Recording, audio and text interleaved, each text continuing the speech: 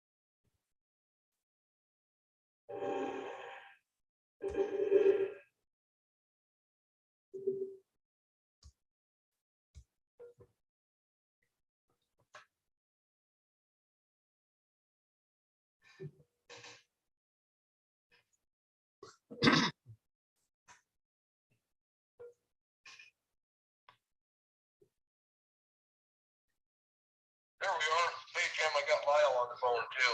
Okay, have you got it at all? Well, that's weird. I've got no screen, no sound. Have you? My call's going through my computer. How the hell is that? Mine too, and I'm on mute. That didn't happen until we had a three-way. Is your mic on, Jim? Yeah, my mic's on, but why don't you mute it? Stop echoing back here. That way they won't be able to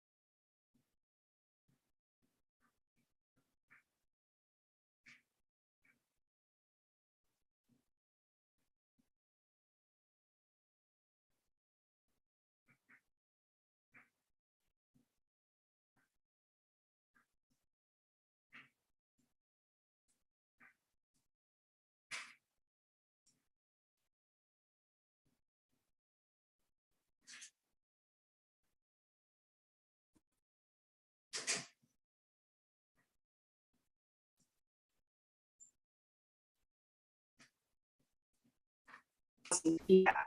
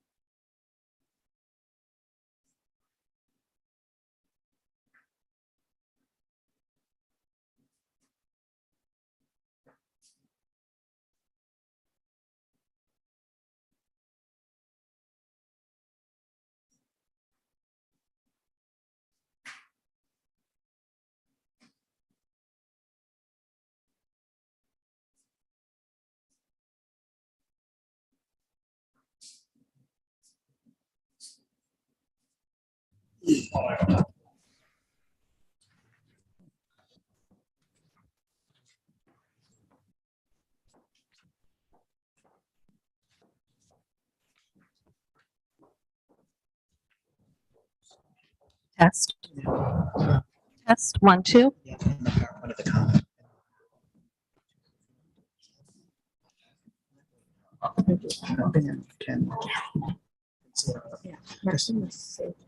Welcome to sit down if you'd like. We're confident it'll work. Sound check, 1, 2. I know. Okay. Yep. Yep. He says. Okay, we're representing. So when you're ready. Okay. Bob and Brian. We're going to go to Representative Wright at this time, and then we'll come right back to you. So that's the plan. Representative Wright, are you with us? I am there. Can you hear me? We got you. Copy.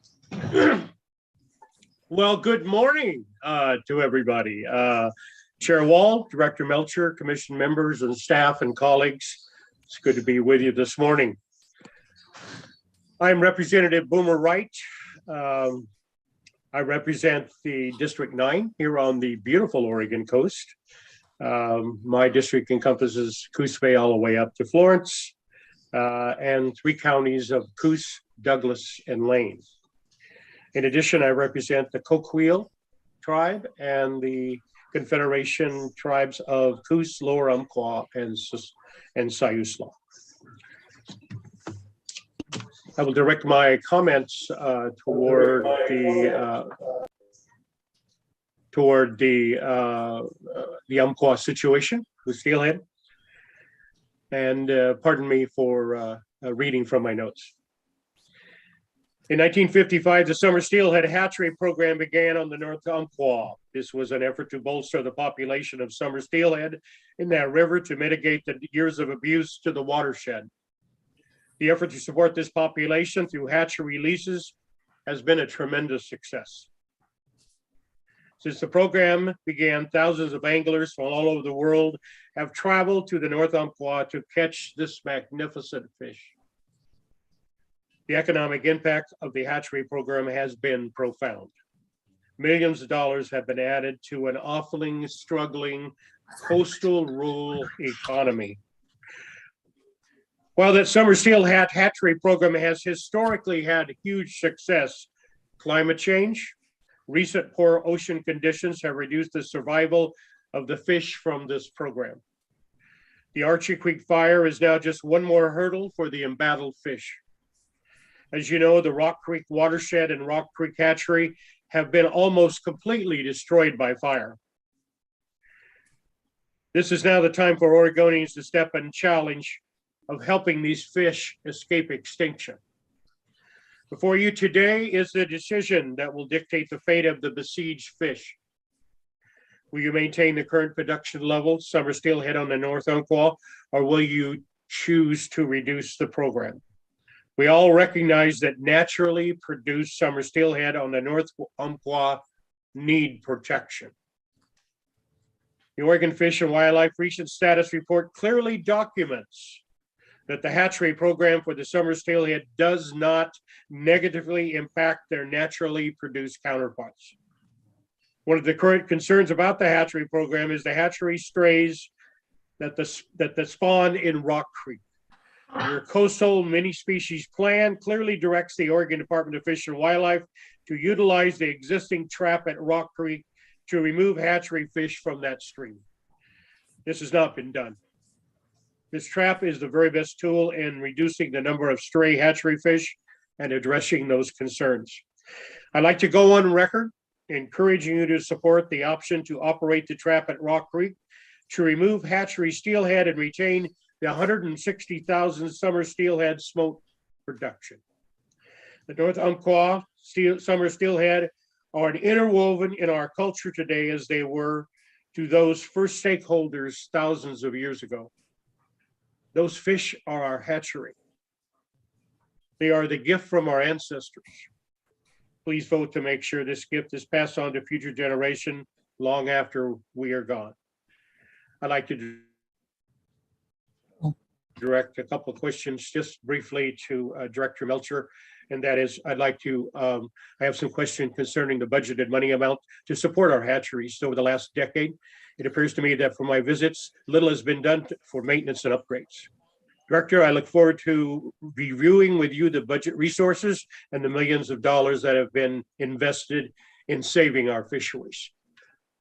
Thank you for all you do on the ODFW Commission, and Director Melcher, thank you.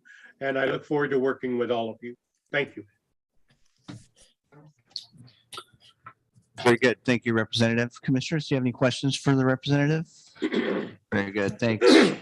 Right. Have a good rest of your day. Well, and you have a very productive day. I know it's going to be a long one. Take care. Very good. And apologize for the technology, but I'm glad we got it worked out. So Well, with that, it is a blessing and a curse, a blessing to have and a curse to use sometimes. Thank you. yes, you are absolutely correct. So we'll go to the Wildlife Response Work Group update. Brian Wolfer and Bob Salinger.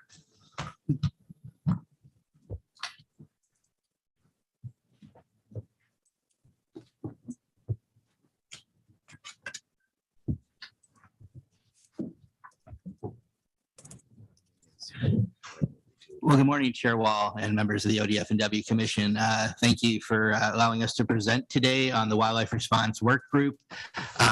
Brian and I are both going to talk this morning. We're going to switch off a bit. I'm going to begin. My name is Bob Salinger. I'm the Conservation Director for Portland Audubon Society, and I was really pleased to be part of this work group. Among my responsibilities at Audubon is overseeing our Wildlife Care Center, which responds to about 5,000 injured animals and about 10,000 living with wildlife type phone calls a year. And we're part of a network of groups. There's others here today as well. Coast Rehab Center on the North Coast is here today that work hand in hand with ODFW to really respond to wildlife situations across the landscape. And so, first slide.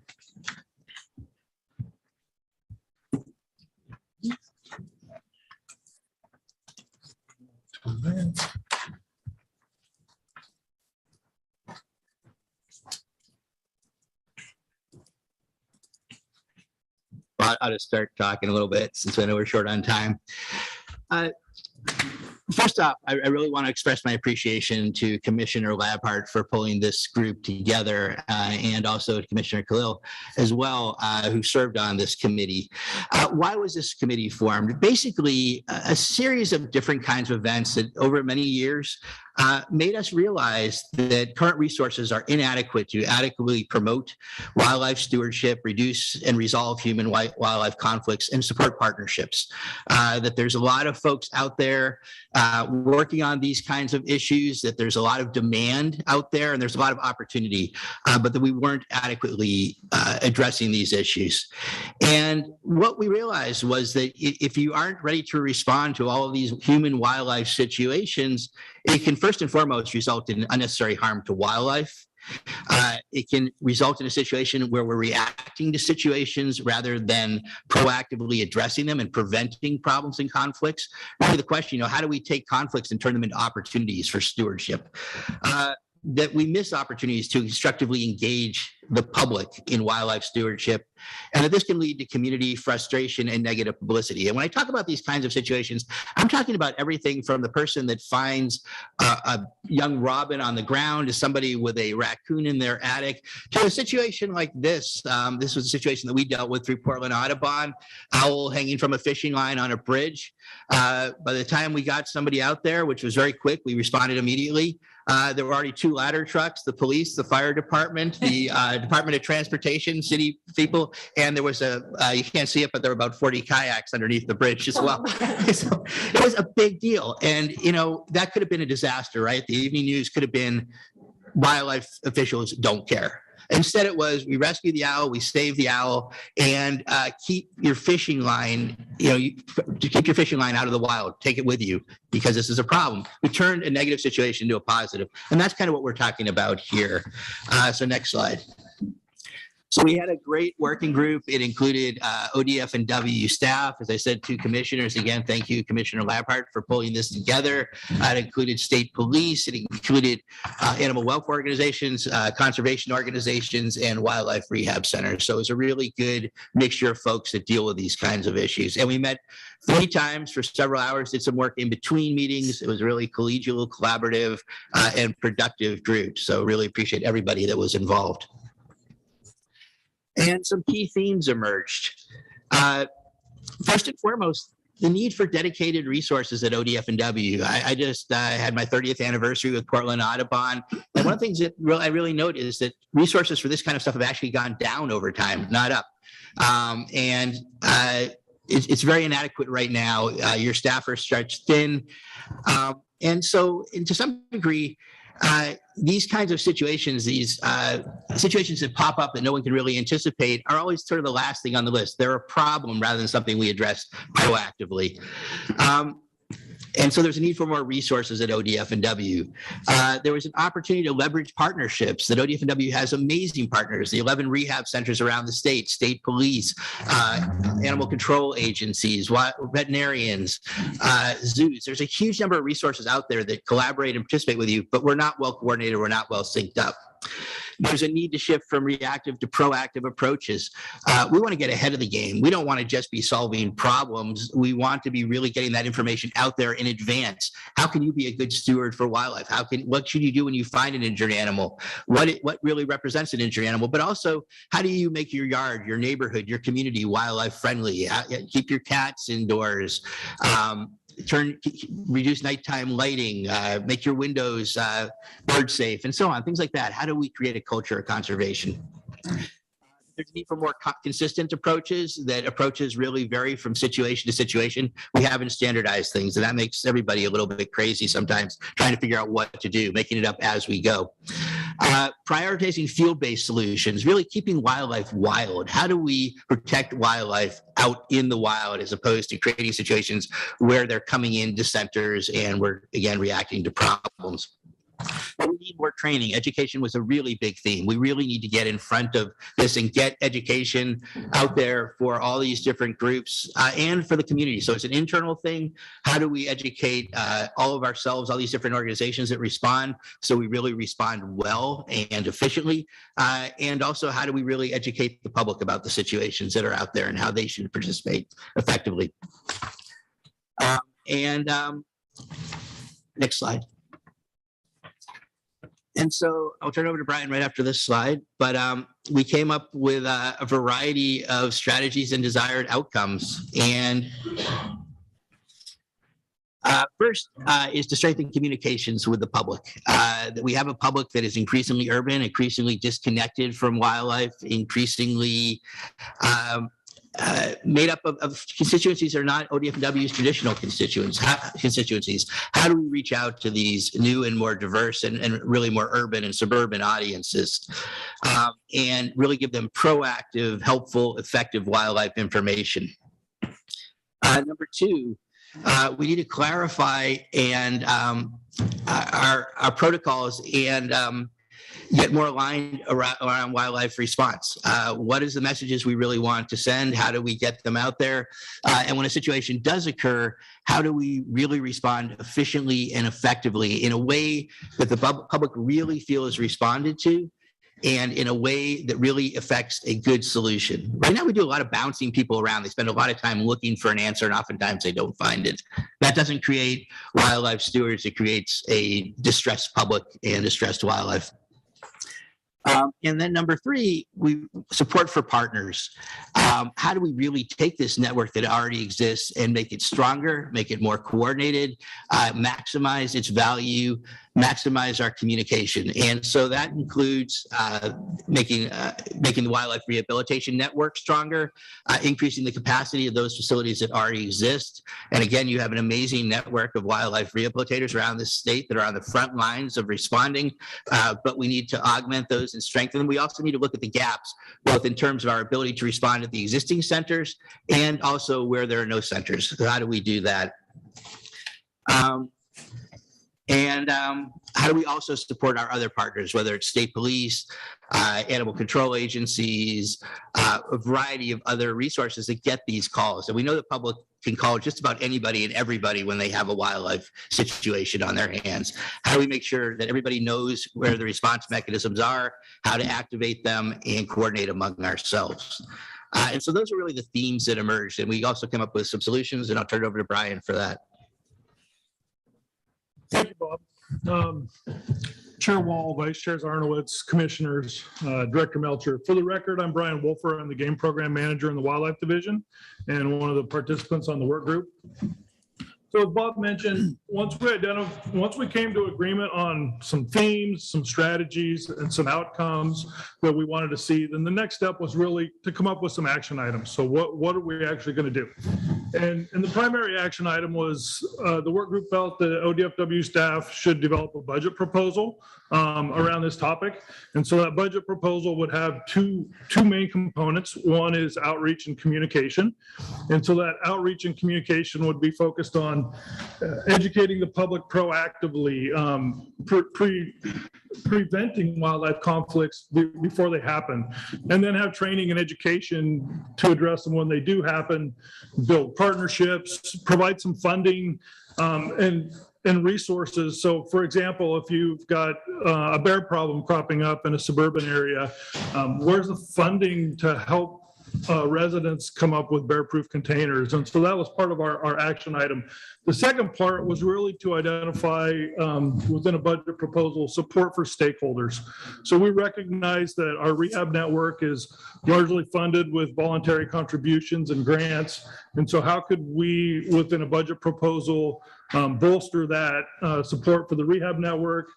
How could we put together a grant program for other responding entities, local animal control, city police, county sheriffs, and some of those that do show up and help with these situations. And so from there, the department, and forgive me, my computer's not showing my notes, so I'm ad-libbing here as we go. So from there, we finished that action item in time for staff to really get busy on a policy option package, or POP. And so that policy option package that was put together is a general fund request, and we're calling it the Wildlife Coexistence Program. And so this has been presented to the EBAC, and you're going to hear more about the overall agency budget requests, staff requests in May. So I'm kind of jumping the gun here, but this is very relevant to our work group. And so this wildlife coexistence program request includes 5 wildlife coexistence biologists. These would be stationed in some of our metro areas. It would really focus on outreach and education, that proactive, but then also bolster the agency's response capability if there is a conflict that needs to be resolved, or a wildlife issue that needs to be resolved. Also allows us to better engage with our stakeholders and with our rehab community and rehab network, and build those partnerships. Another component is to ask for a communication coordinator. And this would be more of the statewide focus, focusing on developing and implementing proactive communications. And so these issues, we've got lots of small towns and small cities that are not necessarily metro, but they have a lot of the same issues. So how do we get this message broader across the state? And having a communications coordinator, kind of modeled after the anti-poaching campaign, is included in there. And then finally, a $300,000 fund to support wildlife rehabilitation grant programs. This is similar to what we see in Washington and California, where wildlife rehabilitators can apply for grants and help us to fill in some of those gaps geographically in the network and have a stronger network. So we see some real potential benefits of this policy option package. We feel it promotes wildlife stewardship, especially in metro areas. It helps us prevent human-wildlife interaction, and then where that can't be, promote coexistence is maybe a better way to put it. And then when you do have conflict, to better resolve it. Would allow us to bolster some partnerships and build system capacity, and really allow the agency to engage in audiences that we don't always reach, those metro audiences, and do it collaboratively with our partners, with our local governments, with our rehab communities and other interested publics. And with that, before we go to questions, I'm going to see if, Bob, do you have anything you'd like to add regarding the package that we put together as staff? I'll just say that we're really excited about this. We've talked about a lot of our other stakeholders and partners. They're really, really excited about this. I think there's just an amazing amount of opportunity here. We call it coexistence as well. I think what we should really call it is stewardship, though. It's about moving people from these sort of crises and conflicts to stewardship. And we know we need to do a better job of reaching out to a more diverse group of people, a broader group of people, create a new generation of conservationists. And with this picture here and there at the end, it's another line entry. This eagle was in downtown Portland on the water, caught with a line. we released it in front of 1,000 people in downtown Portland. You can see just a tiny fraction. The line goes for forever. There were 1,000 people out on the waterfront to watch this eagle go free. And again, we got an opportunity to send a message about the importance of wildlife, the role that everyone can play in it. And it's incredibly powerful to see those opportunities. So I think it's not just about that individual animal, and we have a debt to that individual animal and that person that's having a conflict, but it's really about moving toward this culture of conservation and bringing a new generation along with that. So again, really, really excited about this package. And there was a time when ODFW did have more resources on this. When I first started at Audubon, actually, we had more resources. I think about Holly Michael in particular. We worked hand in hand, and the number of programs that we developed, we were doing workshops, we were doing field programs, we were doing just amazing stuff because we had just a little more capacity than what we have today. So very, very optimistic and very excited. And thanks again to Commissioner Labart, Commissioner Khalil for their work on this. Okay. And we're now prepared to take questions if anybody has any. Looks like we have two commissioners that do. Let's start with Commissioner King and then Commissioner Labhart. Thank you. Thank you for your presentation. And thank you, Chair Wall. I've spent a lot of time in class, as you know, as a doctor, and I feel like I'm back in class, like, the naughty kid at the back, and I get to go, so this is kind of fun. It's great to be in person. Really, thank you for your presentation. And thank you also for mentioning our popos, because we never get enough credit or give enough credit, I think, to our Oregon State Police and how they are involved in so much of what we do. And they're here today, and we get to see them live. And thank you for that and mentioning them and bringing a face to all of it. I want to talk about actually the POP that you're talking about, the Wildlife Coexistence Program, and exactly do you have a number that you have placed on it? I mean, how much you're asking for? And also, my mind is spinning in terms of OCRF. And are you thinking about grants from them? Are we thinking about urban ecology in general for Portland? Because you're right, that has been completely effaced. Like once upon a time, there was a thing called urban ecology in the Wildlife Division. Where did it go? And so, is there a way that we can maybe think about bringing in, resurrecting some of that and bringing some of this conservation where people live, which is exactly what you're speaking to. So. Okay. Chair Wall, Commissioner King, I don't have the exact funding amount in front of me right here. That is in our budget information that we provided free back, but it's funding for those 6 positions, the 300,000 for the grant, and then also the SNS to stand up that that communications and outreach. And I could look over my shoulder. Roughly it's around $2 million. A biennium is roughly what it is. And so there could be some opportunities to apply for some OCRF on specific projects and specific things. But this is also meant to have some dedicated funds to support that rehabilitation network and that response, which has some overlap with OCRF, but is also a little bit different. And we don't want to necessarily compete for those funds all the time. Right. And again, this, I guess within the budget, there is no longer a thing called urban ecology, but maybe there should be, because that could be another place where this lives. And I don't, right now, I know there's not a POP for urban ecology, but is it somewhere within the Wildlife Division, the urban ecology? So Chair Wall, Commissioner King, urban ecology is one of the things that we do work on, but we work on that within our existing staff, our existing conservation program biologists and our district staff. And so this would really bolster our ability to do that. And especially in those metro areas where we're working with so many different cities, so many different local governments. And that's become a challenge for us to do with the existing staff levels. Exactly. It's with other things, like people that also have a job description with 5 other things. There's nothing dedicated that says urban ecology. Yeah, and this would be the closest thing we have to that, really. Okay.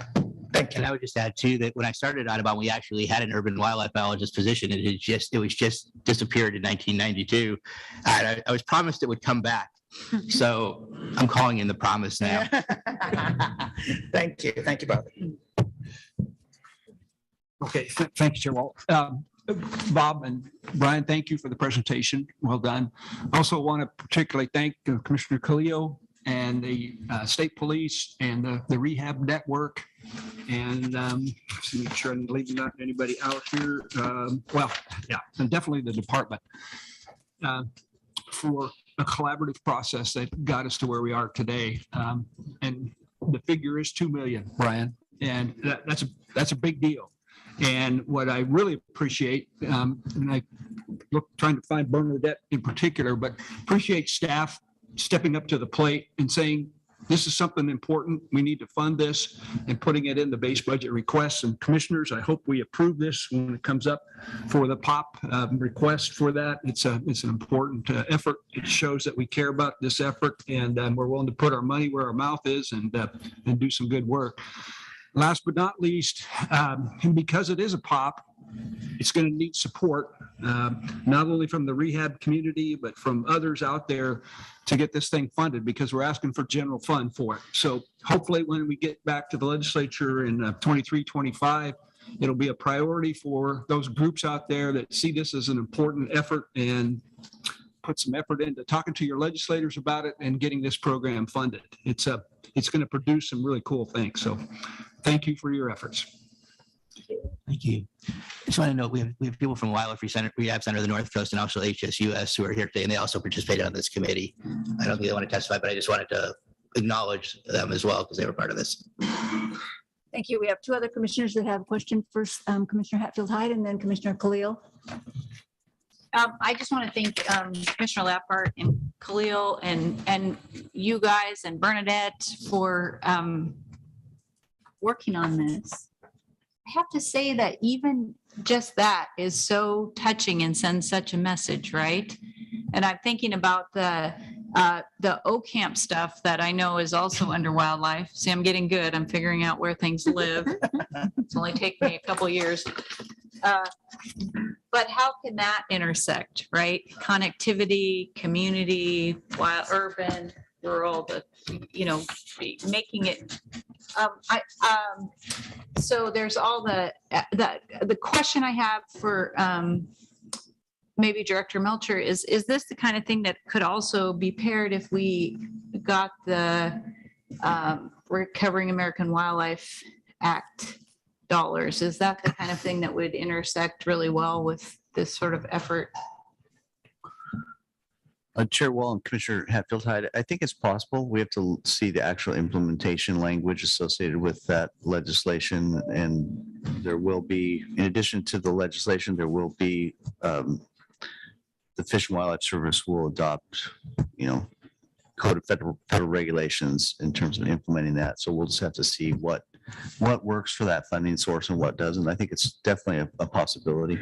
Okay. And then I would just remind you all that this, we have what they've mentioned here this morning is a policy option package, which will go through your budget. I mean, you're going to see it in your budget presentation in May and then again in June. So this is the beginning, not the last step. Okay. And then I have one other really quick question, which is built into the plan that you guys have created, is there sort of like a rapid response approach to certain situations like, hey, suddenly bears are in the city of Ashland on the, is there like a rapid, like, okay, everyone, guess what? Bear problem, Ashland. Is there like It's a daily thing. That really is the vision. First of all, it's about getting ahead of those. It's about actually being proactive and getting the information out there so we don't wind up with a bear problem in Ashland. And we can do a lot better job of that. Right now, we're totally reactive. Second, when there is an issue, how do we get on top of that really, really quickly with resources, responses, and so on? Ultimately, we once had a relationship with ODFW when they had more staffing on this in Portland, where we had a policy, informal policy, but pretty formalized, that we would never bounce anybody. That either Audubon or ODFW would solve the call, and we would either find the resources and respond, or we would have the resources ourselves. And I think that's kind of what we're trying to get back to, is make sure that we're all well enough coordinated. And there's a lot more folks out there today working on this stuff, that we know who to call, who to get out there, and we can deal with it very, very quickly. Thank you. Commissioner Khalil. Yeah. I just want to say that I really appreciate the strategic approach. I know that's something we talked about in the meetings was developing articulatable outcomes and action steps that fall from that. And so I'm really glad to see it end up in here. And I'm looking forward to seeing how we might look at the communications, right? Something like this has a clear empathy angle, the perspective taking for the animal and using informed empathy to direct behavior. And so I'm looking forward to seeing how we might be able to use that going forward. That's all. There's no question. Just good job. One more. Commissioner or Vice Chair Zarnowitz, go ahead. Yeah, this will be very quick. Just congratulations. It sounds like it was a great work group and I appreciate our commissioners working on it with you guys. So it's nice to have a good outcome like this. Thank you. Very good. Thanks, Bob. Thanks, Brian. Good to see you in person, Bob. Thank you for coming Almost over. 2.5 years. So next up, we'll have commissioners, our annual Gray Wolf update. And I believe Rob Lynn Brown and Derek Broman will present that to you all. Hot off the presses, I think it came out perhaps early this week, final document. And while they're getting situated, I guess I would just say, and I say this every year at this time when we present this report, that of course, as you all know, the annual population estimate is a minimum number. These are absolutely the minimum known number of wolves in Oregon. And I can't begin to tell you how difficult of a task that is to find and enumerate these wolves through the winter months. So our wolf plan says that we will basically give an annual count of animals that make it through the calendar year, which then means starting in the middle of winter, our staff is out across the state conducting wolf monitoring and surveillance through a number of methods, including using snowshoes and snowmobiles or camera traps or other techniques. So with that, I will hand it off to Rob Lynn. Rob Lynn is our statewide wolf coordinator. I'll get a little bit of a start. Rob, you can now probably get rid of a couple slides because of Kurt's carnivore coordinator. Yeah, welcome. So, Chair Wall, Vice Chair Zarnowitz, members of the Commission, Director Melcher. For the record, I'm Derek Broman, I'm the Carnivore Fur Bear Coordinator. Thank you for this opportunity to give our annual wolf report. Before I hand it off to Rob Lynn for that report, I just want to provide a very brief overview of the people and structure of our wolf program, since this might be your first exposure to some of this conversation, some of this topic. So in our program, we have wolf program biologists, and that includes our wolf program coordinator, Rob Lynn Brown, and an assistant wolf program wildlife biologist in LeGrand. Those two positions have been in place for over a decade now. But a few years ago, we were very fortunate to have the authority to hire 3 regional wolf biologists, and they are strategically officed in Enterprise, Prineville, and Central Point. So doing the math, that's 5 full-time wolf biologists in the state, but there are dozens and dozens more wildlife biologists around the state that have wolf responsibilities, including myself, which I oversee the policy side of the wolf program. Now it comes to our watershed and district wildlife staff. They share an enormous responsibility in implementing the wolf plan. And I think our last count, over 3/4 of all of our wildlife districts now have known wolves in them. That's actually only one East Region office does not currently have known wolves, as Kurt mentioned. We probably have a lot running around that we just don't know about.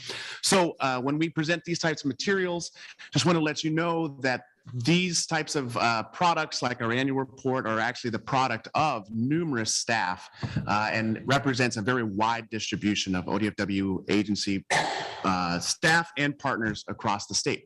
So with that, I'll hand it off to Rob Lynn for the annual report. Great. Thanks, Derek. Good morning, Chair Wall, Commissioners, Director Melcher. For the record, I'm Rob Lynn Brown. I live in Enterprise and I work out of the LeGrand office. And I hope you'll appreciate that I will read off my notes today, because if I don't, I will go off on tangents and we will be here all day talking about animals. So I'll present the highlights of the Oregon Wolf Annual Report from 2021. I'll talk briefly about the intensive monitoring we do and the results from that, and then a little bit more about the challenging part of wolf management, the depredation. This map shows the legal status of wolves in Oregon. It's a little easier to explain than past years that I've presented. Since wolves were delisted under the Federal Endangered Species Act on January 4th of last year. So ODFW had full management authority for the entire state all year last year. Wolves are delisted statewide, protected as a special status game mammal, and it's illegal to kill them except under certain circumstances. The Oregon Wolf Conservation Management Plan that was updated and approved by the commission and in June of 2019 continues the three-phased approach to address both conservation and management needs in eastern and western halves of Oregon. The phase is based on the number of successfully reproducing packs. The red line, highways 97, 20, and 395, separates the west and east wolf management zones. The west zone is still in phase 1, the first phase, and will be until it has breeding pairs for 3 consecutive years. Did not. So it'll be at least 3 more years before the west zone moves to phase 2. The east zone moved from phase 2 into phase 3 in 2017. And it'll stay there as long as there's at least 7 breeding pairs, and currently there's 14. Of course, wolves were relisted on the Federal Endangered Species Act in February 10th of this year. So now the western 3/4 of the state is once again federally listed. The statewide 2021 year-end minimum count for wolves in Oregon is 175 individuals. That's the number we came up with. It's already changed just since last week. So it can only go up. You know, we can't take wolves away. We were very confident on the numbers that we already have given you. The annual wolf count is done during the winter after December 31st. So they're easier to count because they're more often to be traveling together. The count is known wolves, like Kurt said, Director Melcher said, the count is known wolves verified through direct evidence of tracks, photographs, or seen on aerial surveys. Of course, there are more wolves in Oregon than 175, like Derek mentioned. It's challenging to locate secretive carnivores and count each individual. New pairs and dispersing individuals are the hardest to count. We located 21 packs at the end of the year. A pack is usually a family group, but for monitoring purposes, it's 4 or more wolves traveling together during the winter. The pack is determined to be a breeding pair if an adult male, adult female, and 2 pups survive to the end of the year. We documented 16 breeding pairs in 2021, also 8 groups of 2 or 3 wolves and 10 individual wolves. This graph shows the number of packs in yellow and the number of breeding pairs in orange. Since 2009, the percentage of packs that are successful as breeding pairs has varied between 25 and 100%, with an average of 77%. For 2021, 76% of packs were successful breeding pairs. Wolf pups are quite vulnerable to disease, accidents, starvation, predation by other predators, and require a great deal of care and protection from the pack. So we expect the breeding. Did your meeting really class get canceled, or you just didn't go? You swear? Okay. Classes. Kind of a bummer.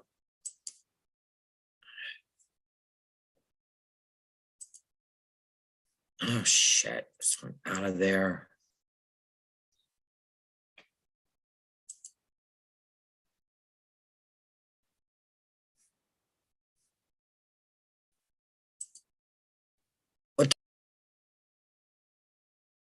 Mirror the overall wolf population.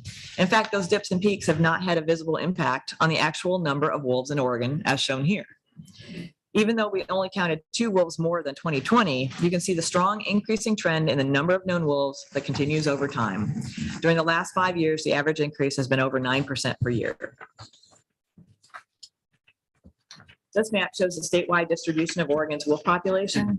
Any area mapped in blue indicates a resident wolf activity area, basically a wolf territory. And that could be a pack, it could be a pair, it could be just a single wolf. The wolf count didn't greatly increase in numbers last year, but wolves continued to expand in distribution. In the East Wolf Management Zone, 2 new areas of wolf activity were mapped for wolves, one in southern Blue Mountains in Grant County, and another one right where Union, Umatilla, and Grant counties meet. In the West Wolf Management Zone, the Metolius wolves set up in the North Cascades in western Jefferson County, and 2 more wolves became resident in the Bly and Silver Lake area in Klamath, Lake counties. And we're watching 2 new areas that could be new wolf activity in 2 places in the west zone. ODFW continues to monitor the wolf population intensively so that we can make an accurate count and identify any threats to the small population early. We collected almost 18,000 wolf location data points in 2021. This data was collected through remote camera photographs, scat and track and howling surveys, and radio collar data. We also monitor 3 packs at Den in Washington, but spend time in Wallowa County and Umatilla County. We monitored 9 radio collar wolves dispersing during the year. 4 dispersed within Oregon, 3 dispersed to Idaho, and 2 went to California. Over the last 4 years, 6 wolves have gone from Oregon to California, and they gave 1 back at one point. With 5 collared wolves leaving the state, we can assume that quite a few uncollared wolves also left, decreasing the minimum count. No wolves were documented to enter Oregon, so we have more immigration than we do immigration. 53 radio collared wolves and 32 different groups were monitored during 2021, another record year for monitoring in the wolf program. 25 new radio collars were put on wolves, also a program record. Collars failed, wolves died or dispersed out of state, and by the end of the year, we were still monitoring 30 collared wolves. That's 17% of the known population. During 2021, 72 blood serum samples were analyzed for common canine diseases that are often lethal to wolf pups, not to adults so much. Samples were collected from 2016 to 2021 for 29 different wolf groups. Every single sample tested positive for canine parvovirus, showing that that wolf had been exposed to that disease, but had also survived that disease. The increase in canine distemper virus prevalence suggests it's now widely spread and maintained in the Oregon wolf population. Both parvovirus and distemper can cause decreased pup recruitment and negatively affect short-term population growth rates. The diseases are not expected to have a long-term negative effect on the wolf population. There were 26 known mortalities during 2021. That's a large increase from 10 in 2020. Oregon State Police investigated each one of them. For 3 wolves, the cause of death was unknown. For 2 wolves, they died from natural causes. A 2-year-old female from the Middle Fork pack was killed by other wolves. Wolves are territorial and can kill each other when competing for resources, especially where packs overlap. 484, pictured here, was a breeding female of the Rogue pack for 7 years, ending in 2020. She was at least 9 years old when she died up in the wilderness in the fall of 2021. The exact cause of her death is unclear, but it's believed to be an injury from natural causes. The 21 wolf deaths were human caused. 4 wolves were killed in separate motor vehicle collisions, 2 on state highways and 2 on small 2-lane county roads. The department lethally removed 8 wolves from the chronically depredating Lookout Mountain pack. And a wolf from the Balloon Tree pack was shot by a livestock producer in February on his private property near his livestock, and OSP determined that charges were not warranted in that case. 8 wolves died by illegal poison in 2021 in 4 different events in 3 separate pack areas in Union County. All 5 members of the Catherine pack died near each other at the same time in February. A dispersing wolf traveling through the area found poison in that same location and died in March. A 5 Points pack wolf died from poison in April, and a Clark Creek pack wolf died from poison in July near the pack's rendezvous site. Poaching of all wildlife is unacceptable, and poison doesn't just kill wolves. It kills other wildlife, and it could even kill somebody's pets. All the poisoning cases are still open, and OSP is actively seeking information about these and other illegally killed wolves for previous years and this year. We're hopeful that the rewards of up to $50,000 will lead to more convictions. Reports can be made anonymously to the OSP tip line, the Turn-In Poachers line. The department continues to make depredation management a high priority, with the goal to minimize depredation while ensuring the conservation of wolves. ODFW biologists did 90 livestock investigations, up from 73 last year, 2020. The graph shows the number of investigations of dead or injured livestock that were confirmed as wolf caused in the east for yellow and west for orange wolf management zones since 2009. Last year, statewide, there were 49 confirmed depredation events, up from 31 in 2020. 37 cows or cattle, mostly calves, 23 sheep, 9 goats, and 1 herding dog were known killed by wolves. Depredation was lower in the West Wolf Management Zone in 2021, which it was particularly high in 2020. After 16 depredations by the Rogue Pack the year before, it dropped to 4 in 2021. 2 new wolves in Klamath County depredated 5 times, despite assistance from USDA Wildlife Services. Depredations in the East Wolf Management Zone climbed from 15 to 40. It's hard to find a single cause for this jump. Of those 10 groups that depredated, 6 of the wolf groups depredated 1 or 2 times, and the other 4 packs depredated between 4 and 12 times. In past years, annual depredations peaked in spring and fall, but in 2021, almost all confirmed depredations occurred between July and November. So that means they're going to be out on large pastures, open range. Of the packs that were active at some point during 2021, 56% of the packs had no documented depredations. Livestock producers in some areas of the East Wolf Management Zone have been sharing the landscape with wolves for more than 10 years. So many of them are experienced at reducing conflict. The reduction of bone piles and carcass attractants, bringing wolves into close proximity of livestock, has no doubt helped a great deal. But as wolves move into new areas, depredation can eventually expand into those areas also. The majority of ranchers that experienced depredation in 2021 had never experienced depredation before. So they had a lot to learn about wolf conflict and avoidance. And they were also on open range situations, so they're a little bit harder to deal with quickly, where you can actually solve a problem with a fladry or fencing or lights or removing an attractant. Ranchers deserve credit for expending time, energy, and money to reduce the vulnerability of their livestock.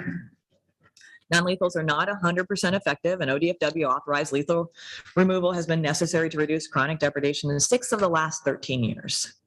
In 2021, 8 wolves were lethally removed from the Lookout Mountain Pack after extensive non-lethal measures by livestock producers. Before, we'd only ever removed 4. The pack had depredated 4 times in 2 weeks, mostly on large yearling cattle, before ODFW authorized the first 2 removals in August. We've had good results with incrementally removing wolves in the past, but in 2021, our first try was unsuccessful, and the wolves continued targeting cattle, injuring or killing 8 more.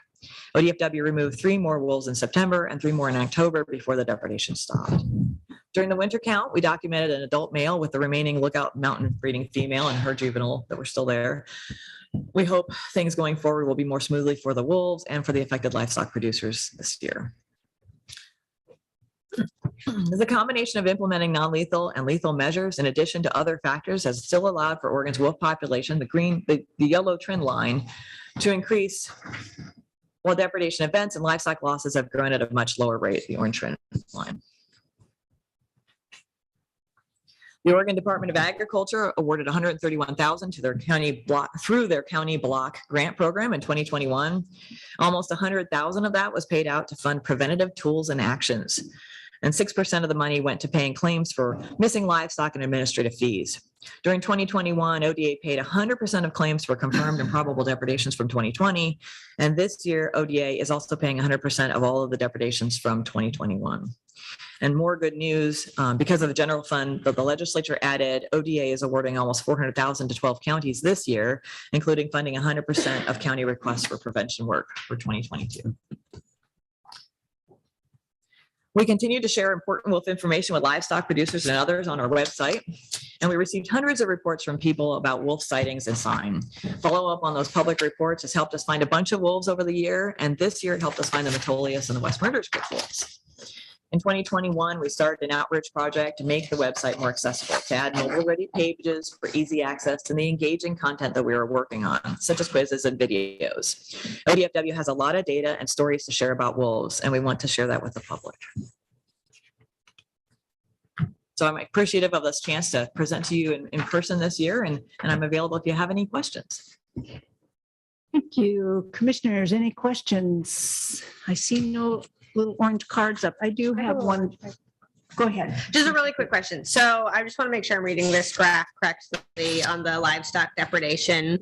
This is not adjusted for proportion, like prey availability, right? It is just like pure number of events. So it's possible that more livestock, more wolves, more events, but it could be the same rate of mortality as before. Yeah, Commissioner Wall, Commissioner Khalil, that's a great question. And actually, I suspect that there's probably more livestock depredation events that we don't know about than there is wolves that we don't know about, just because of our intensive monitoring. So.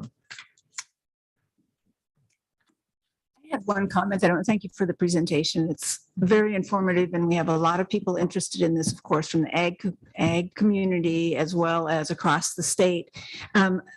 I appreciate, first a comment, I appreciate very much the department's focus on decreasing depredations. If we can get depredations down, then the problem is so much less.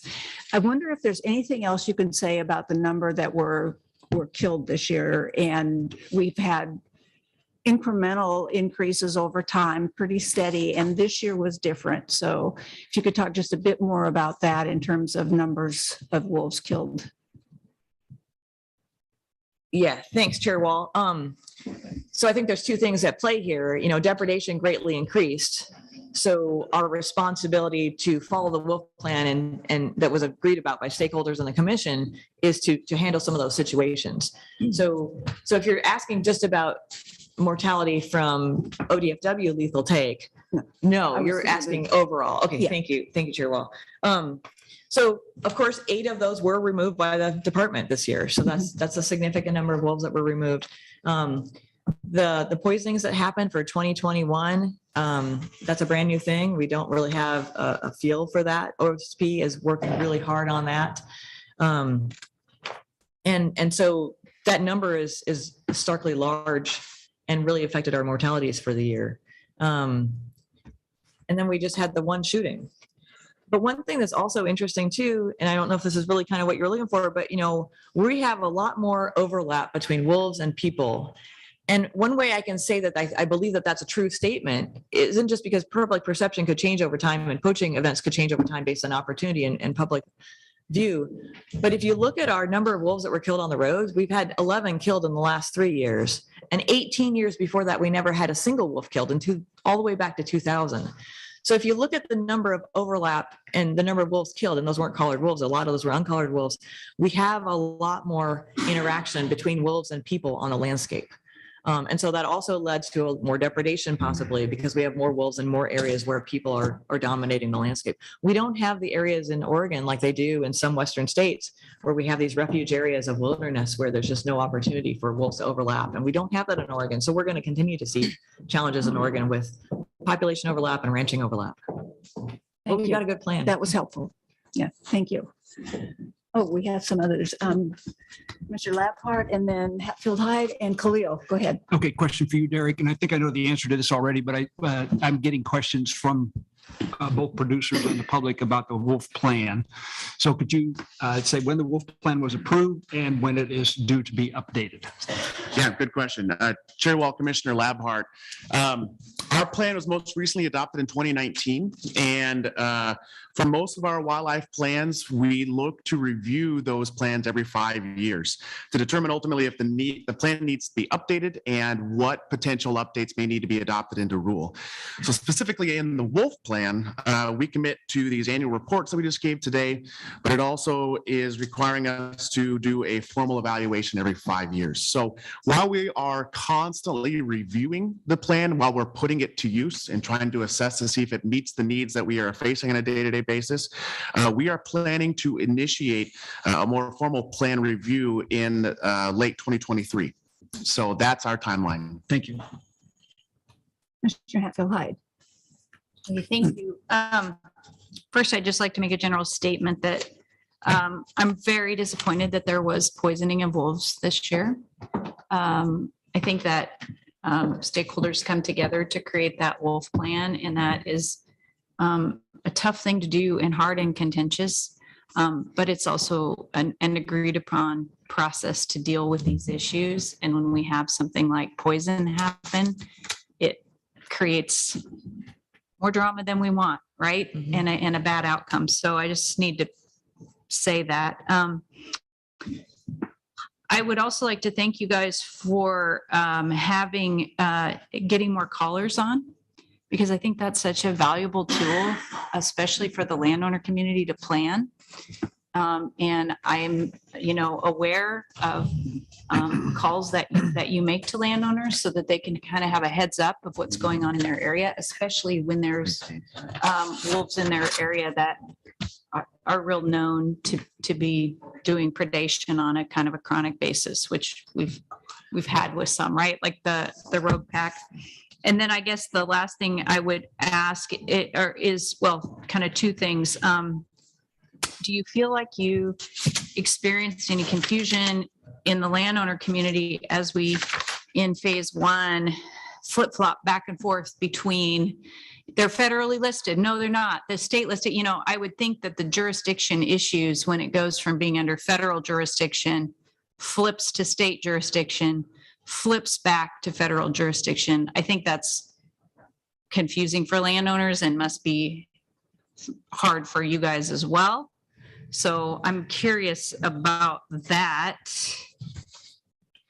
Yeah, so Chair Wall, Commissioner Becky Hatfield-Hyde, February 10th was a day that we were all scrambling really fast. We were not expecting that to suddenly be federally listed. So we were jumping really fast and moving really fast and got the website up. I think the next morning we had the website up. But there was a whole lot of phone calls that went out to a whole lot of producers all across, just networking. We have such a great relationship between our district biologists and their local ranchers that they already have contacts. So a phone tree doesn't officially exist, but very quickly calls were made to get out there. But that doesn't get at the fact of emotionally, it's a very hard thing to have things go back and forth and have the rug ripped out from under you and changing and all the rules and everything, and having to feel, because ranchers are law-abiding people and they want to follow the rules, but it's hard if the rules are changing and they want to do the right thing and they don't always have time to look something up to figure it out before, when something is happening. So it's a big challenge and definitely important that we get the word out. And following up on that, I'm really interested in how you feel workshops have gone with the landowner community in the last year. I know you did a collaborative event around the Rogue Pack. Mm-hmm. Which Rogue Pack, hey, why are they've just tamed themselves down a bit, I guess, on depredation this last year.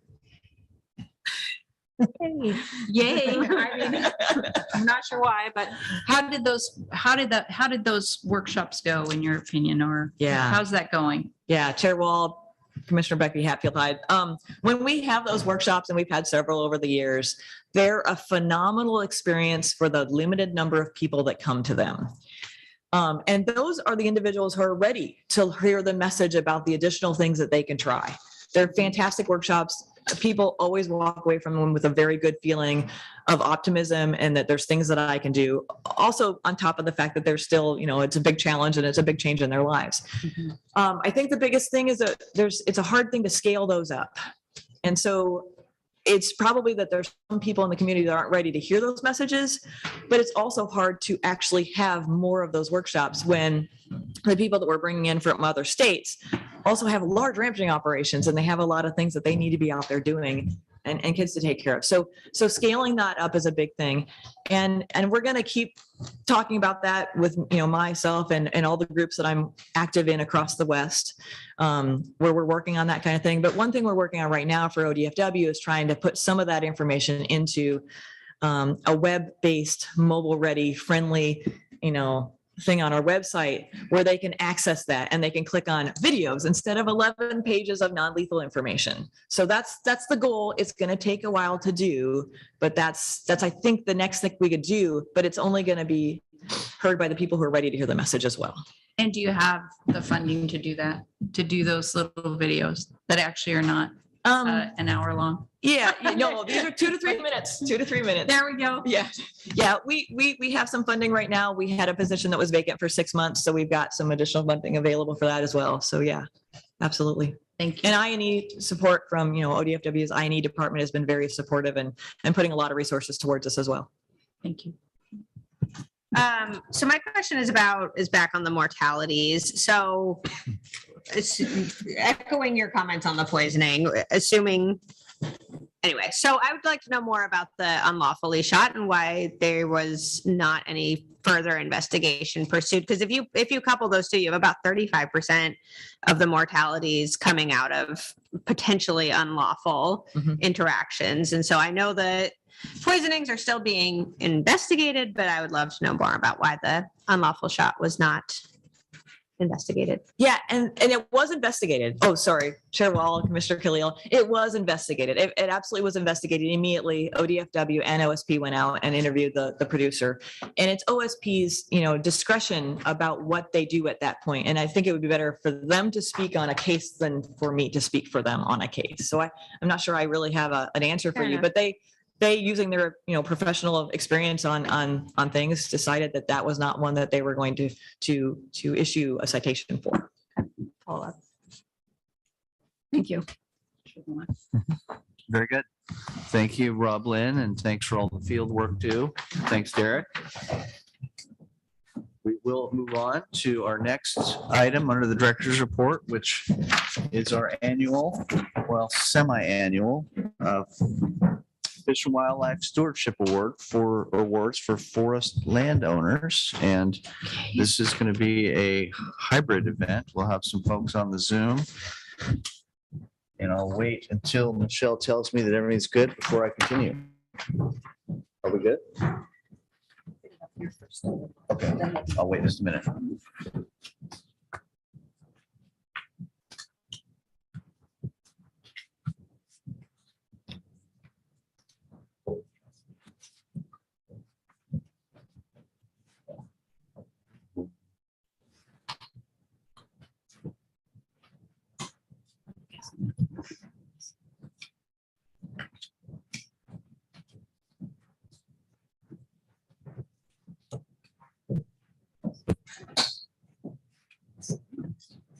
Okay.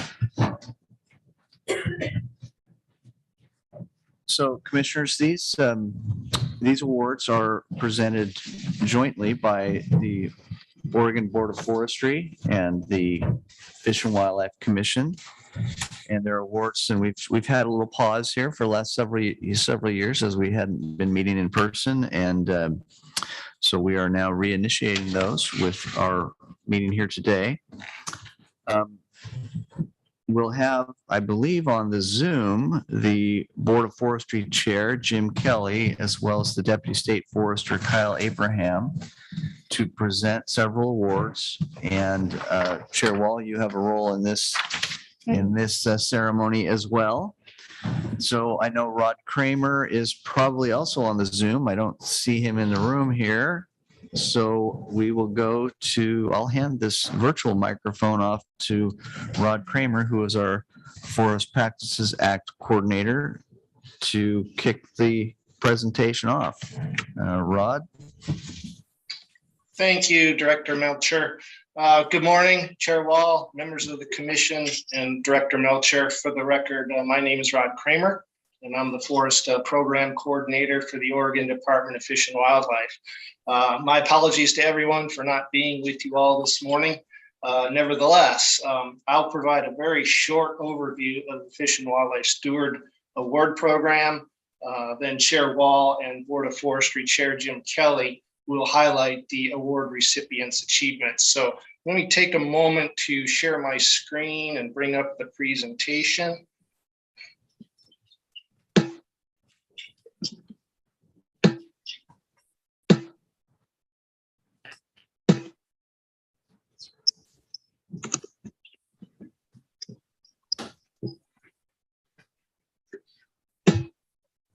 Okay, how's that looking? Good. It's good. Good. Okay, I think we're there.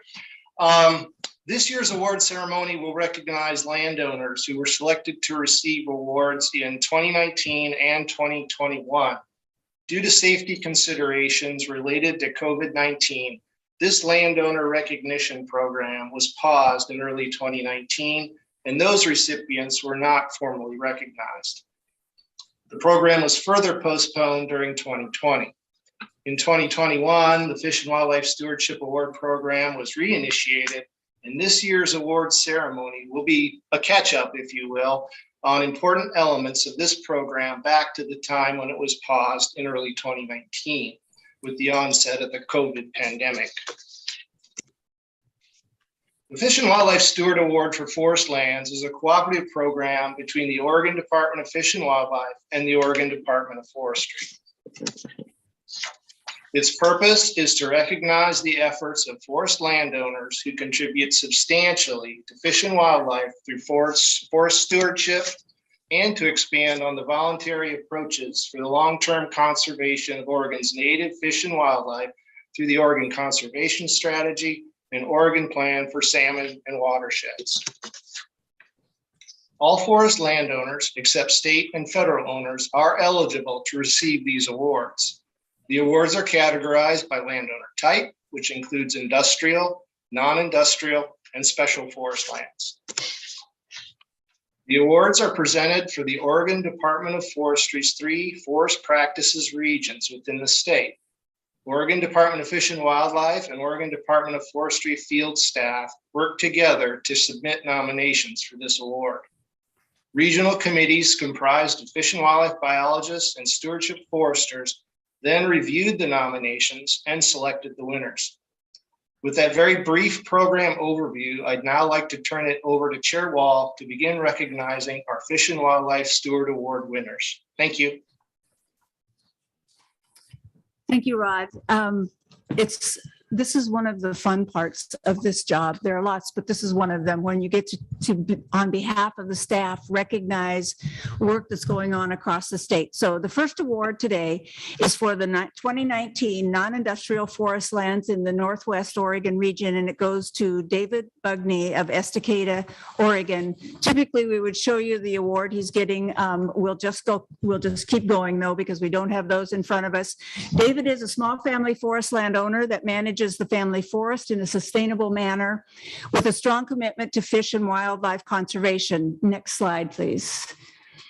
David has worked with the department to complete several in-stream large water restoration projects, which have increased stream complexity and restored spawning and rearing habitat in Sutter Creek, which flows through his property located in the Clackamas River watershed. These projects have benefited state and federal listed coho salmon, winter steelhead, and spring Chinook salmon, as well as resident cutthroat trout, lamprey, and other species. Next slide, please. David also voluntarily removed an undersized culvert on a county road that passes through his property. He managed this project and, as an engineer, also designed the bridge himself. Next slide. David was a tireless and enthusiastic leader in initiating the development of the Eagle Creek Community Forest. This long-term investment was made possible through a unique partnership with the Trust for Public Land, the Clackamas Soil and Water Conservation District, and financial support from the U.S. Forest Service's Community Forest Program. The project's aim was to acquire over 300 acres of private forest connecting Eagle Fern Park to over 1,000 acres of public lands nearby. As a community forest, it will expand educational and recreational opportunities at the park, as well as support habitat restoration and continued timber harvest to benefit residents and visitors for generations to come. It's with great pleasure that the Fish and Wildlife Commission and Board of Forestry present this Fish and Wildlife Award to David Bugney, and congratulations to him. And if he is available and would like to say a couple words, now is the time. Okay, well, thank you. And my wife and I are honored to receive this award, and we just have a lot of fun doing these kind of projects. And you know, when you're having fun, it's all great. And I just wanted to close by saying we couldn't do this without the support of our ODFW regional stream restoration biologist Dave Stewart, or our ODF stewardship forester Mike Thompson, who have been by our side for about the past 10 years working on these projects. So thank you very much. Thank you, David. So.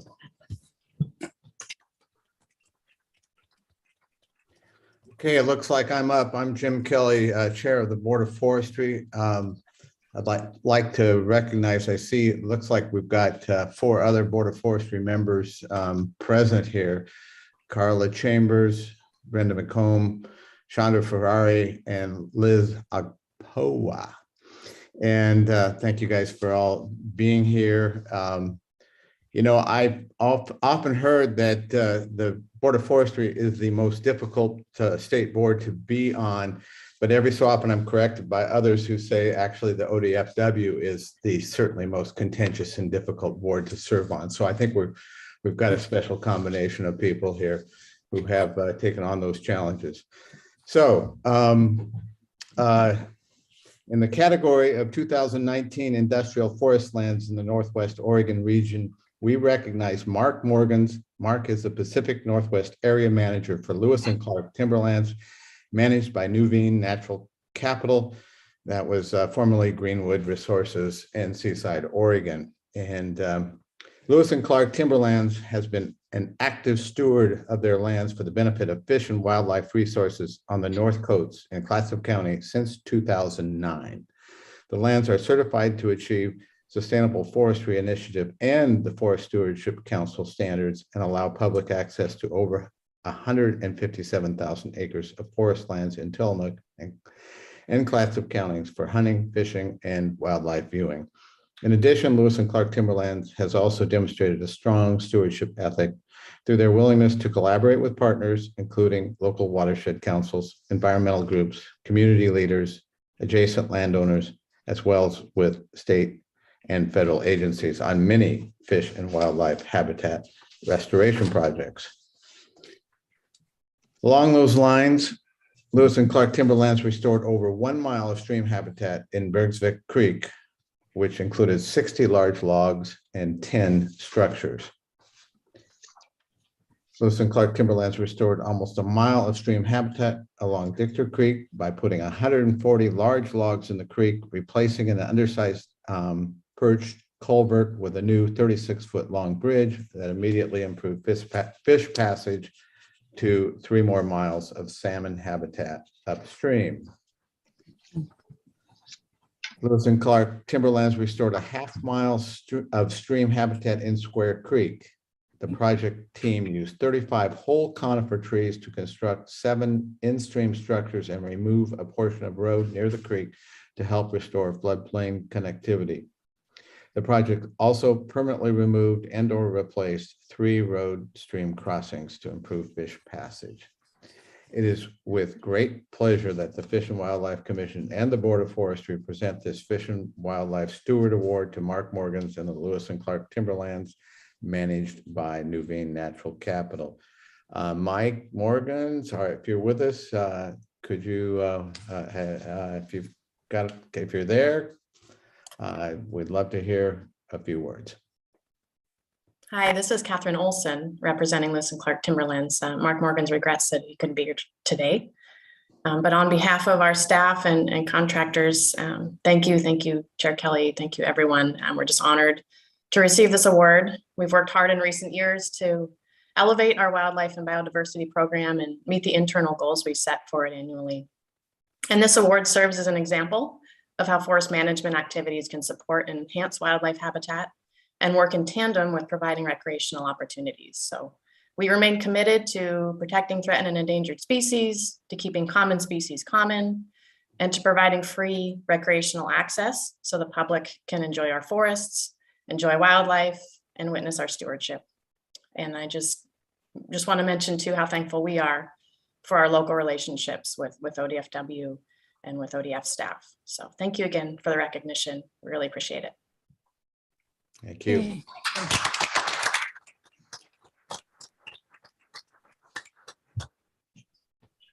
Moving to a slightly different part of the state again, in the category of 2019 industrial forest lands in the Southwest Oregon region, we recognize Tom Hayes and Manulife Investment Management, which was formerly Hancock Forest Management in Medford. Since Tom has taken a new position with another company, we would like to acknowledge Greg Johnson on behalf of Manulife Investment Management for this award as well. Next slide, please. Tom worked to replace fish passage barriers on forest land owned by Manulife Investment Management located in Josephine County. Holton Creek provides habitat for winter steelhead and coastal cutthroat trout. The new bridge replaces an old rotted and undersized culvert that blocked fish passage at different times of the year, depending on stream flow. Almost a mile of habitat was immediately made more accessible to fish by replacing the old culvert with this new bridge. Next slide, please. Tom also worked hard to replace another culvert that was a fish passage barrier on Trapper Gulch, which is an important tributary to Elk Creek. The new bridge replaced 3 parallel culverts that were undersized and prone to backing up water and overflowing the road. These old culverts also blocked upstream juvenile fish passage for most of the year and adult passage at high flow. The new bridge allows fish unimpeded access to an additional 2.5 miles of habitat for coho salmon, winter steelhead, and coastal cutthroat trout. Next slide, please. And Manulife Investment Management's goal is to maintain and enhance timber resources by implementing best management practices that strive to achieve sustainable forestry initiative certification standards. In addition, Manulife has demonstrated its willingness to manage their lands to provide fish, wildlife, recreational, and community benefits. It's with great pleasure that the two boards of the Fish and Wildlife Commission and the Board of Forestry present this Fish and Wildlife Steward Award to Tom Hayes and Manulife Investment Management. So congratulations to you and Tom Hayes or Greg Johnson. If you would like to say a few words, that would be great. Good afternoon, good morning still, I guess it is. Thank you very much for the award. Even though I moved on from Manulife to another position, you know, working there with the contractors to get that kind of work done and improve that fish habitat, that is part and parcel to the goals of the local office down in Medford and Hancock and now Manulife in terms of creating better habitat for and passage as we move forward managing our timberlands. Greg, if you had anything to say.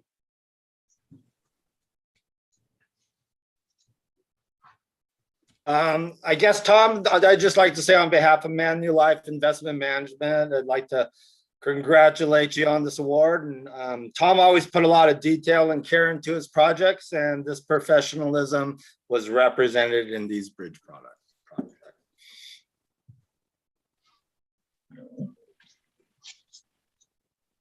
Okay, it's back to me.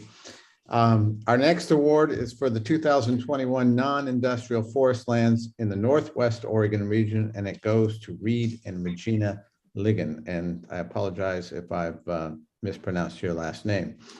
Reed and Regina are small woodland owners in Eugene, Oregon. They contributed land, labor, time, and equipment to create new habitat on their forest land as part of an Oregon State University pollinator habitat enhancement pilot project.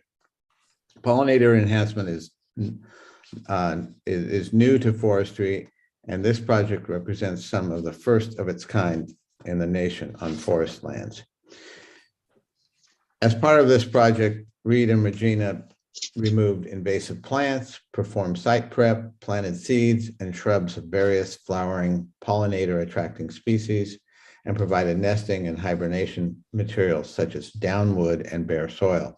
Most of Oregon's native bee species are ground or cavity nesters. Reed and Regina also hosted Oregon Bee Atlas collection events to collect data to determine abundance and diversity of bee species present on forest lands. Volunteers also recorded how bees visited native plants to understand what nectar and pollen-bearing plants were preferred by specific bee species. Little is known about what kinds of bees occur in forests or what is needed to improve pollinator habitat in working forest. Reed and Regina, in partnership with Oregon State University and the Oregon Bee Project, have gained invaluable information and knowledge on bee presence, plant visitation, and pollinator plant cultivation, and now have a working template for how forest owners can create or enhance pollinator habitat on their forest lands. It is with great pleasure that the Fish and Wildlife Commission and the Board of Forestry present this Fish and Wildlife Steward Award to Reed and Regina Ligon. Congratulations, and the bees, thank you. Have either of you or both of you got a few words for us?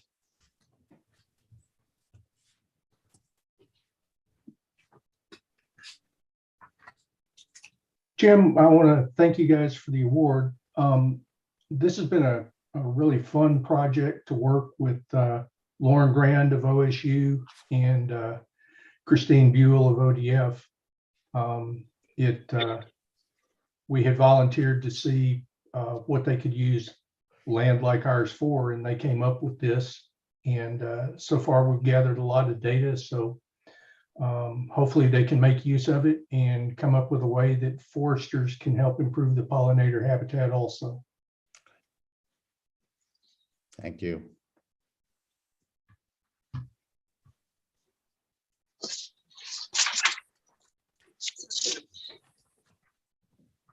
In the category 2021 industrial forest lands in the Northwest Oregon region, we recognize Port Blakely, U.S. Forestry in Molalla. Port Blakely is family owned since 1864 and has emphasized a generational approach to prioritizing sustainability and community engagement. On behalf of Port Blakely, Claudine Reynolds and Denny Wallman are with us today to accept this award. Fort Blakely is working to provide enhanced protections for water quality and wildlife habitat on 30,000 acres of its forest land in Clackamas County under a voluntary stewardship award with the Department of Forestry. Under the stewardship agreement, Port Blakely would follow an ODFW or an ODF approved forest management plan, which would exceed current requirements in exchange for long-term regulatory certainty over the next 50 years. Next slide, please. In parallel to the stewardship agreement, Port Blakely is also working with the U.S. Fish and Wildlife Service and National Marine Fisheries Service on a complementary habitat conservation plan. Voluntary conservation agreements are a key component of Port Blakely's approach to stewardship forestry and their commitment to producing sustainable forest products while also protecting ecosystems.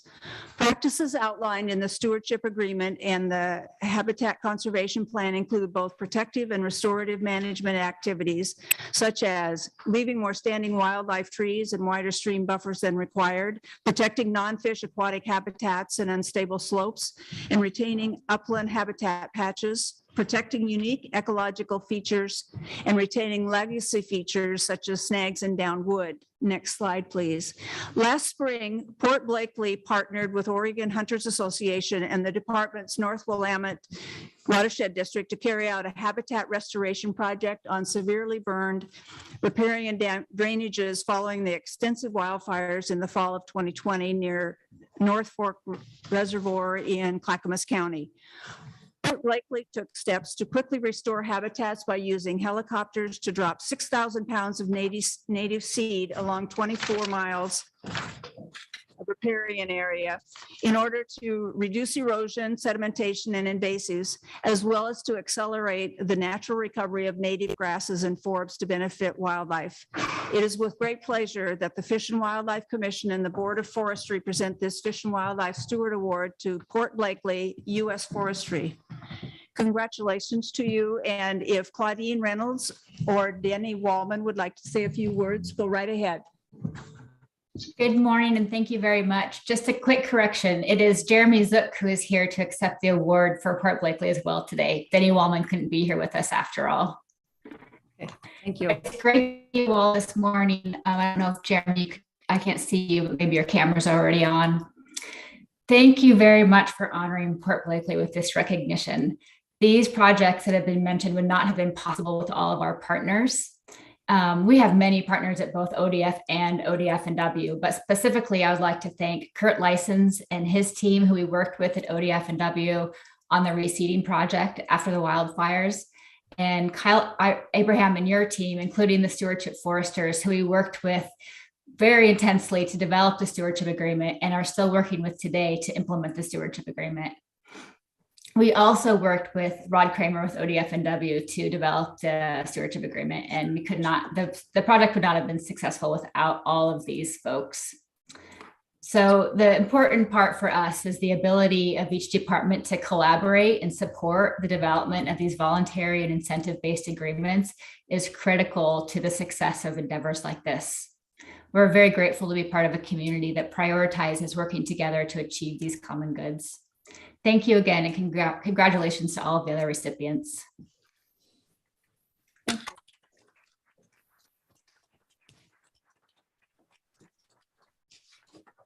Thank you, everyone. And I think we're back to Rod Kramer now. Yeah, I think that pretty much wraps up our presentation today. So all of this year's recipients of the Fish and Wildlife Steward are great examples of landowner approaches to stewardship forestry, as well as their commitment to demonstrate that forest lands are best managed for shared economic, environmental, and community benefits. I'd like to thank all the Fish and Wildlife Steward Award winners for their outstanding and exemplary achievements. And that's all I really have to say. Thank you.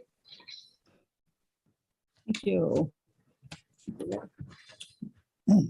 Well, very good. Thank you. Thank you, Rod and colleagues at the Department of Forestry and the Board of Forestry for today's presentations. Really appreciate it. Commissioners, this takes us to the point now where we have temporary rules that require your ratification and adoption. There are 8 temporary rules in the agenda that require action, and I'm standing by to answer any questions you might have on any of those.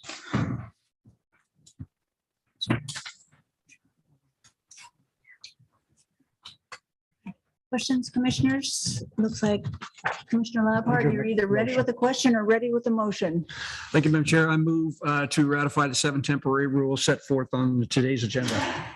There's 8. There are 8. 8, yep. Sorry, 8. Sorry, one more. 8. I'd second that. It's been moved and seconded to ratify the 8 temporary rules set forth on today's agenda. And I see no questions. So those in favor, could we have a thumbs up, please? Thank you.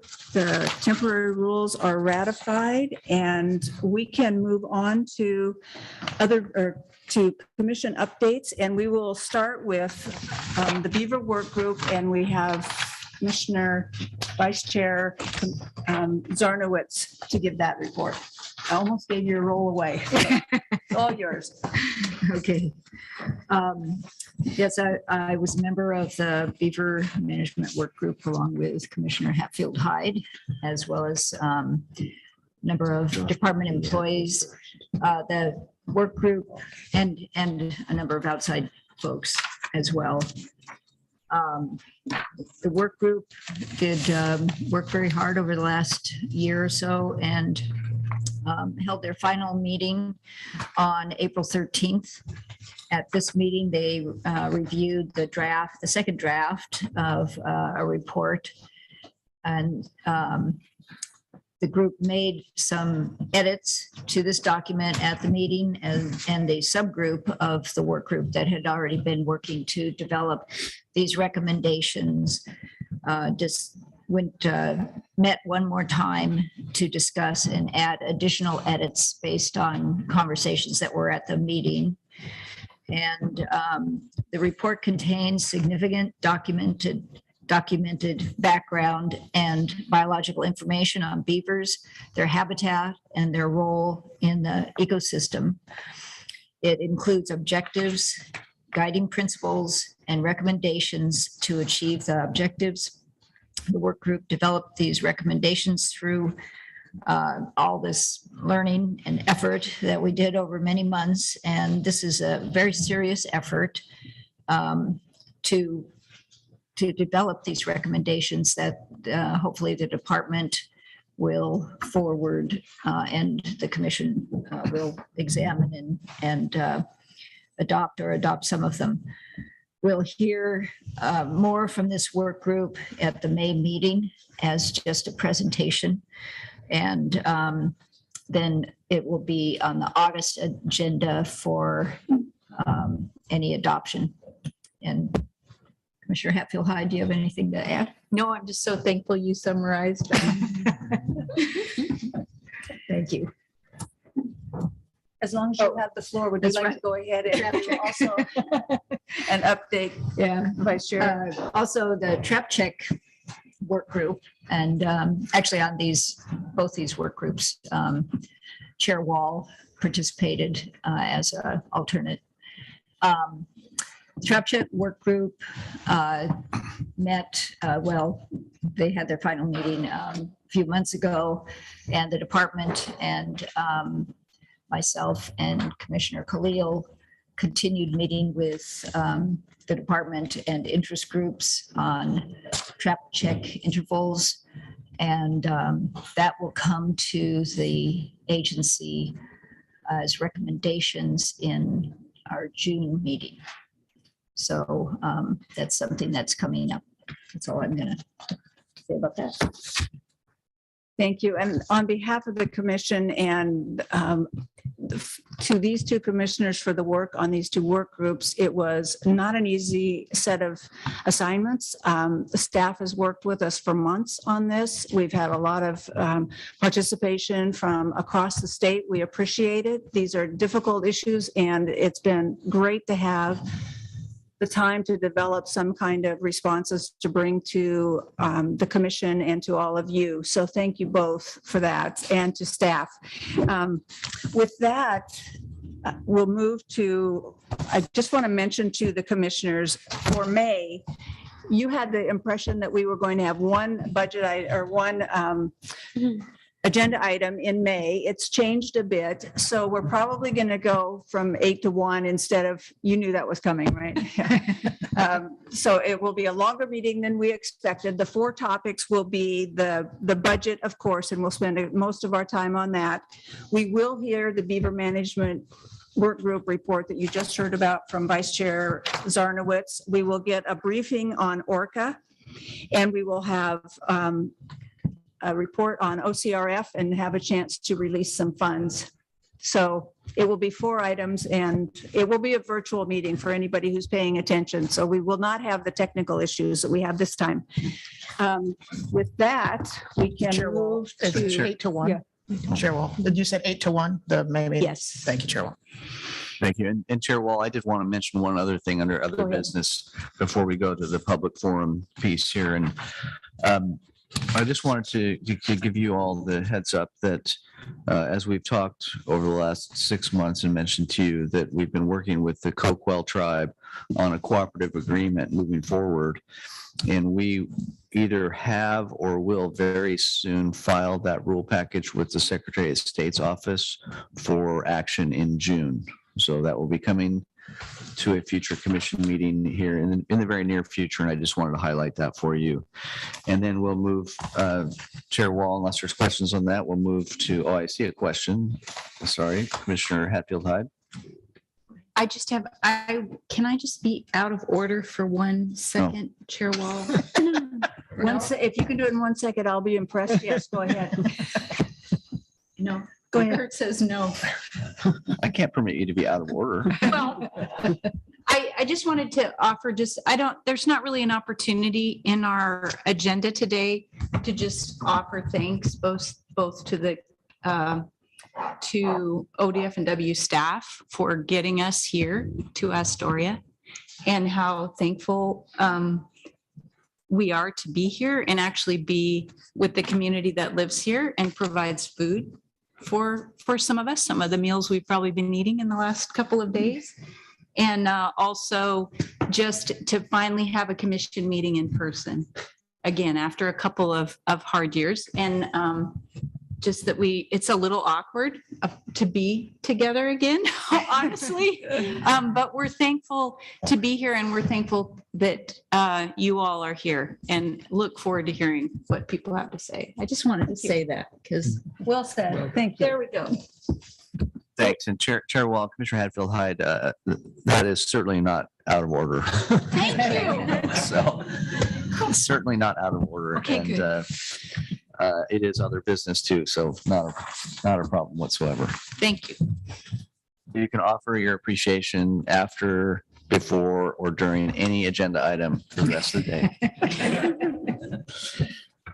With that, Chair Wall, we do have a number of folks signed up under public forum. And as you all know, public forum is an opportunity for the commission to hear from individuals on items that are not on the agenda. And these are items largely for listening, although commissioners can ask questions of individuals. And of course, we don't take any action under other business. It's really just, under public forum. It's just an opportunity for folks to chat with you and engage. I know we have, I don't know if retired is the right word or not, but retired Clatsop County District Attorney Josh Markey in the room here under public forum, and he wanted to say a few words, and we'll let him, or I guess make him go first. And just so other people can be ready as soon as Josh Markey has finished, the next 3 are Jim Coleman, Steve Fick, and Jim Wells. Thank you, Madam Chair, members of the commission. Welcome to Astoria. My name is Josh Marquis. As Kurt indicated, from 1994 until 2019, for 7 terms, I was the elected district attorney. I was very proud to be very aggressive in enforcement, particularly in fish and game areas. And I see there's a bunch of people from the fishing community behind me. And one of my proudest moments was the prosecution of a fish processor who need not be named, who was criminally convicted a few years ago for cheating fishermen in the state of Oregon. And his company was convicted of felonies. I'm here in a completely different role today. I'm now a private citizen. I chose after 7 terms not to run again. And I recognize that this is also not an opportunity for me to ask you to do anything in particular. In my capacity as a private citizen, I'm still a licensed attorney. I am very concerned about something that was touched on, the wolf, I don't know what you call it, restriction program, and particularly the removal or the killing of 2 wolf pups on August 1st, I believe, in somewhere near Halibut in eastern Oregon.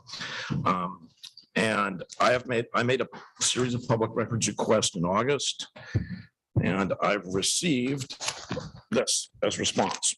I frankly, and this is just to put you on notice because I haven't gone any farther than this at this point, but I find it utterly incredible that if ODFW personnel went out and using all of the policies and safeguards that I'm sure they did. I'm sorry, I don't like words like depredation or something. They killed these 2 much younger wolves. That there wouldn't be more data, that there wouldn't be a log of the use of lethal weapons if airplanes or helicopters weren't used. Ironically, as the former district attorney in Oregon, the public records law is administered on the local level by the DA, but at the state agency level by the attorney general. So in other words, if there's a dispute about it, and generally the burden is on the person requesting. So my option, and which I'll look into doing, is to go to the attorney general at some point. But I also think this is an agency consideration, and that transparency means that it's important. And I understand that. I'm a carnivore. I'm not a vegetarian. I like to eat many of the things wolves and probably many of you like to eat. But I'm very concerned about this, and there are a lot of people in Oregon who are as well. And I appreciate you for coming to Astoria, and welcome to our beautiful county. Thank you. Thank you. Let's move to Jim Coleman, Steve Fick, Jim Wells. And as always, each person will have 3 minutes. Oh, I gotta change this again.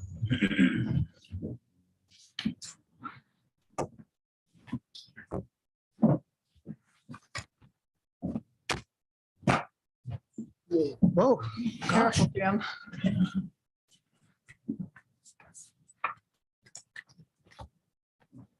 Go ahead. Yes. Chair Wall, Commissioners, Director Melcher, good morning. My name is Jim Coleman. I'm from St. Helens, Oregon, originally born in Astoria, Oregon. And I'm also a Columbia River commercial advisor. Welcome to Astoria, and it's nice to be back meeting in person again. I know it goes without saying that Astoria is a fishing town. I'm glad you came to get a feel for the importance fishing is to this community.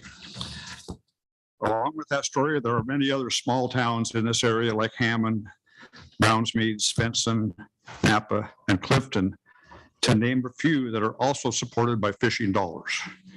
During the course of a year, most will fish in different fisheries to support their families. Gill netting the Columbia River is one of those fisheries.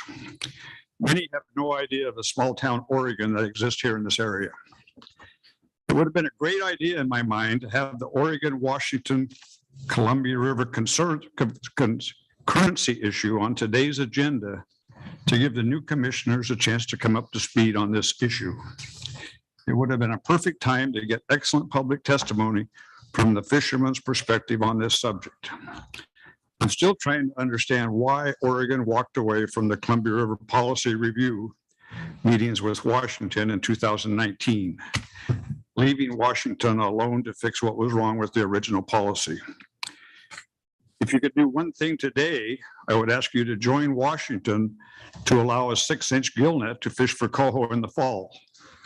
Last year, a lot of fish were not caught that honestly were wasted by fishing a tangle net. The 6-inch net is the agreed upon tool of harvest for these fish. Another great coho run is predicted this year. Please get this on the agenda and let the public process work, or allow Director Melcher to make a decision like this with his counterpart in Washington when it makes sense. Bonneville Power spends in the neighborhood of $700 million a year on salmon recovery. This money is then charged to the ratepayer.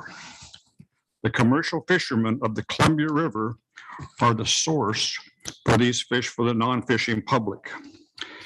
A Columbia River spring salmon has always been the best tasting salmon there is. Yet as you visit Astoria, the local restaurants do not have non-native caught Columbia River main stem spring salmon on the menu for anyone to enjoy. As commissioners, you could change that. The Copper River caught, the gill net caught Copper River king salmon is flown from Alaska to Seattle on a chartered jet with great fanfare, demanding $70 to $80 a pound, while commercial fishing on the Columbia River is a political football. As you leave Astoria, please remember this nice little city by the sea that was built from the fish that swim this great river. I hope your visit will create some future interest by this commission to investigate what has happened here since the inception of the Kitzhaber Plan in 2012. Adaptive management is in this Columbia River policy to fix what has not worked, and there is a lot that did not. If we can't even get it on the agenda, commercial fishing on the main stem of the Columbia River will slowly become a thing of the past. And that's not conservation, that's just wrong. Thanks.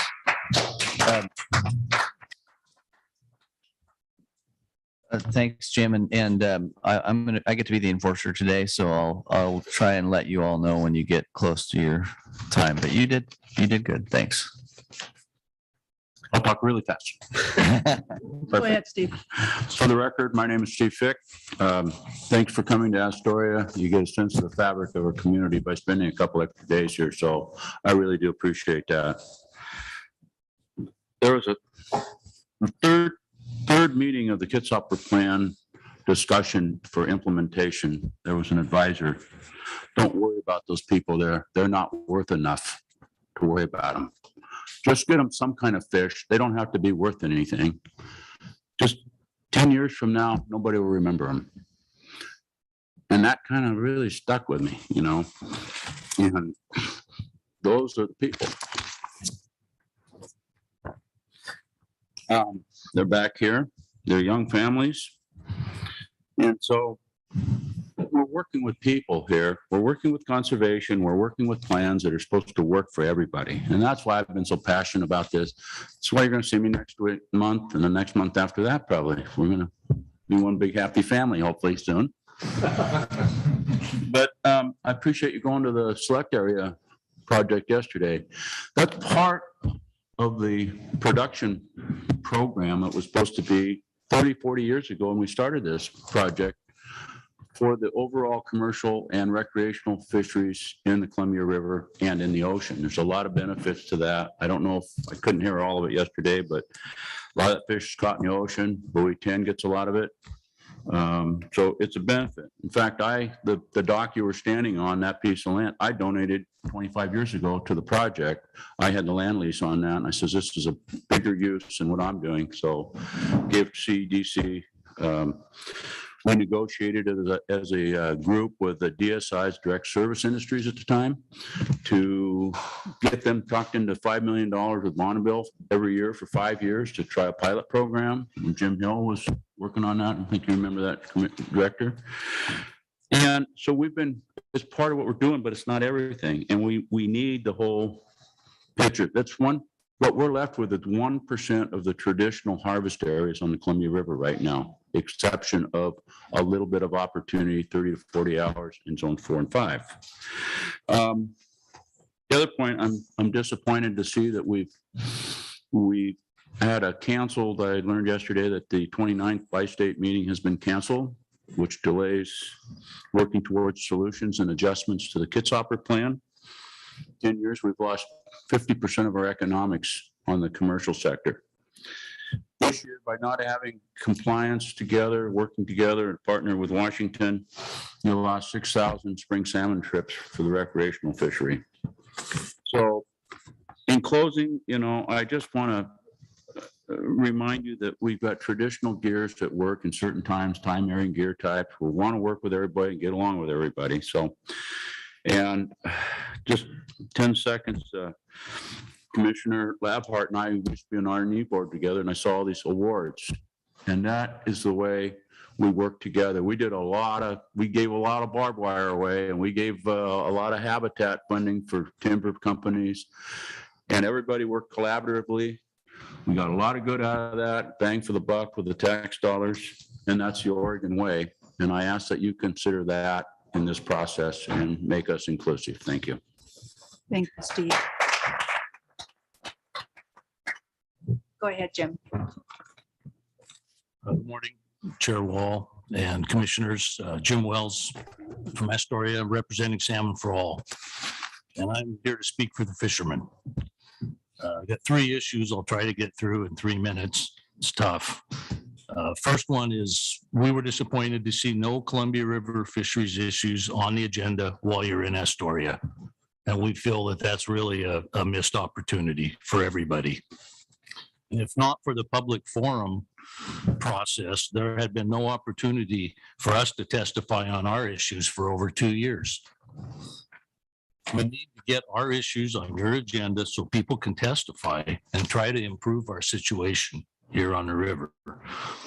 Like Mr. Coleman talked about, the main issue is concurrency with Washington. And the most important part of that issue is using our traditional gear in the fall for coho.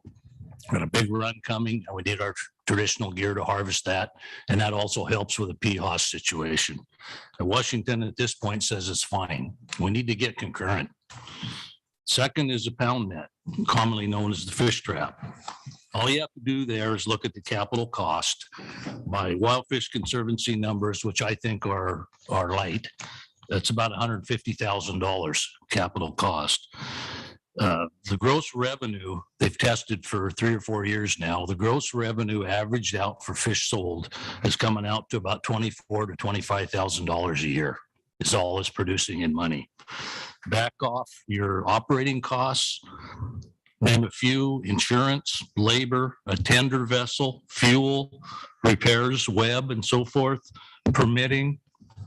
Doesn't take long to get down to zero on your net income, or maybe below zero.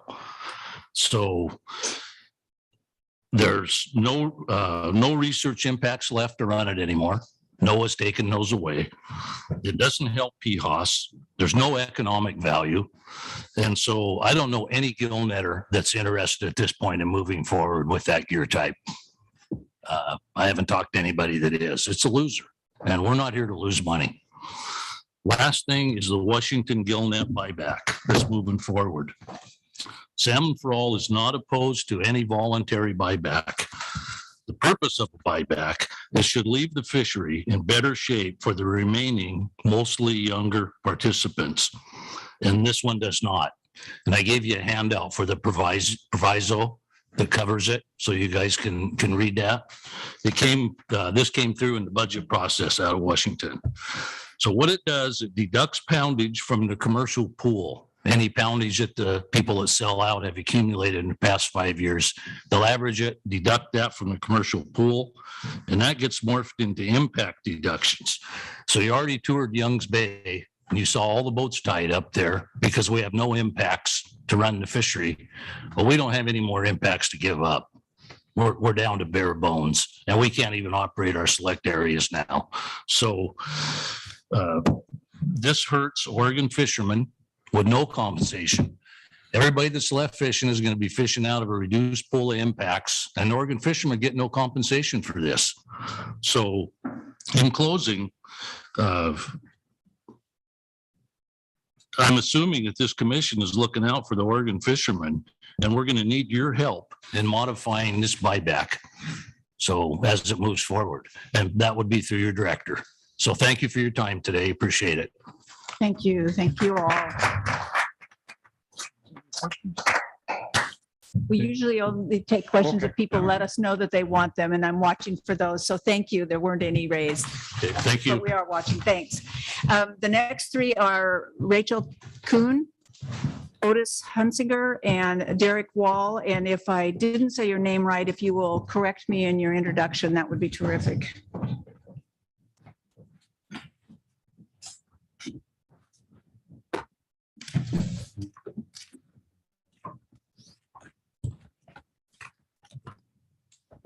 So go ahead, Rachel, whenever you're ready.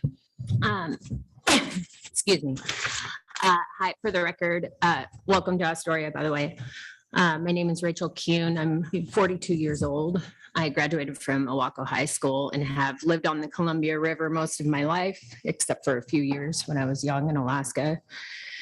My first job was at Sportsman's Cannery, who catered to the charter boat fleets. At the age of 16, I was a deckhand for one of those charters. I worked in restaurants and bars. As a single mom with no college education at all, I worked in restaurants and bars while I was learning my current trade of becoming a shipwright. I've worked in the boat yards up and down the coast for almost 18 years now, and have witnessed firsthand the impact of our fisheries in several ways. In high school, I had the opportunity to take marine science and technology out at the Chinook Fish Hatchery, where I learned how important our salmon runs are here. I do not fish for a living, but I depend on small boat fisheries for my livelihood. I repair, paint, and provide other custom work for the vessels. The success of these businesses directly affects the revenue for myself and my family. Because of this, I have followed the Columbia River Salmon Plan for the last few years, more than that, several on and off. The implementation of the Kitsapper Plan. The fishery has continued to systematically reduce opportunities for commercial fishermen. Oregon and Washington have created a bi-state subgroup to address the inequities of the Kitsapper Plan, which was supposed to increase opportunities for both recreational and commercial fishermen.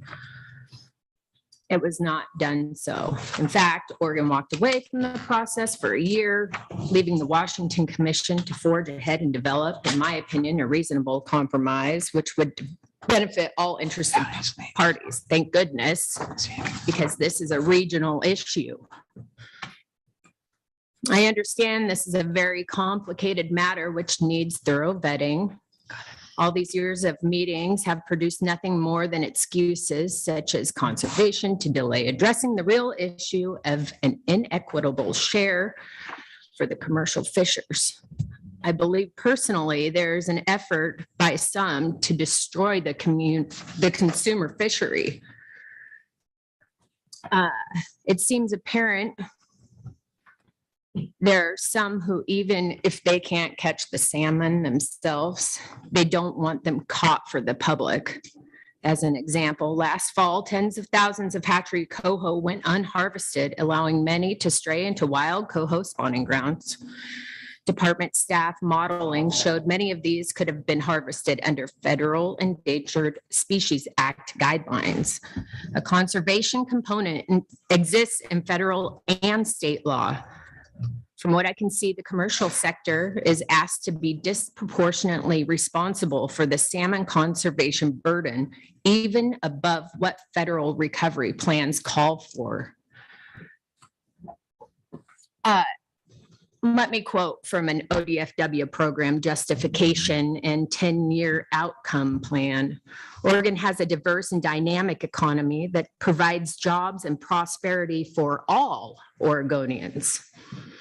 Derived from our key natural resource, and rural areas benefiting especially. This statement, in my opinion, reflects an Oregon from the past, not one from today. The same document states that anglers fish more than 8 million days per year and generate $904 million of Oregon's economic value biannually. That's from Runyon in 2009. Hey, Rachel. Surly, Oregon. Can you, hey, Rachel? Do I have 3 minutes? Yeah, your Am I 3 minutes or you're way past 3 minutes. I just wanted you to wrap up. Oh, I'm sorry. I didn't see the red. Okay, I literally have a paragraph left. Sorry. Not all rural areas, whom, by the way, have seen more charter boat offices close as well as many small bait and tackle shops. That indicates other statements ODFW provides about guidelines increasing revenue in rural areas may not be true. In my opinion, this is not, however, commercial fishing. It does provide income to our small communities, sales, boat maintenance, mortgage fees, product purchase, tipping the coffee server, and hiring the construction crew for a bathroom remodel. However, they do not buy the permits. I just want to notice that it seems like this was a created division when there doesn't really have to be. If everybody were to get on the same page and find a common thread and a collaborative agreement between states, at least let your directors negotiate year-to-year interim plans. We need a more cooperative approach. I've worked really hard and I don't want to see myself or my family be homeless because these things diminish and our salmon are literally feed our forest, which is our other huge staple. So thank you for the chance to speak. Thanks. Yep.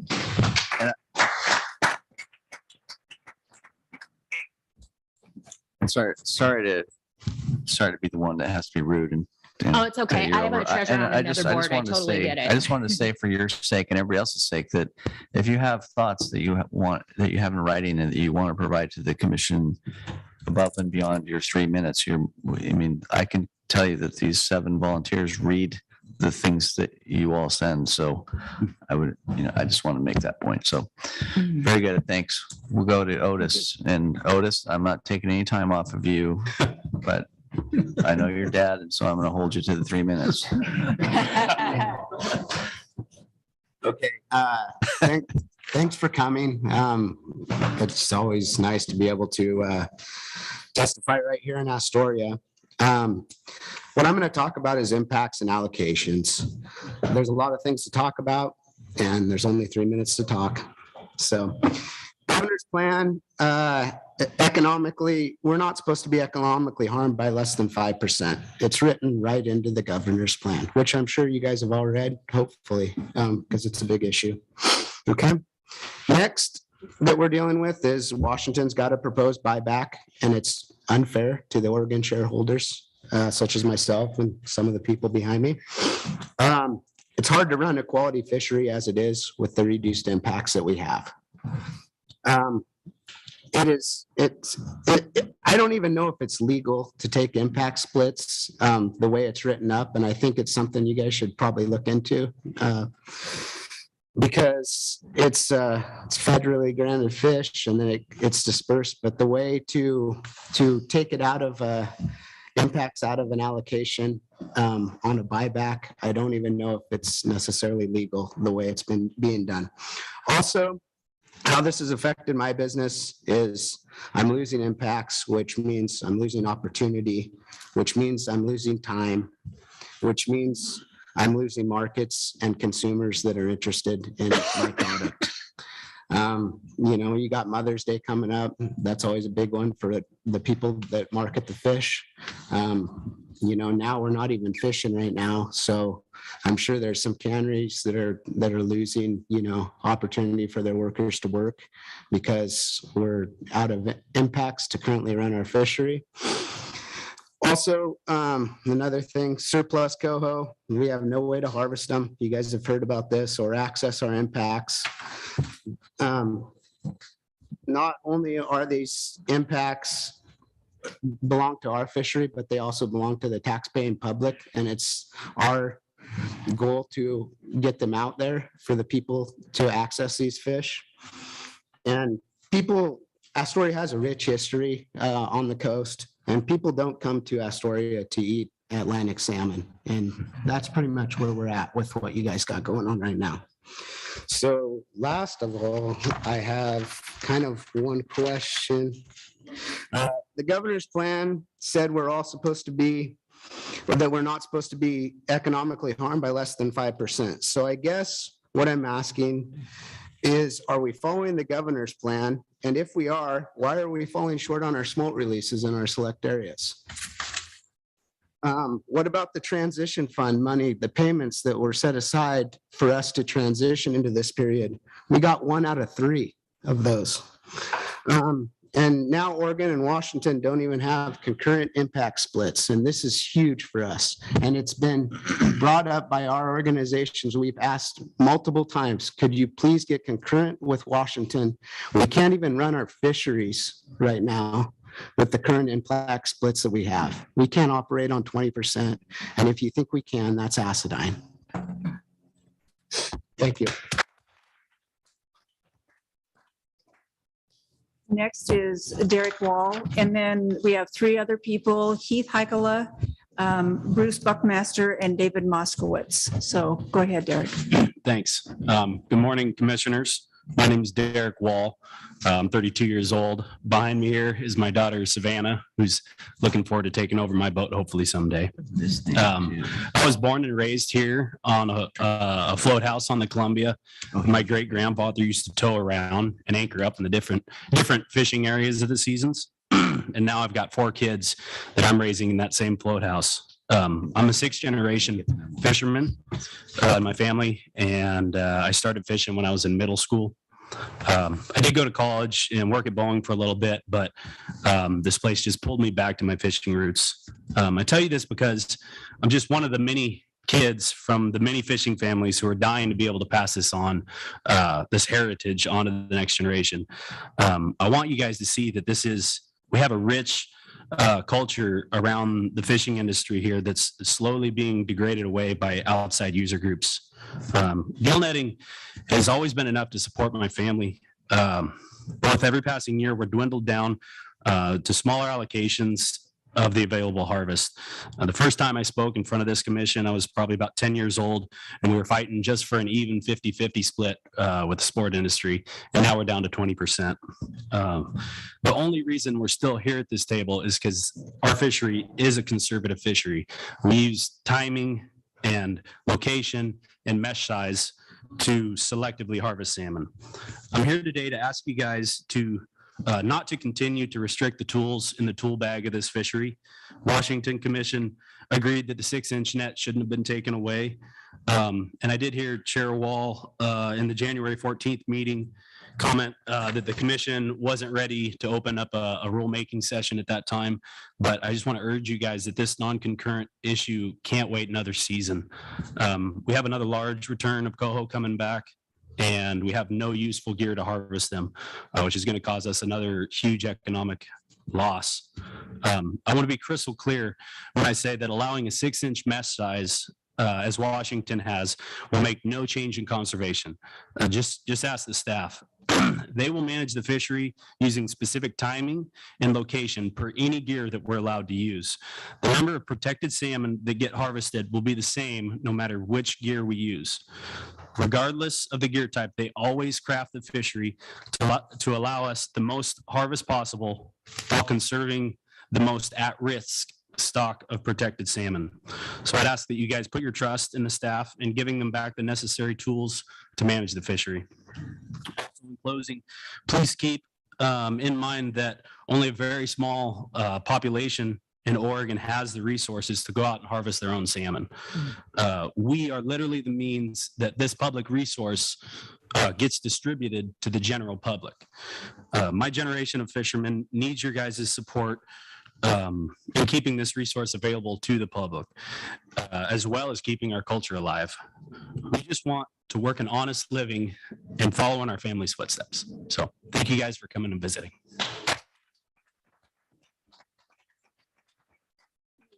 You have go ahead, Commissioner. Sure. Well, I don't really have a question other than the fact Lance Gray I talked to him yesterday morning and he had called before the 48 hours but I talked to Michelle too. He didn't get put on the schedule. So I think he'd just be real short, I'm sure, but if he's here, then maybe we could have him after the last three you called. Okay, maybe we'll give him just a minute or two at the end. We do have three other people Right, first, yeah, he can- though. And what we're gonna do, just so you know, we'll hear the three other people who were signed up. We'll give this gentleman a minute or two, and then we'll take a 10-minute break, and the commissioners will be here as well. Actually, there was a piece of information. I may ask a couple questions, whatever, but we will take a break and then we'll go back to the agenda. So let's go to Commissioner. Wait, is that a question? Yeah. Go ahead, Commissioner King. I have a question for little Miss Savannah. How old are you, baby girl? 7. What kind of fish you got on your hat?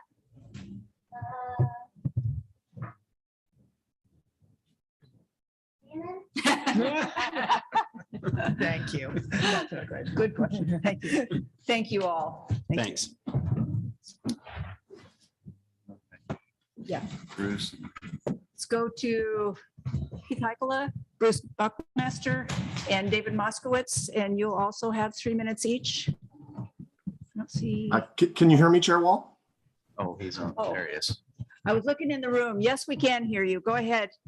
Great. Thank you, Chair Wall, Vice Chair Zarnowitz, and commissioners. Just in terms of background, I served on the bi-state working group that developed the Columbia River reforms in 2012. And frankly, I've followed the twists and turns of this since then. That is not an easy issue without any doubt. So there's no doubt there. I do want to speak today about the buyback that was just enacted by the Washington legislature and signed into law by the governor. A gillnet buyback was a key component of the original reforms, but for years there was no action, despite the need for mitigation for the restrictions on mainstem gillnetting. And frankly, I think that was very unfair. I want to address what I believe is the legislative intent of the buyback, but I will note that WDFW is still analyzing the language and determining how it will impact or how they will implement it. And then they will also need to be coordinated with Oregon as they seek to implement it. First, it is important to note there is $14.4 million included in there, which is far more than past legislative proposals and more than WDFW requested, which was closer to $2 million. This buyback also differs from a policy perspective. While it is absolutely voluntary, it is predicated on reducing the impacts of the fishery rather than just reducing the number of licenses. This is very different from the proposal fashioned by WDFW and the policy adopted in 2020 by WDFW to put gill netting back in seasons where it had not been since 2017. The proposal includes specific up to purchase amounts for both inactive and active licenses, and it relies on a 5-year harvest baseline, 2017 through 2021, to determine the conservation benefits associated with the buyback. This is important for 2 reasons. First, it lines up perfectly with the rules that have been in place that Oregon adopted in 2017 in response to adaptive management and that allows continued gill netting in zones 4 and 5 during the fall season.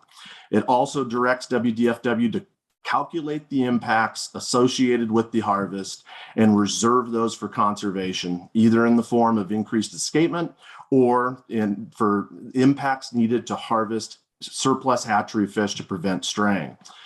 I will just say there was not support in the Washington legislature, in my view, to pass a buyback that wasn't tied to some sort of change to the fishery rather than just reducing the number of licenses. Finally, it directs the department to issue a report to the legislature outlining the changes in statute or regulation needed to continue transitioning to alternative gear. As you look at this in Oregon, I have 2 requests. First, that the commission look at a potential buyback in Oregon and getting that in front of the legislature. And number 2, that you would work to make Oregon landings data available from Washington licenses, because Washington will need that as they implement this. I thank you for your time today. Thank you.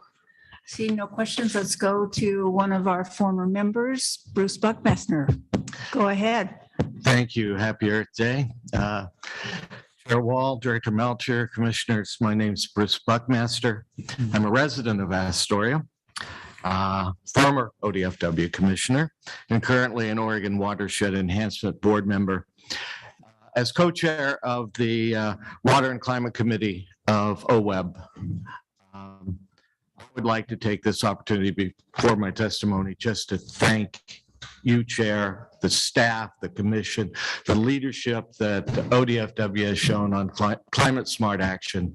You're an inspiration to the other natural resource agencies, and your work is recognized and appreciated by all who care about the climate. Thank you.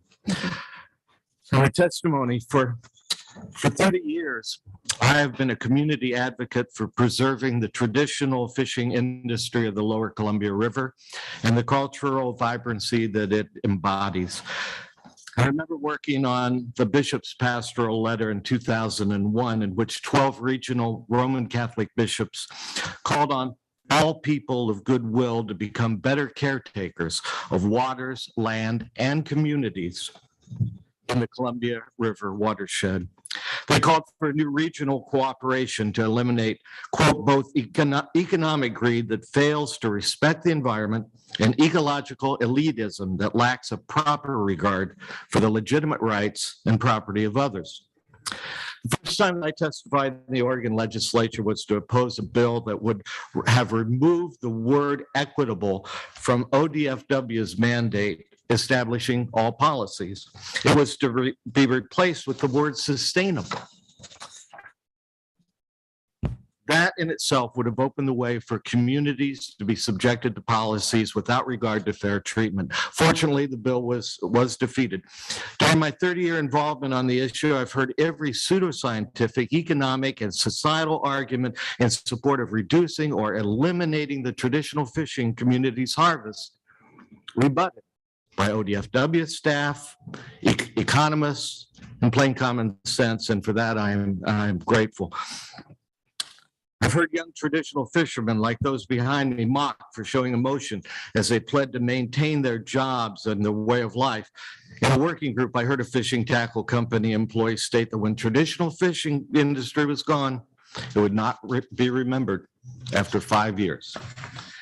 Historically, the traditional commercial fishers have supported ODFW policies necessary for conservation as long as the actions were apportioned equitably. What I have not heard is one lower river proponent either state or infer that sport fishing opportunity was less important than traditional harvest. The argument has always been that traditional harvest is as important.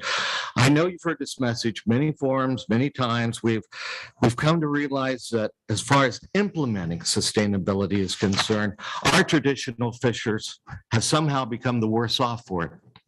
And it's actually led to less available to go around. Diminishing income has affected the numbers of those among us. Our children's hopes and plans to follow in our footsteps have been weakened and hollowed out.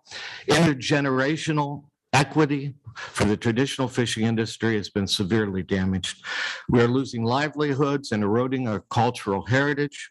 In our case, the way sustainability has been implemented has not delivered a balance between environment, community, and economy. Meanwhile, the sport fishing industry has not been equally affected. The recent passing of House Bill 4077 containing definitions of environmental justice community and fair treatment with respect to the disproportionate share of negative environmental consequences has caused me to question whether we should now be counted as an environmental justice community.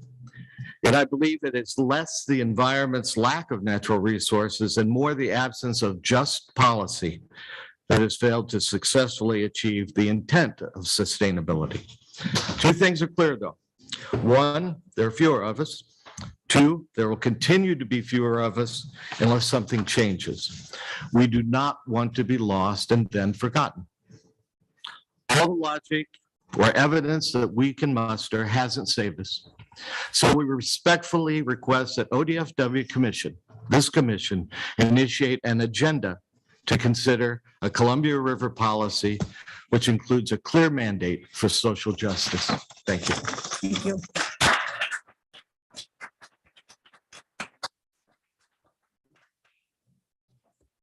David, go ahead. Good morning, Chair Wall, Co-Chair Zarnowitz, members of the commission, Director Melcher, David Moskowitz with the Conservation Angler. Start by concurring with Jim Coleman and Jim Wells about trying to address Columbia River issues while down here in Astoria. And it's been a great couple of days here. I want to talk about wild steelhead. I'm going to do my best to stay under 3 minutes. And I know that's my track record doesn't support that, but in any case, I want to bring up a couple quick issues.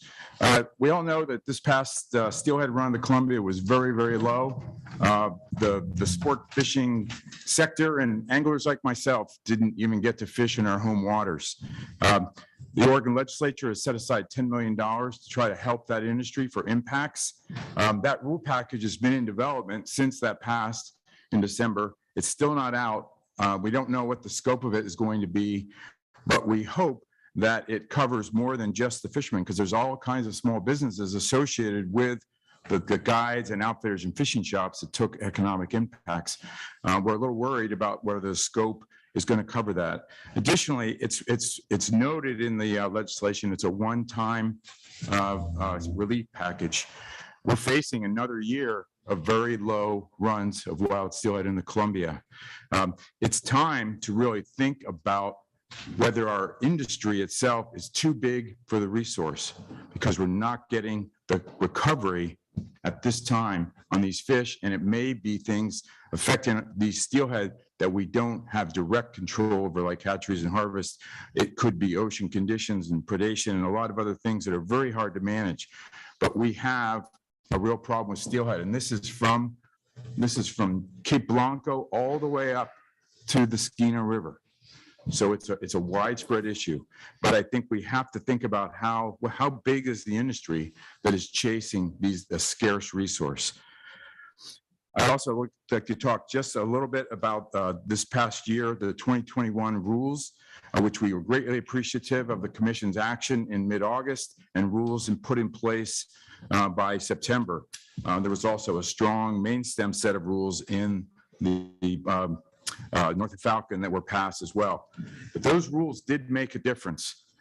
It's really important to look to that we hear from the staff about what the impact of those rules were for encounters and mortality rates.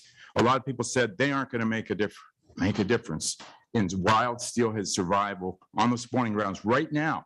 Rivers like the Deschutes, the John Day, the Grand Ronde.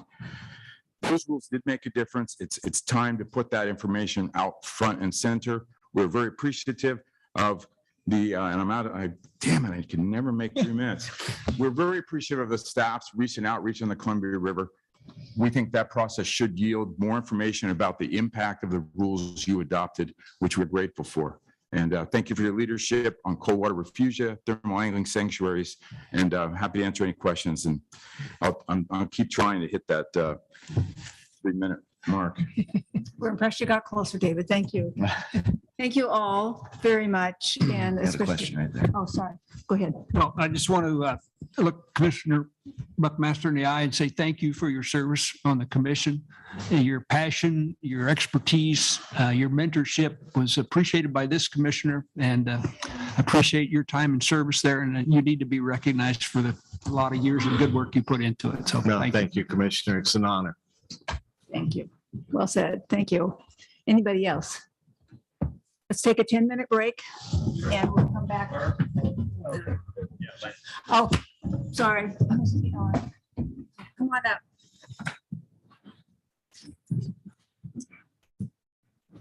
Sorry for forgetting that. Go ahead, sir. And if you'll state your name, that would be great. My name is Lance Gray. I'm a Washington resident. Thank you for your time today. I'm here to talk about something different, and it's a beautiful word of alternative gears. I was contracted and participated in 5 years of alternative gear testing. My first year, by both Oregon and Washington, my first year, we did a floating trap. And it was a lot like if you went to the net pens yesterday and saw those, that was what our trap was constructed of, the same exact setup as that. We put a lot of time and a lot of effort into trying to make this work. The first thing we did was went to the Historic Museum in Waco and learned about traps. The one thing I learned that was crazy, there was a huge article about 1906 or something like this, where they took away 2 days of trap fishing. They fished 365 days a year. That's how they made them work. There was 283 traps below the bridge. Those are the numbers that we looked up. When we looked up models, we looked up graphs, there was tons of stuff on this. We went out and built it. The first thing we did, we put it out. The first couple of fish that came, we put them into one of the other pens to do research to see how long they would live, what the handling mortality. Within 10 minutes, they were both eaten, gone to sea lions. They came right into the trap with us. We couldn't do anything about it. And we did this day after day. The sea lions came, they fished the trap much better than we did. I will admit to that. They got on the trap with us. I mean, I'm talking much closer than you and I, and there was nothing we could do. Now, back in 1906, it didn't happen that way. We then went into a beach seine.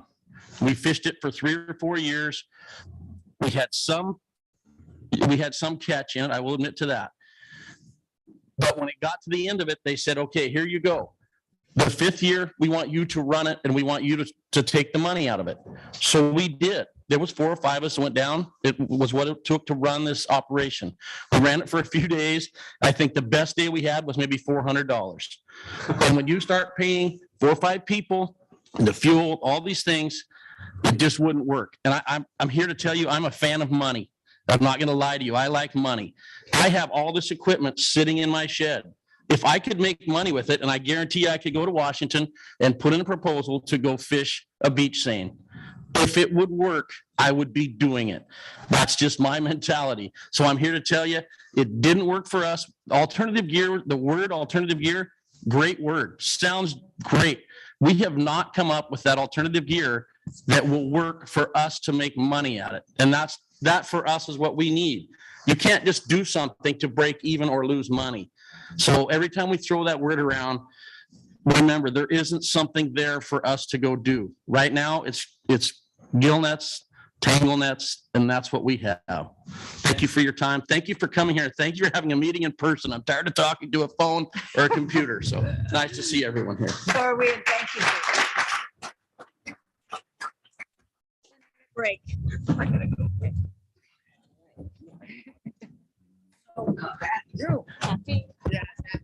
Actually, can I have attention?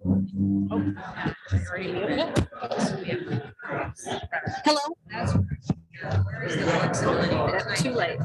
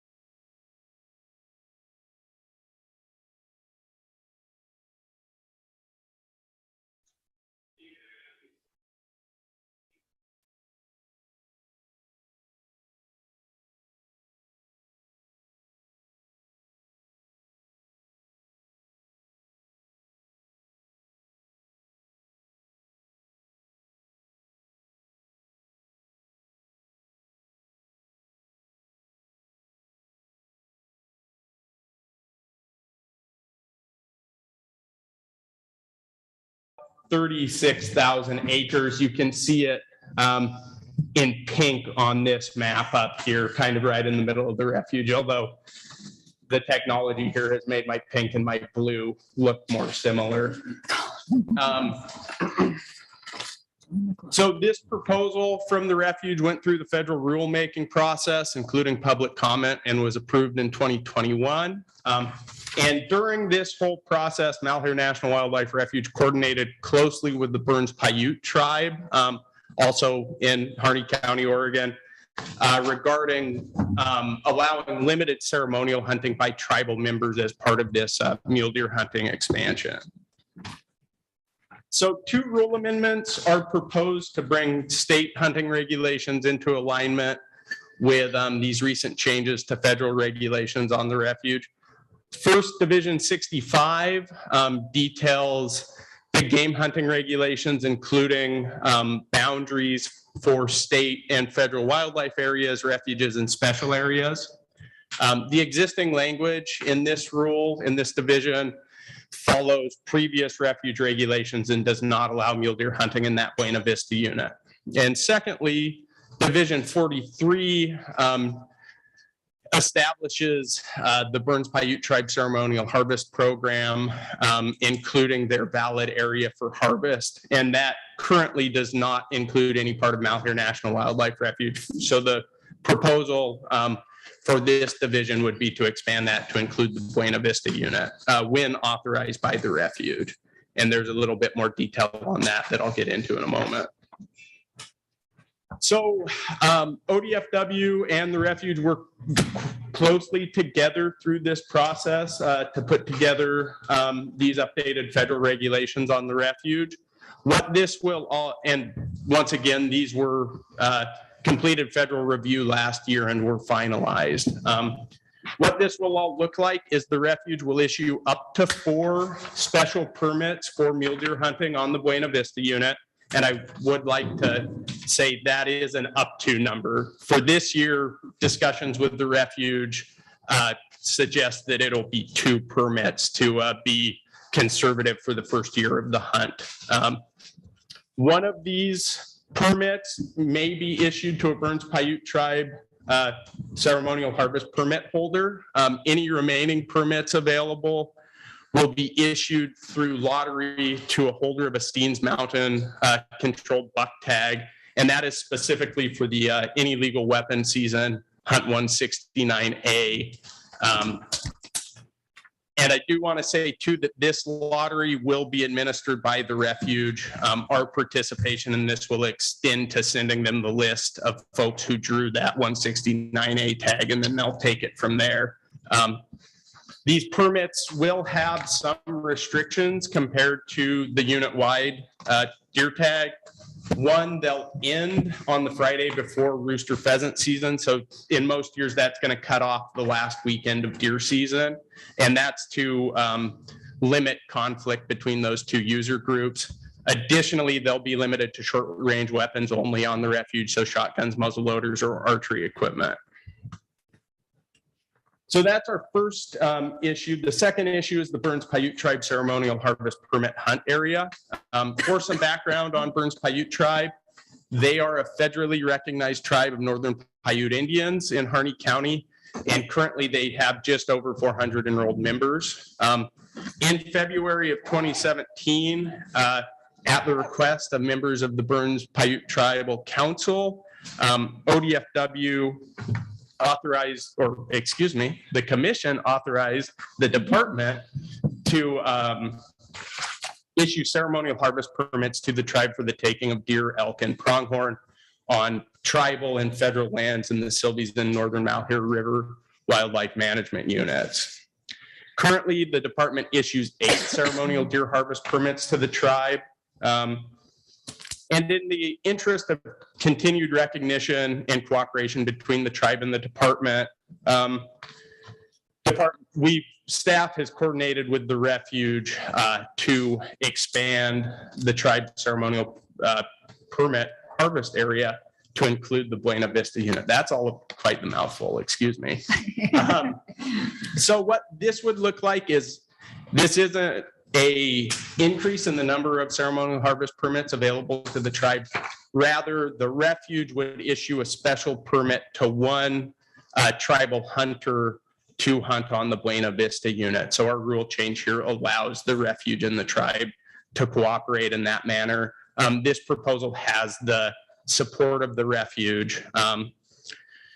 And Burns Paiute, the tribal council, Burns Paiute Tribal Council, sent us a letter which is included in the exhibit material requesting this change. And once again, the refuge will further restrict season dates and approved weapons for the ceremonial hunters as well in what's probably going to be a similar manner to the illegal weapon hunters that I mentioned before. So the staff recommendation on this exhibit is as follows: allow Burns Paiute Tribe ceremonial harvest permit holders and holders of Hunt 169A tags hunt mule deer in the Buena Vista unit of Malheur National Wildlife Refuge when authorized by the refuge.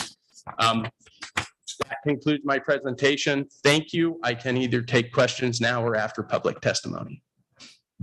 Thank you, Lee, for the presentation as well as the long drive over in the rain. There is no public testimony. So commissioners, are there questions? It looks like Commissioner Labhart. Yes, that was the same thing, Lee. Thanks for driving over. Because you drove over, I have 14 questions for you.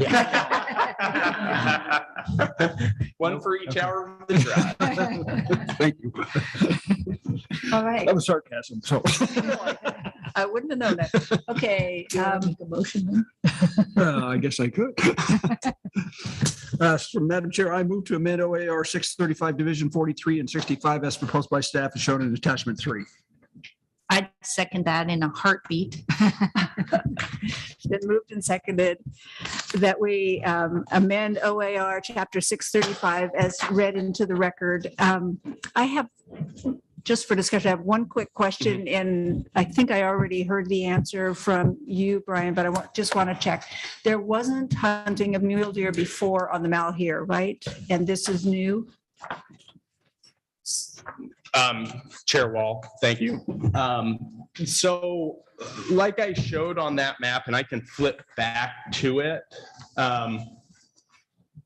you can see right up here, there's a little sliver of the refuge that extends west of Highway 205 there.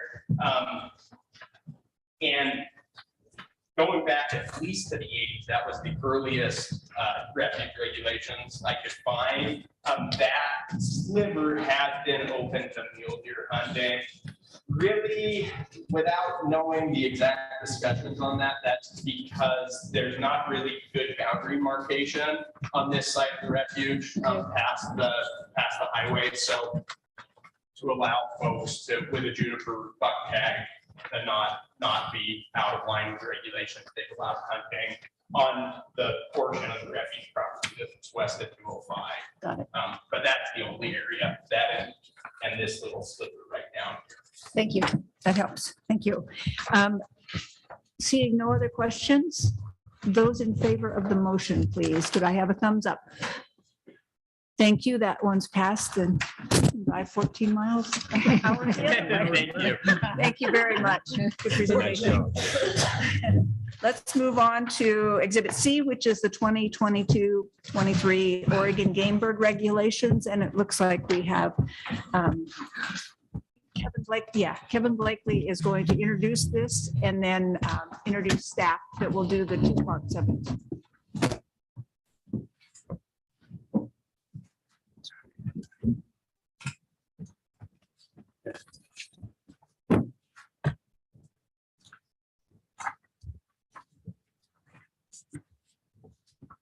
It's a lot of trees.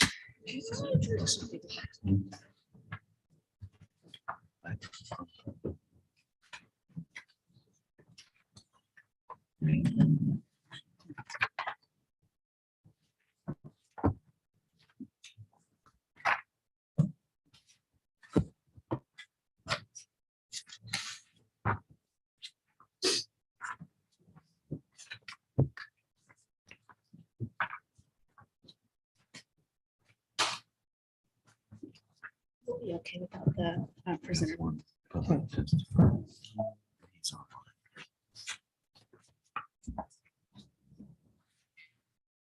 Done. Done. Sorry.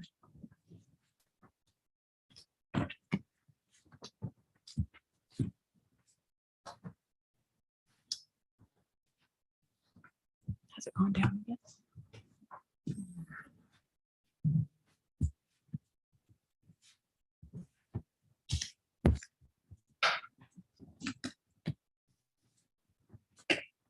Ready? Tell a joke. Go ahead, Kevin. Exactly. God. All right, perfect. Good morning. Chair Wall, Vice Chair Zarnowitz, Commissioners, Director Melcher, for the record, Kevin Blakely, Assistant Administrator in the Wildlife Division. Each year is a component of finalizing the game bird regulations for hunting. The game bird staff provides an overview of a variety of factors, data related to managing Oregon's game bird populations, habitats, and access for recreational activities. The team in Wildlife Division participates in a number of coordinated efforts with various federal and state agencies, tribes, NGO partners, and members of the public to incorporate the most recent information on factors affecting Oregon's game birds and the resources. Brandon is involved in many layers through the Pacific and National Flyway Councils. He coordinates wetland habitat management activities with the staff at our wildlife areas as a big part of his role in division through the migratory game bird program. And next week, Brandon takes to the air to conduct breeding waterfowl surveys across the state. Michael's involved with other states and federal agencies in the same manners. She provides adaptive management, one of the team roles for sagebrush ecosystem and management for the variety of species there. Michael also has developed a new hunt by reservation program, has a coordinated position through Pheasants Forever that's quickly becoming a new online tool for our hunters to target turkey hunting opportunities, working with our district staff in some kind of previously inaccessible and sensitive areas, particularly here in the Willamette Valley. The upland game bird staff also starts field work this time of year. They're conducting hooting routes for blue grouse with Western Oregon district staff and all busy folks. So with that, thanks for the opportunity to provide these presentations today, and I'll hand it off. Okay, go ahead. Thank you, Kevin. Good morning, Chair Wall, Vice Chair Zarnowitz, members of the commission, Director Melcher. My name is Michael Klein. I'm the Upland Game Bird Coordinator for the department, and I'm pleased to present the proposals for the 2022-23 Upland Game Bird Hunting Regulations in person. And Kevin's going to forward the slides for me, I guess. Okay. I'm going to keep this at a pretty quick pace, but as a real quick overview, we're going to discuss the status of our upland game birds and review the purpose of the 5-year regulation framework. And then we will discuss the proposed dates and changes for the upcoming season, including special hunt opportunities that do require annual commission approval. And then finally, we'll discuss the controlled sage grouse season. We track upland game bird population trends using a couple different measures, but harvest trends are really our primary yardstick. By monitoring harvest through the years, we can compare hunter success and infer population trends. This year marks the second year where we've used an email-based survey to survey our hunters rather than telephone interviews, which has allowed us to contact a lot more hunters, upland validation holders than we were really doing with the phone surveys. So our confidence with these is improving each year. This year, there were 51,450 upland validation holders. Of course, that would have been 2021, which was down 16.5% from our 2020 COVID bump. But of those validation holders, 23,700 plus actually hunted, which was up from 2020. Overall harvest was up 35% last year from 2020, which was somewhat expected. If you remember, there were some access challenges for our hunters between fire and smoke and COVID, especially early in the hunting season in 2020. And some of those areas still remain inaccessible.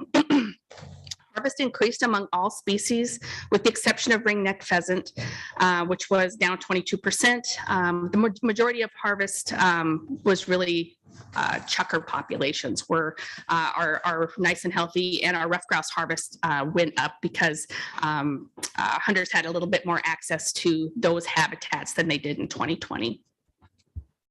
This graph shows our turkey trends. Spring harvest is in the green and fall is in the blue. Spring turkey harvest was down slightly from record levels in 2020, but you can see that turkey hunting is very popular and our turkey populations are abundant. Fall turkey harvest information just became available literally yesterday. Actually, this slide hasn't been updated, but what you would see for 2021 is it returned back to 2019 levels. So up and then back down. And so we had a little bit more participation in 2020. In terms of forecasting our upland bird populations for 2022, we monitor production with summer brood counts, so that will take place in July and August. But we also look at weather to indicate how our upland bird populations are going to look for the upcoming season. We are happy to see this recent precipitation event. Obviously, it's not going to rescue us from long-term drought, but it is a nice shot in the arm. And so you can see that conditions are improving. On the left, you see our snowpack, definitely still some concerns in the high desert. And then on the right, that's our water year-to-date precipitation. So it's nice to see some green on that map. Obviously, we do have some concerns about the long-term drought forecast, but that has been a nice shot in the arm. We hope that that will provide some cover for our birds and increase our water sources. And just as a note, the department does have the ability to enact emergency closures of game bird seasons in extreme situations. But at this point, we don't have any indications to cause concern about our bird populations. We had good, healthy harvests last year, and we're well within the norm of what we are expecting for this year. Just as a comment on climate change and upland bird management, I thought Bernadette did a really great job of kind of explaining all of the things that managers need to consider when it comes to climate change. And you guys have probably seen this slide before. Whoops. There we go. Fingers off the buttons there, Kevin. But we are expecting to see, more periods of warm and dry weather, more extreme weather events, extreme temperatures, and that's going to affect the health of both our forest dwelling and our rangeland dwelling upland birds, and definitely the risk of large wildfires increases. I did want to call your attention to one of the adaptive management techniques that is out there on the landscape. This is our Rangeland Fire Protection Associations. It's a little hard to see on this map, but it shows that these RFPAs are covering nearly all of sage grouse habitat. And we have not had a mega range fire since 2014, since the buzzard complex. So mega, more than 100,000 acres. I think the buzzard was 400,000 acres. We had conditions in 2017 and 2018 that were ripe for large scale range fires. Nevada lost over 1 million acres both of those years. And we lost 30,000 and 100,000 those same years. These RFPAs are working. And so this is just a good example of one of the adaptive measures that is out there on the landscape that is helping address some of our climate change challenges. I'm going to move on. We do have the ability to also look at calendar shifts. We might expect, say, our birds are going to start nesting earlier if conditions allow. We have long-term data sets. This is the average hatch date of dusky grouse in the Wallowa district. So we've been through our wing collections. We can tell when the average hatch date is of birds since the 1980s. And really, at this point, we're not seeing a shift in average hatch date to an earlier date. The red line kind of shows the average. And so just a little case study to show that we do have the ability to look back and see if we are seeing shifts in what our birds are doing on the landscape. At this point, we're not seeing those trends. Quick notes on the upland framework. Historically, regulations were adjusted on an annual basis until biologists applied the principle that a consistent, modest harvest rate has virtually no impact on upland bird populations. Their lifespans are short, mortality is high. And so with upland game birds, you can't stockpile these birds from year to year by restricting harvest. In '96, Oregon began offering consistency and regulations by creating a 3-year framework, and then we moved to a 5-year framework in 1999. This was popular with our customers because they could plan their hunting seasons in advance and knew what to expect. This is based on several biological principles that populations do fluctuate each year, and mostly that's due to weather patterns, and they will also cycle on a longer time frame due to more complex population dynamics. But those long-term trajectories are really related to habitat. And so in addition to the fact that reasonable harvest rates do not contribute to additional mortality beyond that naturally high death rate, our hunters have proven to be self-limiting. So in poor years, hunting success and hunting pressure goes down. So long story short, outside of extreme events, there's really no need to change upland regulations each year. And this commission approved several changes to the 5-year framework in 2020. And so we'll be looking at the framework again in 2025. So moving on to our actual proposals, there are no changes proposed for forest grouse and basic calendar shifts for partridge, pheasant, and quail. And these are the turkey proposals. There is one change here that we are proposing, and that is to allow fall turkey hunters in Western Oregon to fill both fall turkey tags on the same day. Currently, we have a 1-day or 1 bird per day limit, and you can take 2 turkeys in Western Oregon fall. We believe this change will allow a little extra opportunity for hunters, and certainly our turkey populations can sustain any additional harvest. Just a quick look at, go ahead, Kevin. A quick look at, our Western Oregon fall turkey harvest trends. In the yellow, that's our, we have mandatory harvest reporting for turkeys, so we know how many turkeys are harvested for the most part. In the yellow, that's our harvest rate. You can see we take less than 1,000 fall turkeys, and blue is the number of actual people taking to the field. And then on the right, you see the breeding bird survey turkey population trends for Oregon. So we're on a strong upward trajectory there. So no concerns that a little additional harvest can't be accommodated by our Western Oregon flock. Okay, next, and I'm going to go through these pretty quickly. We're going to talk about special hunt opportunities that are not covered by the framework. So these include youth hunts, workshops, and fee pheasant hunts that take place outside the regular season and require commission approval. So these are the proposed youth upland bird hunts, and these are just calendar shifts from the previous year. Next slide is the 2 pheasant hunting workshops that take place on our wildlife areas.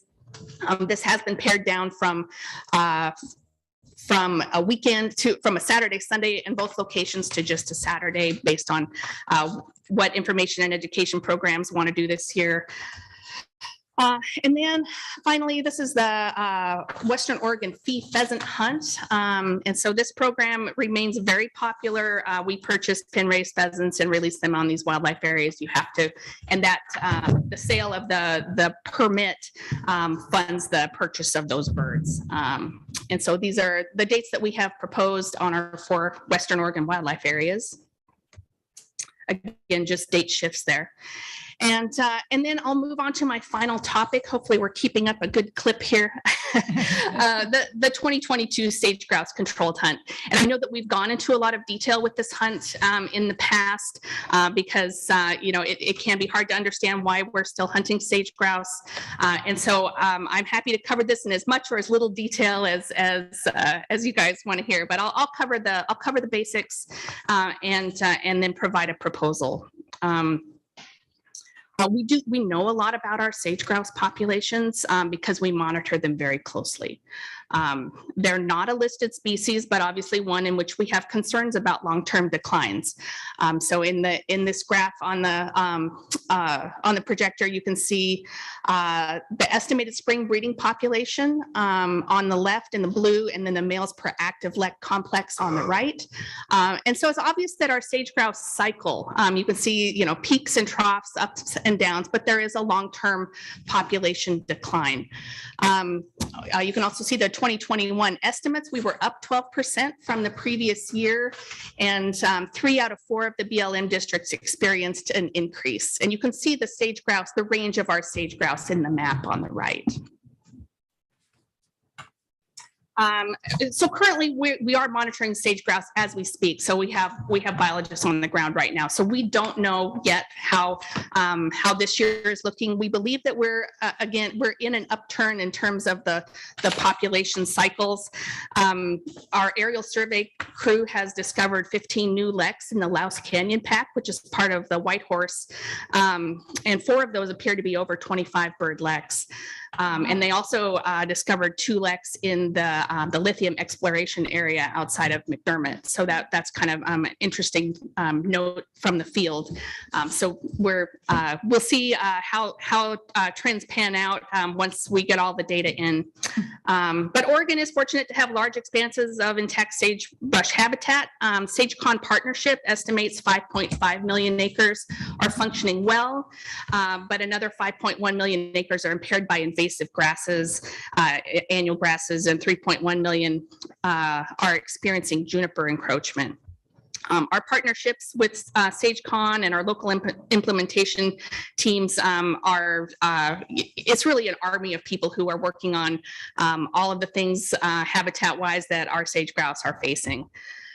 So given our concerns with sage grouse populations, of course, we're going to be asked, why do we still hunt sage grouse? So kind of cover some of these bullet points. First of all, Oregon's season is the most conservative of any of the states that hunt sage grouse, and we are considered the example of how to hold a responsible hunt. We limit the number of hunters through a controlled hunt process, and we have a very small bag limit of 2 birds per hunter.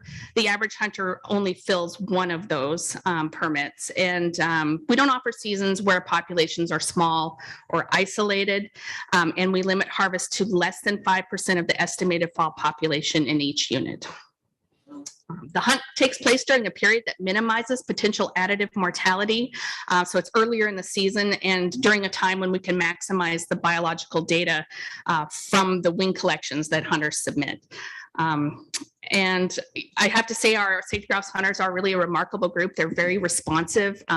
We have a very high response to our harvest surveys, as well as our wing.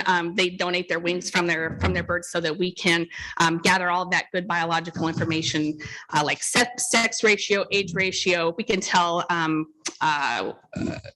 what the peak hatch date was, and also whether a female was successful nesting just by looking at the wings. We wouldn't be able to collect that data any other way, or it would be prohibitively expensive. So just by getting that sample of the birds, we can make conclusions about how things are going in the field with our population. So final point I'll make is that as a game species, the Upland Game Bird Program is able to spend upland stamp dollars on sage grouse management, including fully funding sage grouse conservation, our sage grouse conservation coordinator position, and providing matching funds for our research projects. So the sage grouse season really has little impact on population and provides important returns. We believe these birds are best served by keeping the focus on securing and recovering sagebrush habitat. We do have guidelines on when to open or close sage grouse hunting season, and this is outlined in Oregon's Sage Grouse Action Plan. I won't go into too much detail here, but specifically, the department sets permit numbers to allow harvest of less than 5% of the fall population and does not hunt in units with less than 100 males in consecutive years. These guidelines are based on published research, and this is supported by WAFWA. So given those guidelines, we created a methodology to set those permit numbers. And so just a little bit of math, we have to figure out how many birds we expect in the fall population. So we take the males from the let counts, the females, that's the age ratio we get from the wing collections. And then we actually use a very conservative estimator for the number of chicks in the population. We used to use brood routes, but we don't think our sample sizes were really high enough. So we estimate 0.5 chicks per hen. Typically, we're closer to 1 to 1.5, but we're real conservative about that. And then once we have that number, we also consider we add that 5% maximum harvest allowed, and then we also consider our hunter participation rate and success rate. And that gives us our permit recommendations. We do take in extenuating factors and consult with the districts. For example, was there a mega fire on that unit? We have closed units in the past due to that, and then we adjust the permit numbers if needed. For example, on the White Horse unit, you guys remember Dr. Hagan came in last year and talked about the band study that we have going on the Trout Creek. So here he provided an update. He's on causes of mortality. Hunting is sitting at about 3% on the Trout Creek Mountains with that research project. I just wanted to give you a case study, and I'm not going to spend a whole lot of time on this, but the White Horse WMU is shown in that chart on the bottom of the number of permits that we've had in the past. So you can see in 2012 we had the Long Draw Holloway fire, and it burned through the Trout Creeks, and we closed that unit to hunting. And then we reopened a portion of it in the following year, but you could see at much lower permit levels. And then we initiated that research project on the Trout Creeks to see how sage grouse respond to a post-fire habitat.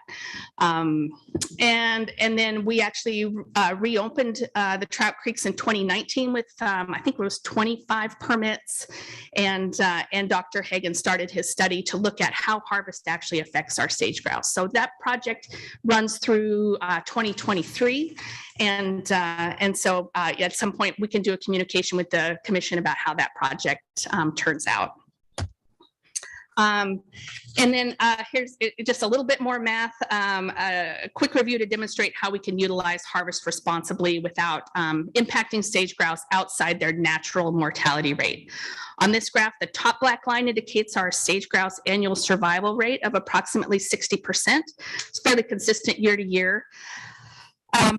You've heard me use the phrase, we can't stockpile birds, which is another way to say that the harvested birds in the green area would have died by other means during the year. This concept is known as compensatory mortality, or the doomed surplus, you may remember from college, and is the foundation for harvest management of wildlife. So how can harvest be absorbed within natural mortality rates? It really comes down to density dependence.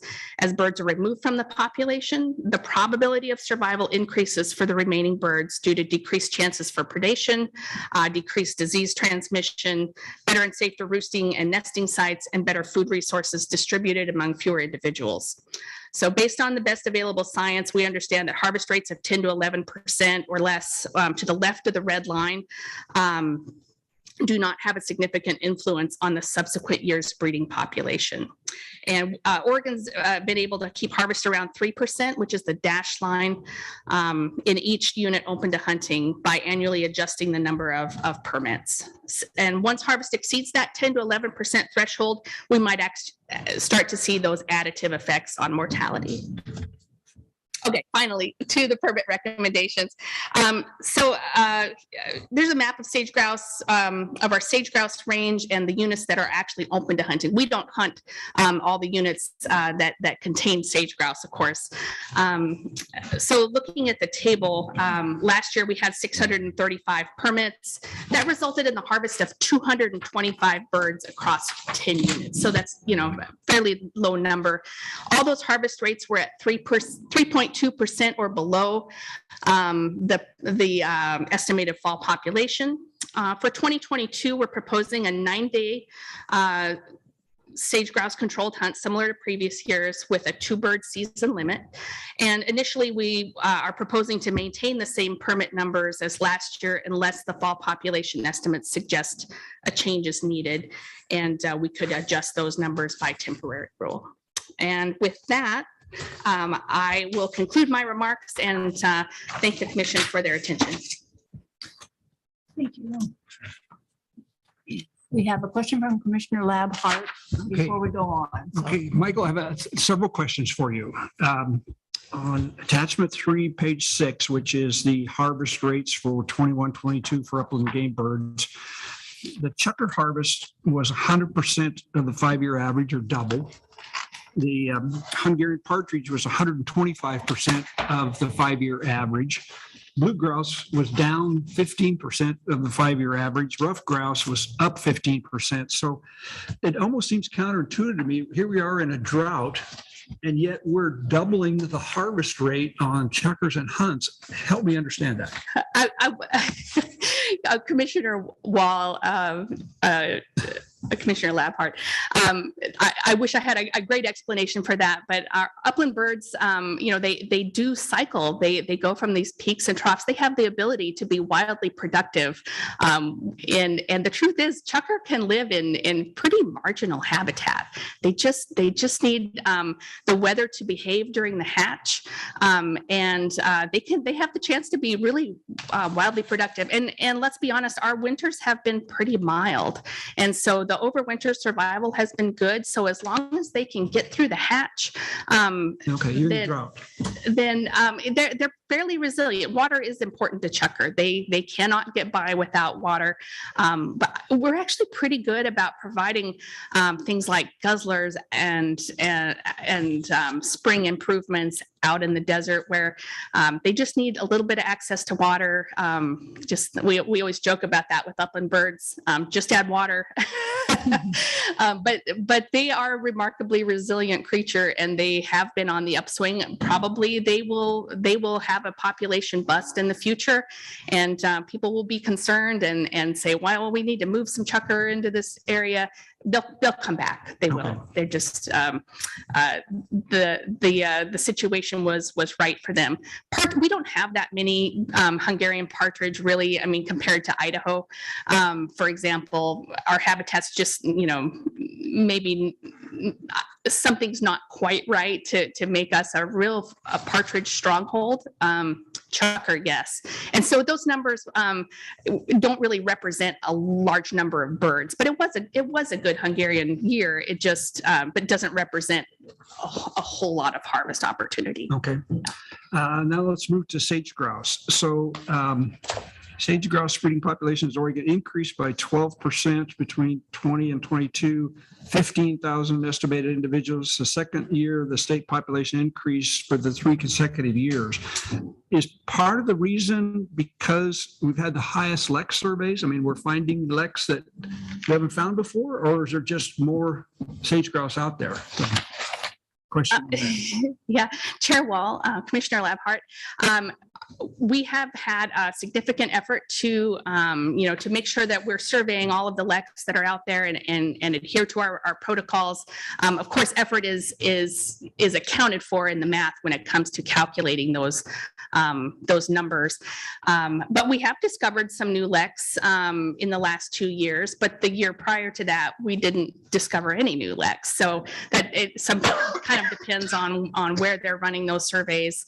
And all in all, that is good news to know that there's birds out there that we haven't accounted for in the past, but that is considered in the math of that population models. Okay. And then I'm going to move to turkeys here now.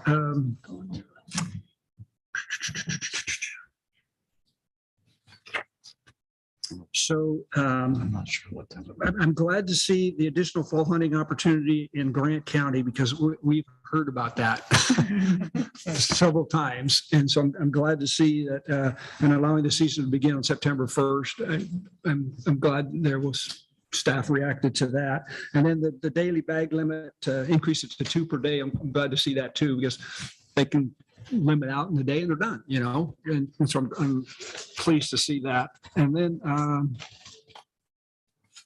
let's see here. Oh, and morning doves. I was curious on that one. We're up 45% on morning doves, and same. Well, that's migratory. Sorry, I'm not upland. No, well, I'll wait. So, yeah, I'll prepare for that question. Save that one.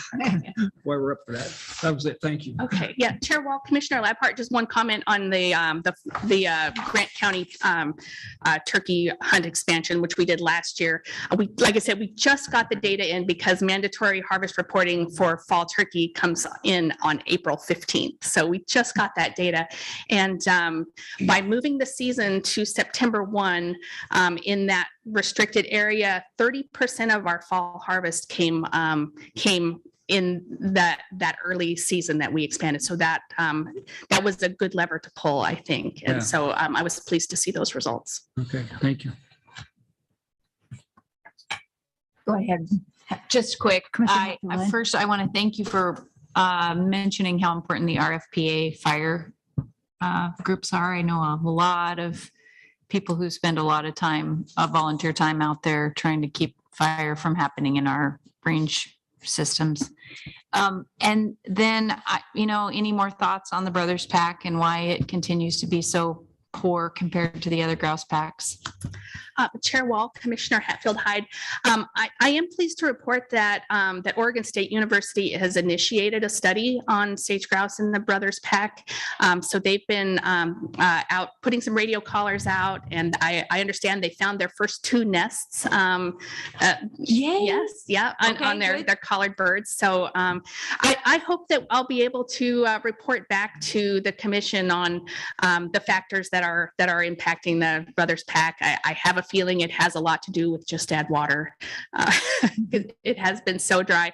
And in the years where we do get some precipitation out there, you do see a bump in bird numbers in the Brothers Pack. So that is a new project that'll be running for a few years. And I hope that we'll be able to report back to you in a year or two on how that's going. Good. We're excited about that. Michael, I have one question. And we've talked about this one before. It seems like we're doing everything right. We're at 3% on the harvest. We're the most conservative in how we do harvest. The fire work is going well. And the numbers just progressively go down on the sage grouse. And so I'm not going to make you go through all of the explanations again, believe me. But I do have a question of whether that will be a key part of the reconsideration when this comes up in a couple of years and we look at it again with sage grouse, because the trends are going in the wrong direction. And I recognize that harvest is probably compensatory and that sort of thing, but if there's anything you could add on that, that's great. Otherwise, it's just a comment that I remain very concerned about that line. So, Chair Wall, I share your concerns, and we would all love to see sage grouse turn the corner. I will comment that there are a couple of different research projects going on to examine and make sure that we're using the right science when it comes to estimating the effect of hunting in sage grouse. And so we definitely want to be operating from the best science that is available. And so as that information comes out, including one research project that we are sponsoring, then we will adapt as information is refined. Thank you, Commissioner Vice Chair Zarnowitz, and then we'll let Brandon have his turn, and then we also have one public testimony. Go ahead. Yeah, just real quickly, if there's the Sage Grouse Cooperative Agreement with the many landowners, right? I don't know the official name, but does that help protect sage grouse from, or not sage grouse, sage habitat from being turned into alfalfa fields or wet meadows or some other thing that is not good for sage grouse? Chair Wall, Vice Chair Zarnowitz. So I believe you're referring to the U.S. Fish and Wildlife Services CCAA, and it is nice to see that they're expanding their capacity to put those protections in place. It's essentially an easement, conservation easement, and so my understanding that it does prevent development, and it does protect the landowner in the case of sage grouse being listed. Whether it keeps that habitat from actually being, in production, or I think there are, it depends on the individual property, but their grazing plans will go into place to protect that habitat. So it is a good thing, and it certainly keeps it from being developed. Okay, thank you. Thank you. Go ahead, Brandon. All right. On to migratory game birds. So I guess good afternoon at this point. Chair Wall, Vice Chair Zarnowitz, members of the commission, and Director Melcher. For the record, my name is Brandon Reichus. I'm the Migratory Game Bird Coordinator in Wildlife Division, and I'm here to present the department's proposals for the 2022-23 migratory game bird hunting regulations. My presentation will just have 5 parts. I'll go over the regulation setting process, touch briefly on habitat conditions, go through the proposed seasons, and then a couple of extras, the wildlife area hunt programs for migratory birds or game birds in general, and then some changes for department-owned lands. So the process to develop migratory game bird regulations differs substantially from the upland game bird species Michael just discussed.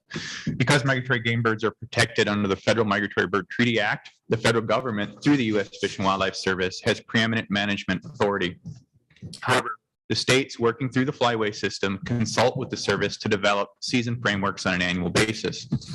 Oregon is one of 11 states which comprise the Pacific Flyway.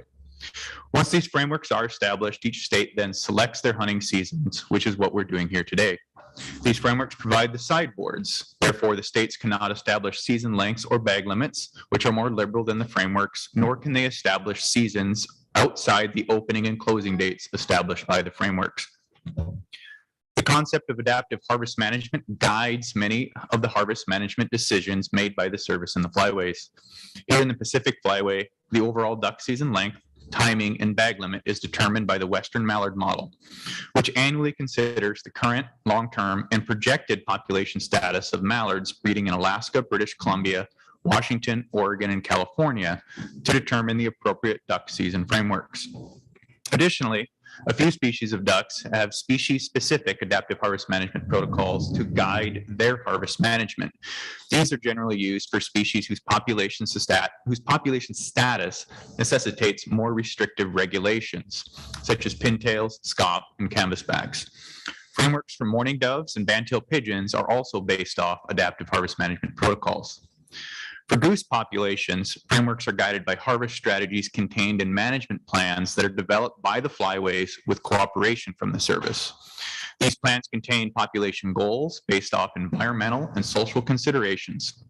Harvest decisions are annually weighed against these goals and the agreed upon harvest strategies in the plans.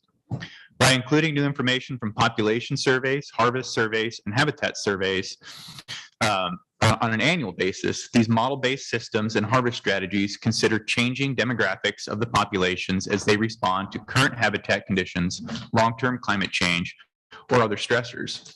These could include drought cycles, which greatly influence duck production, or a warming Arctic, which in at least the short term appears to be beneficial for most Arctic nesting geese. And then last, many of the game bird hunting regulations which restrict hunting methods are also established in federal rule, such as a non-toxic shot requirement for waterfowl hunting, magazine capacity limitation for repeating shotguns, and the baiting prohibition. So a little bit on adaptive harvest management. So what is adaptive harvest management? Well, AHM recognizes that the consequences of hunting regulations cannot be predicted with certainty, and it provides a framework for making objective decisions in the face of incomplete knowledge concerning migratory game bird population dynamics and those regulatory impacts. This incomplete knowledge or uncertainty comes from four fundamental sources. The first is environmental variation, where, for example, changes in wetland habitat due to precipitation patterns influence duck reproductive success or annual survival. The second is that there is only partial controllability of harvest. For example, we can set seasons and bag limits, but harvest cannot be predicted with certainty because harvest is influenced by variation in weather, migration, hunter effort, and other factors. Third is that the population is only partially observable. That is, we have great surveys. We monitor these birds, quite a bit, but we can only operate within how good those surveys are. And while they're good, they're not perfect. And lastly is just structural uncertainty, where we have an incomplete knowledge of the understanding of biological processes. So even though mallards are one of the most studied wildlife species on Earth, we still don't know everything about the biological processes which make them function. So inherent in this adaptive approach is an awareness that management performance can be maximized only if regulatory effects can be reliably predicted. Thus, adaptive management relies on an iterative cycle of monitoring, assessment, and decision-making to clarify these relationships among hunting regulations, harvest, and population abundance. So what does this look like in each year? Well, each year, an optimal regulatory choice is identified based on resource conditions and current model weights. These regulatory options are predefined and agreed to in advance of the decision. Then after this regulatory choice is made, predictions for subsequent years' breeding population are determined for each of the different models. Next, when monitoring data becomes available from the hunting season and from the subsequent surveys that we do, the model weights are increased to the extent that they agree with what we actually saw in the field, or decreased to the extent that they disagree. And this is how we learn and determine what model is actually the best to use for our populations. And then last, those weights are adjusted, and the process is started over again. So again, these annual processes. So by iteratively updating model weights and optimizing regulatory choices, the process should eventually identify which model is the best predictor of population abundance.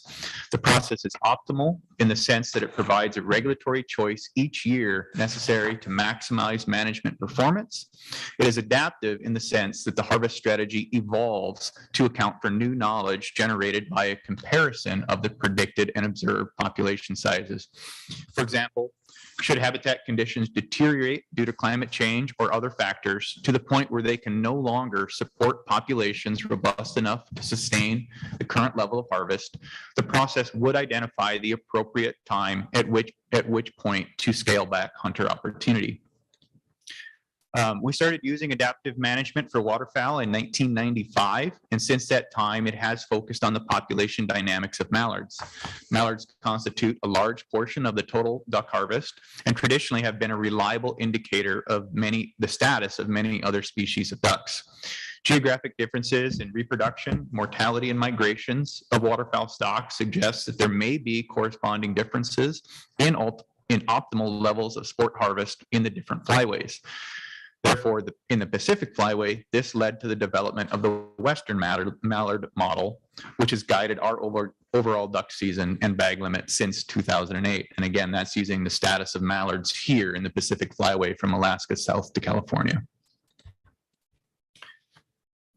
There has been some effects due to the pandemic over the last few years on our monitoring programs. So due to the lengthy nature of the federal rulemaking process, migratory game bird hunting season frameworks use population status information from the previous year, as well as long-term trends to inform the frameworks.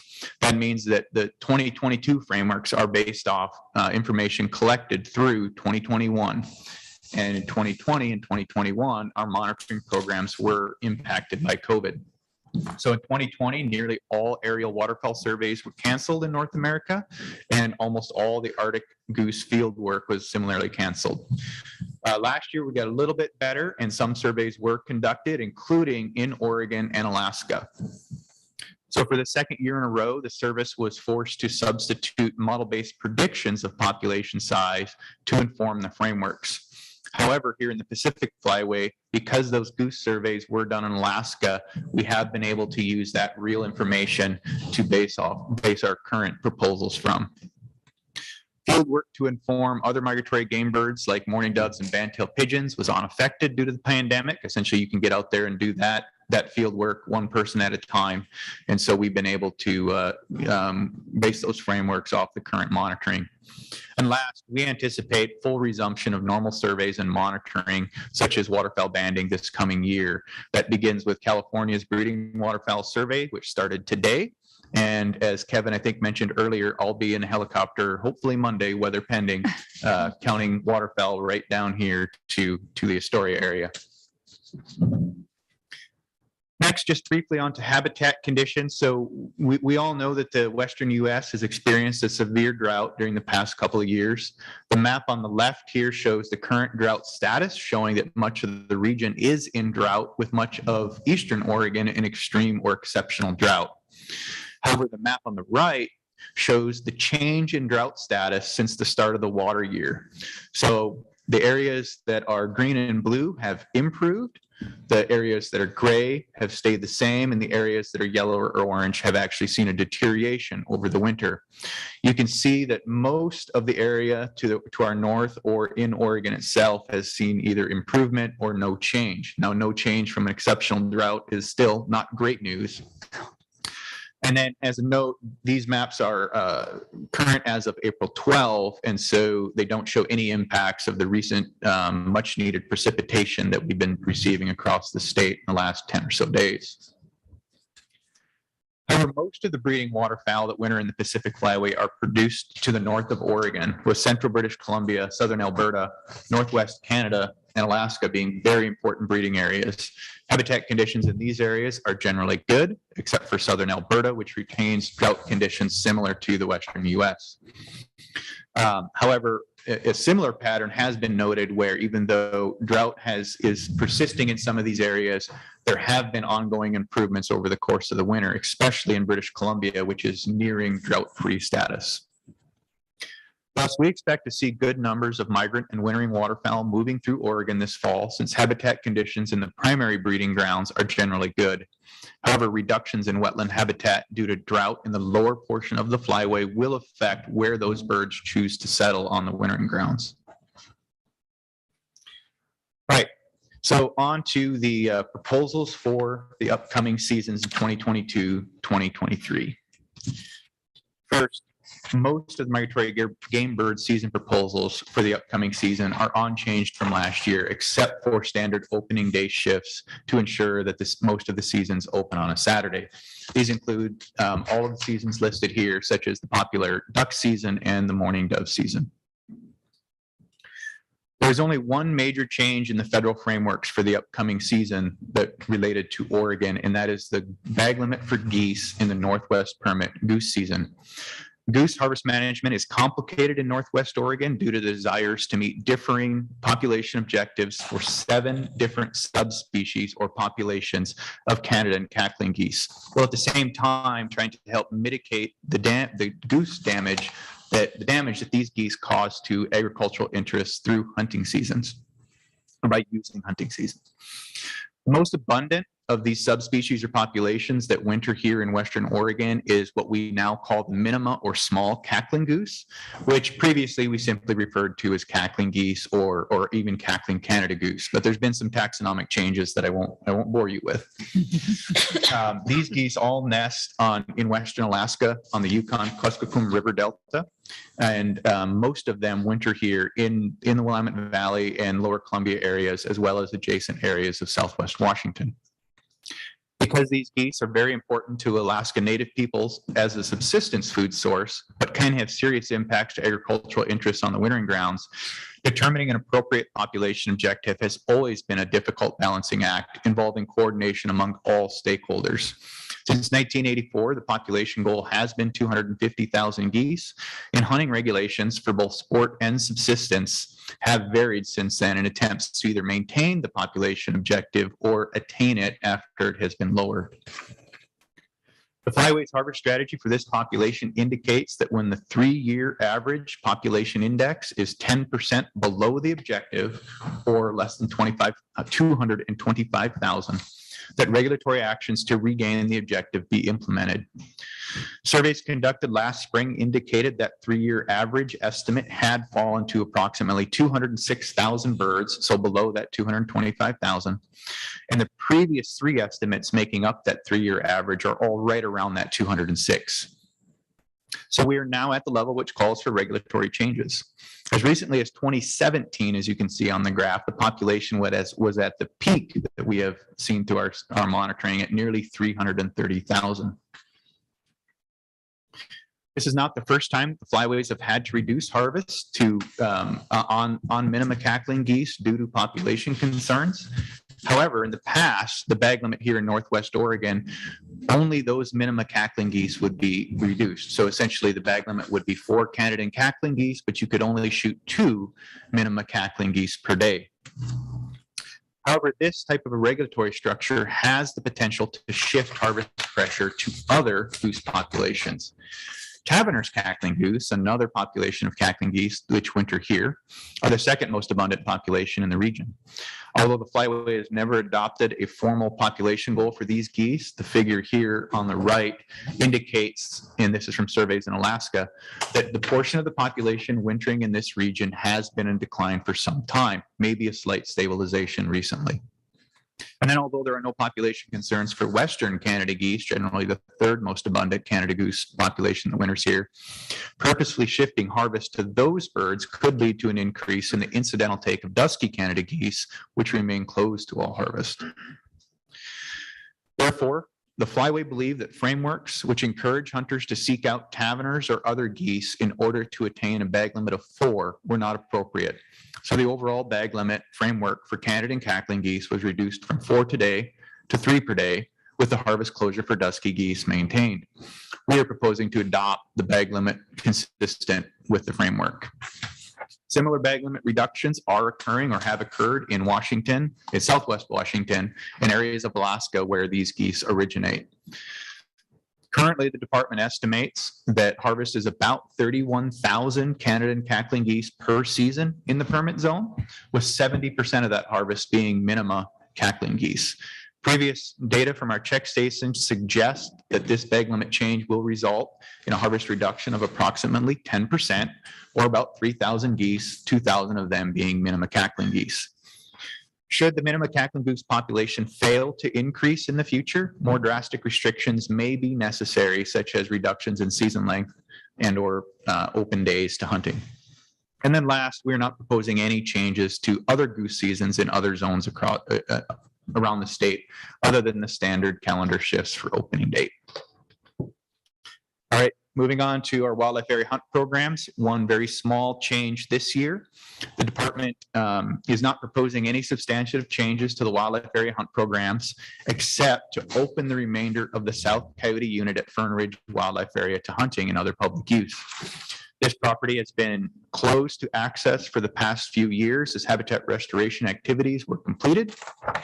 We are recommending access to this area follow those rules already in place for the northern portion of the South Coyote unit, and that the controlled hunt reservations for the controlled waterfowl hunt at Fern Ridge increased from 14 to 17 per day to accommodate the extra opportunity. And the aerial photograph you see here, right there in the center, is part of that South Coyote unit that was recently restored. This is after a January photo when winter rains have filled up those wetlands, and you can see then on the left the wet prairie type habitat there that also supports a whole host of other wildlife species. Last, the department has been working on a cleanup and standardization of the department-owned land, of the rules for department-owned and managed lands for some time. This year, we're proposing to clarify that the department may remove property left on department lands in violation of regulation, to modify the hours the Junction City Pond is open to public use, to prohibit domestic sheep and goats at Wanaha and Bridge Creek wildlife areas, and to recognize updates to wildlife area management plans for Bridge Creek, Coyote Springs, Irrigan, Lower Deschutes, Power City, Summer Lake, and Willow Creek wildlife areas. With that, that concludes my presentation, and I'd be happy to take any questions that commissioners may have. Looks like we do have, thank you, Brandon. We do have one question from Commissioner Labhart, and then we'll have one person to testify. So we'll, and the question from Commissioner King. So go ahead. So Brandon, back to the question. So the doves, we're at 30, almost 34 million doves, and it's up 45%. That's right. Reason? So yes, Chair Wall, Commissioner Labhart, there is certainly an increase noted there. However, last year, the population estimate was quite a bit lower than we had seen. We suggest that was due to estimation issues and not necessarily the population being considerably lower. So this year it is more in line with what we had seen previously, and that then shows a large increase. Probably not an actual reality there, but it is nice that the population estimate did come back in line with what we believe the population to be. Okay, and I should remember this, but there is no limit on Eurasian doves, right? Correct. Eurasian collared doves are an unprotected wildlife species, so No limit, no season. limit, no open season, so on and so forth. They just can't be taken within city limits with firearms due to those types of regulations in cities. Okay. Yeah, those are the big ones. Commissioner King. Thank you, Chair Wall. So I should say, Commissioner Labhart and I had the privilege of sitting for a couple hours with each of you going through the seasons. And that's why, relatively speaking, I have a few questions. But the focus that what we were looking at was what you've already explained, both of you, is that you're watching your numbers closely and that we will be ready to adapt to climate change as it comes. Because, you know, we've moved past the era of just rubber stamping seasons. We're going to have to be able to adapt quickly as appropriately, and everything that you have presented, we are ready for that. And so I really appreciate seeing all of that again and all of your hard work. And, you know, and I just want to state it for the record that you have a couple of commissioners that have sat with you and that we have their fingers on the button, if you will, as Kevin did. And I also want to state for the record, I feel absolutely lapel pin deficient. I mean, like, look at you guys. Like, I mean, I saw sturgeon earlier. We've got ducks. The turkey feather. The turkey feather's amazing. This is amazing. But now to my questions, which was, is there any means that we're communicating some of our hard work a little bit better? Like, for example, as many of you know, I'm a dyed-in-the-wool duck hunter. I watch the morning fly out every morning from here. And I've already gotten an earful about reducing the numbers of the cacklers. And so much of it is, I think, lack of understanding, like a lack of, if you hunt at Salvies, you see everything everywhere. So why are you cutting the limits? So we just, I think, need to get a little bit better in terms of explaining that this is a flyway, that yes, things are plentiful here, but they're not plentiful in other places. You know, that we need to, I think, explain that a bit better, because what you end up is frustrated people. And I saw the correspondence, can we shoot sandhill cranes kind of thing? You know, the people are just not understanding all of the hard work that you do. So I think we need to get that out there better, and maybe take a tip from Fisheries, working with the social sciences people, so that we can get some, I don't know, interaction workshops better, so that people are understanding what you do and why we're making decisions that we make. Yes, Chair Wall, Commissioner King. Agreed. There certainly is sometimes a lack of understanding. It's a complex process, and at the flyway level, I sit on the communications team for the Waterfowl Harvest Management Working Group, which is a national group, and we try and rack our brains to come up with all kinds of things to try to convey this information in an easily understandable format. I suspect that when these regulations come out in the book form in July, that we'll be working with our information and education section to to be able to push information out there about why these changes have taken place, certainly through our trying to solicit public comment on these and through the emails I send out. I've already been trying to do that. And then just on a slight sidetrack, but very, very similar, when I actually start flying this week, myself and Kelly Walton, our assistant game bird biologist, we're going to have one of the information staff in us with the helicopter for a day where she's going to work on developing a story about kind of our waterfowl monitoring. So not really tied to the cackler issue, but informing the public about what we're doing for waterfowl and how we monitor. So. And a follow-on question about the numbers list. I know like during the pandemic, there was the whole year where you just got none essentially. So, are we feeling more confident now that we can monitor again, that we can make accurate, I guess, predictions, and we're able to adjust the numbers accordingly? Because I know you were really worried about that when we had our meetings. Yeah, Chair Wall, Commissioner King, for sure. The migratory game bird management enterprise has been very concerned over the last few years about not having our finger on the pulse and having to use predictions. And we've got a lot of data that informs those predictions, but it's still, you want to have that population number. And we're all very excited that we're going to have surveys occurring across North America and get back to having that information, which will make us feel more comfortable.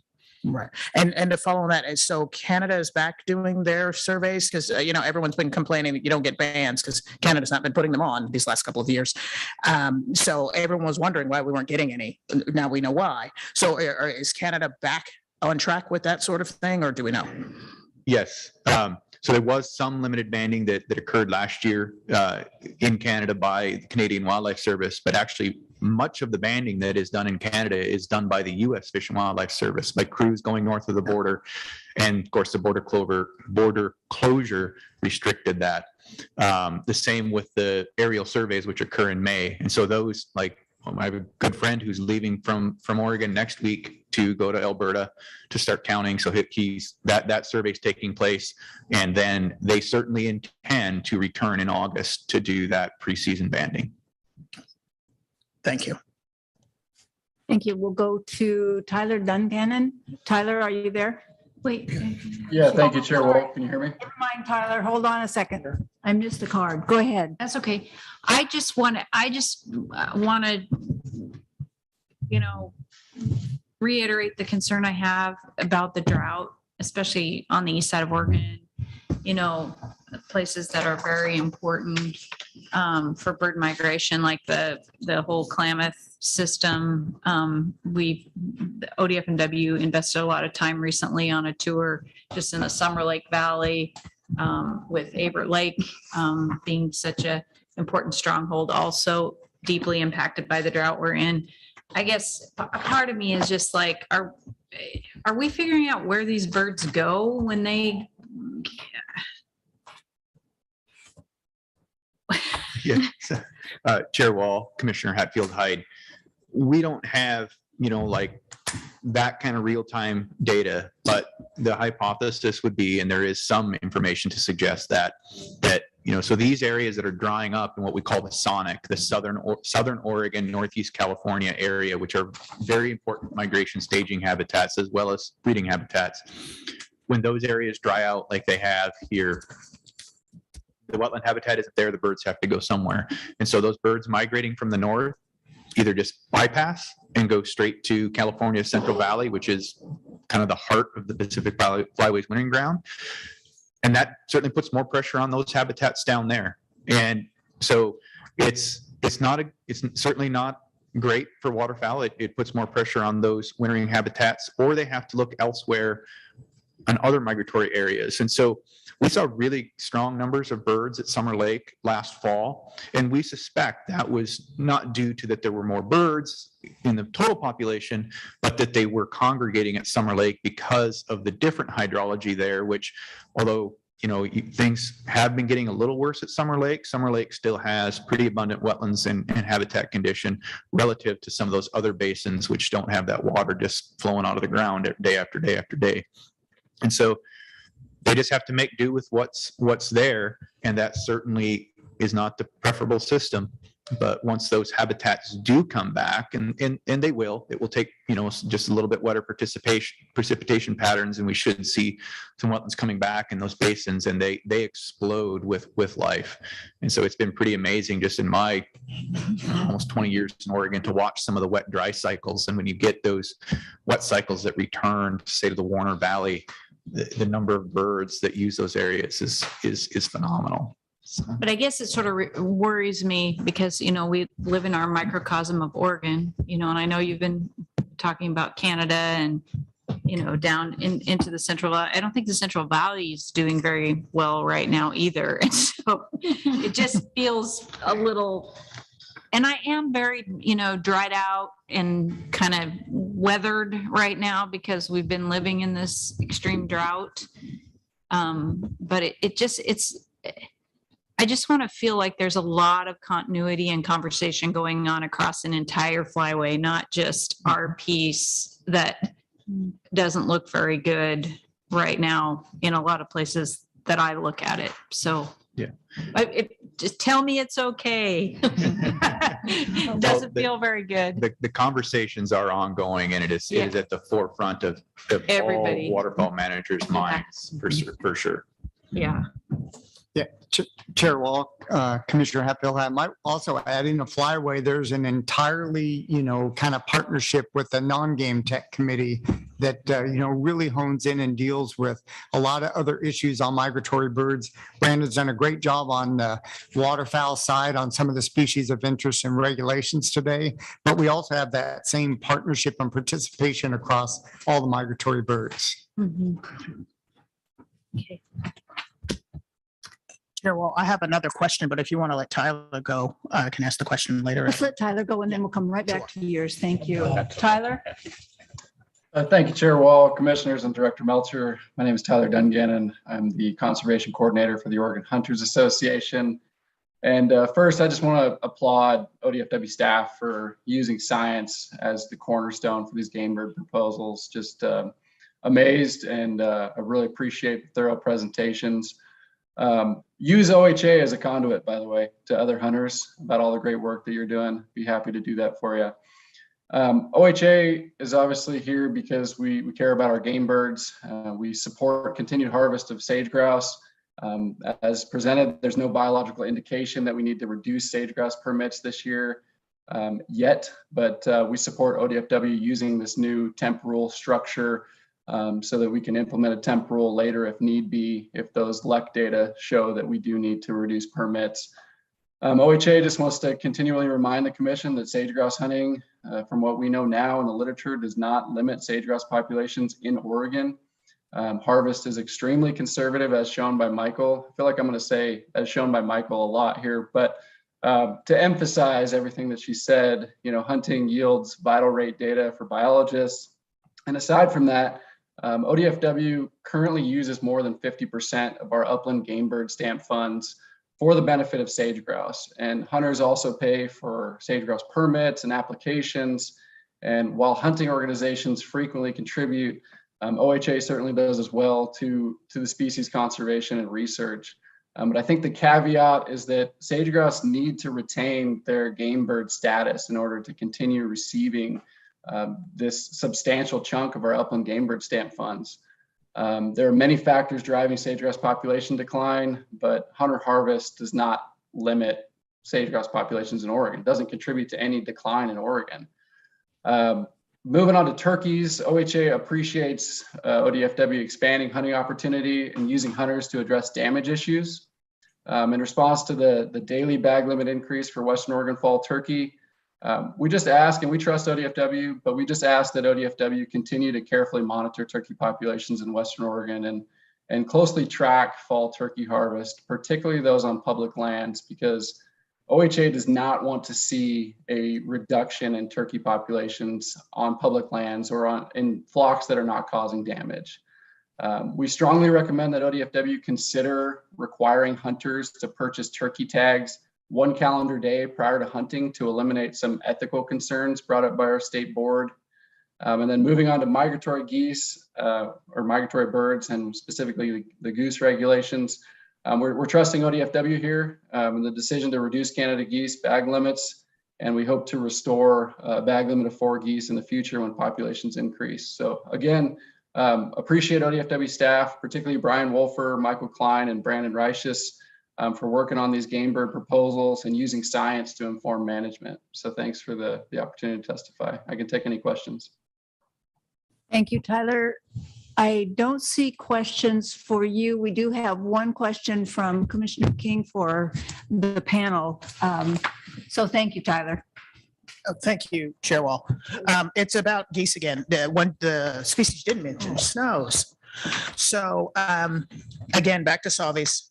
There are thousands of snows. None of them are getting harvested because they know where to go. They stay in one spot and they don't move. And so I'm wondering, I know you guys are monitoring it. I mean, you keep increasing the limit. It's up to 20 a day. You can put out an array you can see from space. You still can't get the snows to move. So my question is there something, do we keep just monitoring that? Do we keep, do we consider like getting dogs to like agitate them and make them fly? Like what exactly is happening and how do we, change or impact or continue monitoring that situation? Because that's another thing that I get a lot of feedback about. Chair Wall, Commissioner King, certainly the wintering flock at Sauvie Island as well as in the mid-Columbia Basin has increased, and that's due to the Wrangell Island population of lesser snow geese, and it has increased substantially over the past 10 years. Continentally, snow geese have been known by hunters for a long time to be very difficult birds to hunt, especially when they exist in large numbers and they stay in large flocks and they don't take chances. You've got a lot of smart birds in those flocks that know what decoy spreads look like.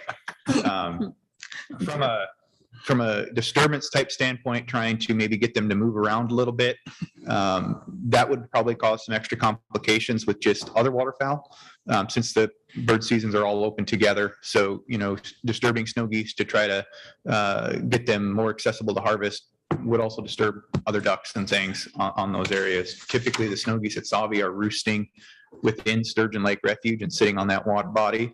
And I guess the last thing I'll say is I share your concern. I tried to hunt snow geese twice at Sauvie Island this year. One time putting out over 1,300 decoys with friends, and we never had a snow goose. And that's amazing. I mean, you can see it from space, and they just and I just wondered. I mean, it's great. Like I remember, snows were threatened. I remember they were really. It was in a struggle. Now they're really abundant, but it's sort of like, you can't touch them. So I just wondered, is there something else? And on Sauvies, they're all on the east side. They're in an exact spot. So if you agitate them, that's all you agitate. I basically, no one even goes in terms of, you go to the east side of Sauvies for snows. There's kind of nothing else over there. So I just wondered, are there any just thoughts about it, or is there anything that we're doing about it really at all at this stage? Or are we just saying, yay, there's lots of snow geese? Really, the only thing is we have, prior to about 2012, the snow goose season was even closed at Sauvie, and so as the snow geese increased, we opened it to all hunters there on the wildlife area, as long as they have their Northwest Oregon goose permit, which most of them do, and we have seen harvest increase, but they are just a tough bird to hunt.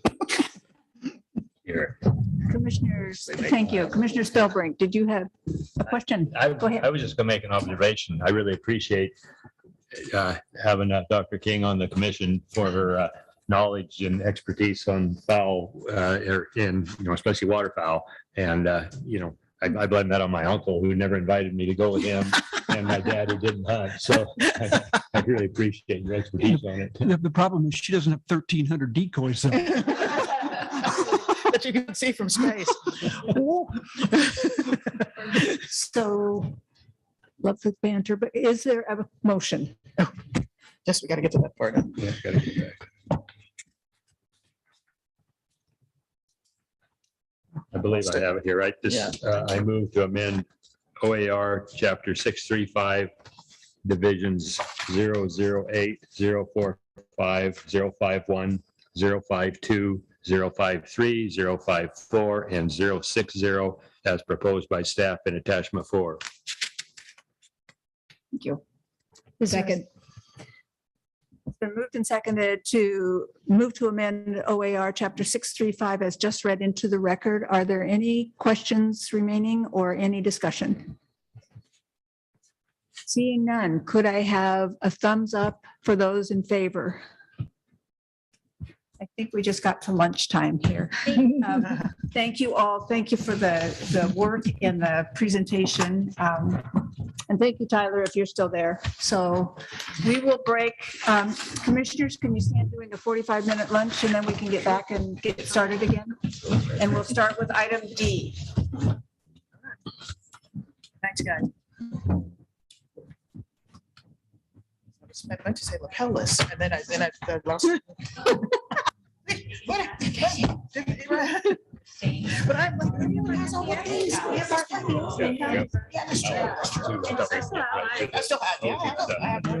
Yeah, I know, like, yeah. Yeah, I just like, what the heck? Like, I've seen sturgeon and ducks. Yeah, you're right. These are beautiful. I mean, I want to talk. You need your whole packet every time like that. Right.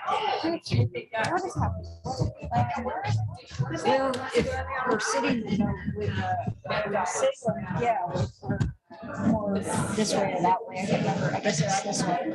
And so we could see in the two screens and all that. It was helpful to me this time to look at it, but not the whole packet, but just the presentations. To look at the presentation. Because I didn't. Yeah, like, yeah. It's weird because I'm not a branch of the Taylor is, and then Yeah. Oh, my God. Yeah, this hits me right below my shoulder. but they're like right in our, they're right there, and I'm like, we know where somewhere else. I'm gonna dress, you know, the neighborhood. And actually, there's, you know, upstairs, there was a safe route. Yeah. So, yeah, so I'm always like, where, you know, see them just do it. I was.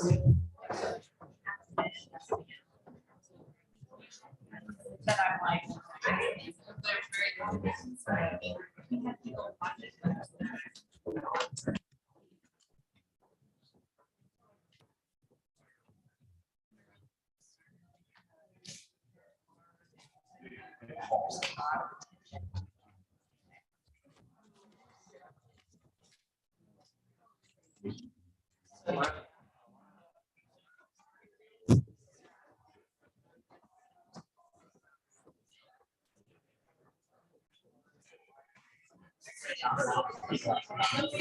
So much, y'all way, there's so much.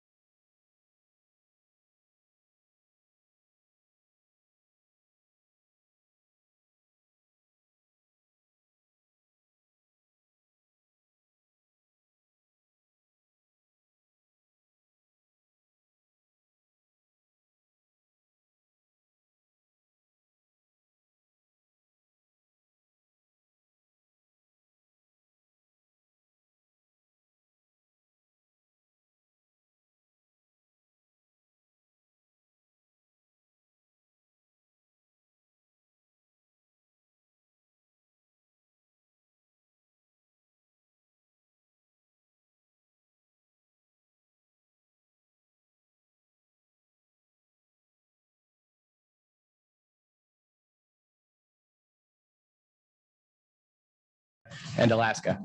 Each year, IPHC conducts surveys to estimate halibut abundance and assesses stock status. At an annual meeting each winter, it determines the total annual catch, coastwide catch limit, allocates it to regulatory areas, and adopts management measures. The National Marine Fishery Service, or NIMS, represents the U.S. interest in the IPHC process. At least one ODFW staff member attends the IPHC meetings to ensure coordination. In the U.S., the Pacific Fisheries Management Council, or PFMC, develops annual regulations for halibut fisheries. ODFW ensures the interests of Oregon halibut resource and stakeholders are represented in that process with a voting seat on PFMC and membership in advisory committees by several marine program staff. The Washington and California Departments of Fish and Wildlife, Washington Treaty Tribes, NIMS, law enforcement, and fishery stakeholders are also involved. Because the comprehensive scientific and public process at the IPHC and PFMC, we're confident that the resulting federal halibut regulations represent the best available science in the interests of Oregon stakeholders. And our annual recommendation to the Commission is to adopt them into Oregon Administrative Rule by reference. The IPHC divides the halibut range in the U.S. waters into regulatory areas shown on this slide for quota and management purposes. You can see that Oregon is in Area 2A, so go on the bottom right, along with Washington and California. Oregon Area 2A is on the southern fringe of the species habitat range, which extends south to around Central California. About 2% of the total coastwide stock is found in Area 2A, while the bulk of the stock and spawning biomass are located off Alaska and British Columbia. Halibut are a long-lived fish that can travel long distances and are found from Northern California to the Bering Sea. Distribution of the stock, location of spawning activity, and migration patterns are important in understanding the impact of Oregon fisheries on the stock. Major spawning grounds, shown here in black, stretch along the coast from BC to the Bering Sea. From there, larvae are transported westward by prevailing currents and settle as juveniles in the gray shaded area extending out to the Aleutian Islands. Many larger juveniles and adults then make a return migration eastward, and some eventually making it as far south as California. Because no significant spawning occurs off Oregon, Washington, or California, IPHC scientists believe that the fisheries have little effect on the overall halibut population size or productivity. We know that climate change and ocean change could affect halibut biology, behavior, and stock distribution. The IPHC has a robust program of biological and ecosystem research, including studies of migration, reproduction, growth, and genetics. This photo shows a wire-tagged juvenile halibut in a migration study. IPHC scientists are working to understand predicted future conditions and how the stock may respond to environmental changes. Halibut science and management is a highly collaborative process that brings together scientists, scientific expertise, stakeholder interests, and regulatory authorities from multiple regions and sources. This aligns with the key principles for the coordination in ODFW's climate and ocean change policy. One of the key science outputs from IPHC is the stock assessment. The dark line on the graph is the coastwide female spawning biomass as a % of estimated unfished level. The blue shading represents the uncertainty around the annual biomass estimate. The horizontal red dashed line and shaded area represent several management reference points the IPHC has established to guide its decision on harvest rates. If the biomass estimate is below 30%, the harvest rate would be reduced. And below 20%, no directed halibut fishing would be allowed. At the start of 2022, the female spawning biomass was at 33%. The IPHC's policy is to maintain the stock at sustainable levels with maximizing economic returns. This means we expect to see the estimated female spawning biomass level in the region where it is here, above the 30% trigger reference point, but pretty close to it. The adopted coastwide limit is not expected to push the stock close to overfished levels. At the 2022 annual meeting, IPHC commissioners considered results of the survey and stock assessment, along with socioeconomic factors, and adopted a coastwide harvest limit of 41.2 million pounds. The increase of about 6% to last year is primarily due to large number of halibut spawned in 2012 that are just reaching the fishery size now. IPHC apportions the coastwide limit to each of the regulatory areas, with 2A receiving 1.49 million pounds in 2022, approximately 4% of the coastwide total. The 2A limit is based on an agreement between the U.S. and Canada commissioners to help stabilize the halibut fishing industry in Area 2A over a 4-year period, which ends this year. Discussions on how to set the 2A catch limit in the future are ongoing, and we will know the outcome next January. There's a lot of information on this slide. The intent is only to show that there are a variety of sectors and seasons that receive halibut allocations. The PFMC's annual halibut management process results in the catch sharing plan each year. The catch sharing plan specifies how the West Coast quota provided by IPHC will be allocated among sectors and subareas in the West Coast, including within Oregon, and establishes dates and management measures for sport and commercial fisheries. The diagram here shows how the 1.49 million pounds are allocated to different fisheries in Area 2A, with Oregon fisheries highlighted in blue. The following slides, we're now focus on Oregon halibut fisheries. We'll start with sport and then cover the commercial fisheries. The table here shows the Oregon sport allocation is just how it is distributed to the 3 different subareas in Oregon, which is over 19,000 pounds going to the Columbia River, some of which provided by Washington, nearly 270,000 pounds for the Central Coast, which is Mount Humbug to Cape Falcon, and the Southern Oregon subarea is capped at 8,000 pounds.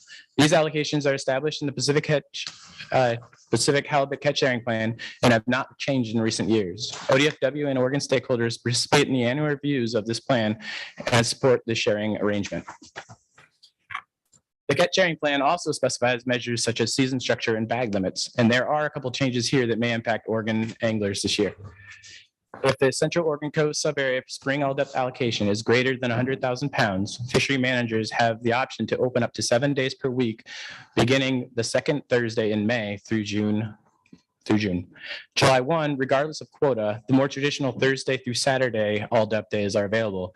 If after the first summer all depth opener, it is estimated that there will be 60,000 pounds or more remaining in the Central Oregon coast combined nearshore and all depth fisheries, the all depth fishery may again open up to 7 days per week beginning September 1.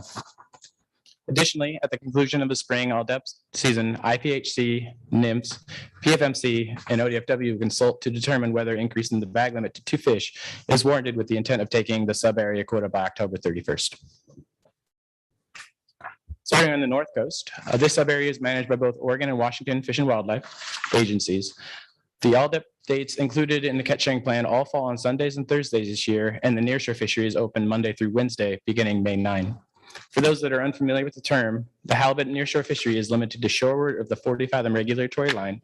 The all-depth fishery has no depth restrictions, but due to high angler participation and yellow eye rockfish concerns, the all-depth fishery does have more fishing restrictions. For the Columbia River subarea, both the all-depth and nearshore fisheries will end on either September 30th or when the quota is attained. In the Central Oregon subarea, we have the spring and summer all-depth seasons along with the nearshore fishery. This subarea is where most of the Oregon sport allocation goes. For the spring all-depth season, there are 2 questions that need to be answered. How many fixed dates should we have, and when should we have them? These are dates that are guaranteed to be open unless the entire sub-area quota has been taken, so anglers can plan weeks in advance. Backup dates are dates that are available should any quota remain after the fixed dates. Too few open dates could leave quota on the table. Too many could exceed the quota, which is taken from the nearshore, from the summer all-depth and nearshore fisheries.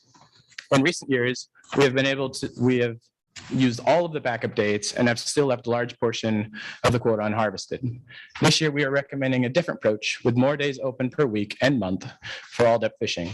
With this approach, anglers can spread out the effort instead of crowding the docks on the weekends. The recommended fixed dates are set up to accommodate angler preference. To inform this, ODFW staff solicited public input via email, phone, virtual public meetings, and an online survey this past February, with approximately 240 individuals providing feedback. Approved dates must fall within limitations of the catch sharing plan. Finishing up the Central Coast, the summer all depth and nearshore fisheries. The summer all depth allocation base threshold will not be known until the spring all depth fishery has expired. The start of the fishery will likely be Thursday, August 4th, as the current allocation is well over 68,000 pounds. If the spring all depth fishery dips into the summer all depth fishery, the allocation base threshold may move this to a Friday, August 5th, making the summer all depth this season a 2-day or Friday, Saturday fishery instead of the Thursday through Saturday. The nearshore allocation base threshold is not dependent on another fishery and is scheduled to open on May 1. During days open to both all depth and nearshore fishing, all depth rules will apply regardless of fishing depth. The Southern Oregon subarea is open at all depths 7 days per week, beginning May 1. This fishery is is capped at 8,000 pounds, and we rarely see go over that, and we really have to shorten the season there. There are simply less halibut to be found off Southern Oregon. For both the Central Coast and Southern Oregon sub areas, halibut fisheries will end on either October 31 or when the quota is attained. This graph shows us the number of angler trips and green bars with the numbers on the right-hand axis compared to the total halibut pounds landed, blue line, along with the quota, gray line, for Oregon's sport halibut fishery over the past 10 years. Halibut fishing is a very popular spring and summertime activity, though last year was down as salmon season took over for much of the summer months. We still had over 12,000 angler trips target halibut out of Oregon coastal ports.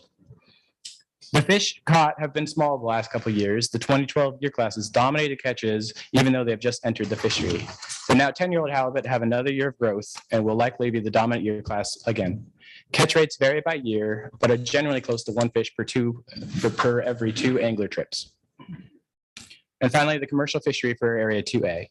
This includes Washington, Oregon, and California, though Oregon is more involved in the fishery than either of our neighboring states. In the direct-to-commercial halibut fishery, more vessels have participated out of Oregon ports in recent years. Shown here as the green bars with numbers on the right-hand axis, the dark blue line shows revenue from total halibut landings in Oregon. Highs in participation and revenue in our state over the past decade were reached over the last 3 years. Over this period, the total non-tribal direct-to-commercial quota in the Area 2A has been relatively constant, shown by the gray line. Not shown here is a very small amount of halibut allocated to incidental retention in the West Coast salmon troll fishery. The total catch of halibut in the sport and direct-to-commercial fisheries in Oregon was about 200,000 pounds in 2021. Because this is such a small amount compared to IPHC's coastwide 41 million pound catch limit, and also because we are not fishing on spawning biomass, a reduction in Oregon's catch would not be expected to change the overall halibut stock status. The PFMC developed 3-day, 58-hour opener in 2020, replacing the long-standing 10-hour derby-style approach in 2021. In 2021, the Monday through Wednesday fishery of 2020 shifted to a Tuesday through Thursday fishery. This was requested and supported by many representatives of the commercial halibut fishing industry. There are no changes taking place in 2022.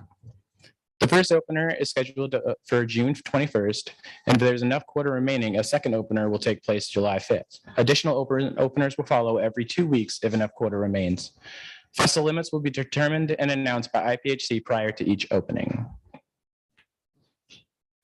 And here, staff recommendations, adopt recommendations as shown in attachment 1, adopt the federal rules by Pacific halibut sport and commercial fisheries by reference, which include harvest levels, the 2022 Pacific halibut catch sharing plan, sports season dates, and commercial opening dates. Thank you all for your time. I would be happy to take any questions. Thank you, Christian. Go ahead, Commissioner Spellbrink. Sure. Well, thank you. I really don't have any questions other than make some observations as one who participated in the commercial halibut fishery for quite a few years. It kind of reminds me of what we heard today on the Columbia River fisheries, in that, when I first started fishing halibut on the coast, it was a 2-week season, every month. And then, as salmon seasons got cut down, more sport operations went to fish halibut. So pretty soon, the commercial halibut fleet was down to 10 days. Then it went to 1 week. Then I think it went to 5 days. Then I think it went to 2 days. And then finally it was 10 hours. And that's kind of when we said, okay, that's enough, for 10 hours. Yeah, it wasn't worth rigging up for. So I'm really glad to see it go back to I know I had one of the surveys they sent out, and I'm sure people went for the 3 days because, a 10-hour season, whether you can lose the whole season or you can get your rear end kicked because you're trying to fish it. Anyway, I think that was really a good move going to 3 days. So it gives guys a little bit of chance. It's catch rates anyway. I mean, you get to catch the amount of fish that for the length of your boat. So, it's not like you can go over, usually you measure every fish and use a weight length table so you can get real close to your weights. So it just took that pressure off a 10-hour season was just too much, So anyway, glad to see that. Christian, I do have a question. Thank you for the presentation. You mentioned small size fish. Could you just say a bit more about that and whether that's yellow flag, red flag? And usually that's something to worry about if they're getting smaller. Thank you for the question, Chair Wall. Yes, this is good in this case. It's showing that there's a pulse year coming. We've had those in the past. I think 2005 was the most recent one, which was a pulse, but a smaller pulse. This is it's into the fishery pretty early. We were kind of aware of it 2 or 3 years ago when we started seeing it in the surveys, and it was just entering the fishery, and it's proving to be a large class. So it's positive for the halibut fishery. Nice to get some good news, right? Thank you. Last question is, have we for years been at the same ratio compared to the rest of the world, what 1.49 or whatever it is compared to the, because I know we're just the kind of the corner of this. Thank you again, Chair Wall. Yes, this is the last year of that. It's been right around 1.5 million pounds the last four. Well, this would be the 4th year. Before that, it was a little bit more comparable to the fish that is the abundance down here, which is about 2%, I think is what it is. So we've been fishing 4%, although we have 2%, and that's just to help stabilize the fishing industry down in this area because we are on such the very edge of that stock. So, thank you. That helps. One more.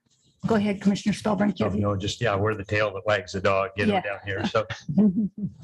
Is your card up for a question or are you ready to make? I can make a motion too, actually, as long as it's up.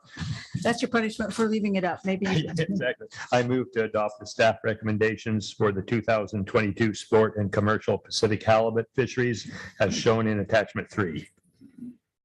Is there a second? I'll second. Thank you. So moved and seconded to adopt the staff recommendation for the 2022 sport and commercial Pacific halibut fisheries as read into the record. Any further questions or discussion? Seeing none, it looks like people are ready to vote. Those in favor of the motion, could I get a thumbs up? Thank you. Probably the easiest presentation you've made. Zarnowitz. Oh, and Good sorry. job, you guys. Chair Wall, if I might, just before we move on, this is Maggie Summers' last tour of duty here with you all on halibut. She's leaving us for the National Marine Fisheries Service, I think effective May 1 or somewhere thereabouts. So I just want to take this opportunity to extend our appreciation to Maggie and wish her well. And we're glad we have her to work with on the federal side in the future. So thanks, Maggie. That was it.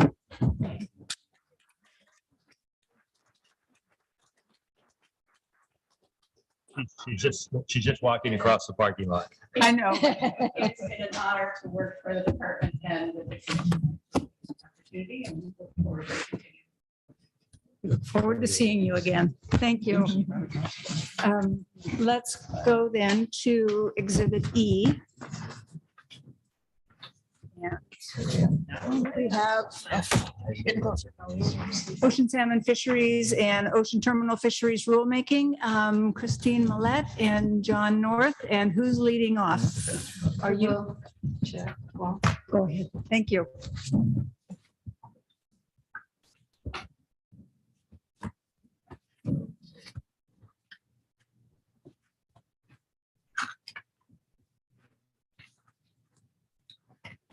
Well, I guess I can start without visuals.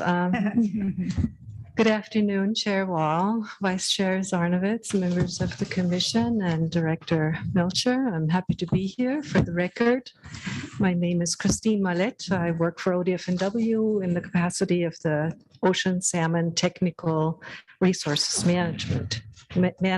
There you go. Today, I'm here to demonstrate the federal rules for 2022 for ocean salmon regulations. And the presentation is aimed to prepare for a staff recommendation to adopt them for state waters, which are 0 to 3 miles offshore. So perhaps we have okay, thank you. Slide change here. There you go. Thank you. So I don't want to belabor this too much today, but I wanted to be sure that you had a good feel for the process that takes place annually to prepare for these federal regulations. It is quite rigorous, and it's an iterative process with many of the participants being state representatives. The primary objective of the PFMC, the Pacific Fishery Management Council that you just heard about in the Halibut presentation, is to remain all fisheries, all regulations within applicable Endangered Species Act standards. And the PFMC is one of 8 regional fishery management councils that were established through the Magnuson Fishery Conservation and Management Act in 1976. And of course, they have a the council has an operating procedure that guides their activities and their regulation development. So last month, if you recall, I was here to introduce you to the process, and I gave you an overview of the 3 alternatives that had been developed in March for commercial season, for commercial sport and tribal fisheries on the West Coast. So today I am following up with the final option that had been developed in the PFMC, and that is now being recommended to the National Marine Fisheries Service for adoption, and actually that is by extension the U.S. Department of Commerce. So the final set of tribal, commercial, and recreational fisheries is what I am presenting today. Can we get to the next slide? Thank you very much. So participants are numerous besides the states. We are looking at various tribal entities, various federal agencies that are represented. And I just want to point out here that all states are voting except for Alaska. They're a non-voting member. So again, the process is quite convoluted, numerous technical committees being involved in developing these options. And it's a bottom-up process emphasizing public participation and involvement for the development of salmon fishery plans that are consistent with conservation goals. And in addition to the many technical folks, specifically, I want to recognize and acknowledge the participation of recreational, commercial fishermen, fish processors, environmental and community representatives, consumers, and the general public. So the process is primarily built upon the protection of weak stocks to protect them from excessive fishery impacts. In other words, fishing seasons are planned around the need to protect the weak stock components each year. And in doing this, opportunities to catch healthier, most abundant stocks are sometimes forgone because we can't exploit them to the degree on the reason of benefiting those weaker stocks. Harvest is always scaled on abundance. So in years of low abundance, you will see a vast reduction in fishery opportunities. And the evaluation of the circumstances and current conditions is occurring every year, each year, but the outcome is different. So you will see that these fishery regulations vary from year to year. Next step. So again, here I am here to provide you with background information on the federal regulations so that the Commission may consider the adoption of ocean salmon fishing regulations for near shore 0 to 3 miles offshore, which are considered state waters and state jurisdiction. And each year, these regulations are adopted by the federal government around May 16th, which doesn't mean that we don't have any fisheries before then. So I just wanted to point out that early fisheries in March and April and into May are covered by previous year regulations, which may be modified or adjusted in season through in-season management action. Next. So again, this map you've seen last month, it's just again to reiterate the geography of this fishery regulation package. I'm here to discuss the area primarily south of Cape Falcon to the Oregon-California border, but there's obviously management areas to the north that we're interested in. However, I'm not going to present any of the information for the Columbia River area or the area north of Cape Falcon. Cape Falcon is situated near the town of Manzanita, Oregon. And as you see, the central Oregon coast is divided by the Hasita Bank line, which is at the South Jetty near the town of Florence. This is worth mentioning because our regulations change at that point. And to the far south, from Humbuck Mountain to the California-Oregon border, that is the Oregon portion of the Klamath Management Zone. Next. So I want to spend a few minutes on how many considerations are given to individual stocks. However, that would by far be too much for this brief overview. So I'm only focusing on stocks that are pertinent to salmon fishery management in Oregon. So for Chinook, I want to point out 3 ESA listed populations, which at first I want to discuss the Lower Columbia River natural tules. And they're a primary limiting factor for any fisheries north of Cape Falcon, but this year also for the Columbia River and the Oregon troll fisheries. The standards this year for a total exploitation rate is set at 38%, which the calculations and the model outputs that were used to determine the final option has met, so which isn't always easy to do.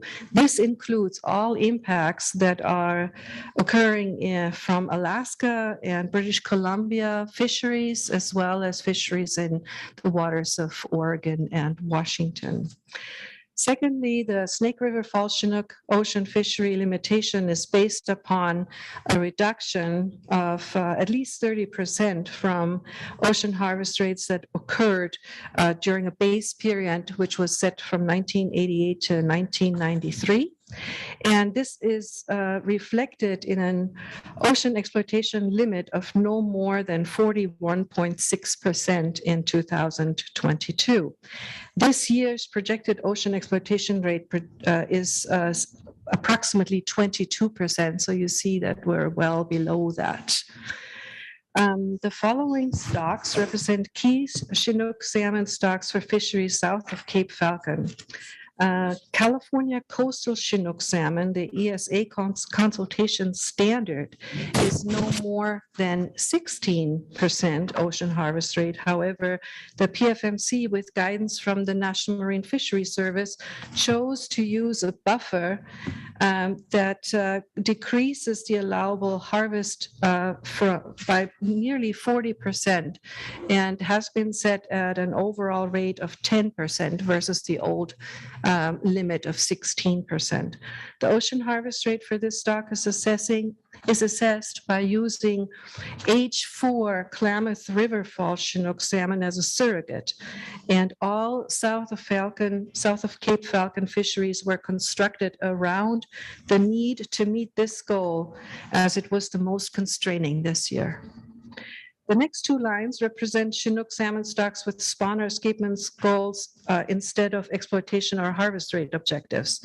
Klamath Fall Chinook salmon, the 2022 escapement goal of 38,180 natural area adult spawners has been derived from a fish management plan control rule, which is developed by the Pacific Fishery Management Council.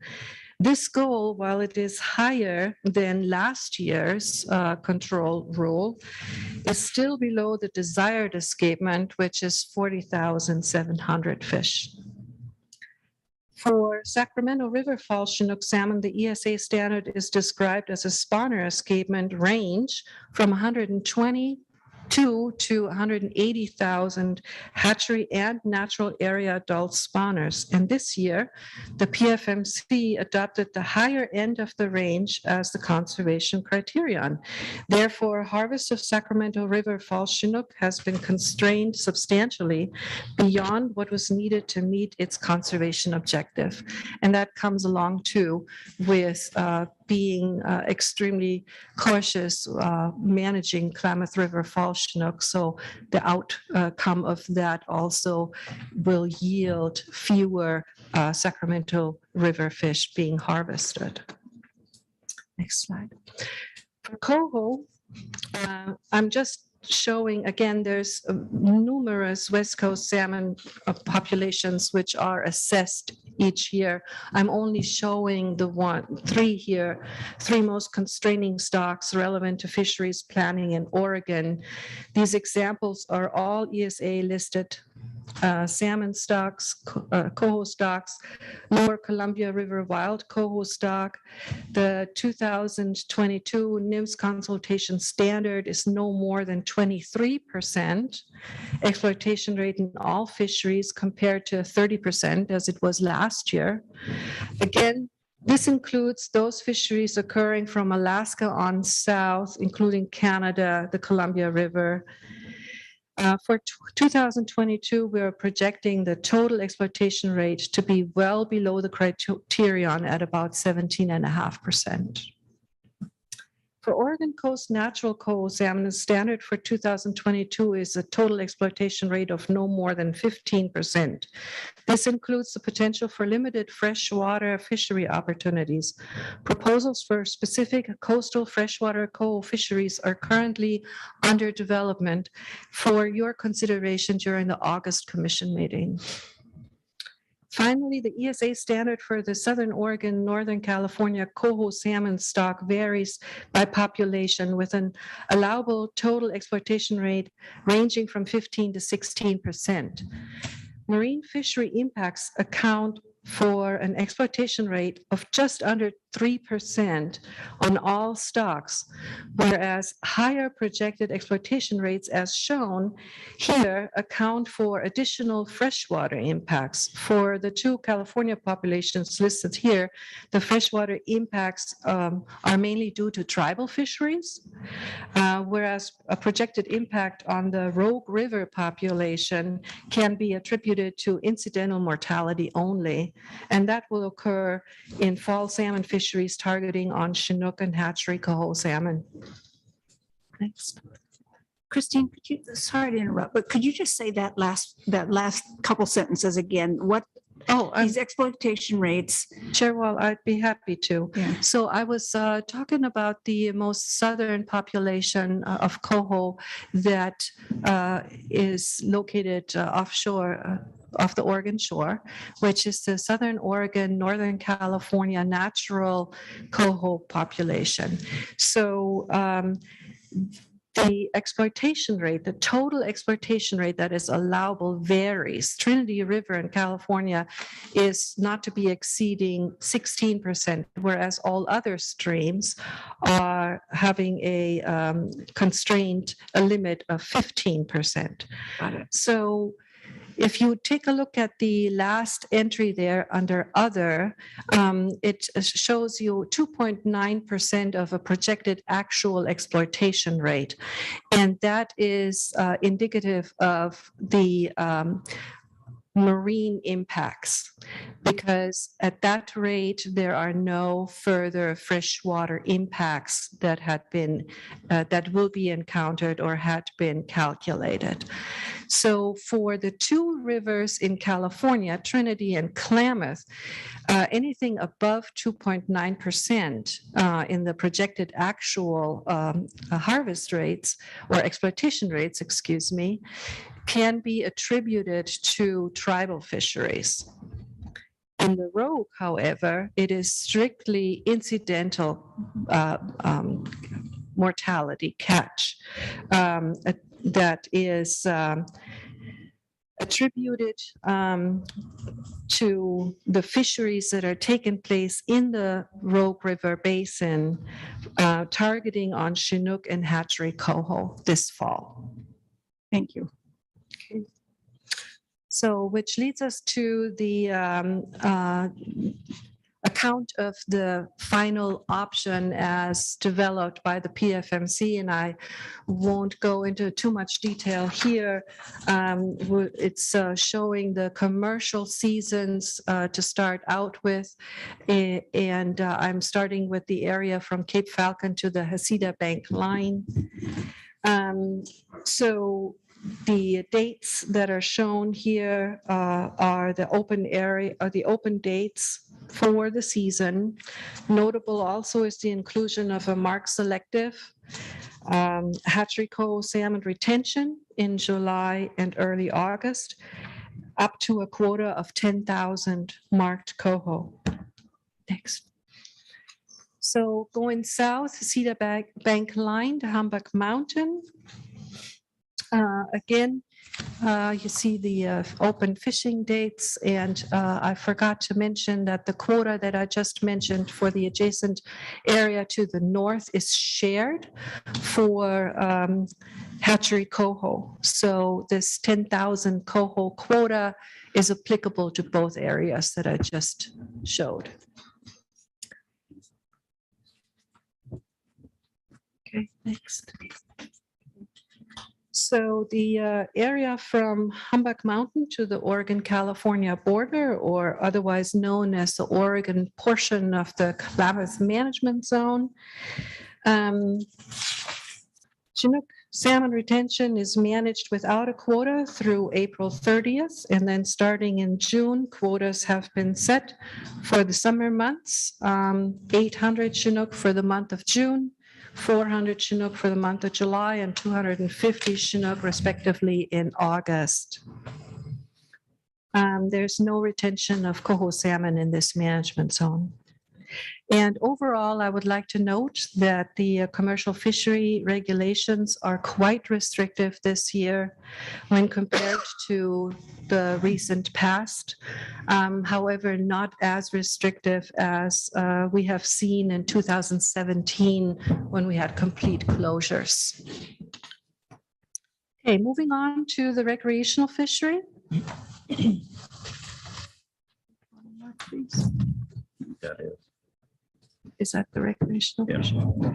Okay, so the area from Cape Falcon to Humbuck Mountain has continuous Chinook retention from March 15th through October 31st, with a coho salmon marked selective season from June 18th through August 21st, or a marked coho quota of 100,000 fish. Please note that this quota is shared with the adjacent Oregon portion of the Klamath Management Zone. There is also a non-marked selective coho salmon season in September, or a quota of 17,000 fish.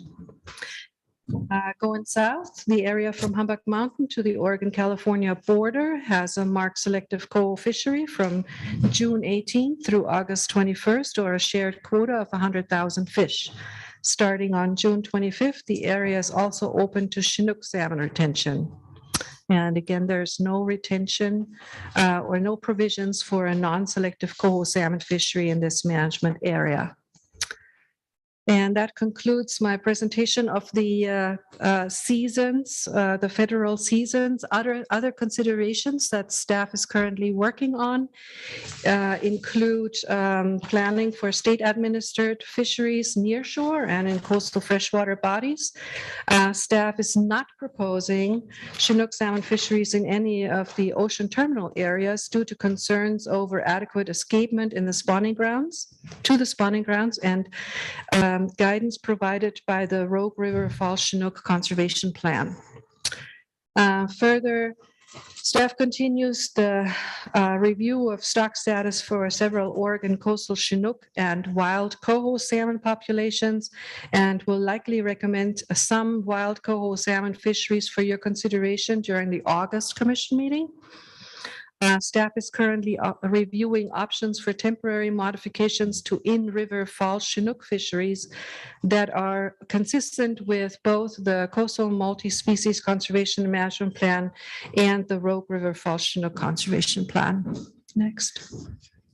So this brings us to the commission action regarding the staff recommendation listed here to adopt the 2022 regulations by reference to the federal regulations for ocean recreational and commercial salmon fisheries in state waters as proposed by staff and as reflected in the draft Oregon administrative rules shown in attachment 3. And that concludes my presentation. Thank you very much. Thank you, Dr. Millett. Questions, commissioners? Go ahead, Commissioner Spellbrink. Thank you, Chair Wall. On the ocean 2022 ocean recreational season, non-selective coho, September 3rd through the 30th, or quota of 17,000. That is, I mean, that when we pass it, that's pretty much set in stone. Is that right? If we Chair Wall, Commissioner Spellbrink, I'm afraid it is. Okay, yeah, I know there's, we're going to consider that, in-river coastal fisheries later on for a possibility of wild coho, and just bringing the concerns. I know of a lot of inland fishermen that, we have the non-selective, fishery out there. And then like last year, they got very little inside the rivers. And I just was bringing that concern and I wanted to get that clarified for sure. Thank you. Yes, Commissioner Spellbrink, thank you again for asking the question, and staff is working on this as we speak, and we will continue to work on options for further consideration later this year. Appreciate it. Thanks. Go ahead. Vice Chair. Yeah, just when you say Chinook, but it doesn't say mark selective, is that any Chinook? That would be, I'm sorry, Chair Wall, Vice Chair Zarnovitz, yes, that would be all Chinook. Okay. Which page was that on? Just that's on commercial. On recreation. That's all I have. Commissioner Spellbrink, did you have another question? You're going to See it about this all the time. Right. I think you were wise to give us a summary of this, a preview of this before, since you caught us in a bit of a food coma after lunch today. So we got a lot of our questions answered then. I think we might be ready for a motion on this one. All right, I will move to amend OAR 635 divisions 3 and 13, 003 and 013 as proposed by staff in attachment 3. Second. Thank you. It's been moved and seconded to amend OAR 635 as just read into the record. Those in favor of the motion, could I get a thumbs up? That one is approved, and we thank you for your presentation. Thank you, Chair.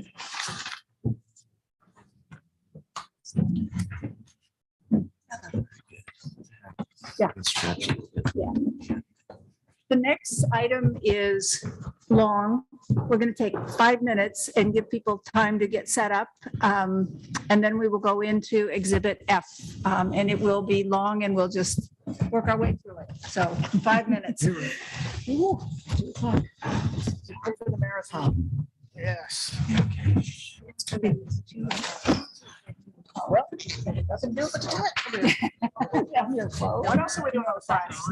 That's 7 minutes slow. Yeah,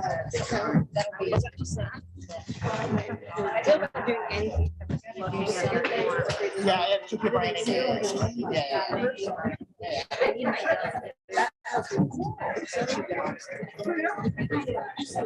I usually fidget. But I like it. I've been like fidgeting with it. I can't.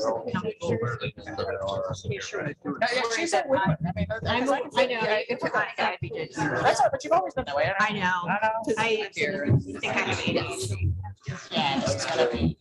Like I said, it's a Friday afternoon. What else are we doing on Friday?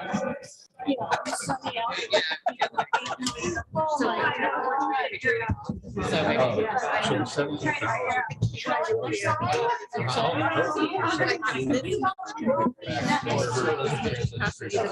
I know, but that's, anyway, got some minutes. Yeah, basically, right, because you're fixed on something.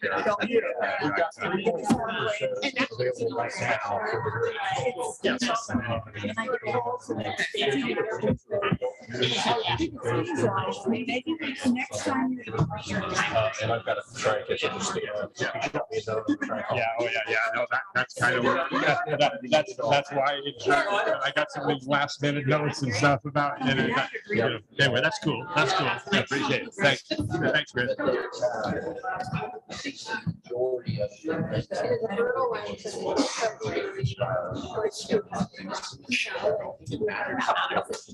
Yeah. How do things disappear in a little?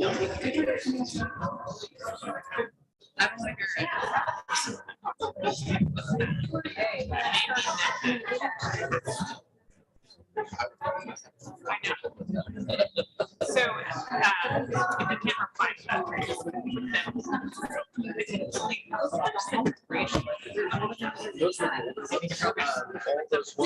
I'd like to get it minimized as much as possible without. Yeah. But what is all of these? Just seeing if there's any. I guess I'm gonna run to the bathroom. Now that you know what it's for, I mean, that's what you do. That's it. Rather than deep,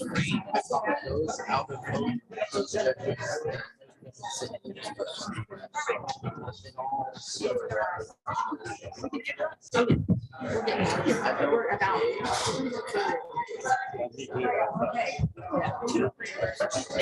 Yes. So we are.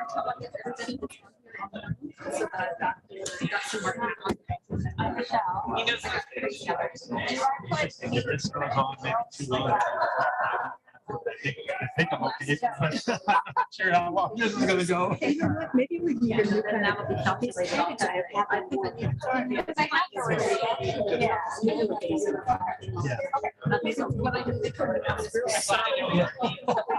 need a break. Yeah, just. But you're welcome to it, yes. Yes, sure, but then I will. It's a lot easier. You know, I know. you know, now it's like, I should be, just need to get used to it. Somebody knows what I'm doing, because I don't. Okay, hello. Hi, Donna.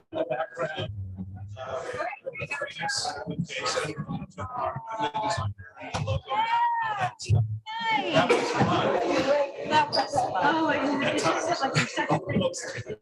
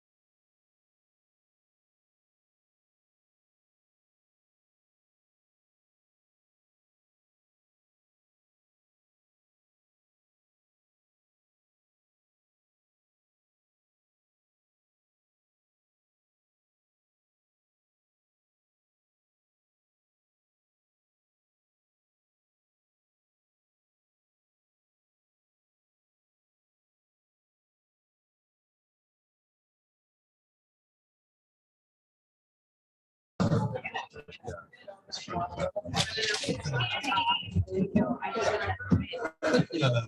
don't know that it helps. It's a cake and scratch, right? I mean, it's delicious. I really like that cookie. I know. This chocolate's really good. Well, I just on this one. The mouse doesn't work. Yeah. Gotta get some more. I didn't switch sides. I just got them before me. Like, you know, like, yeah. You know? Yeah, no, it is. When you're done. Okay. I mean, it actually doesn't have Like that to advance the slides. It's just heavy food day after day after day and like not being able to rise. For me, it's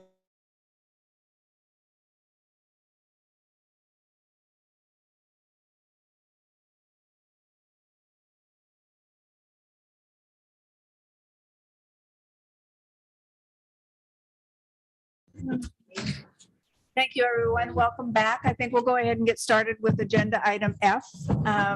We do have two people from the staff ready to present. I want to talk just for a couple minutes about what's going to happen and how we have this arranged for today, with thank you to staff and to all of the public who helped us arrange a slightly different way of looking at an issue that there's such deep interest in. So what we're going to do is hear from staff, then we'll have two panels. Theoretically, two sides. So on any of these questions, there are many sides, but at least we'll have two panels, and each panel will have 20 minutes to present to us, and then 10 minutes for question and answer from the commission. And that means all of us have to keep our questions short and keep our answers short to fit it into 10 minutes. We are going to limit public testimony, which would come after the panel, to 2 minutes each. And we have a limited number of public testimony this time. Compared to what we would otherwise perhaps have seen if we had not had the panel. So this is a bit of an experiment to try to see if we get great information and maybe even less repetitive testimony. But we're anxious to hear what everyone has to say. We do ask that people, if you will, tell us what you want us to hear to make this choice. And if you can avoid any kind of, we're all Oregonians in this room, so please don't, demean the other or diminish the other Oregonians who are testifying. Keep it to what you want us to hear to make the decisions, if you will. And I think I'll stop there and let staff go right ahead. So Sarah Gregory, are you starting or are you? Dr.? I am, yeah. Go right ahead. So good afternoon, Chair Wall, Vice Chair Zarnowitz, Commissioners, Director Melcher. For the record, my name is Sarah Gregory, and I'm the Umpqua Watershed District Manager. I haven't said that too many times, so here I am. Thank you to come today for everyone coming and addressing this Exhibit F, North Umpqua Hatchery Summer Steelhead Program. This has been a long, drawn-out process, and I feel like we're near the finish line here, so I'm pretty excited about it. So I'm going to go over just a little bit of background, set things up, and then I'm going to pass the ball to Sean, and he's going to dive into some of the deep scientific information that I'm not so coherent on, and then he's going to pass the ball back to me, and we're going to wrap things up and get the discussion started. So just by way of background, we've got the native fish conservation policy. This guides a lot of our management, and there's some key points here about preventing serious depletion of native species that naturally produce fish are sustainable, maintaining and restoring naturally produced native fish species to provide substantial ecological, economic, and cultural benefits. Those are all three are very important. And then fostering and sustaining opportunities for sport, commercial, and tribal fishers consistent with conservation of naturally produced native fish. So a big focus on conservation here. And also the coastal multi-species plan. I'm sure you're all very familiar with this, adopted by our commission in 2014. It goes over the status and desired status of our anadromous fish, including our summer steelhead in the North Umpqua, as well as limiting factors. And I'm going to touch on some of those limiting factors later on after Sean speaks. But some of those are interbreeding and competition with hatchery fish, angling for harvest and catch and release, predation and competition associated with non-native fish, and then habitat-related factors and the management that we're implementing around all those things. And one of the most important factors of this plan is that it allows for adaptive management, where we can make adjustments to what's in the plan based on needs on the ground. So here is our context for adaptive management. And like I mentioned, the CMP was adopted in 2014. 2015, 2016, we had poor ocean conditions. Some people refer to it as the blob, a change in temperatures and how they were cycling through the ocean. And then bringing it closer to home, 2017, we started seeing increase in wildfires. We're all breathing a lot more smoke in the summertime and wondering what the heck was going on. And 2020, things kind of came to a head, and the Umpqua experienced some dramatic fires. The Archie Creek wildfire burned a substantial portion of the basin, including Rock Creek Hatchery, and those pictures are showing you there. There's the before and after of what we found at the hatchery in 2020 in September. And then last year, we saw this population crash in our summer steelhead and extreme temperatures in our freshwater conditions. And that's brought us here today to have this conversation. And just a timeline of what we've been working on.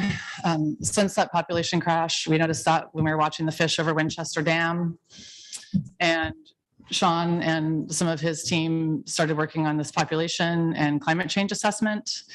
And that's been a really intense process for all those folks. They've worked really hard. I'm really appreciative that we have them.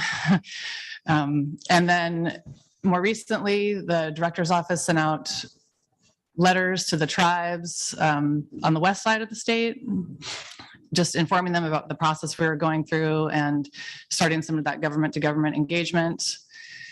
And then we talked to folks in the community, a lot of the stakeholders. We had an in-person workshop in Roseburg at the end of March, and that was led by folks from the OSU Cooperative Unit. Some really great social scientists have been hired recently there, and they helped kind of manage the crowd in a way that generated some really good discussion about this issue.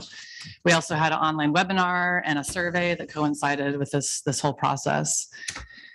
And then over just the course of several months, a lot of public testimony and review from you folks as well. And with that, I'm going to pass this to Sean. Okay. Chair, Sarah. So Chair Wall, Vice Chair Zanowitz, Commissioners, and Director Melcher.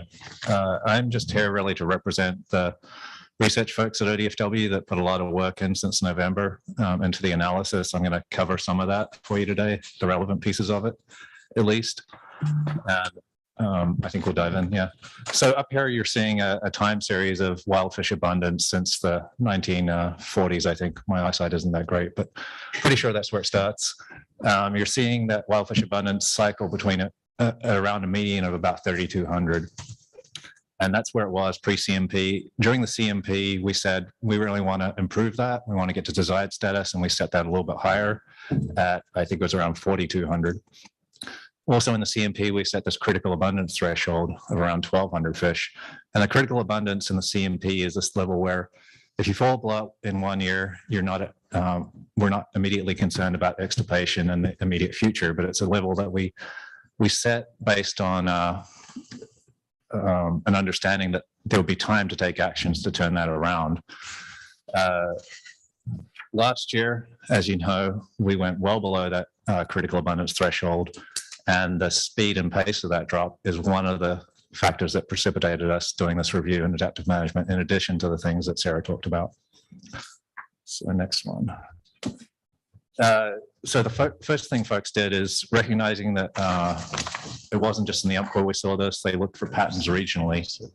And certainly we saw coastwide declines in summer steelhead returns from Cape Blanco into BC. Next. That wasn't just a wild fish issue. It occurred for all our hatchery fish as well. And indeed in the Umpqua, we had 169 hatchery fish come back, which is the lowest return on record. And that points to, that kind of regional influence points to some large scale drivers in the ocean. One of the things that's showing up here, both in our analysis and in NOAA's analyses, is that this North Pacific gyre oscillation is starting to play a really big role in summer steelhead survival at ocean. It used to be that indicators of ocean entry survival really were good predictors of what was coming back. Recently, there's been some kind of shifts in the ocean, and we're seeing these more second, third, fourth year survival bottlenecks in the ocean. The North Pacific gyre oscillation is one of two primary climate patterns in Alaska Gulf, the other one being the Pacific Decadal Oscillation. The North Pacific Gyre has become more prominent since around the 1980s and more associated with summer steelhead abundance. And it's really caused by this seesaw impact between the Aleutian Low, which moves up further into the to the south coast of Alaska, and a high pressure center that's off the coast of California. And that kind of imbalance causes this circulation pattern. And that pattern really explains quite well upwelling patterns across the California current, but also explains productivity and currents off of Japan. And one of the things about summer steelhead is that they're somewhere in between our coast and Japan. We're not entirely sure where. And the currents off Japan can lag a bit behind the MPGO index. So essentially, the important thing to note here is that in 2020, which was the year before these fish came back, MPGO index was at its lowest ever since 1950 when we've been able to measure this, which points to really poor rearing conditions in the ocean in the year before they came back. So a survival bottleneck. So that was likely one of the primary causes for what we saw coastwide. Next slide. This is a stoplight chart that's generated by NOAA annually. You probably have all seen this. Really, the take-home message is red's bad, green's good, yellow somewhere in between. And this chart was generated for coho. It's really good at predicting like what conditions are like at ocean entry for fish coming off our coasts. The area in the, I don't know what color that box that is, some kind of greenish color. That's when the fish that came back last year were in the ocean. The majority of them would have been in there around 2019, but because of the age classes that we've got here, or going into the ocean at 2019, because of the age classes, you can get some earlier and some later. Take home message is that during that period, if you look down the bottom, the mean score, there's a lot of red there. Ocean conditions have been pretty bad since about 2013. So that combined with the MPGO indicates that ocean conditions both on entry and in the feeding grounds have been poor. Next. Then moving into freshwater, this is a stoplight chart that was generated by our folks in Corvallis. It's a similar concept, red being bad, green being good, and yellow being in between. They looked at a whole lot of variables in freshwater, temperature, flow, access to habitat, those kind of things. And when you take that together, if you look at 2015, which was the first year fish that returned last year could have been rearing in freshwater. I think you'll recall 2015 being a pretty abysmal year. That was the first year these fish could have been rearing in freshwater. That's, again, the bar indicates all the years that those fish that returned last year could have been in freshwater. And you'll see that in general, it's been pretty poor. And then last year, 2021, I think we're all familiar with that. That's the year that those fish were coming back, and we had really high temperatures in some of a lot of our rivers, particularly the Umpqua. And so there's the potential that we had some pre-spawn mortality on the way up there. So together, ocean and freshwater conditions explain a large portion of what happened last year. So moving on. Sorry. Oh, yeah. Thanks, Sarah. Good to have a friend up there. So the bottom just, our folks also looked at comparing how the North Umpqua is doing relative to other systems, the Slits and the Rogue are other places where we have summer steelhead. And I think you might recall from the earlier graphs, the Rogue is doing something different from all the other systems. It's been going up while all the others have been going down. Freshwater in the Rogue hasn't been that great, but it's been buffered by the really good ocean conditions that those fish are going into. The Slits is another place where we had a dramatic decline last year, but not to the same extent as the North Umpqua. And you'll see that freshwater conditions there are markedly better than in the North Umpqua. So just putting some regional context on why the North Umpqua is standing out. So the researchers looked at a whole range of factors about what could be contributing to this. Concluded that the ocean and freshwater were the primary limiting factors. Obviously, we have the dials we have are hatchery and harvest, so we wanted to know, were they a contributing factor? They looked pretty closely from a variety of viewpoints about whether the hatchery fish could have been limiting production. And there was in general, you don't want to use any one particular analysis to determine this. So they looked at a whole range of approaches, and the weight of evidence said that we couldn't find any evidence that there was an impact. And this is just kind of a summary of that. The two graphs on the right are essentially plotting the number of smolts released versus the number of naturally produced recruits from those smolts. Not from those smolts, but from the wild fish. And they're aligned differently. So the top graph is when you align the smolts going out with the returning fish, and the bottom graph is when you align the smolts going out with the fish in that year. So just two different ways of looking at it. And what you would expect to see is a line from the top left to the bottom right if there was any kind of trend there or causation factor. And it's pretty much a scatter shot there. So no evidence that there's a relationship based on release size. The other thing that they looked at was the PVA. The PVA has incorporated all the PHOS that we've had to date, which has been significantly higher over that period than it has been recently. And in that PVA, they couldn't pull out any trend in viability, essentially. Spatial segregation, I think you're probably familiar with some of the work on the radio telemetry as well as the summer snorkel counts. We typically, based on that evidence, what we believe is happening is that the wild fish are going into Steamboat and Canton largely. That's where predominant production is coming from. There's also some production out of the upper and lower basin. And then the hatchery fish predominantly are going into Rock Creek. And there's some hatchery fish going into the upper and lower basin as well. But we didn't see them in Steamboat and Canton in the telemetry, and we don't see them in the 20 years of snorkel surveys that we've been doing either in Steamboat and Canton. Then also, Peter did some work on, with PVA, modeling relative reproductive success varying between 0 and 1. And relative reproductive success is what's been used to compare the relative productivity of hatchery fish that spawn in the wild with hatchery and wild fish that spawn in the wild with wild fish that spawn in the wild.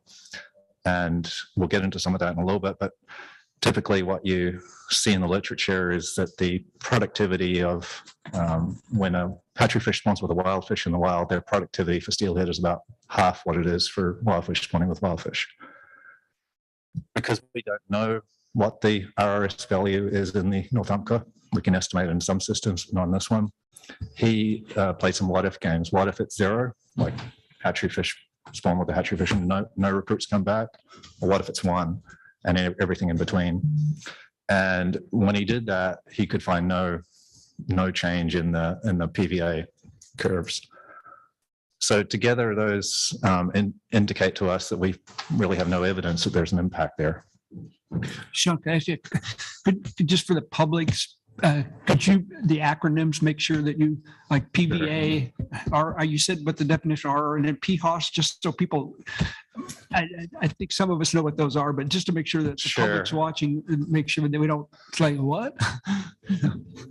Chair Wall, Commissioner Lap, that's a good point. Yeah, easy to slip back into. So PVA is a population viability assessment. It's essentially taking a stock recruit, which is again, the adults coming back, how many of their offspring come back subsequently. That's the stock recruit function that you can build over time. And then you can run a population viability assessment based on that. PHOS is simply the proportion of hatchery fish that are spawning in the wild. And then relative reproductive success, I think I explained that. We did that, yeah. Okay, so what can we expect in the near future? That's kind of what everyone wants to know. Are we going to be coming back, or are we going to be going down?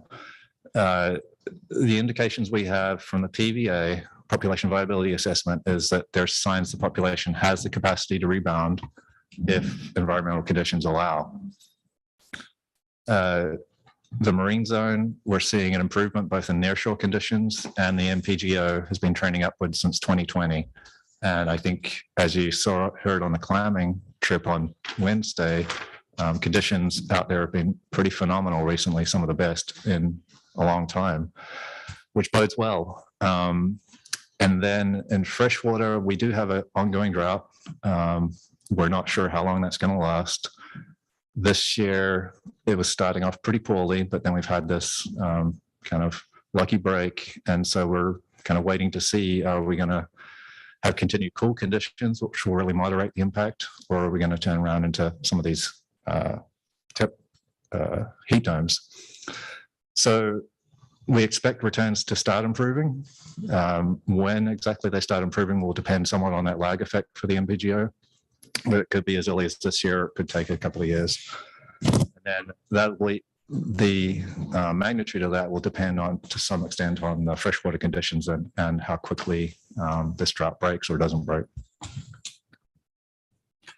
So in the longer term, what can we expect? So ODFW has been investing a lot in developing the capacity to model future conditions based on a whole range of scenarios.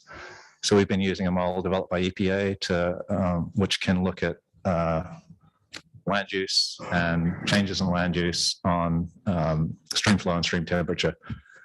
And in this case, we asked them to model the impact of the fires that occurred and what can we expect out of that in terms of changes in flow and temperature. And these two graphs on the left are from Canton Creek, which is one of the areas, stronghold areas for wild fish.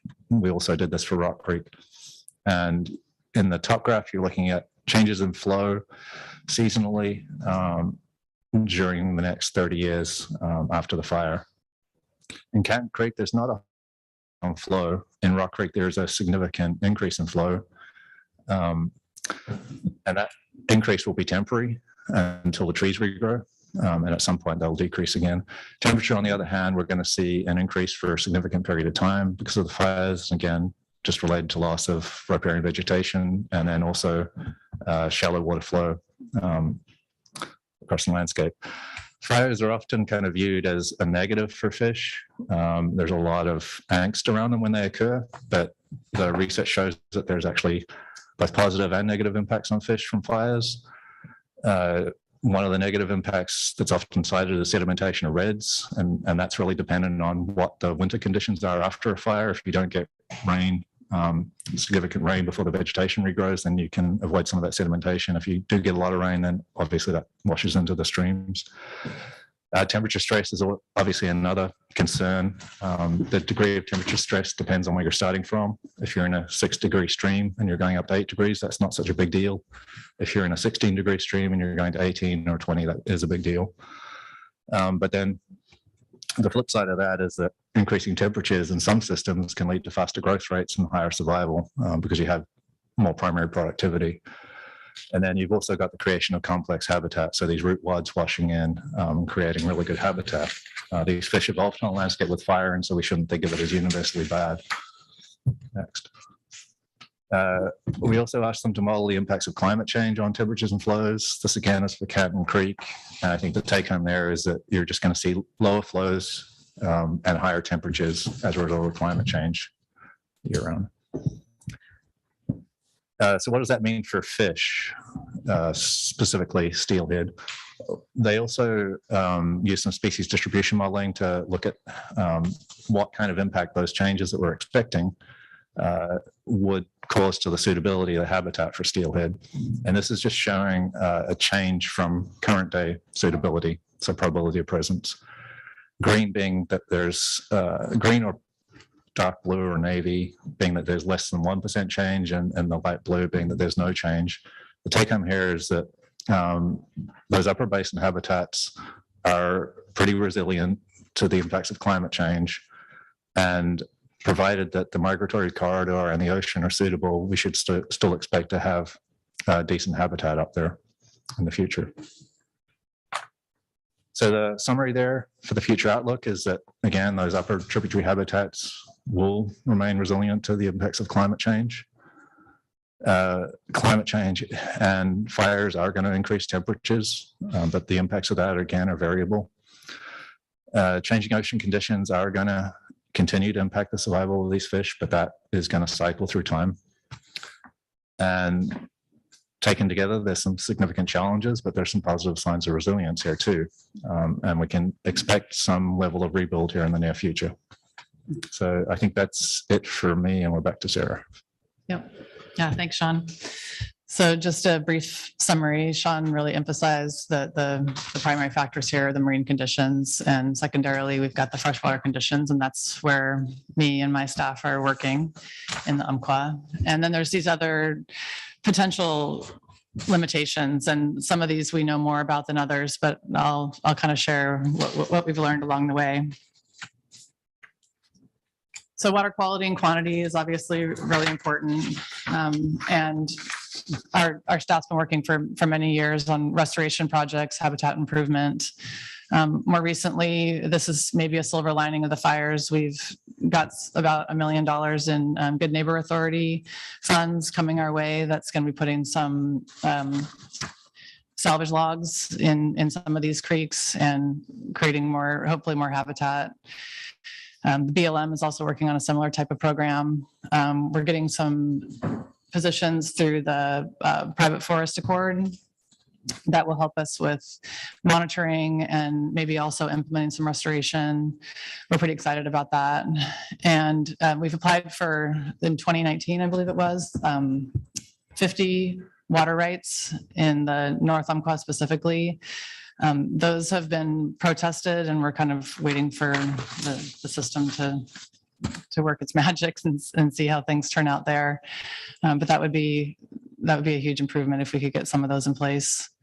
And then we need some public education about folks that use some of these water holes where these fish are holding in the summertime, and they're really relying on for some refugia. We've got a public information campaign that's going to come out this summer, part of the Leave Them Alone campaign that we're working on I&E with. And then just monitoring, that's something that we need to kind of ramp up to.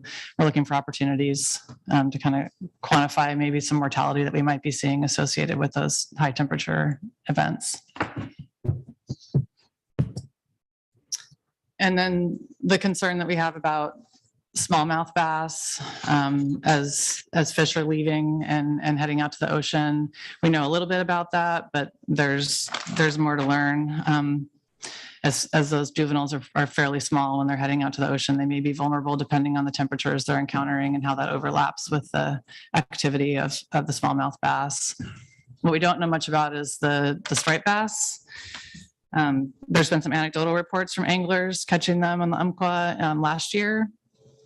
And the numbers are increasing in the Coquille River. You may have heard about that. Striped bass are larger. I haven't handled one myself, but I've been told they'll eat hubcaps and other crazy things like that.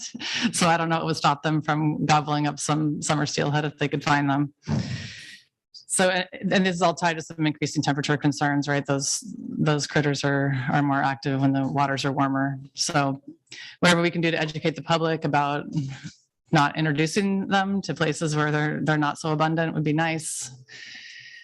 And then there's this issue with thiamine, and this is not something I can speak really intelligently about, but it seems like as the ocean is changing conditions, there's more anchovies that these fish are running into, and those can block thiamine absorption.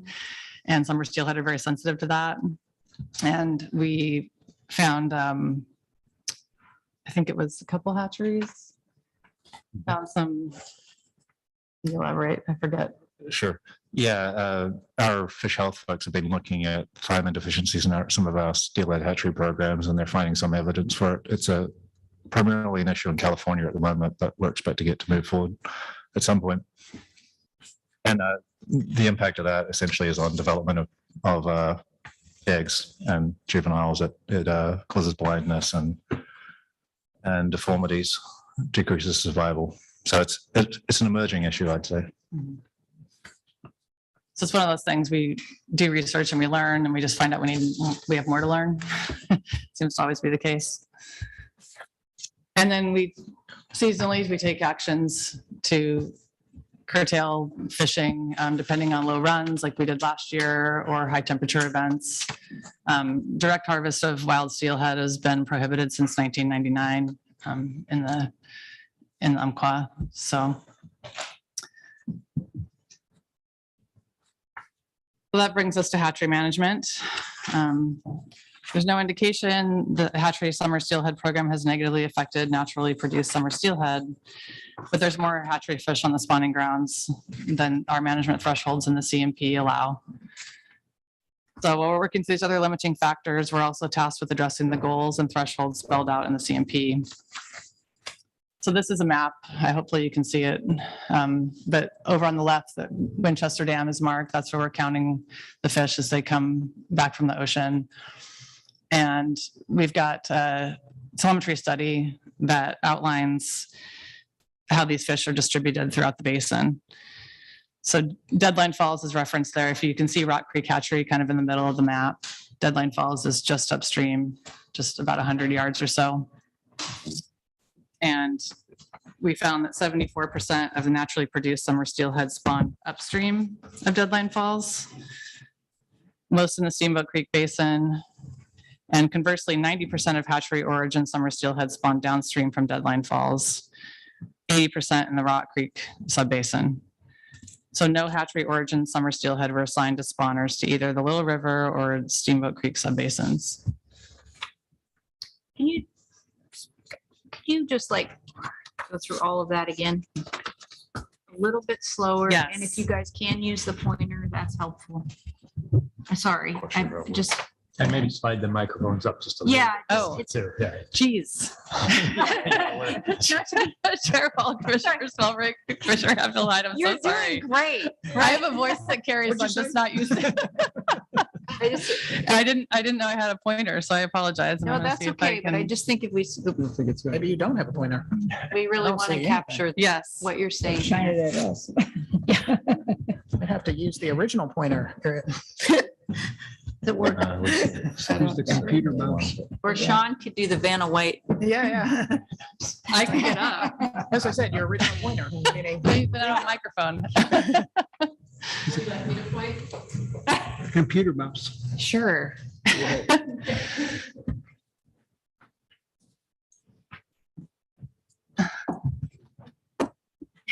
Oh, thank you. So Winchester Dam is over on the left-hand side, and Rock Creek Hatchery is noted in the middle. Yep. And Deadline Falls, which is not marked on the map, is just upstream, so it'd be to the right on the map. Yeah, but it's very close to where Rock Creek feeds into the main stem. So does that help? And then we had this telemetry study that tracked fish, that tracked hatchery and wild origin fish. And I'm going to refer back to my notes here so I can get my numbers right.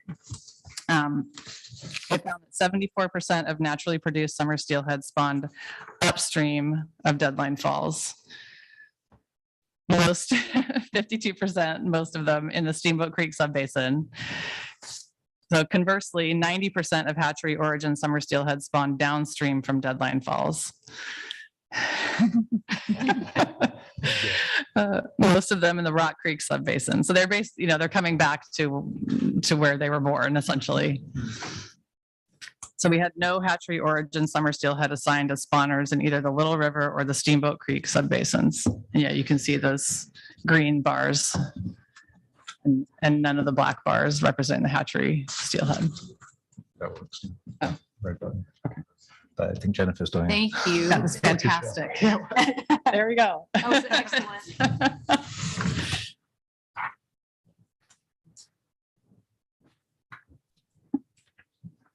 Okay. So when apportioned to subbasins, escapement estimates for natural and hatchery origin summer steelhead illustrate the differences in the spatial distributions of natural and hatchery origin summer steelhead among the North Umpqua subbasins. These distributions result in a substantial heterogeneity of PHOS, as Sean defined earlier, within the North Umpqua Basin. When this heterogeneity is accounted for, i.e. weighted by the subbasin proportions of naturally produced escapement, the most recent 9-year basin-wide average of PHOS is 17%. You can see that here in the bottom, but it's fluctuated between 12 and 21 over the 9-year period. I just add some here. Chair Wall, Vice Chair Zonowitz, commissioners. So just to kind of context here, we've moved through some of the what we think was the problem last year. Some of the contributing factors identified that we couldn't find any evidence the hatchery program is causing a decline. But we have these kind of risk management thresholds in the CMP, which is 10% PHOS. And even though we can't detect an issue, we do want to be cognizant of those risk management thresholds, because as you're above those, risk starts to increase. So that's where Sarah's getting is, even though we couldn't find an impact, we do want to consider those risk management thresholds and get, lower that risk to what is an acceptable level. And 10% was deemed an acceptable level based on a whole federal review, and plus also our own analyses. So that's where we're going here is, couldn't detect an impact, but we do want to be cognizant of that risk and manage to a level where it's not going to impact any recovery. Sorry. Okay. So the assessment also looked at where we could go with smolt release and relative to controlling PHOS, as Sean just described. And there was a power analysis included in that assessment. So as we get to about 30,000 release, it predicts we could get to this 10% goal that we've got outlined in the CMP. So as a precautionary approach, as Sean mentioned, we could decrease smolt release to 30,000, and that would be about half or 40% of what we've managed to release in recent history. And then we could add in some adaptive management in terms of trapping and removing those hatchery origin fish as part of our adaptive management strategy.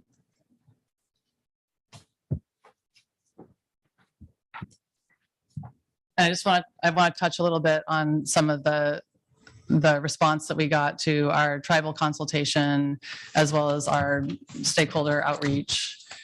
We heard from 5 of our federally recognized tribes, the Coquel, the Confederated Tribes of the Coos, Lower Umpqua, and Sayusla, Confederated Tribes of the Siletz, the Confederated Tribes of the Grand Ronde, and the Cow Creek Band of the Umpqua Band of Indians.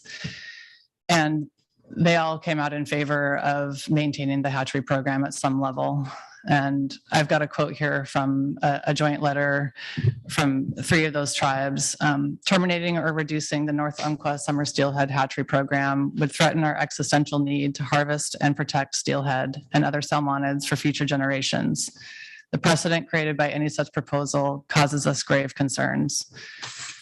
This letter really stood out to us, and we wanted to highlight that for discussion. And then referring back to some of the input we got from the workshop and the survey, the chart over here on the left is a response to how we should approach the future of the summer steelhead hatchery program. And you can see it was quite mixed, kind of a polarization there. But what I want to emphasize, that's not shown on this graph, is that folks really care about these fish and their future. And we had 60 to 70% saying they're extremely concerned about the future of summer steelhead and native fish in general in the basin. So that to me was heartening. Everybody can come together on caring about this. So, and I just included some quotes here from the workshop. Summer steelhead are the heart of the North Umpqua. They're iconic. A fish is a fish, hatchery versus wild. Wildness is important. History of the fish is personal, generational, and traditional. And we need to work together on habitat issues.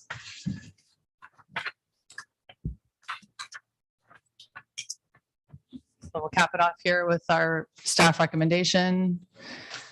Move to direct the department in its implementation of the CMP, manage strategies, and its ongoing adaptive management of the Rock Creek Summer Steelhead Hatchery Program to release 30,000 summer steelhead smolts from Rock Creek Hatchery in 2022, and to continue adaptive management to remain below the PHOS threshold set forth in the CMP. And that concludes our presentation. Thank you for your attention. Thank you. I wish I could say it was an easy one, but it's not. So we have, let's do, commissioners, a few questions if you would like of staff, and then we will invite the first panel then and have question and answer, then the second panel, question and answer, and then testimony. And then we'll have staff back to ask more questions and then our discussion. Commissioner. Yeah, and she has to use the original pointer over here because you lost her. Oh, okay, go ahead. Mr. Khalil, go ahead. Cool. Just a really quick question on the public survey. Who was that input from? Yeah, Chair Wall, Commissioner Khalil, thank you for asking that. I forgot to mention. So it wasn't a survey of all Oregonians. We reached out through our news media outlets. The people that responded were those that were paying the most attention, were able to tune in during the time frame that we had the survey open. So it was more of like a convenient sampling kind of approach. Yes, yeah. And Chair Wall, Commissioner Cleo, I know some groups that are following this put out action alerts to participate in the survey. So yeah, I think we surveyed the people that were following this and were interested. Okay. Thank you, Commissioner Spellbrink. I'm going to hold it in my hand this time. Okay. So when I take my hand down, it'll go down.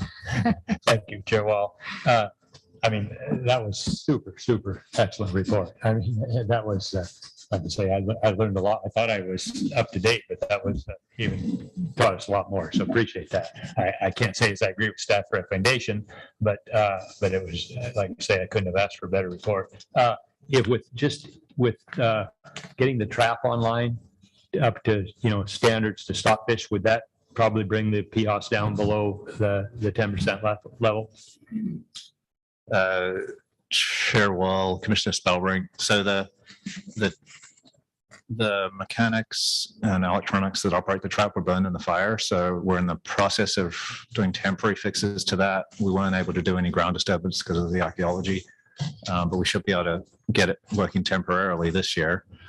As we go through the Rock Creek rebuild and see what kind of that looks like, then we'll know what we're going to do at that facility.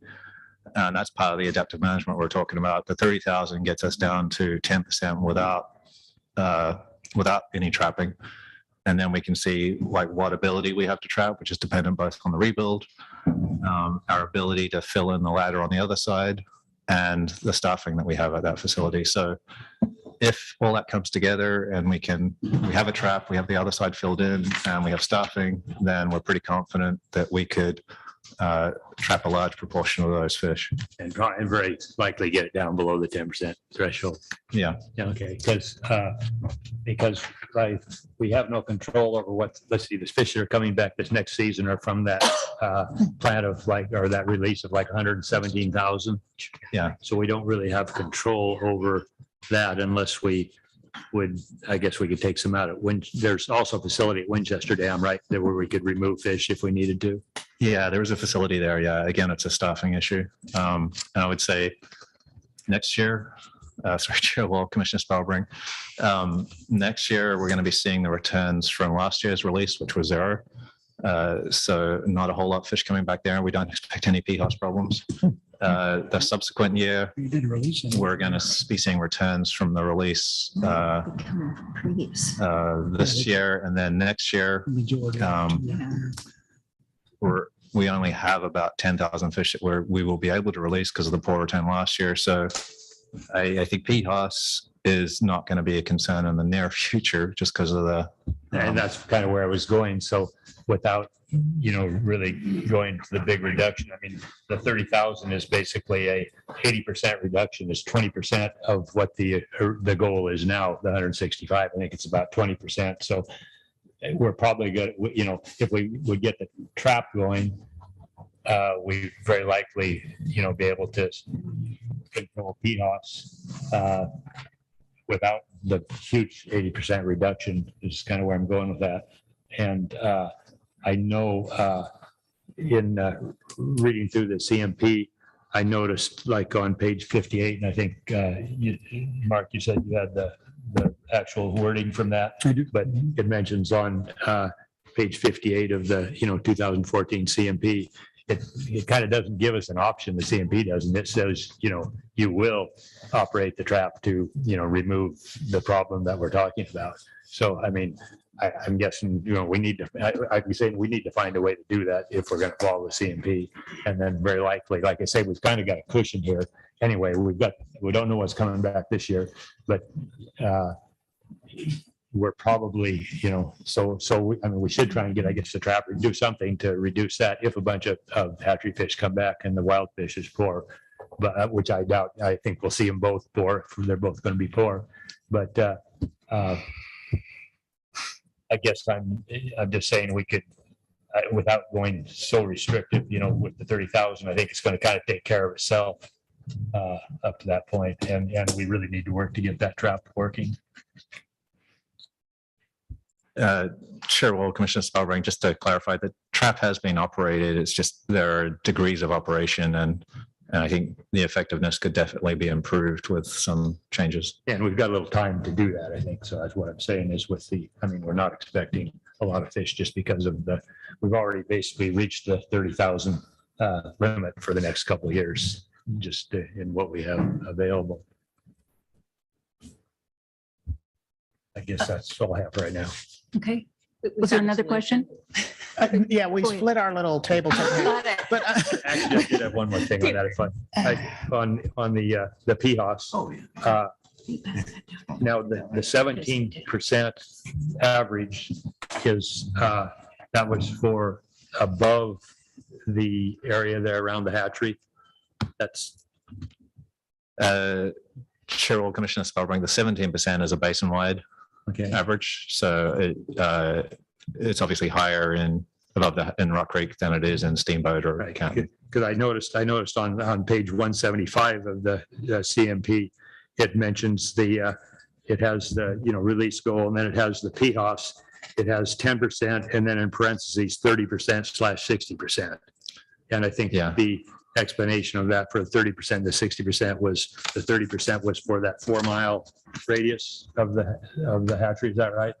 Sure. Well, Commissioner Spellring, that's right. And we just don't have the resolution of data to know whether the stray rate to resolve that stray rate in Rock Creek, whether it's within 4 miles of the hatchery or out of that. So we just said a flat number in Rock Creek. I didn't understand the 60%. And I said something about that was in grounds that non-spawning gravel areas or something. What was the 60%? Sure. Well, Commissioner Spellring, the 30/60 is related to the quality of habitat. So if we've got poor quality habitat and it's closely aligned with the hatchery, then we could have a higher limit because there's not going to be wild fish in there spawning. If it's decent quality habitat that you are likely to have some wild fish, then we go for the lower limit. But again, we don't have the spatial resolution to tease that out in Rock Creek. So we're likely, relative to our thresholds, we're being conservative in Rock Creek, but I think for good reason. Appreciate it. Thank you. Commissioner King and then Vice Chair Zarnowitz. Thank you. Thank you, Chair Wall. Congrats, Sarah. I realize you're in a new position. It's thrown right into it. And also, I just want to say, to all the staff that have worked so hard, not just on this report, but on that survey that you guys threw together with OSU, and you did that fast in a week and got a report back. So I think everyone needs to understand the veritable S-ton of work that happened, that people are really, really trying, and people realize the importance and the passion surrounding this issue. So thank you, and please thank your staff for me. Now, my question is about the 30,000. What kind of return do you expect? Like 30,000 hatchery fish equals how many coming back for recreational use? Well, I guess in the perfect world, I realize things have dropped off, but what are you expecting? Like, expecting 500 fish back? I mean, like what kind of opportunity does that create? Sure. Well, Commissioner King, on average, I'd say you were looking at a couple of hundred fish adults returning. Obviously, that's depending on ocean conditions. Sure. Yeah. Okay, because that's the perfect segue to my next question is, are we releasing these fish into the same mess and morass from what I'm looking at from your own graphs, and then obviously what's happening with marine, what's happening with freshwater and the terrible conditions? Are we just releasing the fish into that? and why? Chair Wall, Commissioner King. So in terms of freshwater, what we would be releasing them into is kind of the conditions now, which currently are actually not too bad for the migratory corridor. This kind of cool spell has cooled things off. We've got more water in the system. We'd probably be holding them for another month to get some size on them. So I'd say the freshwater outmigration conditions at the moment are looking better than they were previously. And then in the ocean, I hope one of the take homes for you all was that we're looking at some pretty phenomenal ocean conditions right now, both at ocean entry and out in the feeding ground. So no, the conditions these are going out into are vastly different from the ones that. There are those. Right. I understand the right now, but the thing is, are we in any way confident that this is going to remain? Yeah, I get right now. I'm talking about next year. Chair Hall, Commissioner King, things are going to continue to cycle as they have. Yep. The trend is downward, but we're going to see both good times and bad times. So And, essentially the line is going down and you're just seeing a little blips around the line going down. essentially, yeah. Yes. Okay. Got it. But again, Chair Hall, Commissioner King, that's where the actions that Sarah talked about in terms of recovery are so important. Like we have seen more impact in freshwater as a result of human activities in the last 100 years than we see as a result of climate change. There's huge potential in freshwater to improve the resilience by taking actions like in-stream water rights, in-stream flow restoration, shading, recreation, that could really provide a ton of resilience for these fish. So that future is really dependent on us all and our ability to make that happen. I completely agree. I mean, it's yes, climate change is bad, but this is not the moment to throw up our hands and say there's nothing we can do. There's a lot we can do. And that's exactly what you pointed out on your slide with habitat restoration, with turning off your sprinkler to, you know, to stopping single-use plastics. I mean, it goes on and on and on that we could do things with our everyday activities to help these fish. So, I mean, and I think that that was well pointed out on your slide. So thank you. And that's the end of my questions. I have a couple questions and then. I have a quick question. Oh, sorry. Yeah. Go ahead. So I just wanted to, is your staff recommendation at odds with what the Confederated Tribes had proposed, or is it in line with what they proposed or what they had said? Chair Wall, Commissioner Khalil, regarding the letter that I referenced, that letter was advocating for no change to the program. Okay.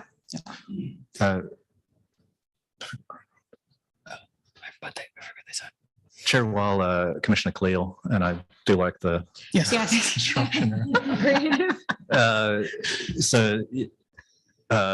Four tribes advocated for no change, continue the current program, but we received a letter yesterday from the Grand Ronde tribe, which advocated for staff recommendation. Okay. Oh, yes, we saw that. Yeah, I saw that today. Okay, thank you. Just a couple questions and then I think we'll go to the panels.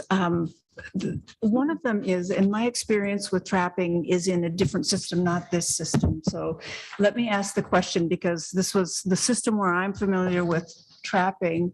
It was one where PHOS was high and in the CMP, we were going to basically, as staff once said, throw the kitchen sink at it, try everything. And trapping was clearly one of those. We tried it. It didn't work at all. So it only lasted a year. So can you tell me sort of what are we relying on to think that trapping will work? Chair Wall, it's just Chair Wall. I think you're referring to the upriver, is that right? Yeah, so entirely different scenarios here. The trap at Rock Creek is situated at the hatchery, and so there's a structure associated with that, where in the middle of the system, there's essentially a barrier that fish can't jump up unless the flows are really high. And then the trap is on the left bank by the hatchery. And so that trap can be operated, and if you could operate that trap 24/7, you could stop every fish. And then on the right bank, there's an old ladder, which was associated with the old trap, and that wasn't decommissioned at the time the new trap was put in. And so as part of our adaptive management, if the resources are available, we would fill that old ladder in. And so essentially all the fish would have to run through the trap. So it's entirely more feasible than in the Elk River. The times that we wouldn't be able to trap are at night because we wouldn't have staff, so fish would be going through. And on hot days, we would likely trap less because we wouldn't want to put stress on wild fish. But our potential efficiency is high if we can put the resources into that. Thank you. I don't have a question, but I do on the, I mean, it's great to hear you talk about the capacity for resilience in this population. And I, you know, that's sort of the magic, is if we have the resilience. I have, I think, the same concern, maybe in different words than what Commissioner King was saying, is that we want there to be better ocean conditions and freshwater conditions, and that would let us use that, tap that resiliency in this population. And I, you know, hope isn't, you hope every day, but it doesn't seem like a great strategy. So are we relying on the ocean conditions and the freshwater conditions to get better and not be more frequently down if we, in that scenario? Sure. Well, so I think we need to make a distinction here between the wild fish and the hatchery fish. The hatchery fish will continue to experience fluctuations in ocean conditions. In terms of their hatchery experience, the freshwater experience, what exactly that looks like will depend on the outcome of the Rock Creek rebuild process. It's conceivable that they could avoid some of the bottlenecks that the wild fish currently have because we're rearing them somewhere else or in cooler water or that kind of thing. And we can release them at a time when the migration corridor is better. That all remains to be seen as part of the Rock Creek rebuild. And then it's kind of dependent on the ocean conditions. But the reason for that program is entirely for harvest value. And we have the 10% PHOS limit in place so that we're managing risk to the wild population. Whether that population goes up or down, as long as we keep it to 10%, then you're impacting the fishery, not the wild fish. And that's something we're going to have to kind of manage. The wild fish, I think, we're not relying or hoping on the ocean. That would obviously be nice, but we're trying to build up the flora in freshwater so that we can get as many wild fish to the ocean as possible so that whatever is out there, more can come back. And that's really what our focus is and the kind of levers we have to turn. Thank you. I think then, do you have one more? One more. Yes, and then we'll go to the first panel. So go ahead. Okay, I was just kind of a response to the tribal response. And I just was going to mention that the Grand Round tribes that agreed with the staff proposal are also the ones that are furthest away from they're hundreds of miles away from the area. The ones that wanted to leave it status quo as far as production goal are the ones that are actually associated with the area. Thank you. Then let's go to the first panel, and it's the people on that panel are Kirk Blaine, John McMillan, Dean Finnerty, Jennifer Fairbrother, Rob Kirshner,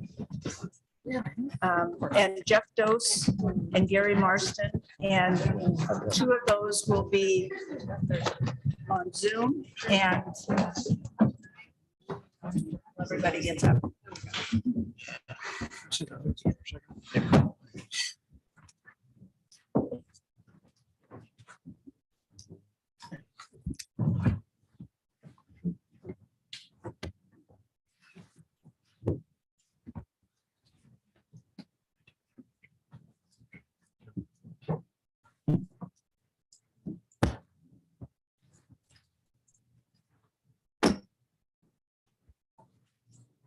While we're getting that going, I do want to mention that we had the request to do the two panels, and it seemed like a great idea to try this. We are going to be a little bit brutal on the time limit, so just to be completely fair to both sides, because this seems like it might be a great alternative going forward. So we just want to give this one every chance it has, and so we will be Not rude, but brutal if we can. So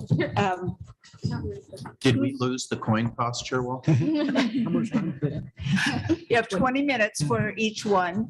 And then we'll do the 20 minutes and then we'll have 10 minutes of Q&A with the commissioners. And then the next panel will have the same setup. And Director Meltzer agreed to be the bad guy in this one once again. So he's watching the 20 minutes. So let's just go right ahead. And you have one person, I think, who's going to introduce this. So take it away. Chair Wall, Commissioners, Director Melcher. I'm Kirk Blaine, Southern Oregon Regional Coordinator for Native Fish Society, a member of the Steamboaters, and a resident of Roseburg. Thank you for the opportunity to present to you today on behalf of the North Umpqua Coalition, 8 groups working together to restore the wild summer steelhead of the North Umpqua River. For over a year now, our coalition has been concerned about the future of these fish, preceding the catastrophic declines of 2021. Over 440 people have written asking for a pause in the program. 301 people asked for a pause or elimination in the public input period of this survey. Presenting today, we have John McMillan, Director of Science for the Conservation Angler, Dean Finnerty, Director for Wild Steelheaders United of Trout Unlimited, and Jennifer Fairbrother, Conservation Director for Native Fish Society. We look forward to answering any questions you have at the end of the presentation. With the limited time, I'm going to hand it over to John to get us started. Thank you. And Commission Chair Wall, wonderful to meet you. Zarnowitz, Vice Chair, and Director Melcher, and all the other commissioners. It's very nice to meet you. So I'm from Washington, but my great-great-grandparents grew up in, most I've been an Oregonian family history-wise, grew up in Oregon City. My grandpa was one who helped start the hog lines below the Willamette Falls in the early 1900s, fishing for spring Chinook. So a long history there. I'm basically a Columbia Basin baby. And today I'd like to talk a little bit about the future of North Umpqua Steel. And I think everybody saw the slide that ODFW presented. And I will say that I don't categorically really disagree with everything they've said. I just want to open the box more and provide a little bit more information to highlight some of the areas that I think they didn't cover and where we have some uncertainty, because I think uncertainty is a big ecological issue for us moving forward. As we've talked about with climate change and the impacts on the ocean and our stream flows, it's hard to say what's going to happen next year, let alone 10 years from now. So we can go to the next slide.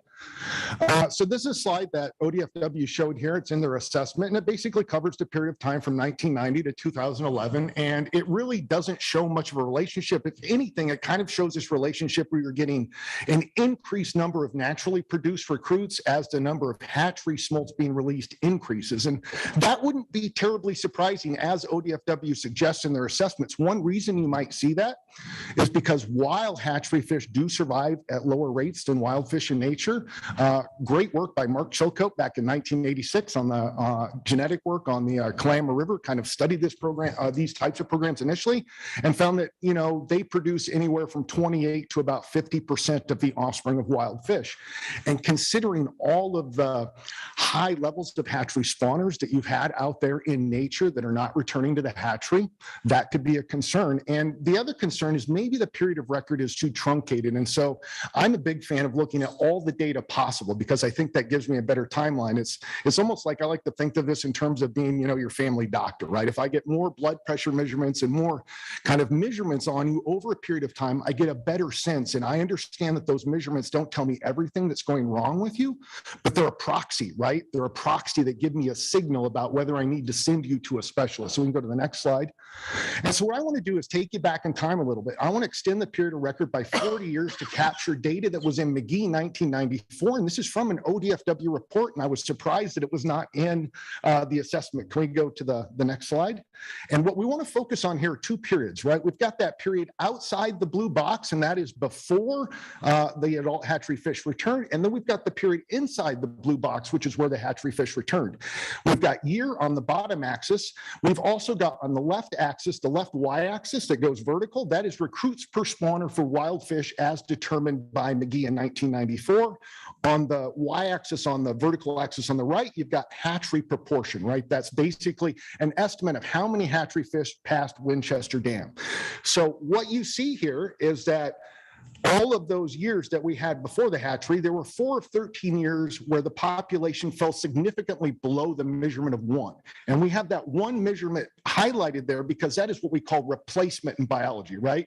Every individual needs to produce 1 subsequent individual, a returning adult, to replace themselves. And so what you see is that as those hatchery numbers go dramatically up there, right after about 1962 or 63 and remain high all the way through about the early 1980s, we see a sharp decline in the recruits per spawner. So in essence, this is suggestive evidence, right, that there's an issue. And one of the reasons it's really important to go back in time to capture the start is because that is often when the worst effects occur. For example, there have been a number of studies on this, but a really good one is by Todd Siemens in 2012 in Washington. And they introduced a hatchery steelhead population that was supposed to be spatially and temporally segregated from wild fish. And what they found is after 3 generations, the production of wild-based adults declined by 10 to 20%, and in any given year, up to 70% of your offspring out-migrating from that system were hatchery and wild hybrids. We've seen similar work in the Clackamas, right? We've all seen Ian Porter's paper that claims there is no effect, but if you go to a paper by Kavanaugh, 2017, they looked at what has happened due to the wild steelhead hatchery interactions with hatchery fish in what's the Eagle Creek, right? So Eagle Creek is a very important component of that population. What they have found genetically is the Eagle Creek right now is basically a hybrid swarm of hatchery and wild fish. And all of this was based on assumptions that these fish were segregated, right? Their structure, and I don't disagree, there is structure to this, but we're going to talk a little bit about why that can be confusing at times. So I'm going to take this suggestive evidence, next slide. And what we did was just did a basic regression model, right? A very simple linear regression. And I should admit here that I only had about 5 days to go through this, right? So I didn't have a tremendous amount of time. So what we did here is we regressed that. And there is suggestive evidence here just based on hatchery proportion and recruits per spawner for wild fish that, right, we're seeing kind of a negative trend there, right? The greater your PHOS is, the recruits per spawner are declining. So that's suggestive evidence. We can go to the next slide. This shouldn't be that surprising. Chilcote in 2004 and Chilcote et al. In 2011, and both of those were published. The first one was when Chilcote was with ODFW as a scientist, and the second one occurred when I believe at least a couple of the scientists were with ODFW, and their models, of course, found a very strong relationship, right? This work has not been refuted since. They've been out there and published in the peer-reviewed literature for a long time, and nobody's refuted them. So this shouldn't be a surprise that we could see a negative relationship. Next slide, please. And so this all comes back to, though, is PHOS a decent metric? Can we use it? And what are some of the issues? And I think PHOS is a valuable metric. I've spent most of the last 12 years working on the Elwha Dam removal project, right? $400 million invested for the public. We don't have the money to genetically test all of the fish and sample all these different species everywhere. So we use PHOS because it's a decent proxy for us. And we rely on it so much that we use PHOS to determine when we're going to reduce levels of hatchery production based on wild productivity. So it is important. And I always go back, it's kind of like measuring blood pressure, right? It might tell you about the blood pressure, but it doesn't tell you about the salt and water balance in your system. It doesn't tell you about the long-term damage. It's just a proxy. And so when we look at this, even if I accept that there are no hatchery fish going into Steamboat and Little River, and I'll talk about that in a bit, it still means that we're going to have really high PHOS in Rock Creek. And I know there's been a claim that it is basically uninhabitable to steelhead in the future, but we shouldn't forget ODFW's own data shows that it has up to 200 spawners, 300 spawners in some years. There are fish spawning there. And one of the things I'd like to mention is that there are lots of other fish using very warm intermittent streams throughout all of Oregon, California, even Washington, where I come from. And the temperature limits that they've talked about being lethal or kind of going to eliminate the potential for these fish are not at their thermal lethal levels. We have juvenile steelhead that are literally growing and thriving in 83 to 82 degree water in California. As the water temperature increases, so does the primary productivity. So as long as they have enough food and they don't exceed about that 85 to 86 threshold, they can grow. But the big thing here is that we're making all these assumptions about where hatchery fish go on 20 sample, right? That's the sample size. The telemetry study collected 20 steelhead. Now, working for a conservation group, if I came in here and said, I'm going to base my whole argument on 20 fish and I want you to change A, B, C, and D, you probably wouldn't do it. 20 could be sufficient, but we don't know because we're going to have to extrapolate from 20 fish to thousands of fish in different years. Next slide, please.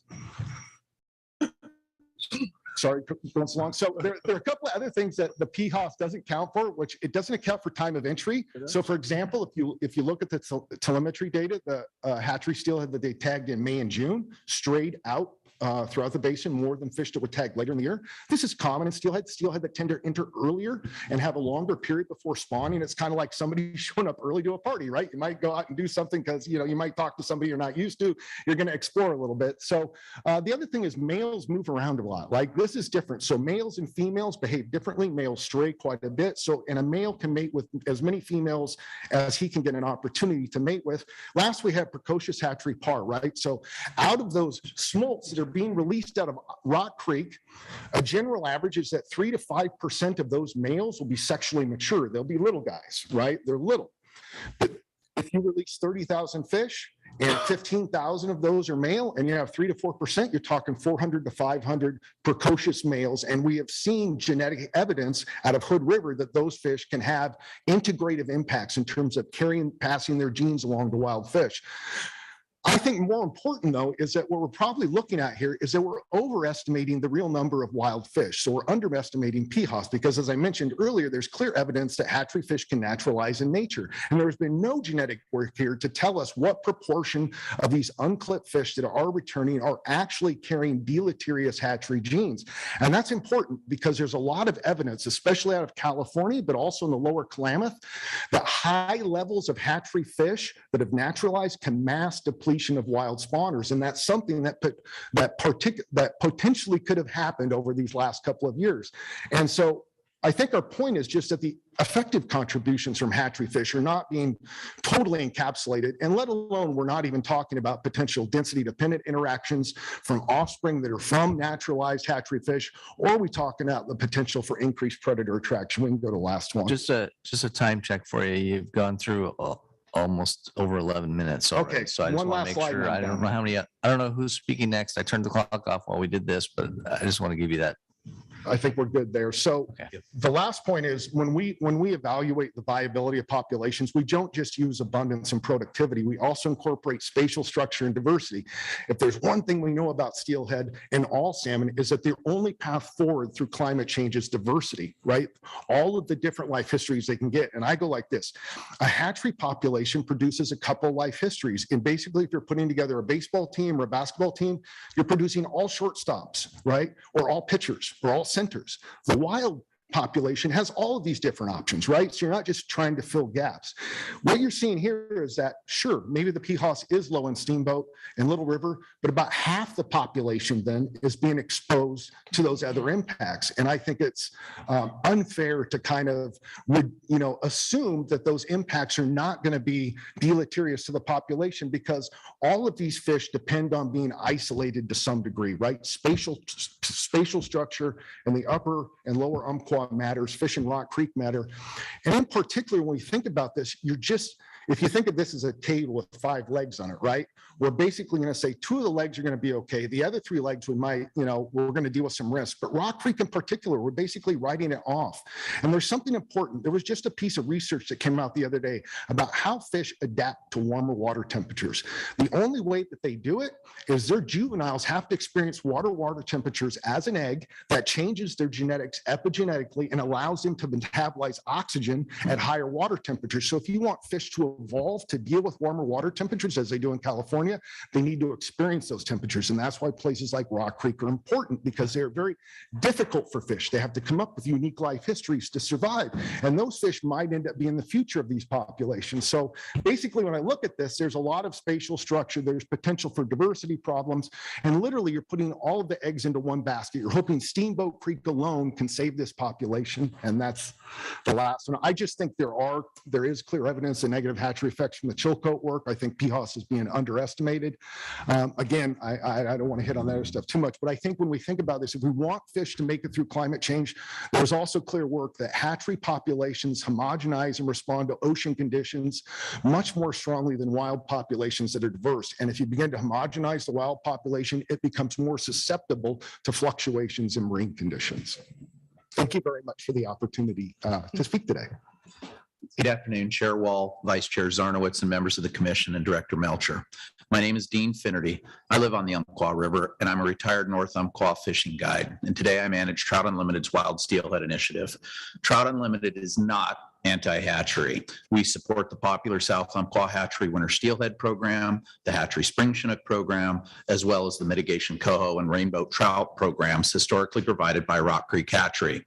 We appreciate the breadth of options on the table today and that the department and staff are open to changing its management to benefit wild fish. We're confident that the science-related unknowns and requirements of the CMP warrant a 10-year pause on the North Umpqua Summer Steelhead Hatchery program. The North Umpqua Coalition is glad to see that the staff is recommending a reduction in this hatchery program, but we have concerns about the value of a hatchery program with only 30,000 smolts released annually. We expect only 1 to 2% of those smolts will return as adults available for harvest. That's only 300 to 600 fish, a percentage of which won't be caught and will just return to the hatchery unharvested or continue past Rock Creek and enter into the cooler waters of the North Umpqua to continue inflating PHOS above Rock Creek. Only a small subset of anglers pursue hatchery fish because the North Umpqua below Rock Creek has limited public access, located mostly around Swiftwater Park and Whistler's Bend Park. The majority of ownership is private along the river, and due to lower summer flows, boating is limited. This option would also require 2 full-time or 3 part-time seasonal positions to operate the adult trap. By continuing this program, the commission would be benefiting a few anglers that want to harvest a hatchery summer steelhead at the risk of allowing hatchery fish to continue affecting wild fish and the financial burden of adding additional hatchery staff. The North Umpqua has a rich history going back many generations of people, not only locals, but literally folks from around the world who have invested their time, money, and energy into protecting our wild summer steelhead. As a guide on the river for over 2 decades, I shared the North Umpqua with fellow Oregonians, other Americans, Canadians, and citizens from as far away as Europe, China, and New Zealand. Protections for wild summer steelhead have an 86-year-long history here. In 1936, a fishing and mining closure began and continues to this day on Steamboat Creek. In the 1950s, the Roseburg Rod and Gun Club members saw the need to protect wild summer steelhead and advocated for the fly angling only section, which we enjoy today. In the 1960s and 70s, multiple hydro and dam projects were proposed here, aimed at blocking the main stem North Umpqua at a variety of places. Thankfully, these proposals were stopped by concerned citizens to protect the fish. And in 2019, Congress passed and the president signed into law the Frank and Jeannie Moore Wild Steelhead Sanctuary, aimed at protecting wild summer steelhead. I know of no other river with such a long history of humans trying to protect wild steelhead. Since 1958, stock 55 hatchery summer steelhead have been placed in the North Umpqua over the top of wild summer steelhead, and yet the trend consistently shows their numbers continue to drop year after year to the lowest in history last summer. Can we hit the pause button for just 10 years? Be bold, follow the science, and try something different? Wild steelhead have to be allowed to persist. Summer steelhead spend up to a few years in the ocean, meaning the smolts released this year will be returning through 2025. Due to this life history, the commission's decision today needs to consider what wild returns will be like 3 or more years from now. Next slide. TU stands ready to help the department as it considers options aimed at encouraging anglers to participate in other summer angling opportunities that are fun, super productive, and will help recover native stocks by removing invasive species that are throughout the basin. Our coalition recognizes that many factors affect wild fish, but only angling opportunity and hatchery releases are the 2 that the agency can control in the very short term. To conclude, the most prudent option here is to pause or end this program. If this downward trend continues, all of us will lose out because there won't be any fishing allowed on the North Umpqua. Thank you. Chair Wall, Vice Chair Zarnowitz, members of the commission, for the record, my name is Jennifer Fairbrother, and I'm the Conservation Director at the Native Fish Society. In 2014, the commission adopted the CMP. It was the result of at least 2 years of work by the department and many stakeholders. It included tribal consultation and input. And at the end of the day, it was itself a compromise. There were wins for wild fish and there were wins for hatchery programs.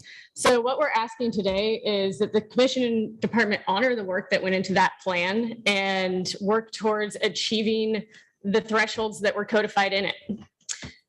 At its core, the CMP itself is a roadmap that should guide us in navigating towards the desired abundance thresholds for wild fish. The management thresholds in the CMP tell us essentially if we're on the correct route to getting there. If we are trending towards them, it's a warning sign that we're veering off course.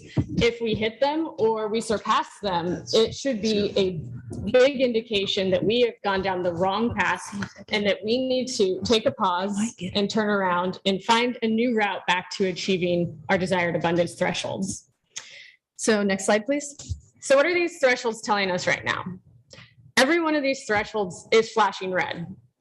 They're telling us that management is headed down the wrong road, and the fact that all three are red tells us that we need to take more than just half measures to get ourselves back on track. John and Dean explained why 30,000 smolts is inadequate from a biological and fisheries perspective, but I want to take just a quick moment to explain why it's inadequate under the CMP. Next slide. The department's recommendation seeks to reduce the annual PHOS rate to 10%. But under the CMP, the threshold for PHOS is based on a 9-year running average.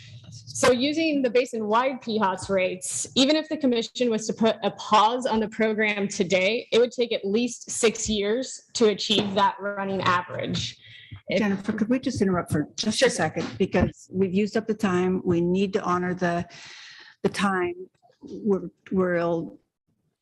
We just talked for a second about we're just reducing the Q&A time now. So okay, I will finish my last few points here. And we just want to make sure you knew we're going to let you keep going, but then we're just going to take the time out of the 10 minutes. We really appreciate that. Okay. So if the commission proceeds with the department's recommendation to reduce smolts to 30,000, it will take more than 9 years to achieve the PHOS threshold that is required by the plan. And I do want to point out that this is actually a best case scenario because this is assuming that there are no adult returns in 2022 and 2023, which we know to expect some adult returns. Next slide. So even if we use the weighted PHOS average, and we go with the department's recommendation, it's going to take at least until the year 2030 to achieve a 10% PHOS threshold. Finally, I want to talk about how the CMP makes it clear that the department must prioritize their management actions. And the first priority laid out on page 49 is to meet PHOS thresholds in order to reduce impacts to wild fish, and only after that to meet performance targets for fisheries. Next slide. And this is our last slide. So I'll conclude here real quick by saying that at the end of the day, the CMP exists to help us drive towards a future of wild abundance.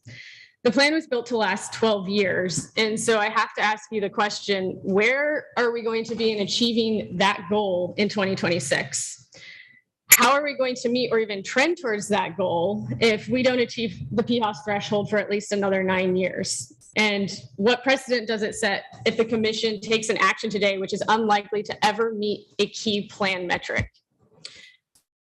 At the end of the day, it's abundant wild fish that will be the ultimate basis of any fisheries, tribal, commercial, recreational. And it's abundant wild fish that are going to have the diversity and the resilience to survive in the face of climate change, fire, and drought. So we have to take the most assured path to getting back on the route to achieving the goals in the CMP.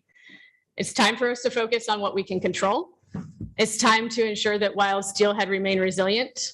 It's time to begin the return to wild abundance. And it's time for a 10-year pause on the Hatchery Summer Steelhead program. Thank you. Thank you. Commissioner, we'll go right to and question. We do have a backup phone of friends back here as well. So thank you. Commissioners, questions, and we have 7 minutes left. So go ahead, Commissioner Spelberg. Thank you, Chair Wall. Dean, let's see, you mentioned the wild fish downtrend for how long? Did you say 40-year downtrend? I missed where you were talking about. It was directed at me, the question, Commissioner Spelberg. Yes. Which downturn are I don't understand. Towards the end of your testimony, you said you talked about the summer steelhead population showed a constant downtrend for a certain period of time? Yes, Commissioner Spellbrink. What was the period of time, or what? From the time the hatchery program started, essentially, it's been a continual downward trend of the wild population. When the hatchery fish program began in 1958 to today, we see a continual downtrend. I'm looking at that right here. Okay. I don't see that. I don't see a downtrend actually until there was, ups and downs, ups and downs, ups and downs, but I don't see, the numbers don't show me a downtrend until like a steady downtrend until like the last 4 years. I would disagree with that. I think overall the wild population has continued to downtrend since the hatchery program began. The numbers here don't show it. I mean, I'm guessing you use this to look for to come up with the numbers. I've been a guide on the river, and I can tell you that the number of wild fish that we encounter has continued to decline. It's never increased in the years that I've been on the river. I mean, there have been peaks here and there, but overall the downward trend has continued. So the numbers don't show that on Winchester Dam anyway. I mean, glad to have you look at them here, but I don't see the numbers showing that.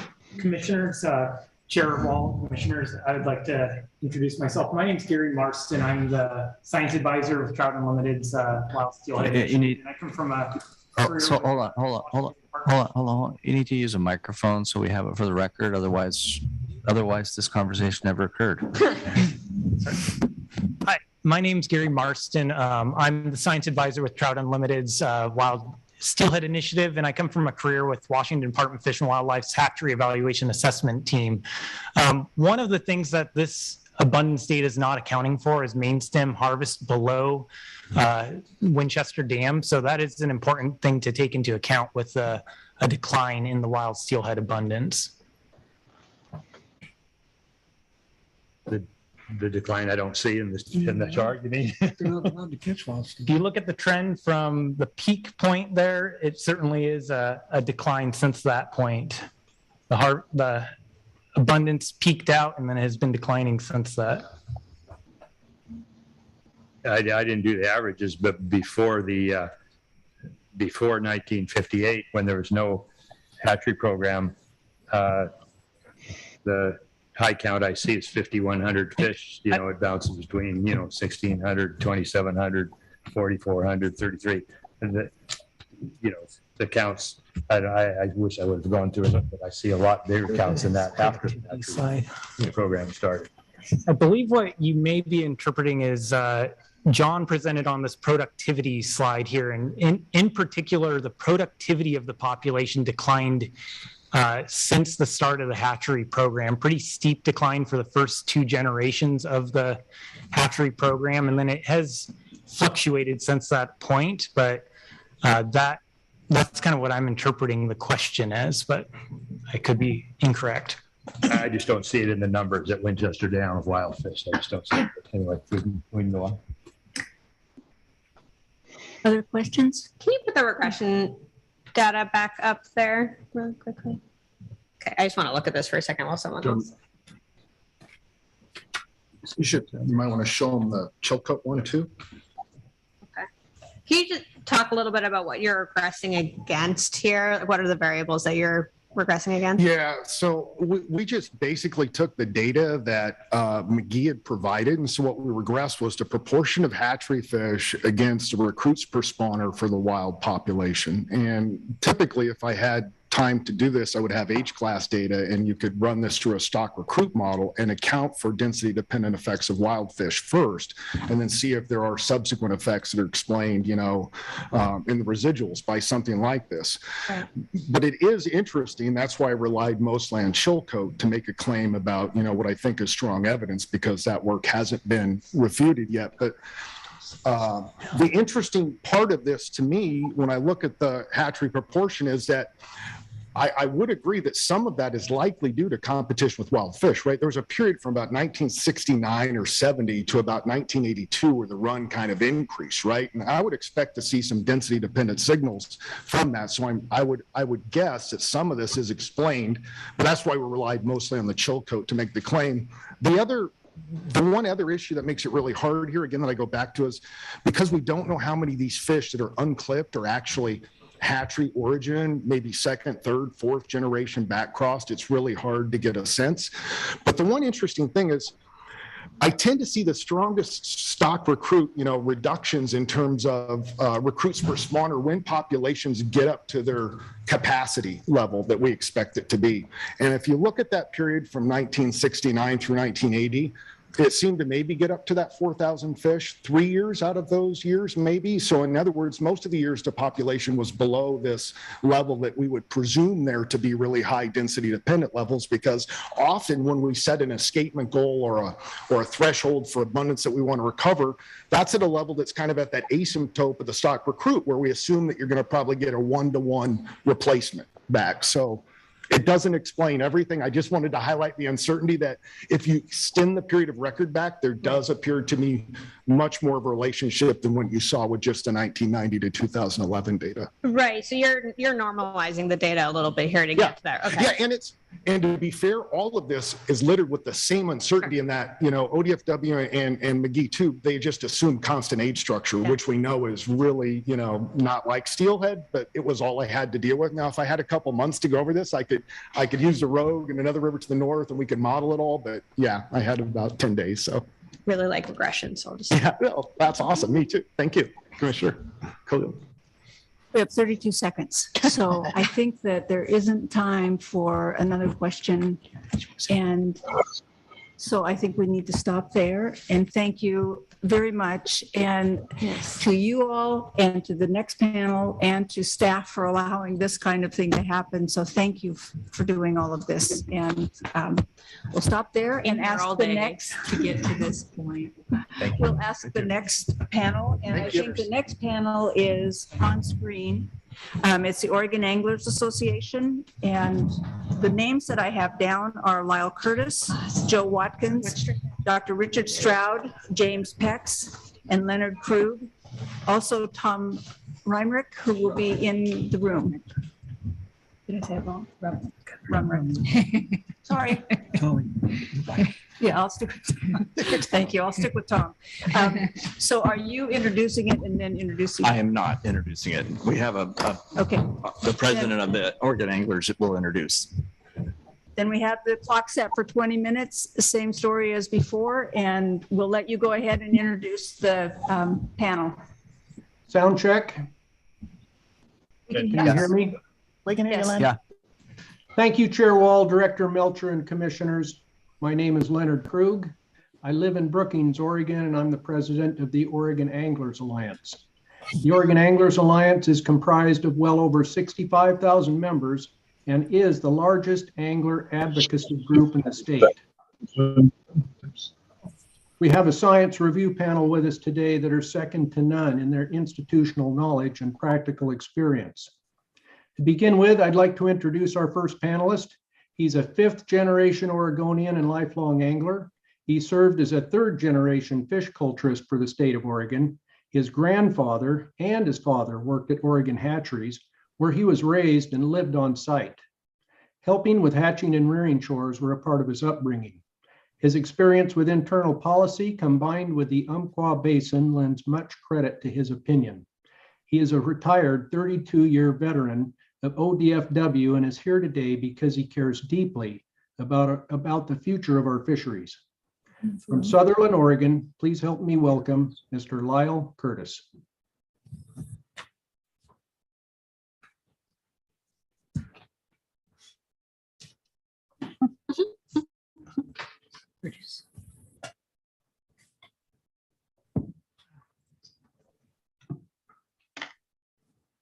Technology. Close the clock. Should we stop the clock? We're going to stop the clock while they figure out the technology. We started the day, so that's how we ended, huh? I apologize. That's why James was smiling. So, sorry. So, again, good afternoon, Chair Wall, Vice Chair Zarnowitz, Commissioners. What I was saying is, if you weren't aware what PHOS was before this afternoon, I'm sure you do now. Obviously, it's a salient issue. It's treated like it's the gospel, but my question is, how functional is it? PHOS is based on scientific modeling that at its origin calculated that less than 30% is acceptable for wild broodstock programs such as the North Umpqua Summer Steelhead program. The 10% rate is reserved for traditional hatchery programs that utilize hatchery fish for brood. In any realm, scientific models can't account for unknown and unanticipated variables and require testing to determine their usefulness. PHOS hasn't had any practical testing, but social pressure has driven the extreme use of PHOS to limit hatchery production.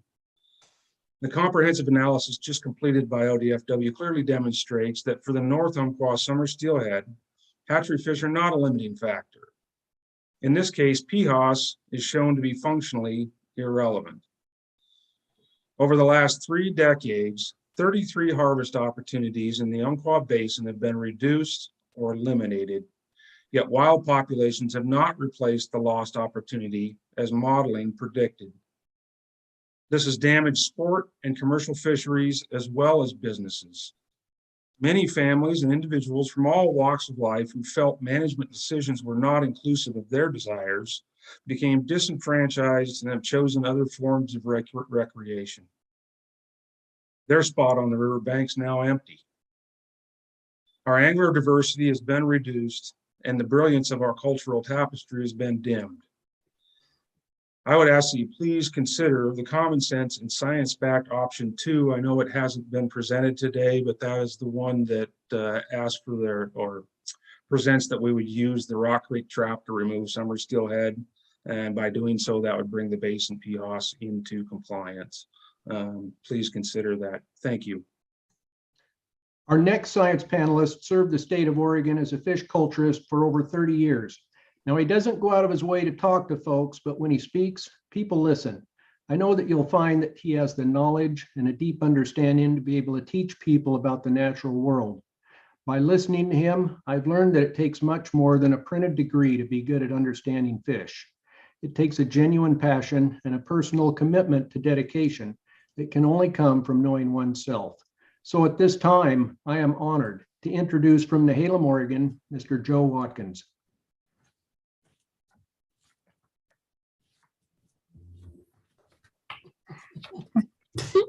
Don't seem to get it. Joe, we can't hear you. Another one of those minor details. Chairman Wall, Director Melcher, Commission. I'm here to testify today in support of ODFW continuing the release of hatchery summer steelhead in the North Umpqua River at the target production of 165,000 hatchery smolts as identified in the Conservation Management Plan. Today, I was going to talk to you about the science behind the upcoming decision regarding the North Umpqua Summer Steelhead Hatchery Program, but there's no need for that. ODFW staff has already examined the facts and determined that the current CMP release target of 165,000 smolts has no significant impact to the population of natural origin summer steelhead in the North Umpqua River. In my 64 years in Oregon, I've been seeing robust consumptive angling opportunities throughout the state called off because of assumptive management practices. A well-known past director of ODFW Fish Division once stated to me, and I quote, "Let no successful fishery go unpunished."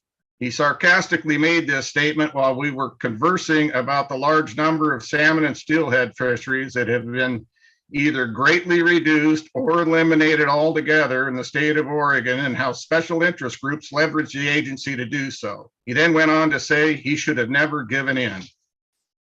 If I, as a citizen, am chosen to serve on a jury for a murder case, I will not vote to convict and sentence a person to death row if the evidence provides a reasonable doubt that that defendant murdered the victim. Using this analogy, I ask myself, why would an ODFW commissioner vote to reduce or kill off a hatchery harvest program when the CMP written by ODFW staff provides a significant reasonable doubt that the program is not a limiting factor in the natural origin summer steelhead population in the North Umpqua River? Thank you very much. Our next science review panelist brings an extremely diverse wealth of knowledge and experience to us. He has a bachelor's degree in fish and wildlife science from OSU, a master of science in veterinary pathology from OSU, and a doctor of veterinary medicine specializing in fish and wildlife species from WSU. He completed a comparative pathology residency at the San Diego Zoological Society. His professional career started as a marine mammal field biologist for the Marine Mammal Research Lab for NOAA. After obtaining a Doctor of Veterinarian degree in 1972, he was employed as an associate professor at Oregon State University, where he served as a diagnostic pathologist for livestock and wildlife and was involved in research involving diseases of fish and wildlife. When the United Fish and Wildlife Service established the first wildlife disease laboratory in Madison, Wisconsin, he was employed as a supervisory wildlife diagnostic pathologist and researcher. In 1987, he moved back to Oregon and became the first environmental contaminants Western States coordinator for the United States Fish and Wildlife Service. In 1990, he took the position of chief forensic pathologist at the newly established U.S. Fish and Wildlife Service Wildlife Forensics Laboratory in Ashland, Oregon. His academic and professional interests evolve around the causes of death or disease in mammals, birds, reptiles, and fish. Now retired after 39 years of active work in the field, he still consults on a variety of legal cases involving wildlife mortality. He's an avid hunter and fisherman and supporter of scientific wildlife and fisheries management. So at this time, please welcome Dr. Richard Stroud. Thank you very much, Commission members, for giving us the opportunity to express our opinions relative to the North Umpqua Summer Steelhead Management question. Based on my review of the pertinent literature, training, and my training and experience as a fisheries and wildlife biologist, and my medical training as a veterinary pathologist and professional work in pathology, for over 30 years for the U.S. Fish and Wildlife Service, I agree with the ODFW staff report that concludes that the presence of hatchery origin summer steelhead does not impact the survival of naturally spawned summer steelhead stocks in the North Umpqua River Basin. Therefore, I support the rebuilding of the Rock Creek Hatchery facility. In fact, because we are currently in a critical time of climate change, which has the potential to adversely impact cold water fisheries, such as the steelhead and salmon, and the functional hatchery, which is being proposed, and to provide the only real lifeboat in the event of natural populations being subjected to disastrous water temperature related stress factors, and in the physiological stress problems that come include disease, stress mortality directly, and promotes additional problems. These things come when you have the conditions of the forest fires, which we've already seen in the operation of many of our hatcheries, and in the habitats which they support and hazardous fish runs. Preservation and recovery of unique genetic stocks, which the North Umpqua stocks are, wild stocks are, may have to come from hatchery stocks in the event of some of these environmental disasters, such as forest fires and the control of such fires. Therefore, the Rock Creek Hatchery should be rebuilt to modern standards and the trap at Rock Creek repaired. The hatchery is essential in the preservation and scientific management of multiple other runs of anadromous fish or of significant economic value in the North Umpqua Basin during these critical times of climate change and/or environmental disaster. Thank you for your time. I appreciate the service that you do to our Oregon wildlife resources. Our next speaker brings yet another unique facet to this science review panel as an investigative researcher.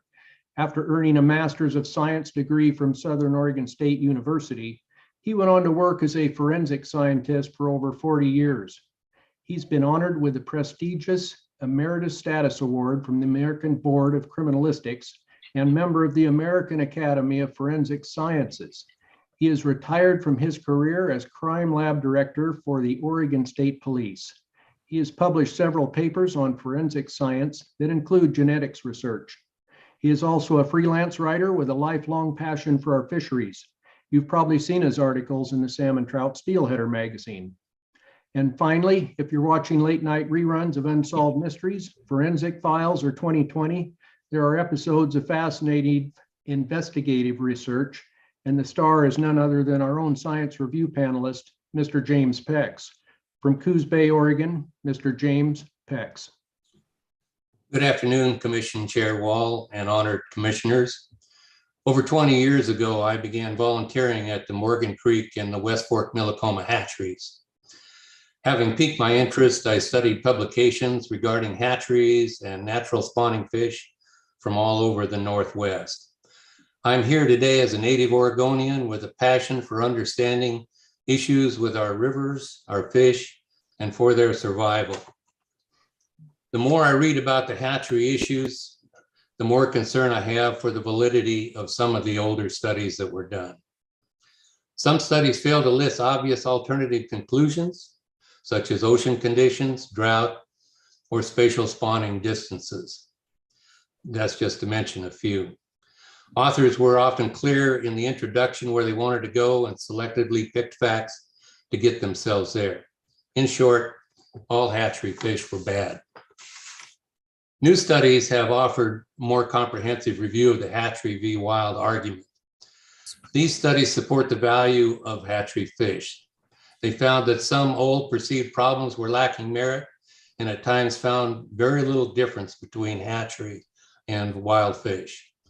New hatchery programs initiated by the tribes in Idaho have become a lifeline for revitalizing natural spawning fish populations there. A Clearwater Steelhead program is just one successful example. I've reviewed the North Umpqua Hatchery Summer Steelhead publication by ODFW. The conclusion that they made that the hatchery fish are not a problem is not a surprise, but consistent with findings documented in other rivers in the Northwest. I would respectfully request the Commission support the Rock Creek Hatchery and the steelhead from that facility with no reduction in hatchery releases. If they're not a problem, there's no need to reduce them. Thank you. Now, for those of you that have any history at all with Oregon's coastal fisheries, our final panelist needs no introduction.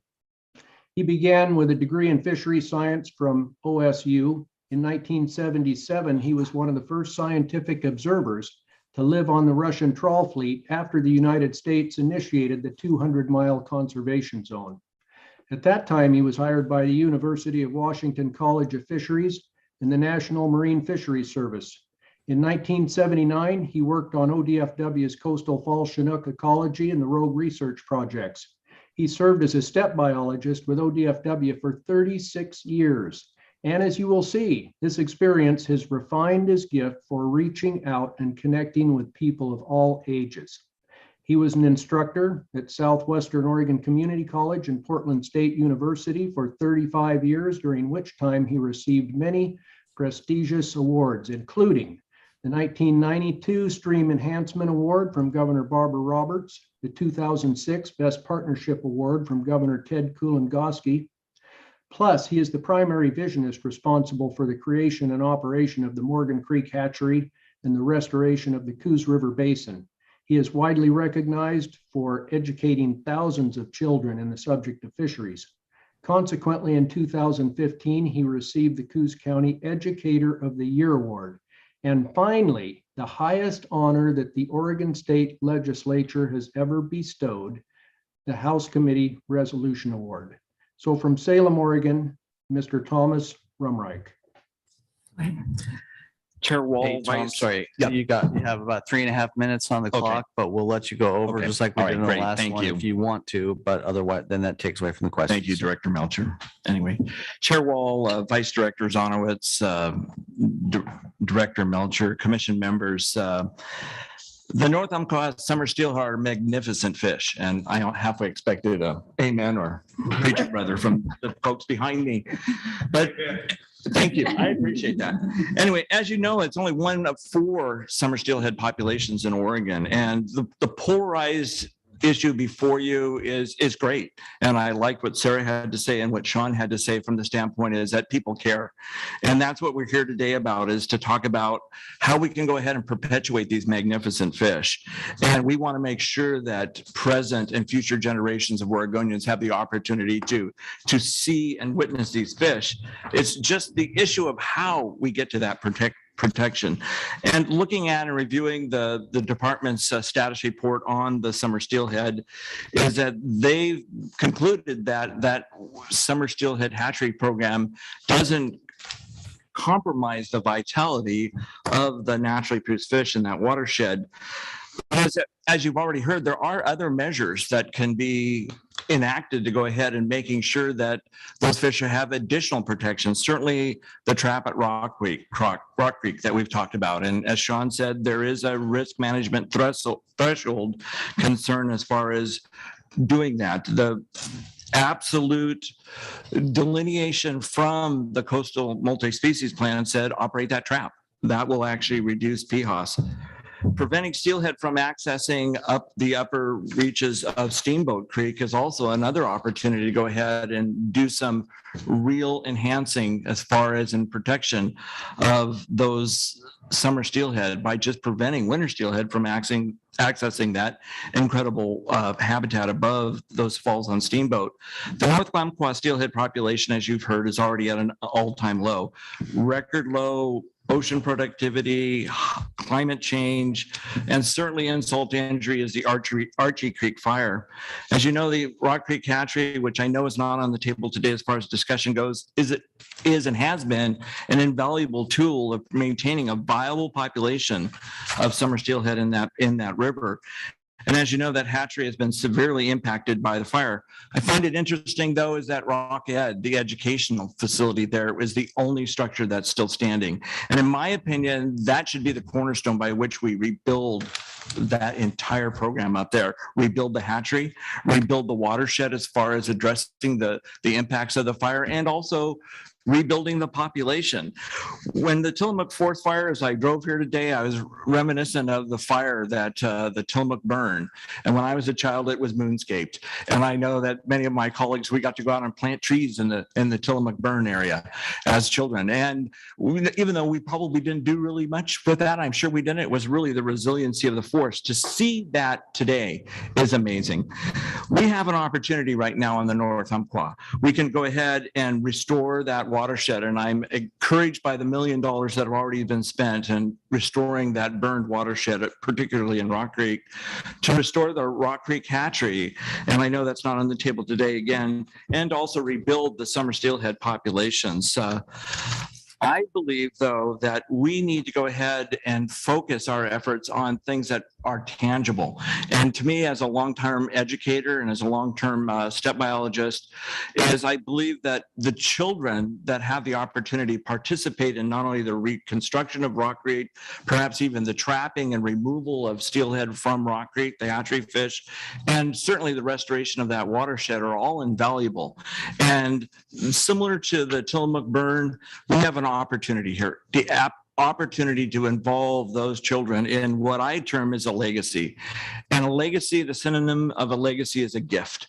And I always think in the context is 100 years from now, what impacts are we going to have if we influence children and children at all different levels of this restoration opportunity, then the world will be different. And that is something that I sincerely believe. I am an advocate that we do need to maintain the current hatchery production, and recognizing that there are things and steps that need to be done to go ahead and ensure that it doesn't negatively impact those naturally produced fish. And I believe that the department has a great plan to do so.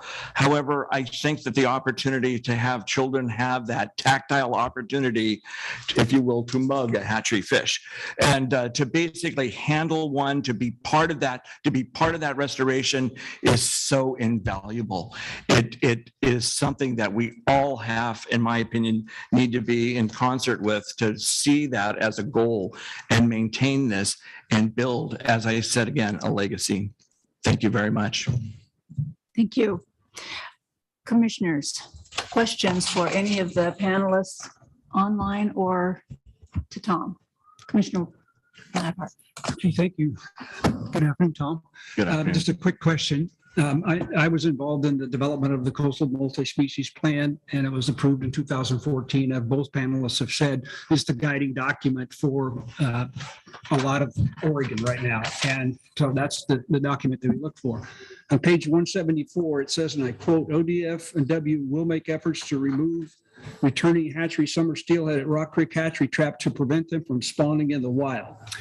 So Sean tells me we could do that, but it's very expensive to rebuild that or to fix it to comply with what's in the coastal multi-species plan. And so I've been told, and I hopefully get it on the record here now, that possibility that volunteers could be made available to help staff that, and even some financial contributions to rebuild that in accordance with what the CMP directs on page 174. What's your thoughts on that, or any of the other panelists? Chair Wall, Commissioner Laphart, absolutely. I mean, the opportunities here, and that's what I was trying to speak to, is the opportunities to involve the community, to direct the energy to doing anything and everything we can to provide protection to those naturally produced fish on the North Umpqua, but yet at the same time provide an opportunity. And as far as I know, the sky's the limit. I have always relished the department's stance on the value of volunteers and how many FTEs are produced each year. The ability to go out and generate dollars, to generate volunteers is limitless, in my opinion, especially when you start thinking in the context of what needs to be done right now on the North Umpqua. Thank you. Other questions? None? So my question is for one of the Zoom panelists. I'm so sorry, I can't remember who said it, but about the viability of hatchery fish as a lifeboat, right? So I'm trying to reconcile that against this idea that hatchery fish have different genetics, and maybe correct me if that's not what you said, but I would love to hear more about that idea. Are they really viable as a lifeboat, so to speak, after a bad event? What am I trying to say? Like a catastrophic event. Yes, I use that term simply because, to me, if you have all your eggs in one basket, i.e. you have all the summer steelhead genetics in one basket, or in the wild basket, then you don't have backup for when something happens to that environmental component of having them even survive. And that would be such things as forest fires. I don't know if there's marijuana type operations up in that country, but there's a lot of pesticides use, and could be a pesticide spill into the stream. There could be, the water temperatures may affect the nutrition, including the availability to fry of certain species that they depend on for their insects and their normal feeding. Many of the fish that are coming up as adults are highly susceptible under environmental stress due to temperature to disease conditions, which you would never recognize up in the wild, but you may recognize them more in the hatchery, more quickly be able to do something about them. The hatchery does provide perhaps a better, less stressful environment should you lose much of your natural spawning area. Does that answer the question? Yes, thank you. Anyone else? I do have one, and I don't know if it's to the gentleman who just spoke, or to you, Tom, but I will ask the question. If life history diversity is our best defense for resilience, and if productivity of wild is higher than hatchery, then why does that argument not carry more weight with the way you're thinking about these in terms of having a wild species, one of the runs that we have left in Oregon be wild and see what they can do on their own? Well, Chair Wall, and that's an excellent question. I mean, I think what Dr. Stroud was saying is that the genetics of hatchery fish are not as good. We all recognize that, are not as robust, is not as vigor as a naturally produced fish, but they still are the genetics of that endemic natural population up there on the North Umpqua. And so I think what Dr. Stroud was trying to say is that that still has merit from the standpoint of if there was a catastrophe up there. We certainly have seen tremendous spills and things like that have wiped out large populations of fish. And subsequently, there is merit to that. And yes, they are not identical. They are different, but they nevertheless, they are still very, very, very close to what was there naturally. And there certainly are ways to go ahead and be able to maximize, the genetic variability within a population. And certainly spawning at all different ages, different groups, matrix spawning, things like that. Certainly incorporating wild genetic material each generation back into that hatchery population are all ways to make that as genetically compatible and genetically similar to that wild population. Thank you. Then I will thank you, this panel as well. And we don't have other questions. So I think we will go next to our testimony and first we will have someone from the Coquel tribe and then somebody from the Cow Creek Umpqua tribe. And for those two, as we do with elected officials, we will extend the courtesy of not limiting them just to 2 minutes. So the first person is John Ogan from the Coquel tribe, and then Gary Jackson from the Cow Creek Umpqua tribe. And then we'll go to the rest of the people on the list for testimony. I was afraid of that.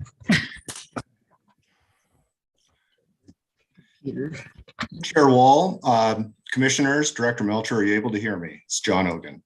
Yes, we got you. All right, thank you very much.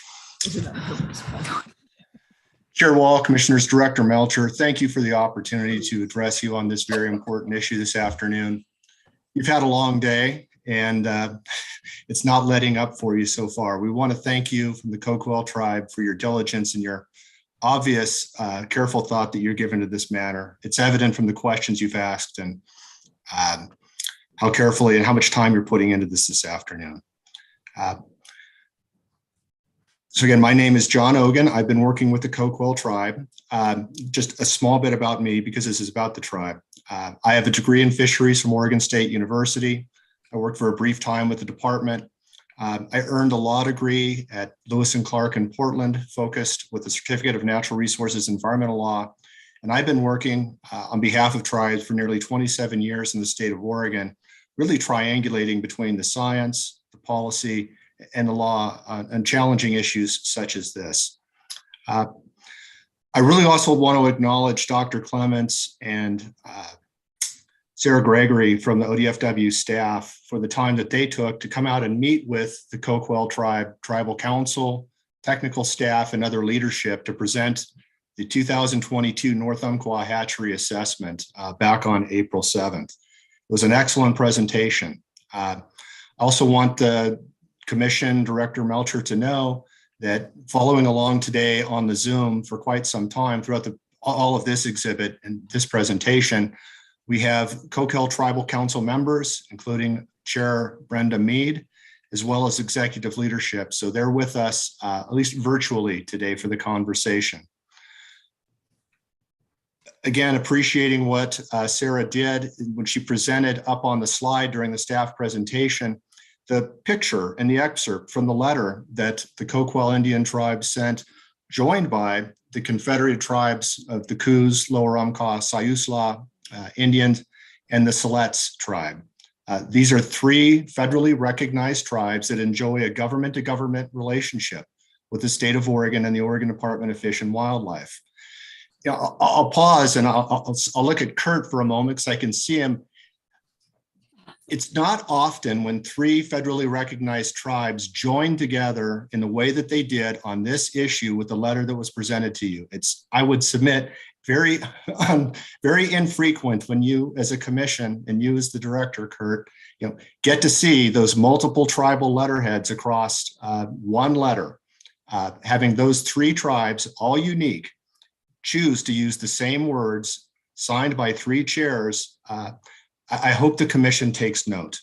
Cow Creek, also a federally recognized tribe, also present the commission the same recommendation as did Coquille, the Confederate tribes of Coos, Lower Umpqua, Siuslaw, and the Siletz tribe. And that recommendation is that you not approve a change to the North Umpqua Hatchery Steelhead program.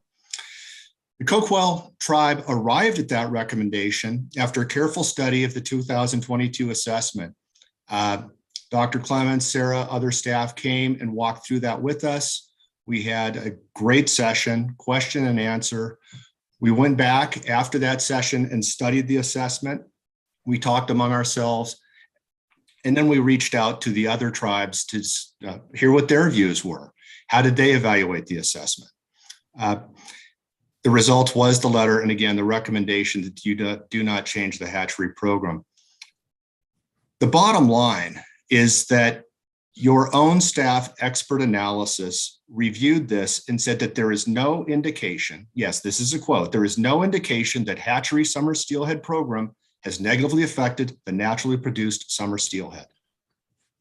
Pause, please let that sink in. No indication that the hatchery summer steelhead program has negatively affected the naturally produced summer steelhead. One would ask, why are we here? Rather, poor ocean conditions, poor freshwater conditions are likely limiting factors. We concur, our technical people concur, those of the other tribes concur. The ODFW analysis goes on to say that there are other emerging issues that may be limiting factors. Thyroid deficiency, predation by non-native bass species, disease. These are things that may in fact be causing real problems with the hatchery and naturally produced steelhead components in the North Umpqua system, but not hatchery interactions. So, commissioners, we are frankly somewhat confused by a staff recommendation that includes options to terminate or reduce the hatchery smolt releases to such low numbers that they represent functional termination of the program, when the current data and the North Umpqua specific analysis and investigation shows that there is no scientific or technical analysis to warrant a reduction in the program, a change in the program, and that reducing the hatchery program will not benefit naturally spawning element. That's the staff recommendation. If you look at the options, there's no significant impacts and no significant benefits anticipated from the option for recommendation or termination of the program. Commissioners, you've heard much of this in the prior panels, but this is the first time that you will hear a representative of federally recognized Indian tribe speak to this point today. The recommendations that terminate or substantially reduce the North Umpqua hatchery program do not advance. In fact, they are contrary to the needs and goals of the Coquille tribe and the other tribes who urge you not to take this dramatic action. Salmon and steelhead are at the heart of tribal people's existence. Their culture, their traditions, their values, their identity are interwoven with salmon and steelhead. Commissioners, given the low abundance up and down the Oregon coast and in the traditional homelands and use areas of the Coquille tribe of naturally spawning populations, tribal people rely upon abundant hatchery populations for ceremonial and subsistence use.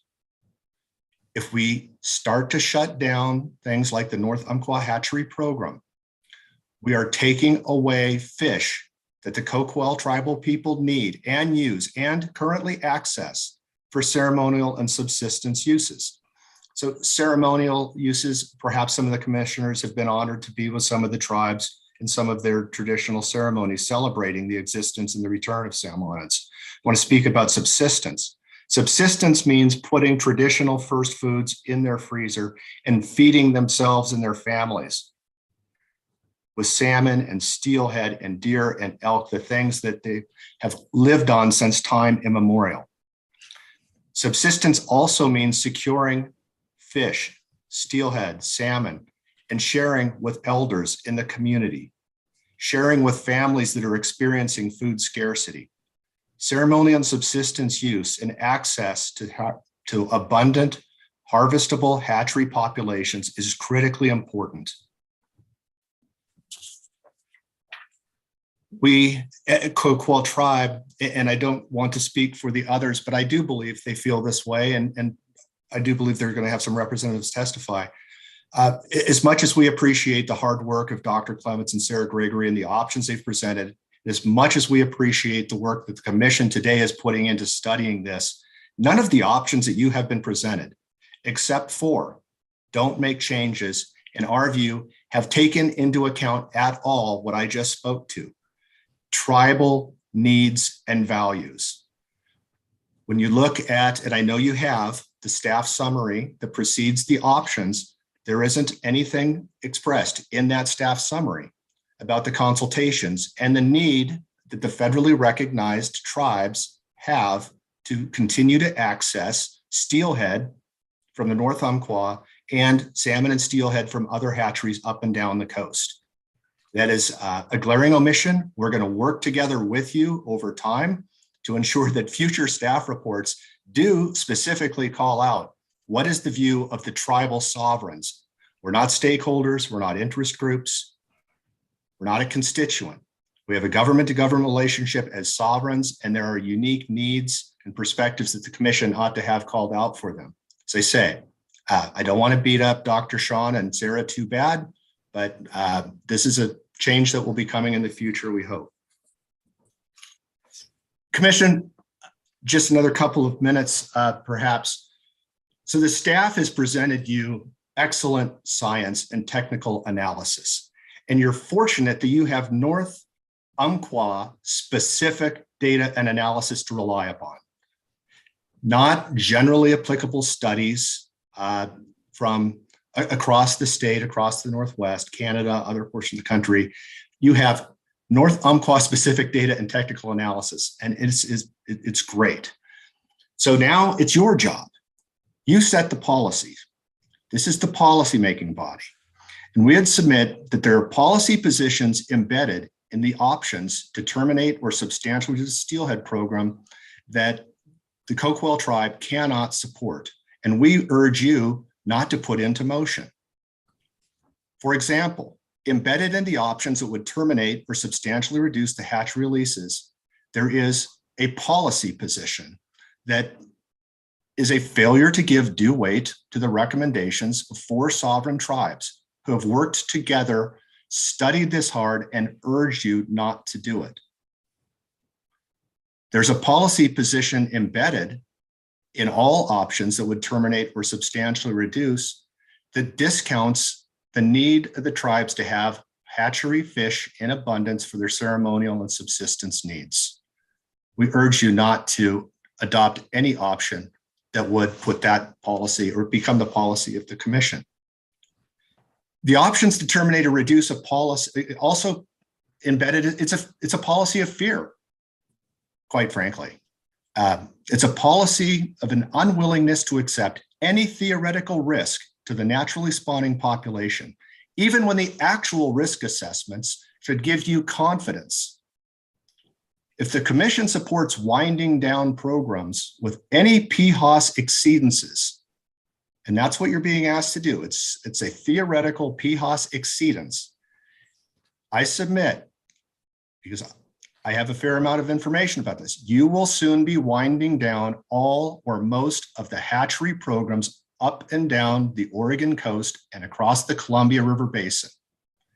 If a theoretical risk evidenced by a slightly elevated PHOS means that you have to shut down hatchery programs, you're letting the camel's nose into the tent in a very dangerous way that's going to impact tribes, recreational fishers, industry, dependent industry, commercial activity. It's dangerous policy, Commissioner. I submit that to you. The policy of shutting the program down or greatly reducing it is managing for scarcity. It's really throwing our hands up and saying, we are just overwhelmed. We have diminishing return numbers for a variety of reasons, but we're resigned to just kind of waiting the ocean out. There's another form of scarcity. And I think it was one of the commissioners just asked a question. Can't we operate the trap to remove some of these hatchery fish? And in the staff report and in the responses, well, sure we can. We just don't have enough money or people.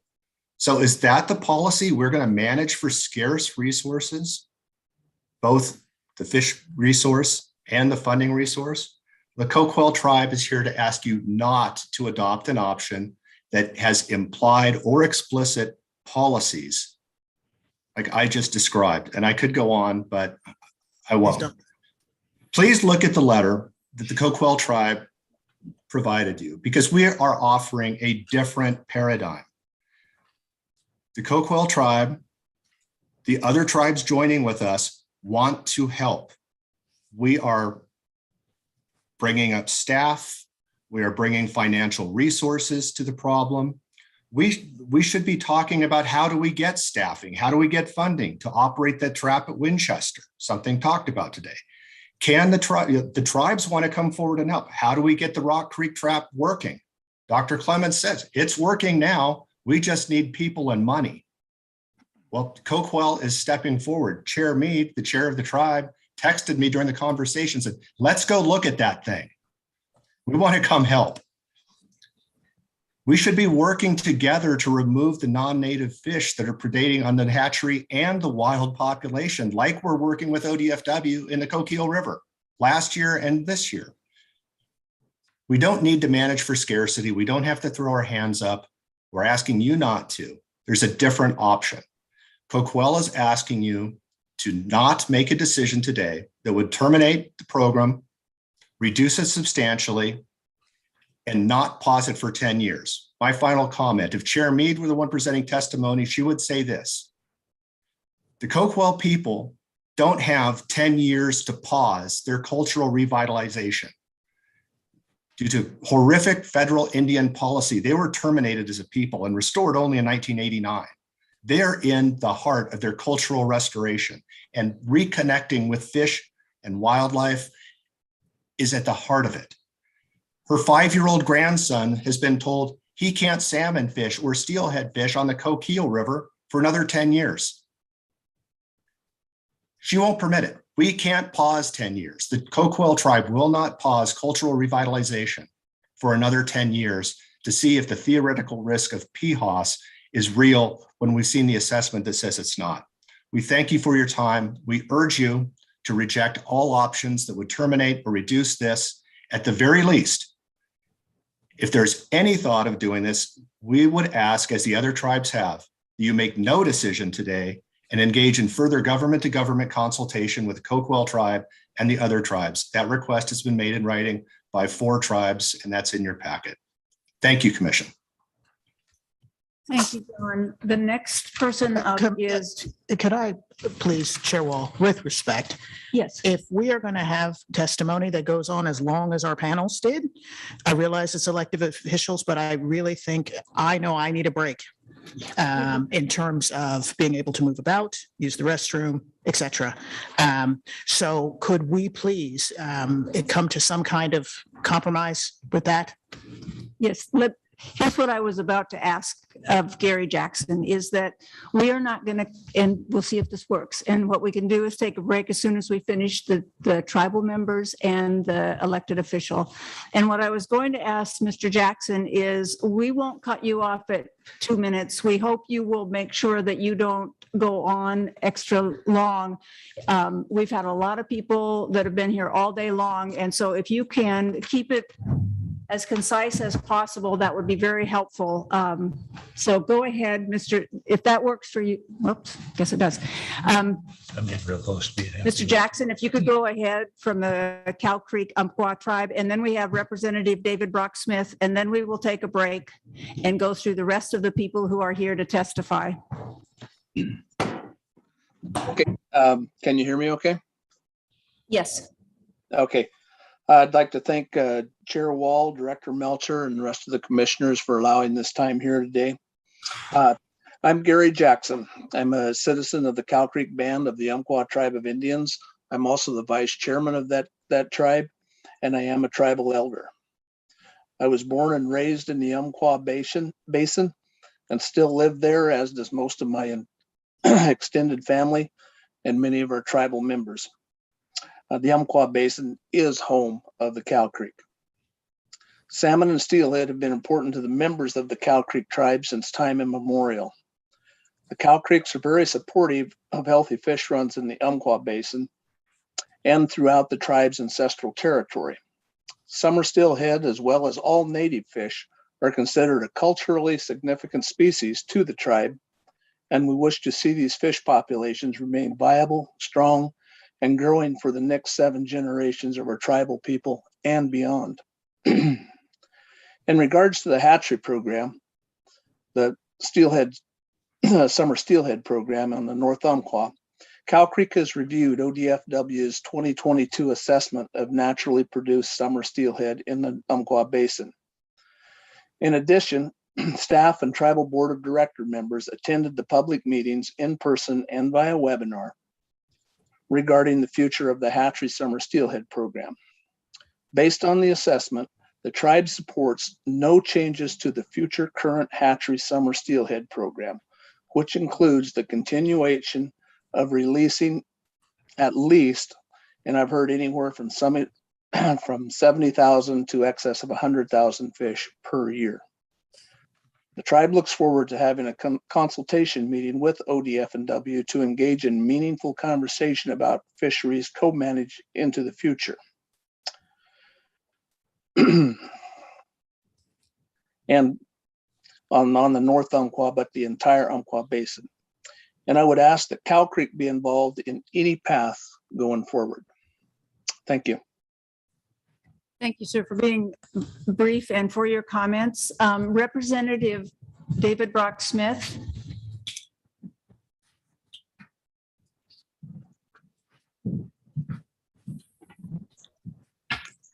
Sure, well, thank you so much. Go ahead, we can hear you. We could. Michelle, is he?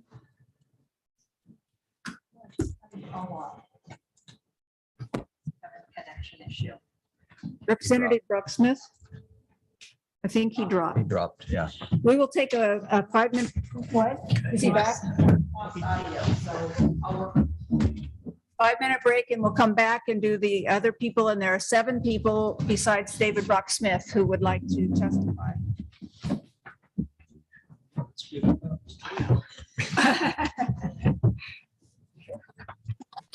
Chair Wall, I'm gonna try to. Thank Yeah, I was gonna say, the chair. I know.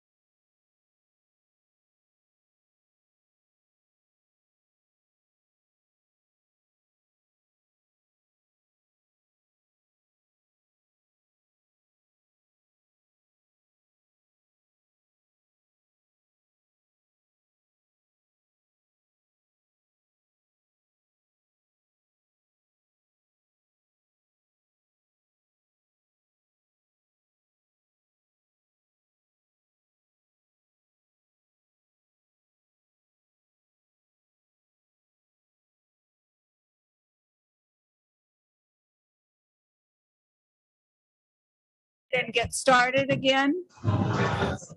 Where's your gavel? People ready. Okay. Okay, Representative David Brock Smith, we're coming back to you now. So it's your turn, and then we'll go on to the other people who would like to testify. So if you could go ahead. Chair Wall, can you hear me okay? Yeah. Yes. Wonderful. Thank you so much. For your record, this is State Representative David Brock Smith from House District 1. I apologize. I'm going to keep my video off. I'm in spotty service at a conference hosting a energy and environment panel later. And so I really appreciate the opportunity to speak to you today about the North Umpqua Summer Steelhead Hatchery Program. And I just want to say that I've had the opportunity to listen in on some of the panelists, of course, and also the testimony from our neighbors and friends, the Coquille tribe, as well as the Cow Creek tribe. And I hope that, and I know that their testimony means so much to not only all of you commissioners, but me as an elected official for Oregon, and as well as the constituents that I represent in Southwest Oregon, of course, being in Chair Wall's neck of the woods. I urge the commission to, again, move forward, do not move forward, excuse me, in eliminating the North Umpqua Summer Steelhead Hatchery Program. And I urge the commission not to reduce that from 80,000 to 30,000 as well. I think that we have some issues that we need to move forward with, and it was mentioned before by the tribe, that predation management and that predation management that those partners are occurring in the Coquille now is critically important to the species. And as we move forward with recommendations on how we need to manage these fisheries, predation needs to be at the top of the list. And so I'm not going to dwell, because I know that you've been there all day. I appreciate the commission and all of your work on behalf of Oregonians. I would just urge you to not make any changes and not move forward in the reduction. And we need these hatchery programs for all of the things that were said by the tribal testimony, as well as others that you'll hear from later. The economic development, the recreational opportunities, especially on the South Coast, are critically important to our communities. And so I would appreciate if you would not move forward with any recommendations at this time. Chair Wall, Commission, thank you so much for the opportunity. Thank you, Representative. We will go then to unless there are questions, I don't see questions from the commission. So I'm going to go through the 7 people who are still signed up to testify, and each person will have 2 minutes. The 7 are Bill Bakke, Scott Worsley, Logan DeGree, Tom Kress, Dominic Carollo, Ian Porter, and Aaron Duncan. So if we could start right through those, first Bill Bakke, then Scott Worsley, and then Logan DeGree.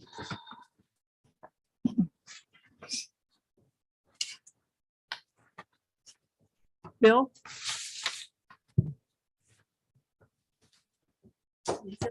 Mute. There we go. You got me? Yes, go ahead. Good. Thank you very much. I wrote a fairly long assessment of the plan on the North Umpqua Summer Steelhead. And if there are any questions the commissioners might have after having read that 15-page review, I'd be glad to field them. In the meantime, I would say that actually I think what I am disappointed about is that there's a failure to provide a evidence that the program for using the hatchery program on the North Umpqua is actually going to prevent serious depletion of indigenous species under Oregon law. And that should be considered as a first detailed with your technical staff to find out if that is a problem or not.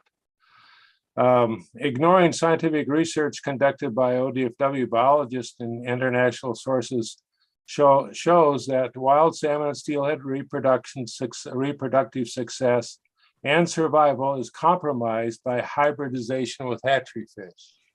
What we haven't found out is because there was no genetic studies done of the steelhead in the North Umpqua like they've been doing on the Willamette River, where they found a considerable amount of hybridization between stocked hatchery summer steelhead and hatchery winter steelhead. And that is by doing that genetics work, then I think the department would have a better idea of what kind of hybridization is going on and what potential loss of biodiversity you're going to have in your population to cope with climate change that we're all expecting, and the ability to survive in that natural environment and be very, very productive. The declining summer steelhead they were declared viable by the department, but they didn't present any standards that support that conclusion. Those standards exist, by the way, by the National Marine Fisheries Service. It'd be nice to see them apply that to their evaluation of viability on the North Umpqua. Failure to comply with the coastal management plan standards for proportion of hatchery fish in the spawning grounds for 8 years, all of a sudden we're going to deal with that problem on Rock Creek. But we also need to add that the NIMS panel says that PHOS in 1997 by an expert international committee on salmon management found no support for a proportion of hatchery fish in the spawning grounds of 5%. So there's a lot of debate about what PHOS means in terms of maintaining the biological diversity and productivity of your wild populations. The 97 report is available. Hey, Bill, I need you to wrap up. You're about a minute over. What is left is what we need is a genetic evaluation of hatchery integration. We need hatchery wild encounter rate. Sometimes these hatchery fish, wild fish are supporting the fishery more than the hatchery fish are. Wild steelhead spawner escapement goals need to be set by spawning area. The cost to produce a harvested hatchery fish needs to also be determined by the department. We usually don't go that far. We only look at how much it costs to release hatchery fish, not how much it costs to produce a harvestable adult. All right. Thanks, Bill. Thank you. Yeah. Scott Worsley.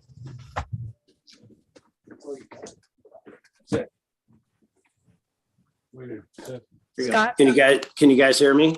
Yes. Thank you, commissioners, for giving me the chance to talk.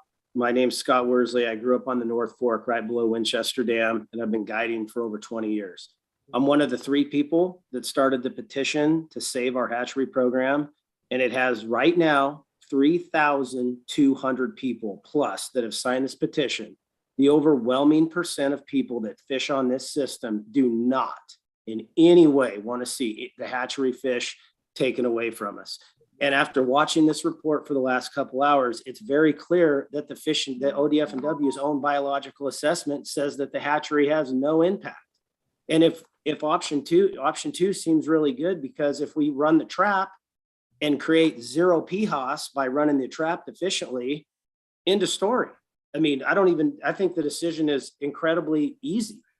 Option 4 is not a compromise. We have 78,000 fish to put in, and the permit allows for 165. That's only 47% of what's allowed by the CMP. So to me, it's a pretty easy decision. The fishermen do not want this, and there's a small minority of people that fish in fly water that want this, and the overwhelming other 95% of people that buy your product and buy a license do not want this. And the science says that it doesn't matter. So to me, it's a pretty easy decision. So, any questions? No, thank you very much. Thank you. We will go next to Logan Degree, and then Tom Kress, Dominic Carollo, and Ian Porter. Go ahead, Logan.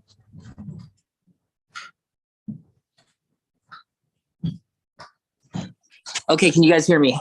Yes. Awesome. So I'd like to say thank you guys for coming and let me speak today. I'm a guide out of the Roseburg area. I'm one of the 3 people that has helped, get this petition out, and 3,200 people signed this, wanting to, that are against stopping the release of the smolts.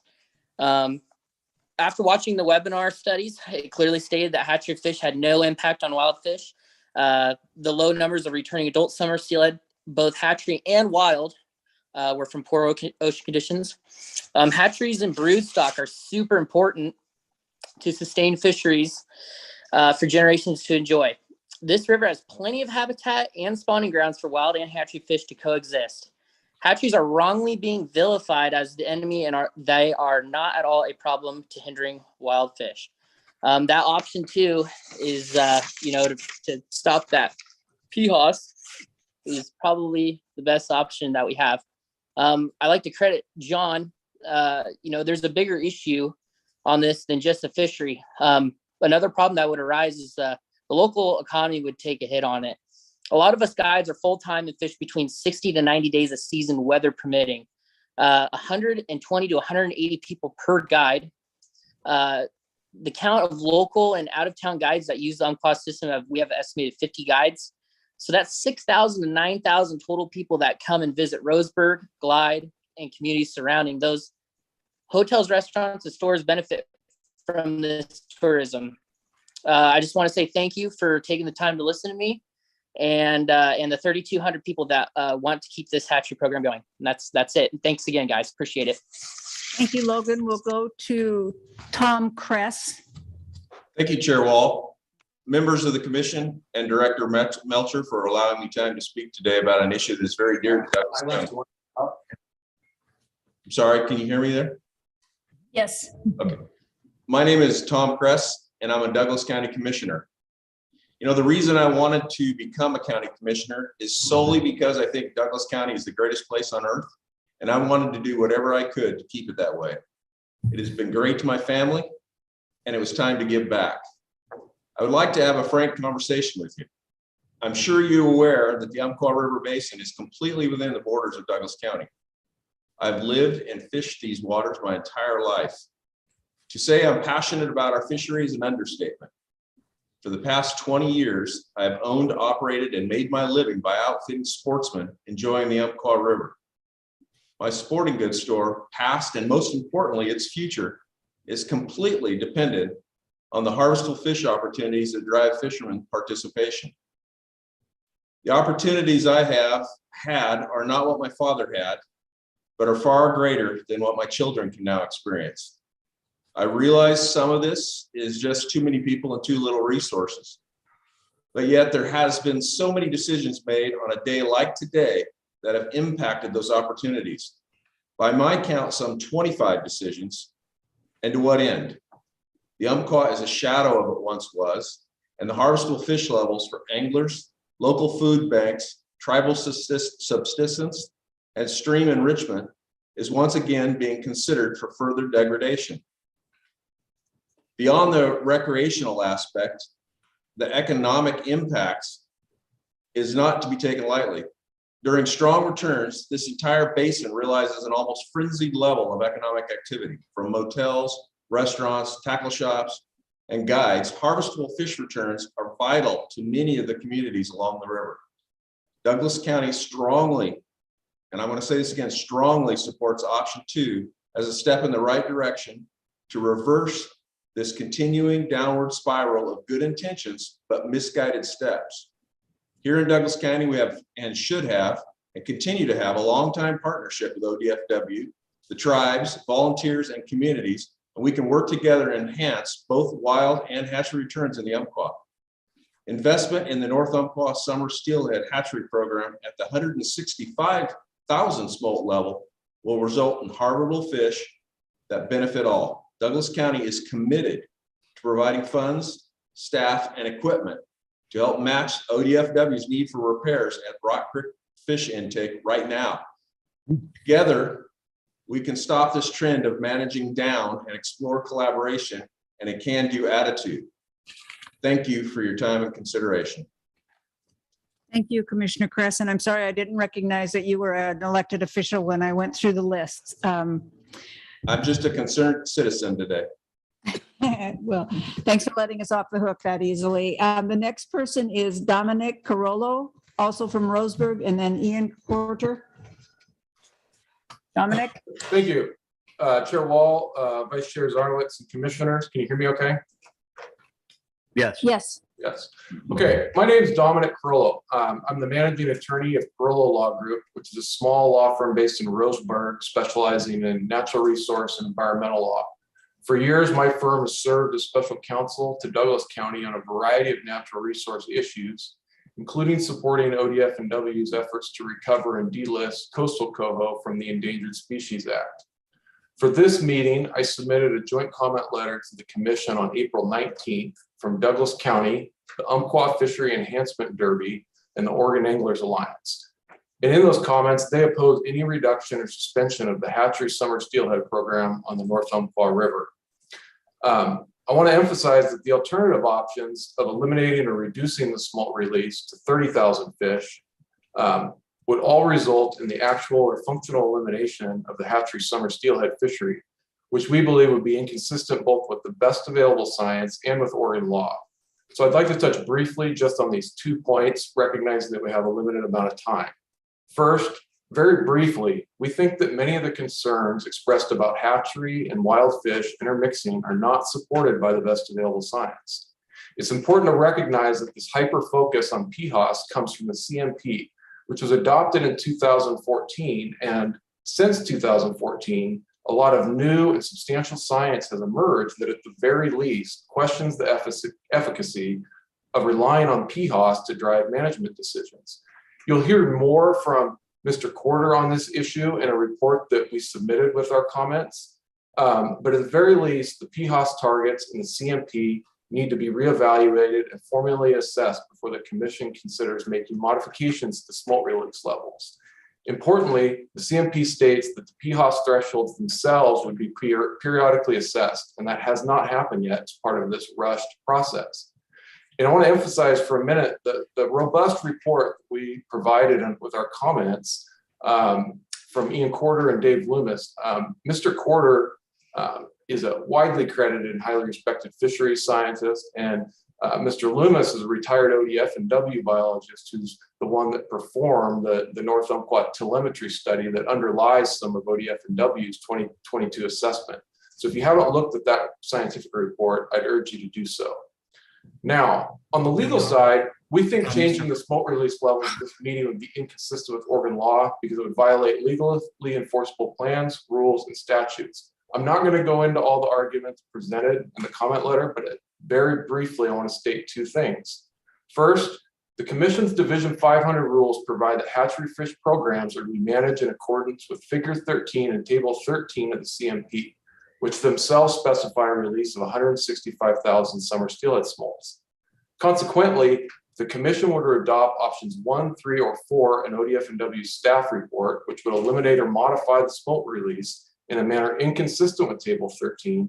We believe that requires the Commission to follow rulemaking procedures, which have not been followed here, including notice and comment procedures and timelines. I think this lack of formal notice and comment procedures are highlighted by the fact that ODFW's staff report proposing a reduction to 30,000 smolts was disclosed to the public for the first time last Friday, just 7 days before this meeting. The Oregon Administrative Procedures Act defines a rule as any agency directive, standard, regulation, or statement of general applicability that implements. Thanks, Mr. Carollo. You're a couple minutes over your 2-minute warning, and I couldn't get a word in edgewise. So we'll look for the written material, and we're going to go ahead and move on here. Could we go, please, to Ian Corder? Good evening, Chair Wall, members of the Commission. I appreciate the opportunity to provide testimony. And my name is Ian Corder. I'm a fisheries scientist with Mount Hood Environmental. Our company specializes in salmon, steelhead, and water quality research in the Pacific Northwest. We're based in Sandy, Oregon, but we also have staff elsewhere in Oregon, Washington, and Idaho. and the bulk of our work is original research that includes the design and implementation of applied science projects. My statement here is going to be brief, but I expanded written version of this is available to you as Dominic just described. I'd like to make just a few simple points here. First, the petition you received to terminate the release to hatchery summer steelhead in the North Umpqua River did not provide a balanced perspective on the available science concerning hatchery fish impacts. Instead, the petition relied on a subsample of out-of-basin case studies. I've reviewed those studies as well as many others. I also authored a paper published in 2019 that examined this issue in the Upper Clackamas Basin. We found no quantifiable negative effect of hatchery fish in that case. And I think you should be aware that there are more peer-reviewed scientific articles that document either no effect or positive effect of hatchery fish on natural origin salmon and steelhead productivity than studies that demonstrate a negative effect. Now, several of these studies have been published after the adoption of the CMP in 2014. The second point I'd like to make is that the North Umpqua hatchery summer steelhead pose a relatively low genetic risk to natural origin steelhead for two reasons. The first is that hatchery broodstock were derived from the North Umpqua River. Each year, a substantial portion of brood are natural origin. Now, this type of program is commonly referred to as an integrated hatchery program, and the goal is to ensure that the fish are genetically similar to their natural counterparts, thereby reducing concerns about domestication and impacts of genetic exchange. It's for this reason that the HGMPs typically allow for PHOS values at 30% or higher for these types of programs.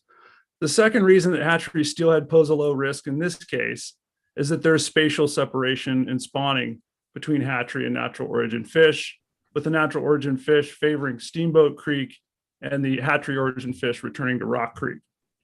Finally, I'd like to make the point that the idea that hatchery fish are harmful is predicated on the assumption that they have lower fitness and that fitness deficit is transferred into the natural origin population.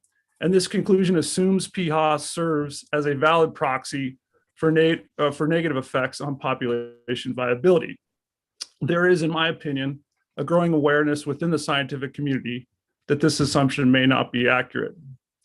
So in closing, rather than terminate the release of hatchery fish, I believe a more prudent approach would be for the commission to direct the department to continue their empirical study of the effects of hatchery fish on natural origin steelhead, and continue taking opportunities to sort fish at Winchester Dam or at Rock Creek Hatchery Intake if necessary, and study the abundance of those fish at those two sites.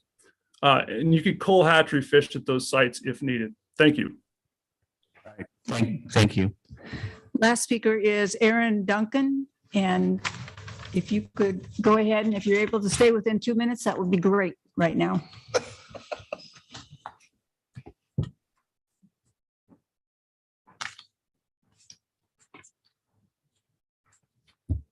Aaron?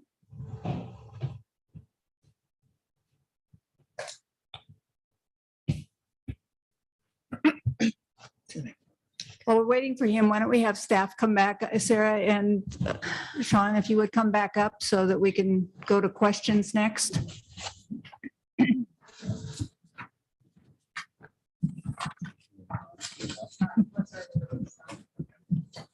It appears, yeah, it appears he's no longer in the Zoom room, so. We will go to questions from the commissioners, and it looks like we have one tag up already. Commissioner Labhart, why don't you go ahead? So Sean, you've heard the two panelists, you've heard the public. Is there anything that you heard from those conversations that you'd like to respond to in a summary statement or fairly short? But is there anything that you heard from the two panelists or the public? Chair Wall, Commissioner Labhart, I think there's a few things that deserve further explanation, but I know it's been a long day for you all, so I'm happy to kind of dive into that as briefly as I can. I'm even willing to get in a yoga circle and try to explore that if you want to stretch out a bit more. Or, the yoga circle? Is that what it says? I like the kibbutz. I'd be more comfortable in this chair. Okay, I think we're seeing this. So At least you made us smile. I was just anticipating some of the things that we might hear today. So I threw up some additional kind of slides. One of them being, I think Mr. McMillan earlier talked about the full period of record and why we don't look at that. And our staff do indeed look at the full period of record, but there's reasons why they choose certain periods for their analysis. And when we looked at the population viability assessment, one of the big reasons is that in the late 1980s, early 1990s, we saw this big regime shift in the oceans. And that's where I kind of alluded to MPGO being important. This was around the time when MPGO became really important. And so if you're looking across that period, it creates issues because your PVA analysis is based on two different regimes. And so you're kind of averaging them. So we really want to look at the conditions that you're experiencing the here and now. And that's why we chose that period. NPGO. The gyre. The North Pacific gyre oscillation. So Oh, thank you. primary pattern that's explaining all the survival in the ocean. I think there was also some talk about relative reproductive success again and PFAS and allowable levels up to 30%. And again, there was a review done by CRITFIC when we were into Tribal Fish Commission and Dr. Sean Narum, who's one of the leading geneticists in this. The review was published last year and looked at the range of science. And the conclusion was that there is indeed a fitness impact from hatchery fish spawning in the wild. And it's bigger in steelhead than other species, it's bigger in males, but it's also context dependent. So you've heard some people talk about different brood stocks, and it's true that with fully integrated stocks, you have less impact. And it's also true that the nature of the basin, so if hatchery fish are spawning in poor productivity areas, they will have lower productivity. So there's a lot goes into that. It's not, you can't just make a blanket statement, but this is the reason why we have these PFAS thresholds for 10%. It's all about risk management. It's not if you're at 11%, things are all good, or 9% things are all good, and 11% it's all bad. It's just a scale, and 10% is a good conservative level that we want to get to. I think we talked a bit about the continued downtrend. And I may have a slide that kind of talks about that. Yeah, so on the right here, the blue line is the wild population numbers. And I think you'd struggle to find a trend in that line across the period of record. The trend we do see is since about 2014, when we've had these poor ocean conditions, we have been trending down. But that's similar to other periods like the 1990s, where we had poor ocean conditions and we trended down. Overall, across the period of record, there is no trend. And that was reflected both in our analysis in the CMP and recently. There was another discussion about productivity drops when the hatchery began in 1960. And this graph on the left was brought up, the data from McGee. And again, that was something that our researchers considered in their analysis. And so this plots again the recruits per spawner, pre and post hatchery, the hatchery coming in about 1960. I don't know if this works. So right about here. And then there was a decline and then subsequent kind of bouncing around. I think one of the kind of fundamentals here, though, is that in freshwater, there's density dependence. So as the density go up, recruits per spawners go down because you've got more fish in the same amount of habitat, and they don't have the access to the same resources. So when you take account of in 1960, you see a really big increase in total spawner abundance.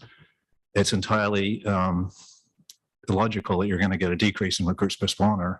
And so when you do plot that, which is what this is, total spawner abundance on the x-axis and wild recruits per spawner on the y-axis, that abundance, total spawner abundance, explains a lot of that decline in the stock recruit. The gray dots are pre-hatchery, the orange dots are post-hatchery in that 10 years. And our folks cannot find a difference in there. And so just something to consider here. What else? In terms of, I think Ms. Fairbrother brought up the issue of 9 years. Even if we take action today, we're looking at 9 years, and do we bring the PHOS metric down? And that's true, but that the fish don't experience average PHOS, they experience PHOS in any 1 year.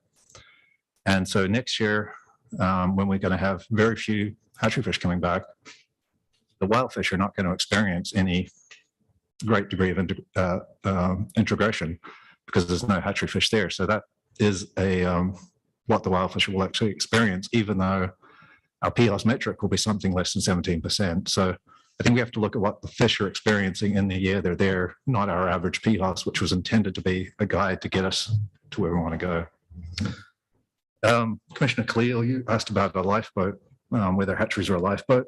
And I think, again, it's context dependent.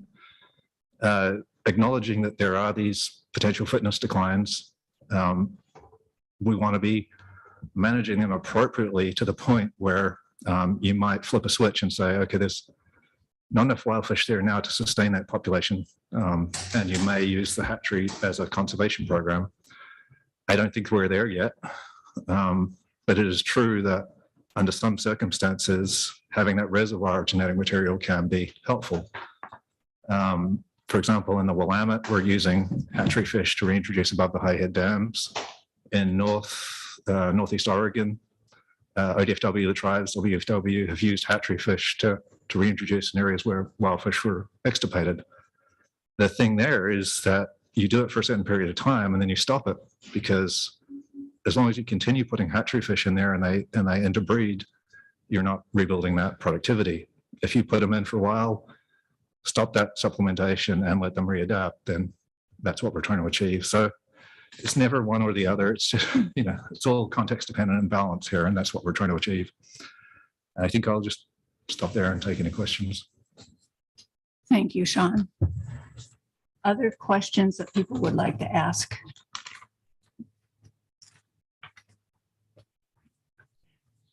Then I bet there will be, as we go through the next part would be if people would, are you trying to ask a question? Nope, I'm ready to comment. I'm sorry. I would like the commissioners now to feel like they get to start making points and some beginning to summarize and think about where we're headed.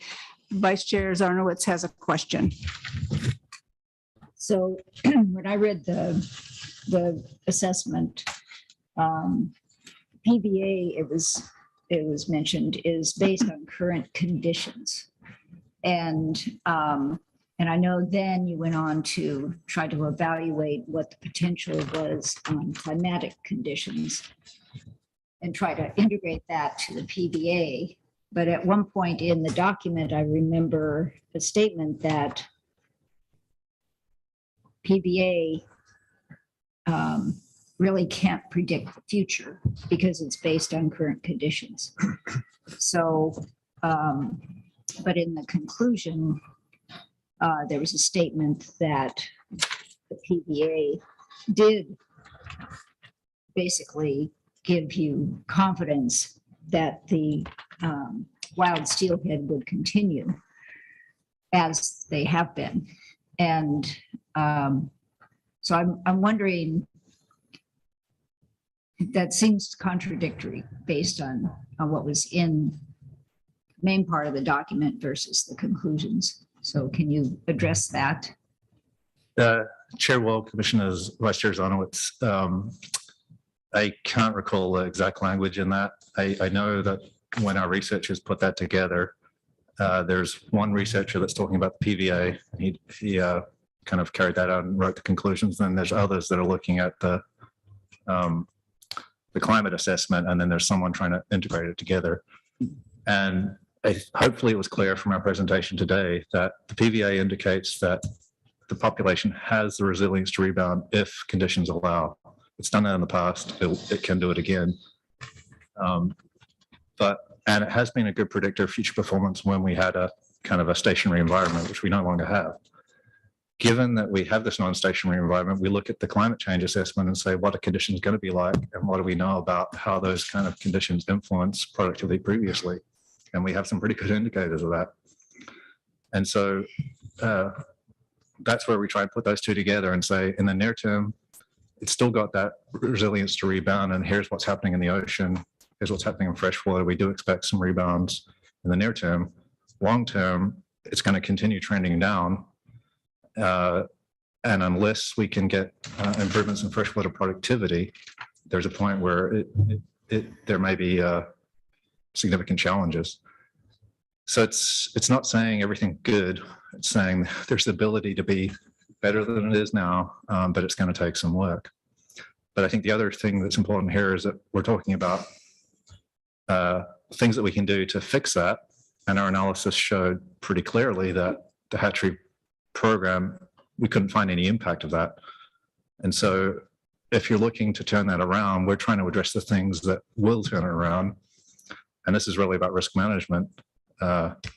We believe that if we can get to 10%, you're managing that risk because of the spatial segregation, and the 10% is conservative. And then you can address the things that are actually impacting it, or try and address them. Any other questions? Commissioner Khalil? Ready for this statement. Okay, great. I think Commissioner Labhart had his card up for that part first, and then you, Commissioner Khalil, and then Commissioner Spellbrink, and we'll give everybody a chance to have some comments, and then we'll see if we can conclude. So go ahead, Commissioner Khalil. Oh, I thought Commissioner Labhart was going to go. Sorry. Fine. It's a long day. Maybe I better conclude right now. Well, and thank you, Chair Wall. So we've been here for almost 10 hours, and probably colleagues, some of us are getting brain dead. So, this is the most important part of the meeting, at least for me, and I think it is for you, because this is where we're going to deliberate on hopefully a motion. And so I just implore you to hang in there. I promise I'll listen to you if you promise you'll listen to me. So we will. Okay. So my comments are derived from reading and listening to the various sources included, but not limited to, the 2022 assessment of naturally produced summer steelhead in the Umpqua River Basin, authored by 7 biologists and PhDs. The March 19th through the 27th public opinion survey, the March 29th public workshop in Roseburg, the April 7th public webinar, the emails, the letters we received in our packets, and personal conversations with interested parties, inputs from the 5 tribes, the Umpqua Coalition, the Northwest Steelheaders, public testimony today, staff discussions, staff report provided by in our commission packets. In other words, your opinions do matter. And at least I listened to you, and I think the others did too. Wild summer steelhead are what many of you say is the North Umpqua. Of that is self-evident. In accordance with the native fish conservation policy, we are to prevent the serious depletion of native fish, maintain and restore naturally produced fish in order to provide substantial ecologically, economic, and cultural benefits to the citizens of Oregon, and foster and sustain opportunities for fisheries consistent with the conservation of naturally produced fish and responsible use of hatcheries. That's directly from the native fish conservation policy. In addition, many recreation anglers say they would like an opportunity to fish and retain those 100% fin-clipped hatchery steelhead, summer steelhead. I am concerned, as many of you, about the current and future viability of all summer steelhead on the North Umpqua. We experienced a record low return of adult, naturally produced North Umpqua, and I'm going to call them wild from here on, and hatchery summer steelhead in 2021. The escapement estimates of 449 wild steelhead in 2021 is unprecedented, and more than 50% below the critical abundance threshold of 1,200 fish. It was the lowest escapement estimate on record for 1946 through 2021. That's 60 some years. So I ask, what caused this major downturn in both hatchery and wild stocks? And more importantly, what can we do about it now and into the future to ensure these stocks do not wink out? This commission has only so many dials we can turn to manage fish populations. So let me elaborate on that assertion. The downturn in both wild and hatchery stocks in 2021, as I said, was unprecedented, but it appears to be very consistent with downturns in other summer steelhead populations in Oregon, Washington, Idaho, and even British Columbia. And British Columbia, I don't know if you remember or not, but they cut out the hatchery releases a number of years ago, and their wild stocks are trending down. Even the winter steelhead populations on the Umpqua are showing the same decline parameters. As many of you know, the rogue population, which appear to turn south when they hit the ocean, have not had the same downturn as the north migrating stocks. And in fact, the rogue stocks have upturned considerably in the last decade. Department staff and assessment tells me that the Umpqua wild population exhibits high viability and is expected to rebound even more as environmental conditions improve. However, this expectation needs to be tempered based on what I see as both negative and positive complex changing conditions, such as climate change, in-stream water temperatures, disease, wildfires, stream habitat, ocean food conditions, upwelling, poaching, predation by pinnipeds, birds, ocean harvest of these stocks, ocean temperatures, ocean hypoxia, non-native fish predation, outgoing migrating smolts, and incidentally mortality attributed to catch and release angling. The dials we have to turn, moving in a positive direction anytime soon could include, the dials we would have a tough time moving in a positive direction anytime soon include climate change, in-stream water temperatures, fires, habitat changes, ocean food conditions, ocean harvest of these stocks, ocean temperatures, upwelling, ocean hypoxia, habitat destruction, and possible warming stream temperatures from the recent fires. The dial that the Umpqua Coalition and others want us to turn, and only turn, it sounds like, is based on the perception that hatchery fish in the Umpqua are the leading cause of this downturn. And we just need to stop putting hatchery fish in the North Umpqua, and the wild fish will respond accordingly. For sure, that's an easy dial to turn. We can stop putting hatchery component into the river at any time from a policy perspective. But I ask, is this the right dial to turn, and will it in fact have the result that some are asking for, which is a viable and increasing population of this iconic steelhead species based upon what I read and heard from many of you, including but not limited to the department's assessment and tribal testimony? So let's dive into this assertion. Please stay with me. Let's dive into this assertion and stopping hatchery release in some detail. As I mentioned above, the 2020 assessment of naturally produced summer steelhead wild in the Umpqua Basin report stated that the trend analysis they conducted indicates a significant downward trend correlation between the North Umpqua summer steelhead and other summer steelhead populations in Oregon, Washington, Idaho, and British Columbia, meaning that these populations in the last few years, and in particular 2019, were experiencing similar declines, and suggesting that other factors like climate, atmospheric conditions, local physical and biological conditions, and large-scale ocean climate drivers may play a substantial role in regulating returns of both of these species. Somewhat good news is that the ocean conditions in 2021 appear to be improving over the previous years, which hopefully indicates a positive trend, at least in the short run. It needs to be said, though, that freshwater conditions I mentioned above in 6 of the last 10 years in the Umpqua have been bad for both hatchery and wild stocks. Hatchery fish releases, which are now less than 1/2 of what is allowed in the CMP, which have included wild fish broodstock, have been released in the Umpqua every year since 1958, 62 years of hatchery releases. No hatchery releases occurred in 2020 because of the Archery Creek fire, so the hatchery returns likely in 2022 should be near zero, which will mean numbers for that year will likely be below the 10% PHOS. 2021 hatchery returns of 180 fish were the lowest on record. So the question I ask myself, does this lead me to believe that turning the hatchery dial down even more will have an effect on the wild stock that some desire? I'm getting close, folks. Future population viability modeling from the assessment indicated that this population is not at any immediate risk of extinction. No simulations they conducted in the assessment fell below the critical abundance threshold of 1,200 fish. However, population simulations only periodically rose above the desired abundance threshold of 4,200 fish. But we also have to remember that this is a modeling exercise, and this is a best guess based on the inputs that the model is given, and the recent low returns were unable to be included because this specific analysis, because all age classes of recent spawn years have not had time to return, so they cannot be included in the analysis yet.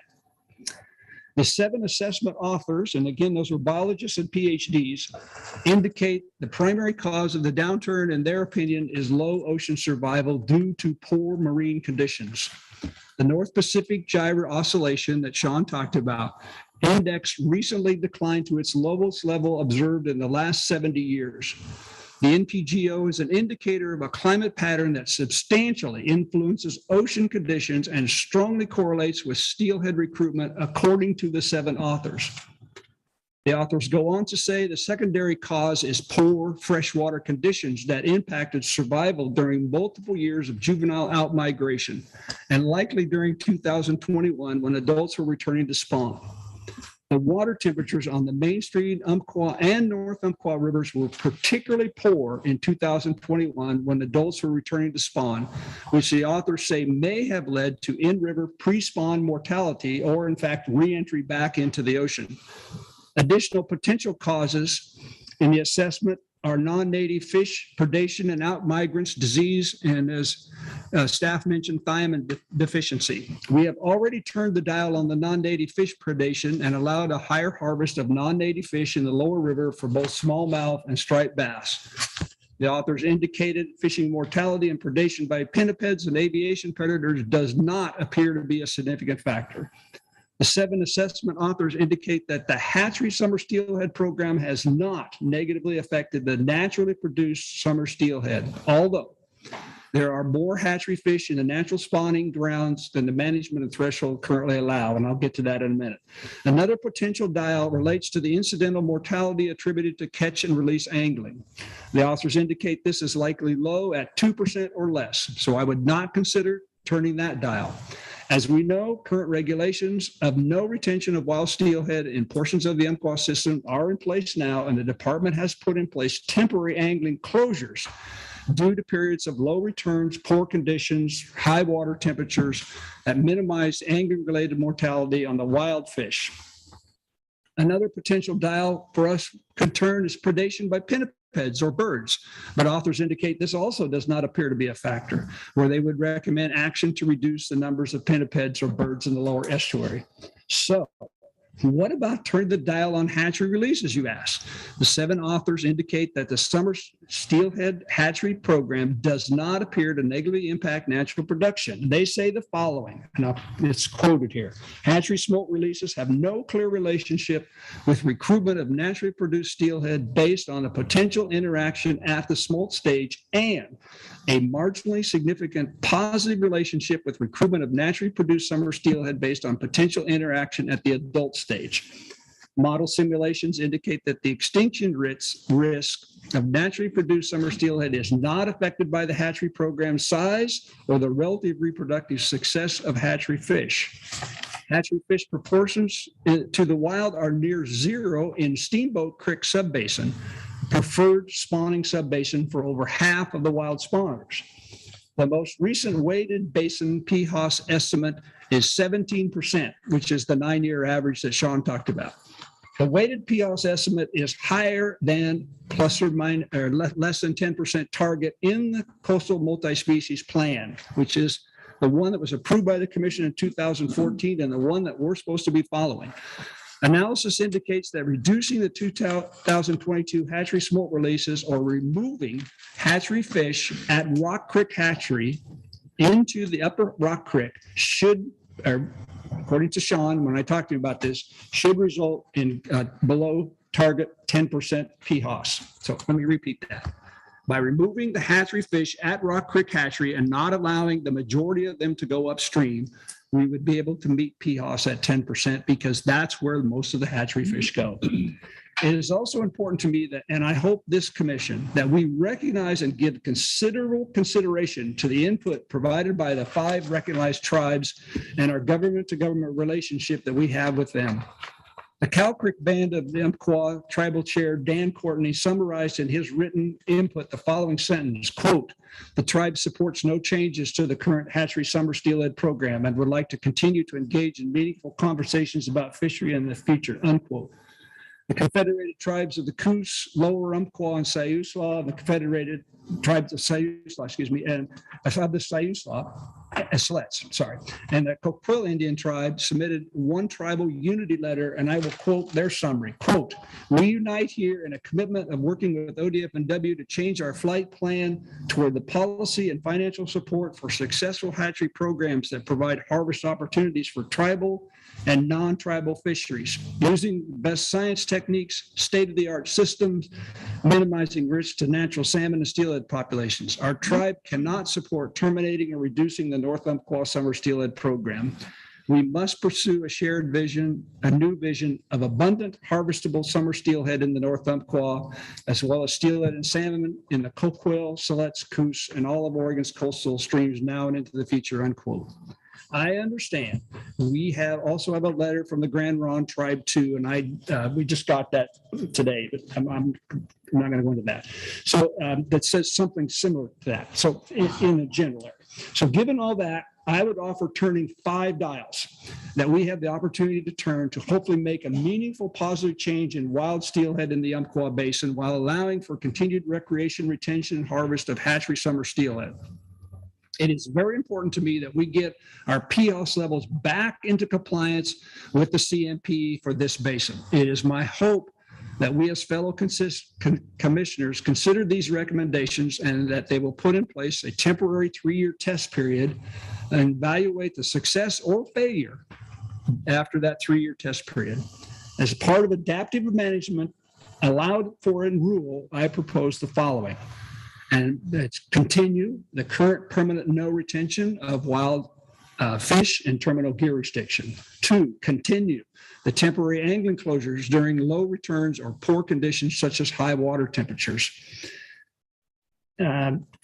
We need, this is the third one, and these are things we're already doing, but we need more research on where these fish go in the ocean, and because we just have some general ideas, and this could be a factor for marine growth and survival. Even though recent ocean conditions appear to be turning favorable, the long-term future is that our oceans will warm and become more acidic.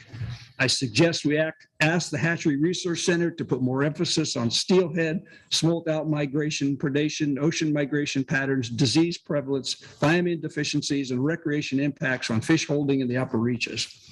Now, the 2 dials that would require a motion is number 4 for me. So what about PHOS? I propose that we repair the fish trap at Rock Creek Hatchery to capture hatchery fish that make it to the hatchery and restrict the majority of those fish moving above the trap into the headwaters of Rock Creek. And I mentioned this earlier today, but on page 58 of the coastal species plan that we are to follow, it says, quote, North Umpqua. This population area supports the largest wild steelhead population in the SMU. The Hatchery Summer Steelhead Program releases 165,000 smolts into Rock Creek. To reduce the risks from the Hatchery Summer Steelhead Program on wild summer steelhead population, Hatchery Summer Steelhead adults will be removed at the new trap, that was back in 2014, at the new trap at Rock Creek Hatchery before they can respond in the wild. In addition, on page 174 of the CMP, it says, quote, ODFW will make efforts to remove returning hatchery summer steelhead at the Rock Creek Hatchery trap and prevent them from spawning in the wild. Removing hatchery fish at Rock Creek Basin or at the hatchery, according to staff, and correct me if I'm wrong on this, Sean, but I think you told me it would reduce PHOS in Rock Creek to near zero, not totally, but it would reduce it to near zero, which would also reduce basin-wide PHOS to less than 10% because, remember, the vast majority of the hatchery fish straying are straying in Rock Creek. The concern here is the cost to fix the trap and, more importantly, how it's going to be staffed. We have received, and we've heard it today, on record that we've received a level of commitment from several groups, including the tribes, that they will provide volunteers and help staff the trap. And this commitment would be made over a 3-year period and even provide some financial funding for it. This should reduce the trap maintenance cost to acceptable levels, in my opinion. We need to get commitments from financial and volunteer help and get that in writing. There may also be a possibility that some groups might provide financial resources to repair and staff the trap. So thank you for bearing with me. This is really important stuff to me, and it is for all of you. And I hope we're not all brain dead and you heard at least some of that. So thank you. We did. Thank you. Between Commissioner Khalil and Spellbrink, I think it was Commissioner Khalil first. So. Okay. Thank you, Commissioner Lappart. I don't want it to seem like I care less because I do not have the volume of comments, but I'm just going to say that it's I don't know which is harder, right? Everyone agreeing on the science and not agreeing what to go do with it, or not agreeing on the science and not agreeing what to do about it. And so I think there are no easy answers here. And it's funny because when I was listening to your comments, there were so many things I agreed with, and then I found that I just disagreed with what to do next based on that. And so I'm glad to see there are a lot of things that we do agree on, because I think the key to this decision will be that adaptive management piece, right? That there's not going to be a decision we're going to make that we're going to feel happy about just putting on the shelf and moving forward. Constantly have to iterate on this and think about, how we increase the amount of information that's coming in, what we do about that information. What I heard from Sean was that, in the bluntest of terms, we're not past the point of no return, but conditions are not getting any better necessarily. And I'm overlaying the conditions are not getting any better because I'm a pessimistic person who was raised in a generation where we were told that the planet was out. And so, because I don't want to curse on record. But I think for me, the number one fact, the idea that the ocean conditions are okay now, but we don't know where they're going. And the fact that the ocean conditions are such a big part of this is one of the big deciding factors for me. I am deeply concerned about the future of the ocean, just between working at an aquarium for half my career and also seeing all the plastic that's everywhere all around us all the time. And, there are a lot of factors that lead to me saying that if it's an ocean issue, then I'm going to automatically be a little more conservative about it because I'm worried about that ocean. And also thinking about, I wasn't here when the CMP was created, but I imagine a lot of really good work went into that. And I think we owe it to the work that was gone into the CMP to at least recognize the thresholds that were identified there. The punchline of this is that option number 4, I support the staff recommendation. It's not ideal. It's not perfect. Nothing here is ideal or perfect. That's why we've been talking about it for 4.5 hours.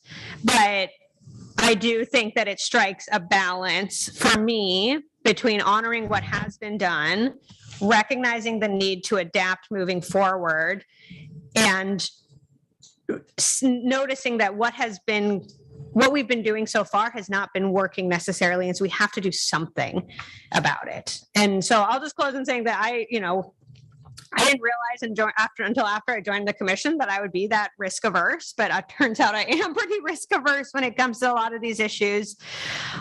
So I can, work through that with my therapist. But I think that, when it comes down to it, I don't want to see us walk away from this and not have done anything, because I'm concerned about what comes to pass and what that could mean for the future of these animals. So that's my comment. Thank you. Let's go to Commissioner Spellbrink, and then Commissioner Hatfield-Hyde, and then Commissioner or Vice Chair Zarnowitz, and then Commissioner King. Okay, maybe I'll start out by respectfully disagreeing that what we've been doing hasn't been working. I think it has been working, and I've learned more about the North Umpqua than I ever wanted to know in the last month or so here. And I had a couple different pages of things written. I thought maybe I'd share it this time. And one of them I wrote here, I didn't know if I just wrote it for myself or I was going to share it, but I think I'll go that direction now because everything's been covered. Mark did a great job of, I think, of covering that. Anyway, and this goes to my disagreement that what we've been doing hasn't been working. What I'm going to do is I'm going to use, I've learned a lot about the North Umpqua, but I'm going to compare the North Umpqua Summer Steelhead Hatchery program to a successful hatchery summer steelhead program that I am very familiar with. My family has lived in the Siletz area for over 40 years, and we have 6 acres and a home on the Siletz River. It's hard to find words to express how much our family has appreciated the opportunity that has been provided by the Hatchery summer steelhead fishery that exists on the Silettes. I, my son, my grandson, my granddaughters, we've all had great experiences fishing for summer steelhead on the Silettes. That time of year, school's out. The weather's usually good. Summer steelhead bite good. They fight hard, so they're reasonably easy to catch especially for younger people. Anyway, fishing's always been best before the sun gets up very high. So, you can fish a couple hours in the morning and you can still go home and get your work done. The kids could go to their jobs in the fields and that kind of stuff there, Anyway, they were great family memories that can't be replaced. And I hope that many others will be able to share those kind of memories in the future. Summer steelhead, now I'm going to get to some details. Summer river levels on the Silettes run about 300 CFS cubic feet per second in June versus 900 cubic feet per second on the North Umpqua. So the North Umpqua is about 3 times larger than the Silettes. The following information is taken from ODFW reports and studies and records, and I believe helps further assess the effect of a well-managed hatchery program on the resident wild population. Hatchery summer steelhead release records for the Silettes River for the 26-year period, 1994 through 2019, show releases averaging about 70,000 smolts. Since 2000, only wild summer steelhead are allowed above the trap at Silettes Falls. It's located at river mile 64.5, so it's a ways up the river also, like Winchester and Rock Creek are. Counts have remained stable, averaging just over 500 fish. I think it's 512 fish, and is also experienced the recent decline in the last couple of years, maybe the last several years, that are due to the environmental conditions. The first hatchery summer steelhead adult return was in 1960. Underwater surveys above Silettes Falls in 1958 revealed only 63 adult summer steelhead. But the original run size was estimated to be about 500 fish. That's basically exactly the same as the present run. Yeah. So anyway, that's the experience from the Silettes that I do know fairly. I'm fairly aware of what goes on there, and I would call that a successful program. Thank you.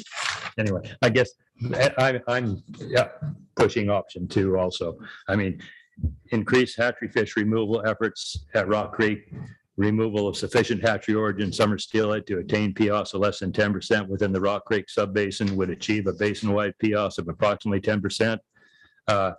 It's a benefit to wild fish. It said, although the assessment did not identify hatchery origin adult summer steelhead as a limiting factor to wild populations, this action would further reduce basin-wide risk to the wild population. And number 2, impact to the fishery. The option would have no impact on the fishery. I mean, that's win-win to me. And then the other thing I guess I should add on that is, very importantly, option 2 proposal also honors the request of our tribal partners. Thank you, Commissioner Hatfield-Hyde. Okay, I could literally fall apart in tears right now about the North Umpqua. And instead of doing that, I'm just going to say that the North Umpqua is very, very important to my family. And I appreciate the people who came here, all of the people who came to talk about this area. So then I'll say something funny, right? To get over the, don't start bawling now, girl. Give her some pizza. I'll try to do the Apple Dumpling Gang movie Wedding, which is Dusty, do you take Donovan? Donovan, do you take Dusty? And the rest of my comments, right? Get through that wedding quickly. I respect the department's science on this. I've taken this really seriously for a long time, looked deeply into this issue, and I think I just have to go with their assessment on that this issue of hatchery fish is not the weak link for these summer steelhead. So I have to be going with that. The other thing that weighs very heavily on me is my family personally, and actually many other people, if they spent some time thinking about it, owe a generational debt to tribes like those in the Umpqua Basin right now today. And what they're saying is after review with their fisheries departments, that they would like to see this program continue. And that's going to weigh really heavy on me to agree with them and say, yep, that's what we better do. And then the other part of me just says, boy, we had better get the PHOS under control here on the Rock Creek side. And I was heartened to hear that the department is committed to that. I heard that Douglas County has a commitment to that. And was it the Coquille tribe was gonna, yeah. And then we had nice guy sitting here like, let's bring some kids in. So I would like us to take that seriously, get that under control, because I think we're not being responsible if we don't. So there's my thoughts. And I didn't even start crying. Yay. Vice Chair Zarnowitz, thank you. Thanks. And then Dr. King. I don't have a long speech written out. I guess I really appreciate what the department did as well, putting a lot of effort into it. And I know that that's a big effort and took a lot of time and staff. And there's still some information that I think is needed if we're going to go with keeping the hatchery there for the summer steelhead. And that is, we really do need to know where the hatchery fish go, do a better telemetry study, because I understand there was 20 fish and only 2 of them actually wound up on spawning grounds. So that's not a significant number. There was a lot more fish, wild fish tagged, and I'm not sure how many of those wound up on spawning grounds either, but so it seems to me that it's pretty well known in other areas that hatchery fish do compete both at the juvenile stage and out in the ocean with the wild fish. And so I'm particularly concerned about that, about continuing when these fish are so drastically low, continuing the hatchery program in the North Umpqua. But I hear from all the other commissioners, and I've heard from everybody here, or a lot of people here who feel that they are going to be missing a major part of their lives if they can't take home a summer steelhead. But we need to do a whole lot more to protect those wild steelhead. And it's not just getting the hatchery fish out. Perhaps the tribes could actually take those home if they're pulled out in the trap, if the tribes are helping out. I actually didn't hear them say that they were going to volunteer, but that would be great if they could. But I'd say I'm tending towards risk aversion in that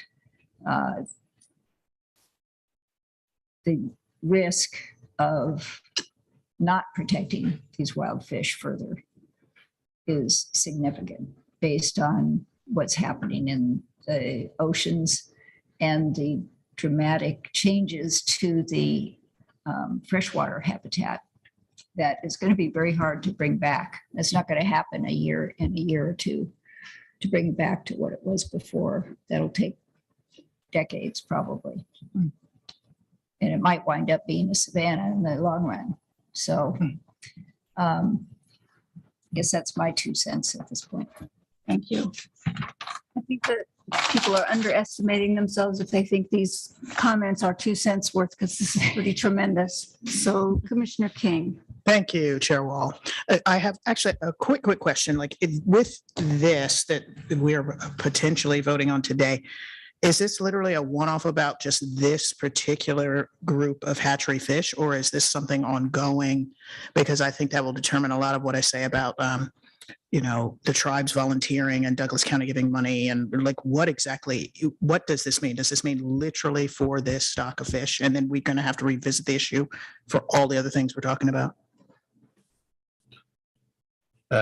Chair Wall, Commissioner King, the decision today is about the summer steelhead program, not any of the other programs that are operated in that basin. Right. No, I understand that. I'm saying, in terms of this, so this is about just the 30,000 and ongoing. And the things about the Douglas County Commissioner saying we want to give money, that's not even what we're talking about today at all. Chair Wall, Commissioner King, so the staff recommendation was developed without any of that other information in mind. Okay. We recommended going to 30,000 as an interim measure because our modeling indicates at that level, even without any other action, we can attain the basin-wide PLs of 10%. We intend to, depending on the outcome today, and the outcome of the Rock Creek rebuild, increase efforts at that trap to be more efficient. And at that point, that's part of the adaptive management that's in the draft motion. And then we can see how we're doing. And we do have a 12-year review of the plan coming up. And we start that in 2026. And at that point, that's when it would come back to the commission to say, well, how have we done in this interim, depending on the decision today? Okay. Thank you for explaining that. I think like everyone here, I just feel conflicted, sad. No matter what we do, it seems like none of us are going to actually ever be fully happy, because I think the problem is there is no one solution. It does not matter how many dials you turn. It does not matter when we're talking about generational debt. This is such a complex issue that we don't have answers for. Many of you have heard me before. I think one of the very first things I said as a commissioner is the issue that troubles me the most is our biggest biome. That is the ocean. And that biome is that is the most sideways. And we do not have a handle on what's going on. You would think, it's getting better. We don't really know that. We just don't. We do not have the data. We are in unprecedented times. We have snow in April, heat waves in June. I mean, it's just all over the place. And for us to say, we've got improving conditions, let's release these fish. I mean, to me, the tragedy is we are sending these creatures to their death. For maybe a harvest of 500. That's what's just, almost bringing me to tears, is like, what are we doing? Are we actually making anything better? Or are we just grasping at straws and just trying everything? And I hear the tribes. I understand this is such a ceremonial issue for them that, that this is a part of their culture, and everyone wants a harvest and all of that. But if they all just go out there and die, nobody harvested anything, what do we do all of this for? That's kind of where I'm at, and why I feel so crestfallen, is that I just don't know that even if we make these decisions, what have we done? And I guess, we've got to try. We can't just do nothing. And so I'm wondering, is there any way to, I don't know, revisit this, like at year 3, like, did this work, or is the ocean even worse? And like, we really need to completely revisit, because it seems to me that there needs to be a combination somehow, like some of the things that you talked about, some of the things that we can actually control, like the riparian habitat, things like to do the things to deal with the freshwater that we can do. The ocean is a different kettle of fish, and a lot of it isn't even in our jurisdiction, if you will. But, it seems like this has got to be a multi-pronged thing. This is not about like just releasing hatchery fish and like saying, woo, yay. It seems like we've got to be doing a whole lot of other things and releasing fish and fixing a trap and getting kids involved and raising money. It seems like this needs to be a whole lot, and that's not what I see here. And I think that's why I feel just so awful. And so, and I realize this is not your fault. I'm not just trying to sit here and vent it to you. And I know how hard you guys have worked. And I respect everyone that came here today and has been with us for 10 hours.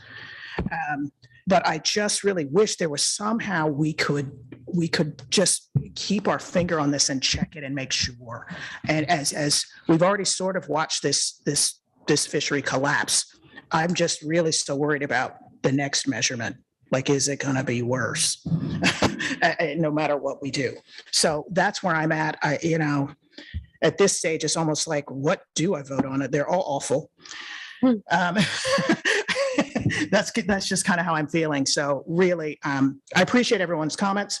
I appreciate hearing from the tribes. I do understand. I've worked with tribes a lot, but I just really wonder if it's not a larger issue that's beyond just somebody's, concern for right now. So that's my bit. Yes. Sean. Thank you, Commissioner King. Chair Wall, Commissioner King, I just want to kind of follow up on a couple of things there. I'm always the optimist, and I do think there is significant opportunities here in the basin now, and I'm hoping that everyone viewing this and everyone thinking about this is not just focused on the hatchery decision. And the reason you're hearing about that is because that's what's in front of us. But Sarah went to great lengths in the presentation to talk about all the other things that are going to happen. And I think as Chair Wall indicated, that's where we need to be talking, is the dials that are affecting this. And there is a lot of money out there right now with IIJA, with the drought package that the state just got, with the private forest accord. There's going to be $10-15 million a year in mitigation money coming to ODFW. That's a huge amount of money. There's people out there watching that have actions they can take or want to take in the Umpqua Basin. We can help support that right now, and there's never been a better time in the next 5 years. So I hope folks consider that, and we can really try and move the needle here quickly. A lot of things we can do again. No, I would agree. And I say that all the time. I echo what you're saying. There's a lot we can do. Like you said, plant a tree, turn off your sprinkler, stop using plastic. I mean, there's so many things we can do. But again, like that, many of those things, it's going to turn the dial, but slowly. We're not going to get any instant result. We still might watch, the count go to zero, even though we've done all of those things. And hopefully it rebounds. But, I think you're right. I'm not defeatist, but I think there is no instant gratification in any of this. There's nothing quick. And yes, the infrastructure money and whatever money is great. And we need to charge forth into that, but we still need to know. I think, even if we do it all right, we still could look at just awfulness, like for a while. It could look very bleak, even though we're doing it right, as it slowly creeps back. And I think that's in many ways what we need to brace ourselves for, is that it potentially could get worse. And that's kind of what I said about like the downtrend. Like, we're bouncing around a line that's going like this. So it potentially could get worse. And I think that's, like I said, why I feel so awful. I'm not saying hopeless. I'm not saying do nothing, but I think that it could potentially get grim. Yeah. Thank you, Dr. King. I would like to make a few comments, though they'll be less because a lot of the things I would have said have already been said, and I will try not to repeat those. I have immense appreciation for the other people on this commission. I would like to start actually with one of the points that you just made, Sean, which is recovery. And I think that's, it relates to what you just said, Dr. King, which is that's what we should be concentrating on. I know the staff is trying to concentrate on that. And I would like to sort of answer this almost back by starting backwards, which is to say, I would like to answer John Ogan's question is, why are we here? And when I look at why are we here, it's because we have, as other people have said, an awful choice in front of us. We need to do something about the North Umpqua wild summer steelhead, and the choices before us today are very limited. We have to figure out whether to reduce or continue or increase or eliminate the hatchery program for the wild summer steelhead. I'd like to talk just a little bit about a few of the things that I keep coming back to in this as I think about it. The obvious one is they're the lowest on record right now, or last year. The ocean conditions that we saw are becoming more frequent according to everything we read and hear.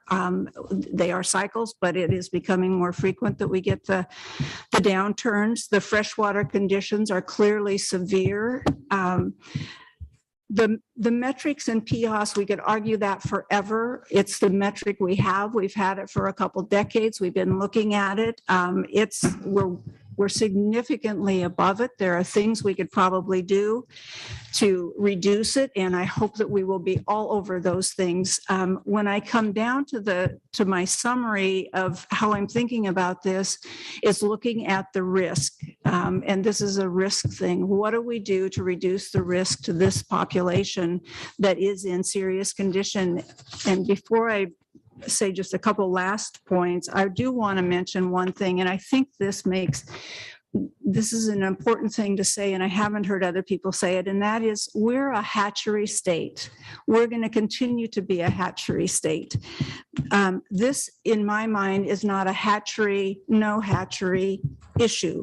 This is an issue about what do we do with this population at this time to make sure that they don't go extinct. And so when I look at the risk that we're facing, there are several of those that we have to say, what do we do about this risk at this time? And we know that it's not certain that the hatchery is, as staff have said over and over and other people have talked about, the staff didn't find the evidence that that's the limiting factor.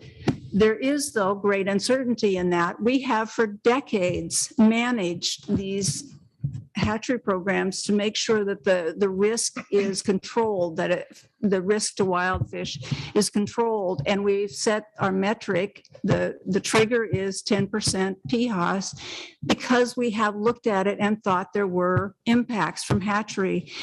Nothing in this, unfortunately, is black and white, just like it isn't black and white, whether it's hatchery, no hatchery. This is just, what do we do right now for this population? And unfortunately, back to answering John Ogan's question, it's an awful choice. It's just awful to go, if we look at this one way, it's not, as one of the commissioners said, paying a generational debt. If we make the other choice, we have, in some people's view, not reduce the risk. And I happen to feel like our job is to try to reduce the risk. And so that's where I'm falling in this one. So I think that we have one more, and I think that that Vice Chair Zarnowitz is ready to make a motion, and you have other questions. Well, with your permission, I'd like to ask Director Melcher if he has an opinion. That's a good point. With Chair Wall and Commissioner Labhart, I don't get paid to have opinions on these things, and I don't have a vote.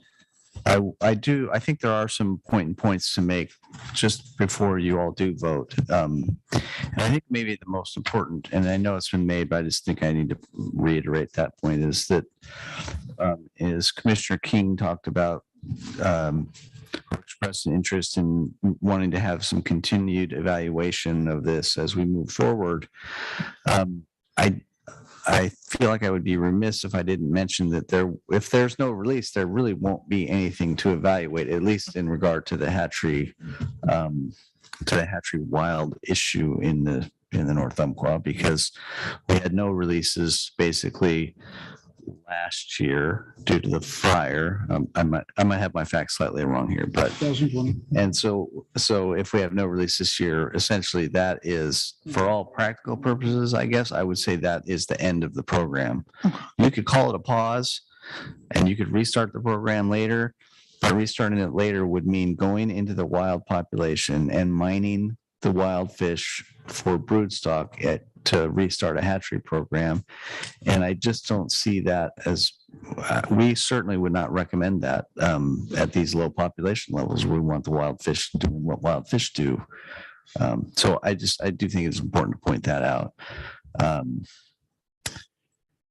than that, I think it's been a really good discussion. I think it's an important point that as we formulated the staff, or I should say, as the staff formulated their staff recommendation, we did not have the benefit of the tribal letters. So we did establish the recommendation without, we had the consultation discussions, but we didn't really have their position at that time. So other than that,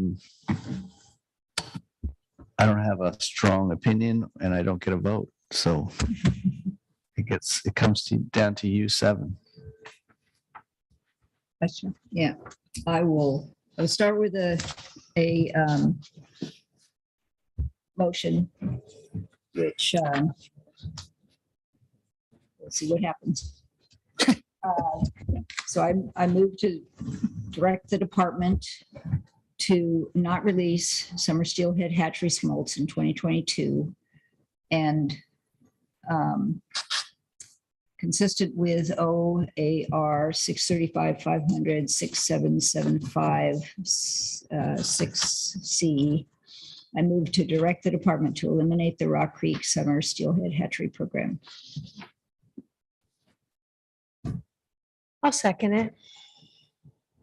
Thank you. It's been moved and seconded. Will you read the motion one more time so we have it in front of us? So sure. I move to direct the department to not release summer steelhead hatchery smolts in 2022 and consistent with OAR 635, 500, 6775, sub 6, sub C. I move to direct the department to eliminate the Rock Creek summer steelhead hatchery program. Thank you. And the second was Commissioner Khalil. I just want to make sure. Hate it. Well, second it. I mean, are there comments or questions, discussion? Commissioner Labhart. Yeah, I'm going to vote no. It's in direct violation of the coastal species management plan that directs us. And clearly it says the hatchery steelhead program is to release smolts into Rock Creek to reduce the risk. Talks about they be captured at the trap. It's in direct violation of the approved commission plan to stop the program. So. I just say that I was my understanding that what we're doing is amending the plan with this exhibit.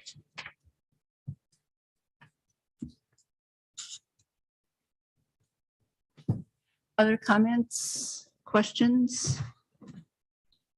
For what it's worth, that's my understanding as well, that we are looking at adaptive management to amend that. Did the motion say we're modifying the coastal multi-species plan? No, but I have the statute.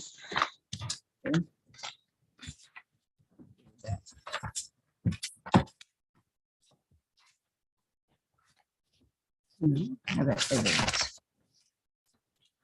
635, 500, 6775, 6C. What does that say?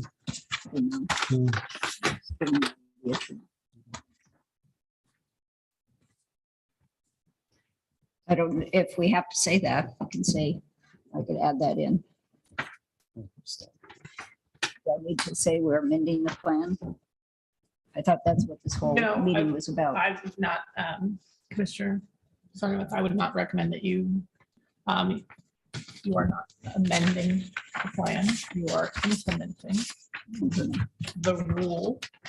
That rule that you quoted requires your approval should a hatchery program be added or eliminated. So what your motion is requesting is you're moving the department to eliminate that program. So you would be acting with your existing rule to eliminate that program. I would respectfully ask a question if I can. Is that okay? Or we- is it? Yes, we're in discussion or questions, and then we'll take a vote. I get, this is where we start to like get really,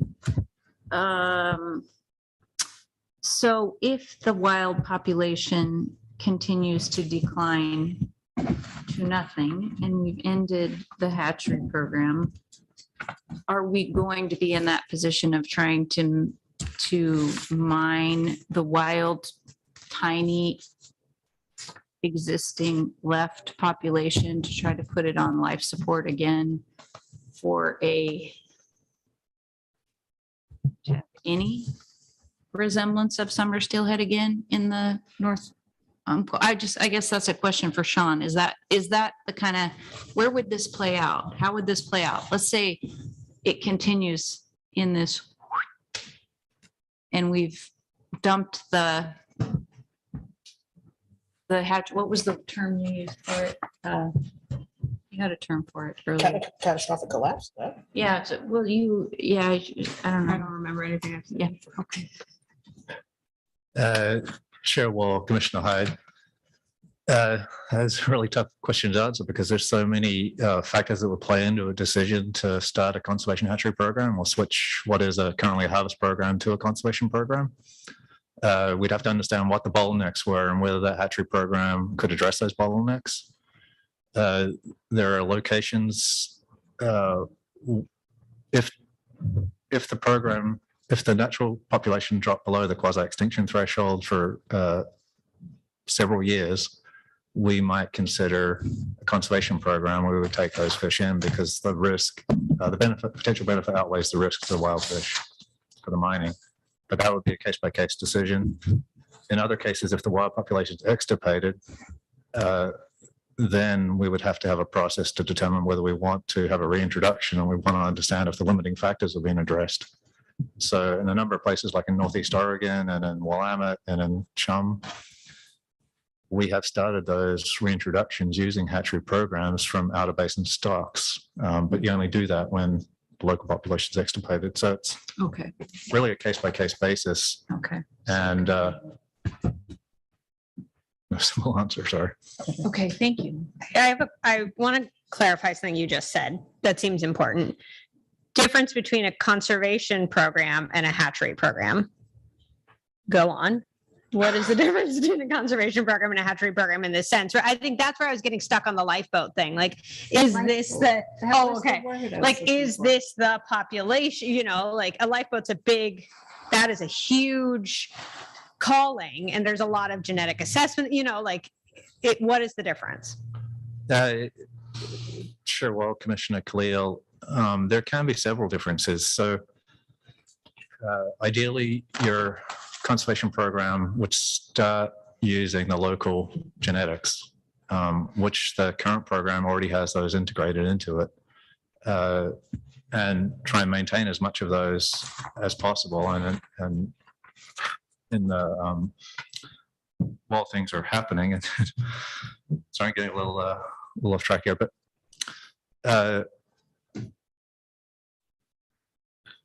as the wild population declines, we would be looking at what are the factors that are causing that decline. And in our hatchery program, if there was a point where we said we're going to switch from the harvest program, which is where we try and maximize freshwater survival and get those fish back for harvest, and we fin clip them and allow them to be harvested. If we were running a hatchery conservation program, we would look to alter the release timing and the size to avoid whatever freshwater bottleneck is going on. And we wouldn't mark them and they wouldn't be available for harvest. And when they came back, we would let the majority of them go up to spawn in the wild. And we would, for example, rather than releasing them in Rock Creek, which is poor habitat, we would take them up into the upper basin and release them there so they home back to that area. That's one scenario when you've kind of hit some threshold of quasi-extinction for multiple years. Another is if there's no program there right now, or after today, and the wild population is extirpated, we would consider again, what are the limiting factors? Can we address those first? And then use an outer basin stock to try and restart that. Not great options. No, not great options. Okay, thank you. So Sean, the 7 biologists and PhDs that produced the assessment, they said that the hatchery program, the reduction in both wild and hatchery fish was not the result of the hatchery program. Is that correct? Sure. Well, Commissioner Labhat, that's correct. And any actions we take today, unfortunately, are not going to significantly impact that recovery. But we can get PHOS below 10% if we stop fish from going up the North Umpqua Rock Creek, excuse me. Chairwell, Commissioner Labhat, yeah, our analysis indicates that if we reduce to 30,000 without any other action, we could reduce that baseline PHOS to 10%. And then there's the adaptive management component of increasing trapping effort, shutting off the other ladder. That could be evaluated at the 12-year review. So what we're about to vote on is something that may have no effect. So it might, I'm not asking for your opinion on that, my opinion. So it would have, it's already continuing to go down, and we're saying hatchery fish is not the issue. Excuse me, hatchery fish is not the issue, and we can reduce below TIF, but we're still going to do it, potentially do it anyway. So, okay, that's my opinion. Yeah. I might just add something, it's my opinion, if we pass this, this motion, you're going to alienate a huge base of who this commission, represents. And I include in that the majority of recreational anglers and our tribal partners, and just throw that out there. Yeah. Would you like me to? Thank you. I understand with respect to my colleague, Commissioner Labhart, like what you're saying, we could do this and have no effect. And I think the opposite is true. We could release the hatchery fish and have no effect. I mean, to me, that's why this is so awful. It's no matter what we do, we could have no effect. That is exactly the point. But you have 70,000, smolts right now in the ponds acclimating. That, I mean, if you don't release them, you've already reached that conclusion. Commissioner Hatfield, I just keep wanting us to figure out a way to get through this. maybe call the question. Well, Go ahead, I mean, sorry. I don't think, because I don't know that gets, I don't know. Maybe there is no way here. There is no path here. We're gonna just make everybody mad or everybody mad, and that's just the way it'll be. I guess the one question I had was, we are taking another look at this plan. When? 2026. 2026. Okay, that's a ways off. That's not the best idea. That doesn't help. It's an awful choice in front of us. So, How long do we have this? so we're checking to see how long we have the room. So let's move on. I think on this one, we need to call the roll to vote. So give me that. Michelle can, I think we're ready. Are people ready to vote on the motion in front of us? Sure. So could we call the roll on this one? Khalil? Oh, I don't want to go first.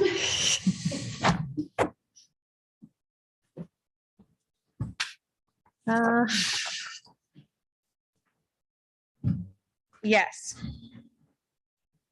King? Yes. Labhart? No. Philbrick? No. Hatfield Hyde? No. Zarnowitz? Yes. Wall? Yes.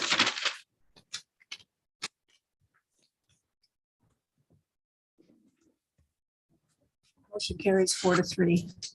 I wish thank you were enough for this one. I think we keep going back to it was an awful choice. We have huge work in front of us in the North Umpqua. I think, Sarah, you were right. Everybody cares about this incredibly deeply. You'll have so much help trying to figure out how to do all of the things that we have in front of us besides this slice of it. And I think it's just the way of the world that this slice was the one that was in front of us, and it was an awful choice. We've made it. We'll deal with the outcomes. And mostly, thank you to everybody who worked on this. It was an incredible time commitment. And I think that's just the start for what it's going to take in the North Umpqua. So thank you all. Can I say something? You too? bet. Absolutely. I'm obviously not happy about the way the vote went, but I will say, Sean, Sarah, I've never seen a finer presentation than you guys did today. It was absolutely, I thought it was great. So I really appreciate you guys. Thought you did a great job. Thank you. I would also like to thank the public that testified with the two panels. I really appreciated the level of respect that was in the room by both of those panels. I thought that was amazing. It was a good thing. I hope we do a lot more of that. Thank you. We're